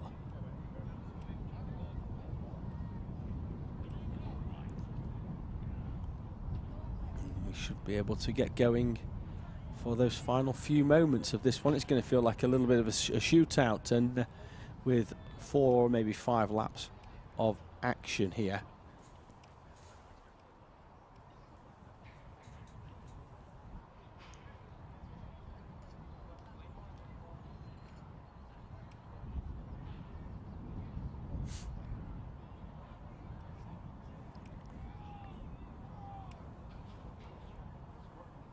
BBM Sport has been onto the live chat, just saying good luck Oliver Bocock and Ben Simpson. Finn Dart Reviews has been on once again with some more what I can only imagine he feels is fairly comedic names to try and catch me out. But as we mentioned earlier on, this isn't my first rodeo, so at least I can read this. Joshua Owen has been on saying, wonder how many will be underweight with these extra laps. Well, at the moment we've not really had many extra laps because they have brought them down under a red flag. So we might have 1 or 2, but it's only a little bit of fuel, and if most of them have run to half a kilo over, which is always advised every now and again, you know, these sort of circumstances do happen. You might have 1 or 2 false starts where they roll round. So, but there may well be an occurrence, you see, where they have used more fuel than expected, and it does bring them down on the weight. So Freddie Ingram has been on saying good luck to Mitchell Mulvey and Junior Max, so they'll be out for the final of the day in round about, well, if we can get this race started, it'll be around about 10 minutes time. But we've had 2 red flags already, and with a final shootout where things are going to get very, very tasty towards the end, anything can happen here in Minimax. They're all getting sorted into single file, and they'll come round once again. So what will happen is they'll roll round. They'll have 1 lap under the Battenberg with your race leader leading the way, and the timing then will have been reset back a lap, which it has. So Alexander Zingarovic will lead us round with Devon Nolan and Owen Neve in that order, with Bocock, Dalton, Walker, Murtagh, Bugem, Smith and Simpson, the top 10 runners in the single file. So they'll come round in that order. They'll get the green flag after the second time of going under the overhead gantry. Looks like we are all in order now here at Whilton Mill, and we should hopefully be going racing in a few moments. See the Battenberg already out there at post number 8, ready for our drivers to go round.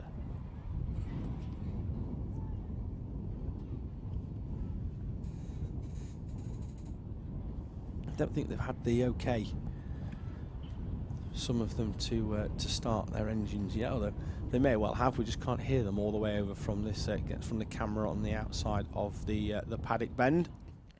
Just got a couple that are sorting themselves out further back, and then they'll give the thumbs up to the man at the front who is just holding our drivers back.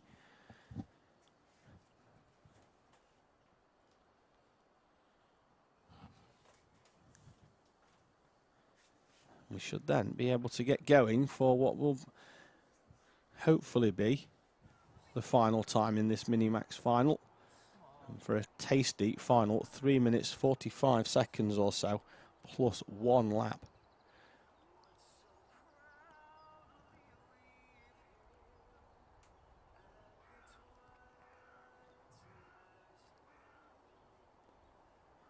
Track appears to be clear, so we should be in a position to go racing in a few moments. It looks like there is still a few drivers slotting into position further down the order, so one moving there from, looks like they've lost a couple of places on the final lap, but they're going to get them back as we count back for 1 lap at least.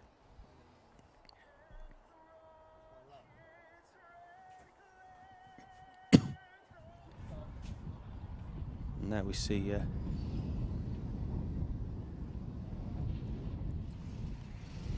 one driver being pulled out of the order. Are they going round to pop back into the pit lane? I'm not quite sure if we're going to be missing somebody here, and they're coming back in, or whether they were just rolled back and then got to roll back into position. Whether they maybe had a spin earlier on that last previous lap, and we'll drop them back in. On timing, Brandon Truman is being shown down in 22nd place, but was certainly up there with the rest of the pack in that battle for 4th down to 10th place. So maybe he is the driver that's been re-put back into position in the 53 kart. We'll see where he is when they come round, because timing showing that he lost 18 places on the lap preceding that one with the red flag. We are back rolling at the very least then here in the Mini-Max class. Battenberg flag shown on the Digi-flag and at the first post.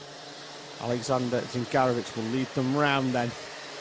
And then we'll get the green flag to go racing once again. 48 seconds is about the lap time in this class. 3 minutes and 45 remaining before we go towards the final race of the day, which will be our Junior Max class.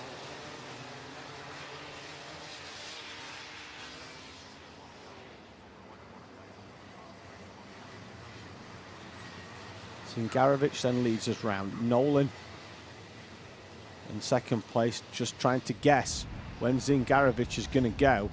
As he comes round the final corner, he gets to control the pace as the de facto safety kart with the Battenberg flag out. The pace is reasonably quick actually round the final few corners. Then it's going to back itself up now into single file. Zingarovic has a bit of contact there in the background as they come round the final corner. Green flag.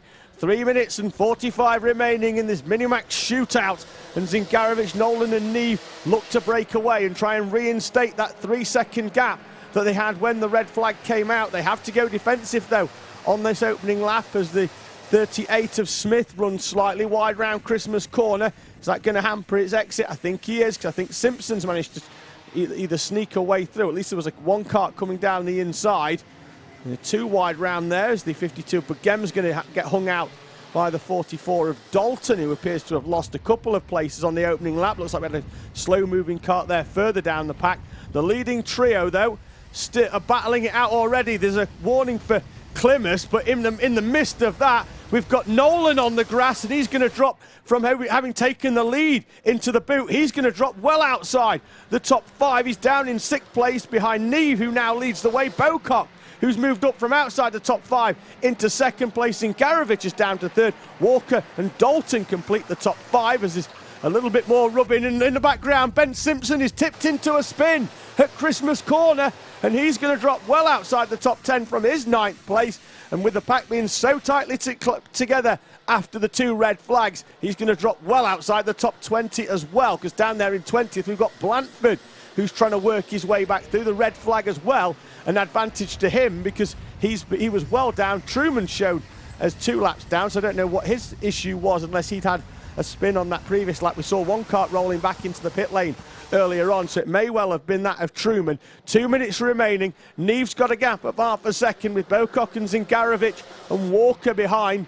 3 karts battling for 2 steps on a podium unless they can close in on the back, and Bocock goes slightly wide, went defensive, then moved out, and then when he moved out, the other 2 moved straight in, and he goes from 2nd down into 4th place in that run into Christmas.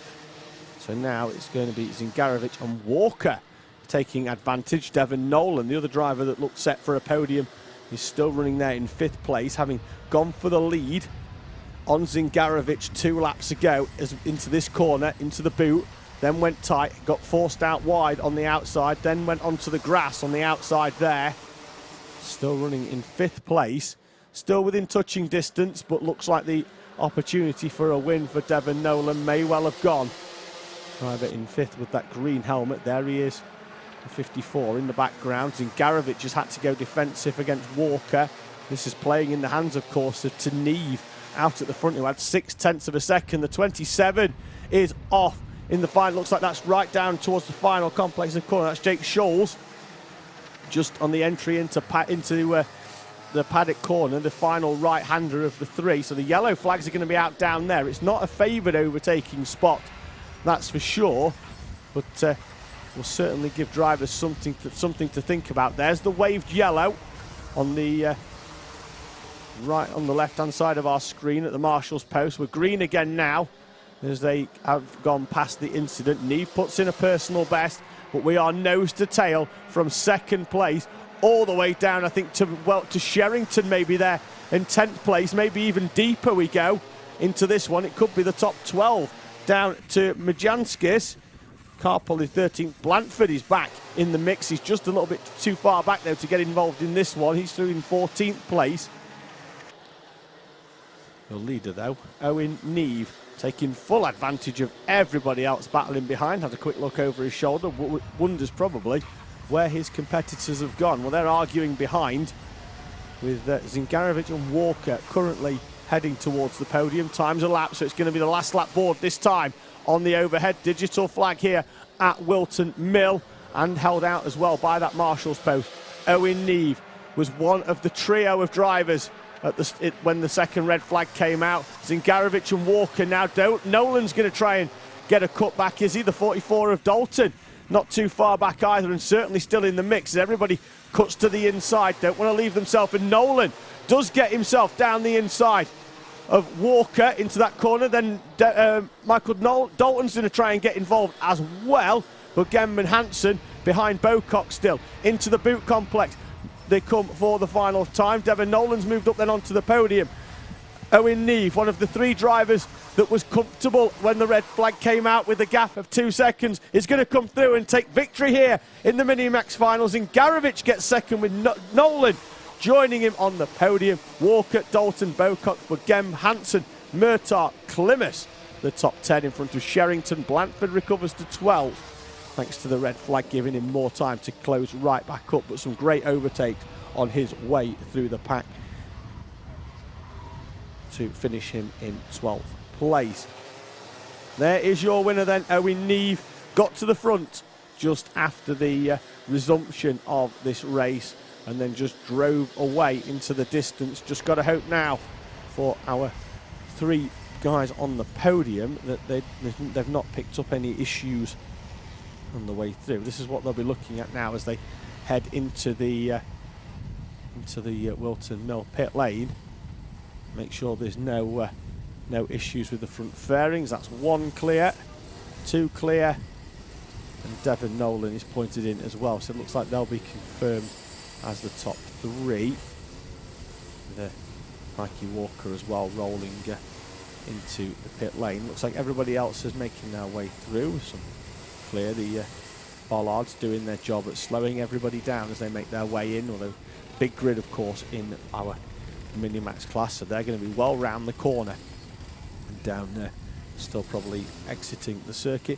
One more race to go. Thank you very much for joining us. Thank you very much as well for your patience here at Whilton Mill. Harry Friel's been on saying come on. Owen Findart as well has been just saying well done to Michael Dalton.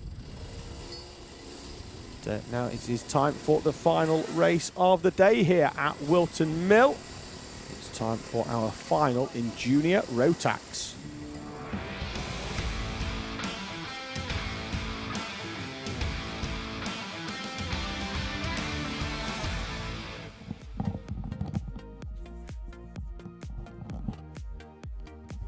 Jez Williams starts alongside Sam Baker, the top 2, with Zaki Hussain and George Donald on row 2, Mikey Porter and Oliver Sander on row 3, Oliver Kerr and Mac Mufarquhar on row 4. The top 10 then completed by Callum Ghosh and Jessica White, with Matthew Lambert and Alfie Bray on row 6. Row 7 sees Alfie Richard and George Allen, William Raya and Spencer Browham on row 8, Harrison Murrow and Deacon Russell on row 9. Top 20 sees AJ Arnold and Arthur Thacker, with Riley Brown in 21st, William Antrovert in 22nd, Bobby Rosier and Archie Buttle share the same number of points, and the 12th row. Josh Cook starts 25th alongside Ewan Thomas, Mitchell Mulvey and Jacob Dukes on row 14, George Spilsbury and Holly Mile on row 15. There's your runners then. Down there we had a couple of runners that had retirements earlier on in the day. We saw Jacob Dukes was well out of position, having retired from one of his races. He's going to start down outside the top 25. So if you are watching at home for this final race of the day, if there is anybody that you're supporting, please do let us know. Thank you for joining us though here at Whilton Mill for round 5 of the FastR Whilton Mill Kart Club Championship. Final race of the day is down there in the holding area at Whilton, and we've just got in the background you can see the Parc Fermé where all of our karts go at the end of each race. The ones that have finished towards the front, they're pushed off first. They go over the weighbridge to make sure that they are fully compliant. If we get towards the final, then there'll be technical checks as well on a number of our karts, so make sure they are as they should be. I can hear some noise, which means that it's time for our Junior Max final. 10 minutes plus 1 lap then, with Jez Williams and Sam Baker on the front row here at Whilton Mill.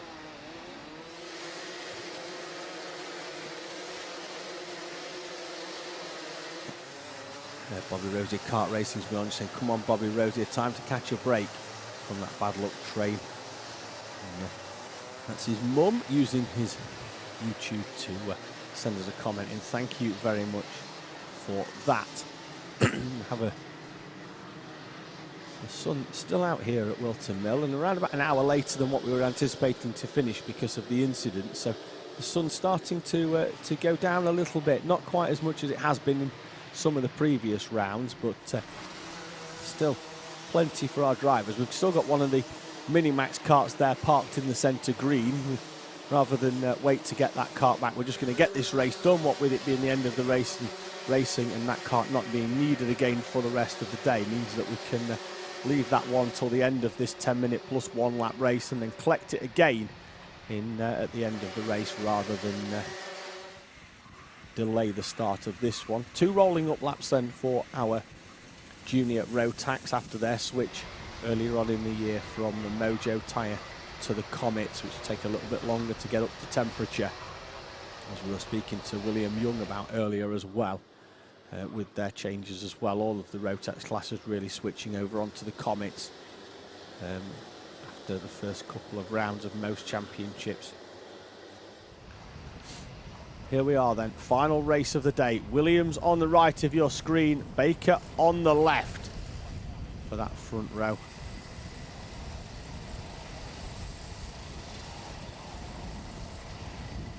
So make their way round the boot. We've got one driver, the 222 of Ross Tyler, going straight off into the pit lane. So problems potentially there for Tyler.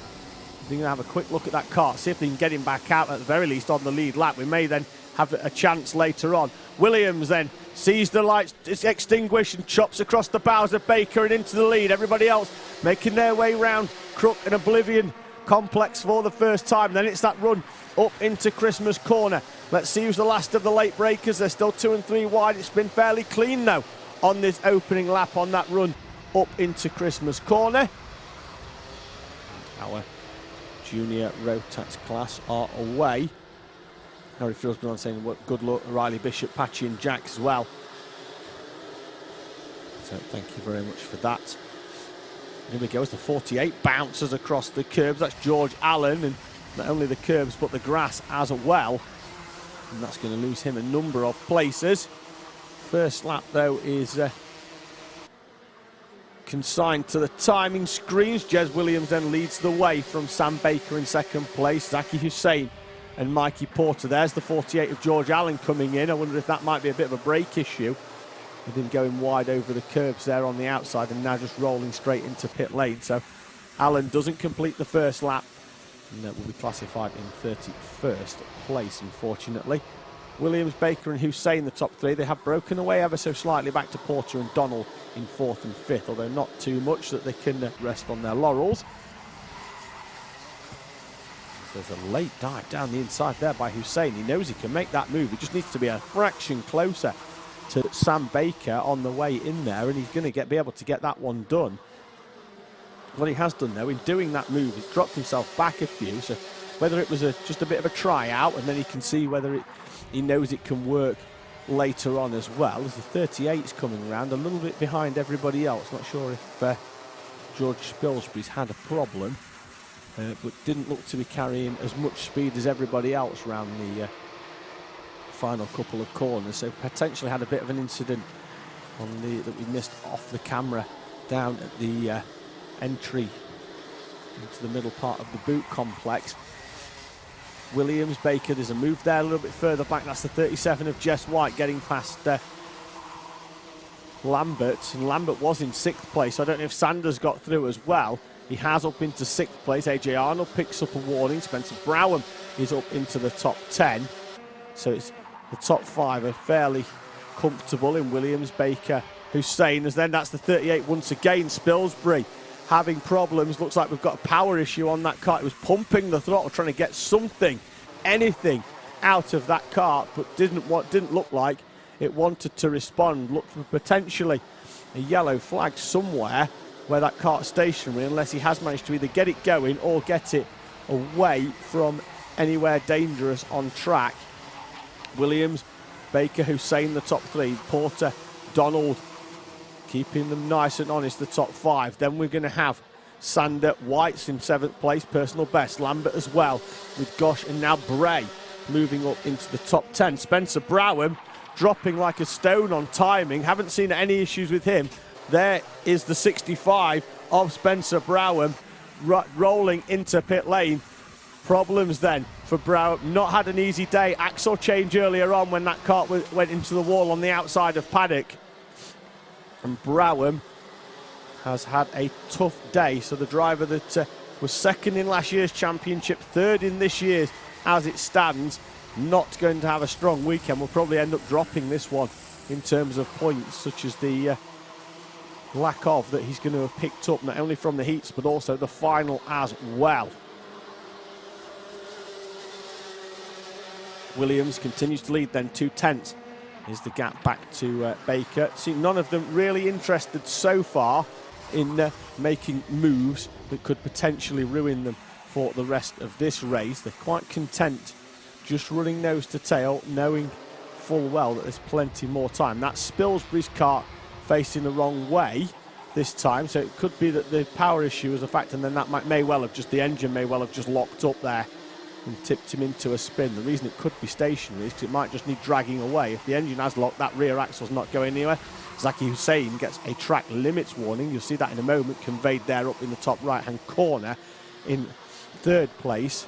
I imagine that was for potentially the exit of Ashby's, because it's a little bit late for him to pick it up. As Sam Baker dives down the inside of Jez Williams for the lead at Christmas corner. Williams has to then duck back in as Zeki Hussein. Yellow flag is still out down there at Ashby's. That's why nobody's made a late dive to the inside. That kart's still being recovered on the outside, so they're going to have to wait another couple of corners. Certainly this run down into the boot, I expect Baker to be much more defensive, although he hasn't been. In the background though, Porter has half a move on Hussein. Hussein then runs into the back of Jez Williams, and through comes George Donald from 5th place up into 3rd. Over the line, takes full advantage, I think, of Porter, although they were side by side over the line. Porter may well have wrestled that back. He hasn't. They were side by side over the line. They were tight, and now Porter does indeed come back down the inside of George Donald. Donald loses a place, then back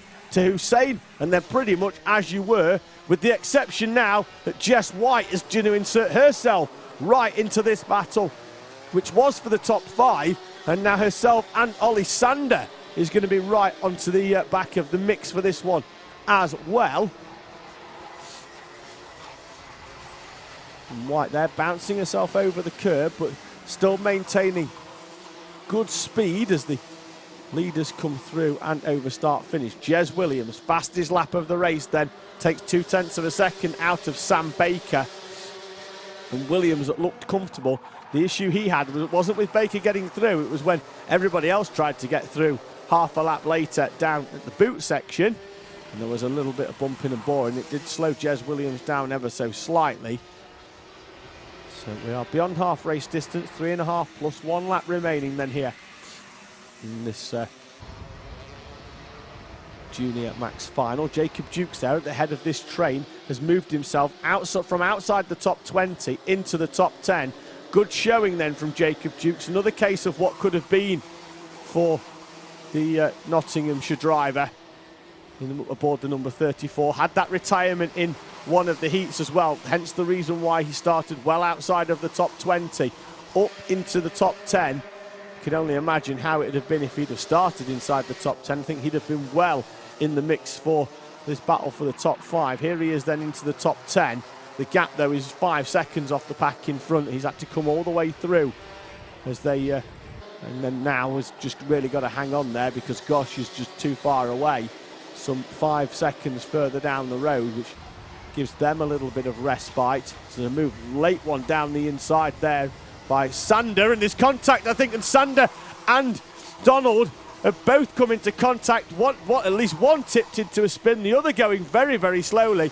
Watch them, they're going to drop down the timing as well. I think they're going to have enough to stay inside the top 10, are they? Certainly, well, one of them is, because Sander's there in 8th place, but Dukes and Antrobus are 9th and 10th. So Ollie, Sander and George Donald. Donald has crossed the line in 11th, so he's lost a couple of places, but I was about to say they've got enough back to Jacob Dukes, but if you decide that you're going to have an on-track argument with each other, it doesn't matter how far you are. If you both get tipped into a spin and then have to go onto the grass, it's not a quick wait round the corner. 1 minute and 40 seconds remaining then. It's yellow flag out at the Oblivion Crook complex. There is a kart stationary on the inside there. We're green now on that run up to Christmas corner. There's the 39 coming in as Jez Williams dives down the inside. That's Ollie Sanders coming into the pit lane. Looks like George Donald does so as well, although he has dropped down. He hasn't got a confirmation. That's the 65, I think, is at Browham, getting himself back out onto track, albeit he will be a number of laps down now on the rest of the pack. I think he only completed a few laps before he came in. 4, in fact, so he's going to get at least 6 or 7 in. Might just about clear half race distance for Spencer Browham, but at least gets that kart back out again. Williams and Baker the top 2. Porter is comfortable in 3rd place. There's still, thought it was a stationary yellow, but it did go in just in time to allow them to go racing. And this time it's Baker's turn to close right up on Jez Williams. Maybe doesn't want to go too soon as they head towards that final lap. I think they might just get round in enough time to get 2 in here. They needed 90 seconds, 1.5 minutes, because they're lapping at just over 45s. They might just about get round. If they don't, it's going to be incredibly tight. 15 seconds is what they need. They will almost certainly, I think, get round in enough time. Sam Baker tries a tighter move down the inside. They're going to cross the line. Yellow flag is still stationary there then, so there'll be no overtaking, but we are now time elapsed. 2 minutes remaining, so 2 laps remaining in this Junior Max final. And now this is where Jez Williams goes tight. Jess White's the one to watch here in 4th place, because as these start battling, she's going to sneak up on the back of this leading trio that Porter's already closed up half a second as Williams and Baker battle it out over the lead. And it's going to be very, very tight at the end. And like I say, Jessica White could sneak into the top 3 here just by stealthily creeping up on the back. Since she's got past Zaki Hussein and the 84 of Matthew Lambert, she started to inch into this battle in front. And as they start to battle now, last lap is out. She is just under a second off the back, but as soon as they make 1 overtake, 2 maybe, then she's going to be right there in the mix. There's the move down the inside. Porter on Baker. It's a clean move, though. Shouldn't lose them too much time. What it will do, though, is give Jez Williams a little bit of respite, unless Porter can throw a late one down the inside. He's tried incredibly late. That might put Baker back into play as they tighten up. Williams is now going to have a nice clean run towards the checkered flag as these 2 behind battle. White might not be close enough unless there's any issue between these 2 into the final complex of corners. There's White right into the mix. Another lap maybe she needed in this one. Out Jez Williams, though, out of the final corner, takes the victory and the top step of the podium. Porter and Baker complete the podium. White, Hussein, Lambert, Gosh and Jacob Dukes from well outside the top 20 will cross the line in 6th. Antrobus and Rosier complete the top 10 in front of Arnold, Brown, Rhea, Richards and McFarquhar. The top 15 runners. We'll just wait for them to come into the pit lane in a few moments' time, just to make sure that there's no issues on that front fairing, certainly for the 3 leaders. Tony Kart Race has been on just saying, where are the White sisters? Well, one of them got incredibly close to getting on the podium there on that final lap, and may still well do so if there's any front fairing penalties from the top three. There's your race winner, certainly on track, Jez Williams, just waits for confirmation, and he's pointed into Park Fermate. The top two certainly as well, Sam Baker as well for 3, and Jessica White, the top 4 then with no issues at all. Had to wait for it's going to be quite tight there, but there we go. The top 4 runners then here at Whilton Mill, with Williams taking the victory, Porter, Baker and White in front of Hussein, Lambert, Gosh, Dukes, Antrobert and Rosier. Thank you very much for sticking with us throughout the day here at Whilton Mill. We have had a few delays, but nonetheless, when we have been racing, it has been fantastic. We will, of course, be back on the 4th Sunday of the month next month here at Whilton Mill. Plenty of action coming up, though, on the Alpha Live channel next week as we head up to Lark Hall for the British Kart Championship, and we head all the way down to Lydd as well for the Cadet Kart Championship and the Junior Kart Championship, which some of these racers that we've seen, certainly in the Mini-Max, they'll be racing in that next week as well. So wherever you are racing next weekend, we wish you all the very best of luck. Thank you for joining myself, David Sullivan. Thank you to the marshals and the medical team and all the staff here at Whilton Mill for once again putting on a wonderful show for you. We will, of course, see you next month for round 6 of the FastR Whilton Mill Kart Club Championship. But until then, enjoy your racing, enjoy the Alpha Live channel, and we will, of course, see you again.